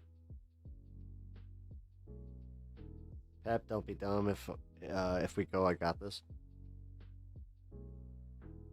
Subterranean downstairs. Yeah. So venue. I see the new video. Yeah, I tried to actually play it on this space, but unfortunately, I forgot that like their permissions extend to me and my channel, and I wasn't sure how like that really played with this space. I think we're okay. Actually, I need to ask somebody about that. But yeah, no, I got really excited. Because I had a primetime Pepaganda show on Wednesday. So I was trying to give him a little bit more exposure because, yeah, we had a decent little contingent of people over there. It was pretty fucking awesome. But no, I know I got permission. It's about, actually, if you talk to your kid, just say, if you see something from this space, just those two words together, this space, that might, drop the hair care routine. It looks so good. Drop the hair care. Oh, you guys want... Oh, you want my hair care routine. Oh, cool. Yeah, it's actually pretty simple. So, you brush your hair before you go into the shower. You know, get it all nice and straight and get all them stray hairs out. Do your shampoo, which I use Nioxin. And then I also use Nioxin conditioner. Say like mint. It's a mint shampoo that like stimulates hair follicles. It's good ass shampoo too. Just make sure you brush your hair when you put your conditioner in. Like keep the conditioner in, brush your hair with that. Obviously wash the brush off and then fucking rinse, and do not brush your hair after that. Just let it air dry. Don't use a hair dryer either. Just give it the hour. And ta-da!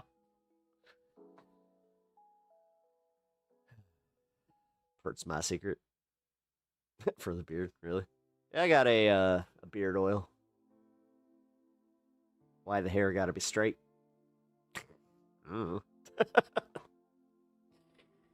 I mean, it's ideal. Like, if you're gonna, not get all them pesky, what I call tangle knot fuckers. I hate them.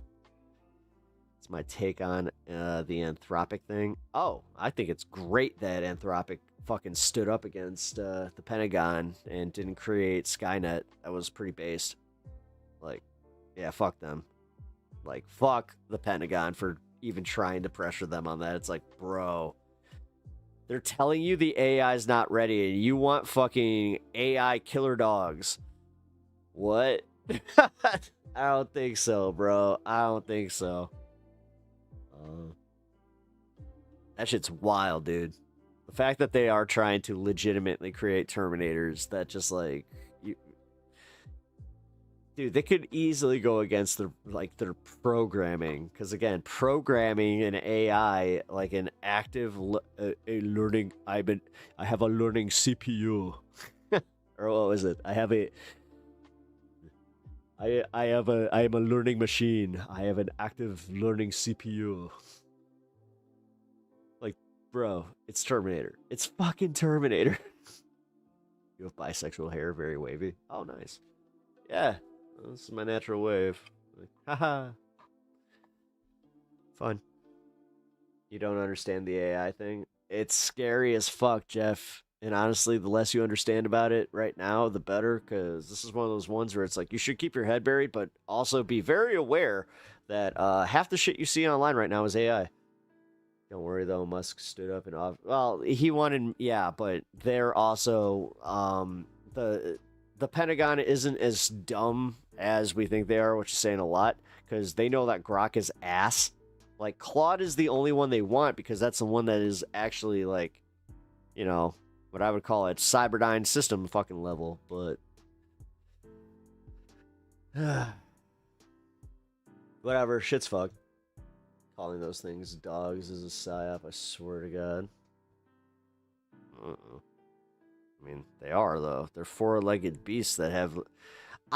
Whenever I see them, I think of that fucking movie Maximum Overdrive, which, if you haven't seen it, what are you doing? It's a Stephen King fucking movie with Emilio Estevez. Come on now. Get on that shit. Go watch some good movies. So, Maximum Overdrive has a scene where there's just like this fucking whack little Jeet that fucking becomes sentient.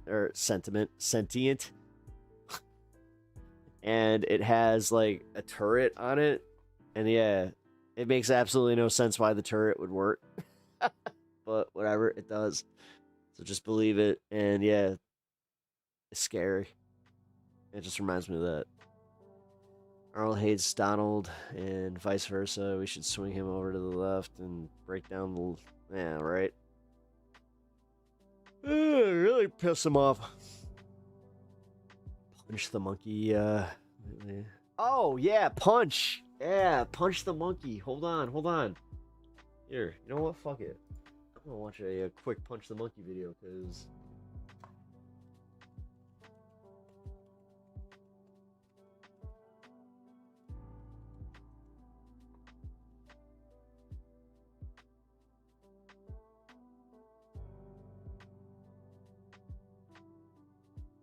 Let's talk about Punch, the baby macaque from Japan who is stealing hearts across the world.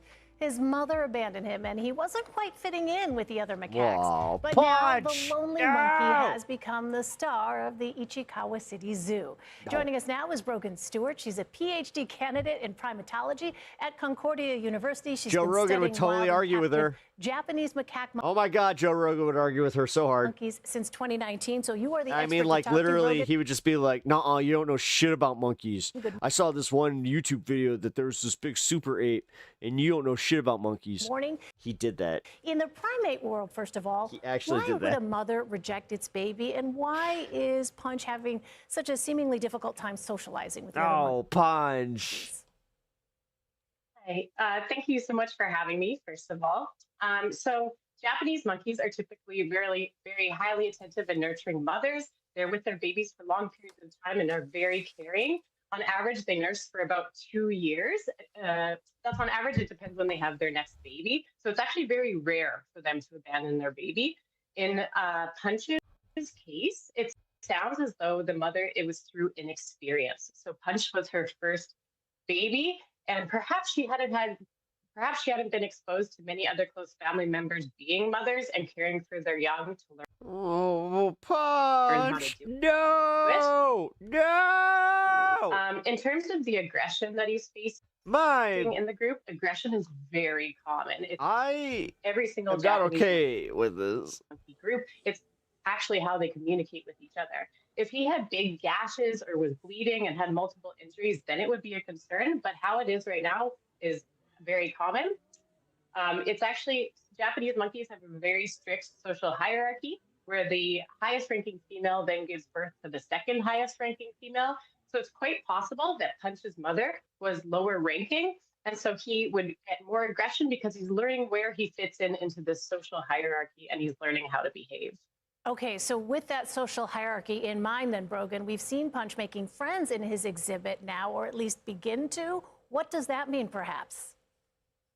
Yeah, so he's probably learning which social cues to It's like when I was married. display and who to interact with. So he's probably now interacting more with the other monkeys that are closer to his range. One of the behaviors that you'll see is grooming. So that monkeys will pick lice and bugs and dirt and even clean wounds by grooming each other. So it's a hygienic thing, but it also creates and helps build these social bonds. So in human terms, that's creating his friends. All right, we are going to continue to follow the saga of Punch the Monkey. Thanks so much. He's so lonely. No, Punch. Oh, poor Punch, man. God. I'm honestly, genuinely sad for that little monkey. He's such a good little guy. He just wants love. He knows how to catch and keep us engaged, huh? Oh, fuck yeah, they do. Oh yeah, dude. Punch the Monkey is literally like, she was just kind of saying, like, this is normal behavior shit that, you know, if he didn't have that stuffed monkey, then we wouldn't really identify with it. So what it said, yeah, that what got a lot of people was Renee Good having like those her baby's toys. What the fuck? Yo, what?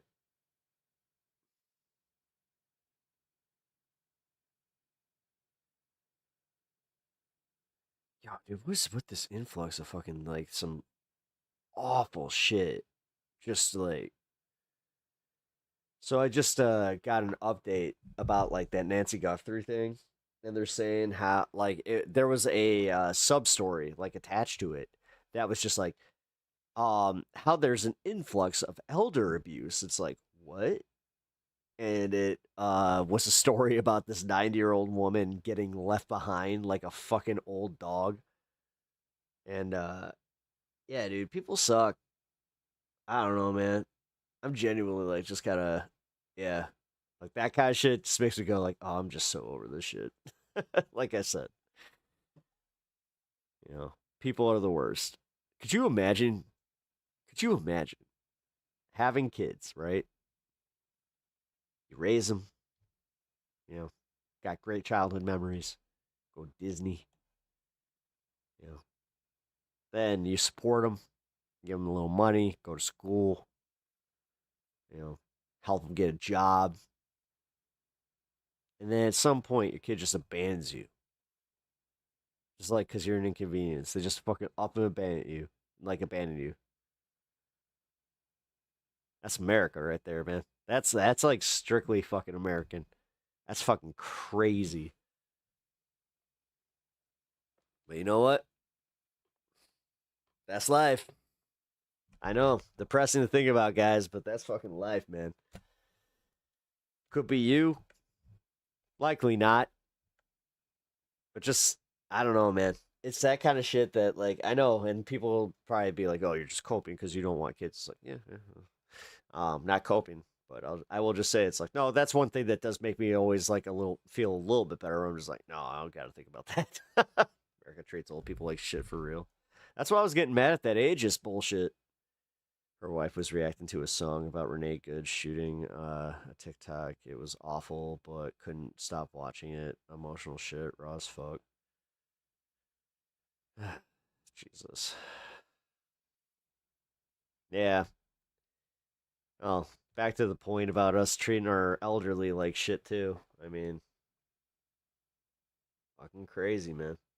All right, guys. I hate to say this though. I just realized I've been on way longer than I was intending to be. Sylvie, thank you for the 30 jewels. Appreciate that. Got a flower. Hell yeah. Thank you. I will accept that like it's a real flower. Because why not? I'm doing any harm and thinking like, oh look, it's a white flower though. It's got like the what do you call it? Like it's like a daisy. Daisy. Anyway, I ever mentioned that Daisy is like the bane of my existence as far as like Mario Kart and like Mario Party. For some reason, Daisy's always the character that ends up fucking me. It's just like, ah! If I hear that it's Daisy, it's like, motherfucker! Yeah. Later, gladiators. Yeah, sorry. I'm doing my fucking awesome stun lock. But I appreciate you guys hanging out. Look out for the stream tomorrow. I will more than likely be on. Still trying to figure out logistics of a campaign event on Sunday, so I'm kind of trying to figure out what's going on with that, if I'm going live there or not. Just trying to, again, try and get some campaigns. Except for, we already know who's not going to get a hold of me. But, no, like I said, guys, I appreciate you all hanging out tonight. Thank you for being so cool. Hit that like button on your way out if you haven't already. Subscribe to the channel if you have not already. And yeah, I will catch you all. Wait. Oh. We will catch you all later. Love y'all. See ya. Who the heck is Pep Talks? I'm not gay, but I fantasize about Marco Rubio. Pep Talks. Pep Talks. Pep Talks. Let's eradicate the Kung Flu. I'm literally coming. Pep Talks. Pep Talks. Who the heck is Pep Talk? They want our women. They want our children. Pep Talk. Sometimes no means yes. Grab them by the pep talk. Grab them by the Marco Rubio. Obama is a racist. Pep Talk. I'm literally coming. I'm Pep literally coming. Pep Talks. We found weapons of mass destruction. My fellow Americans, it has been confirmed today from Pep Talks that we are indeed all high on politics.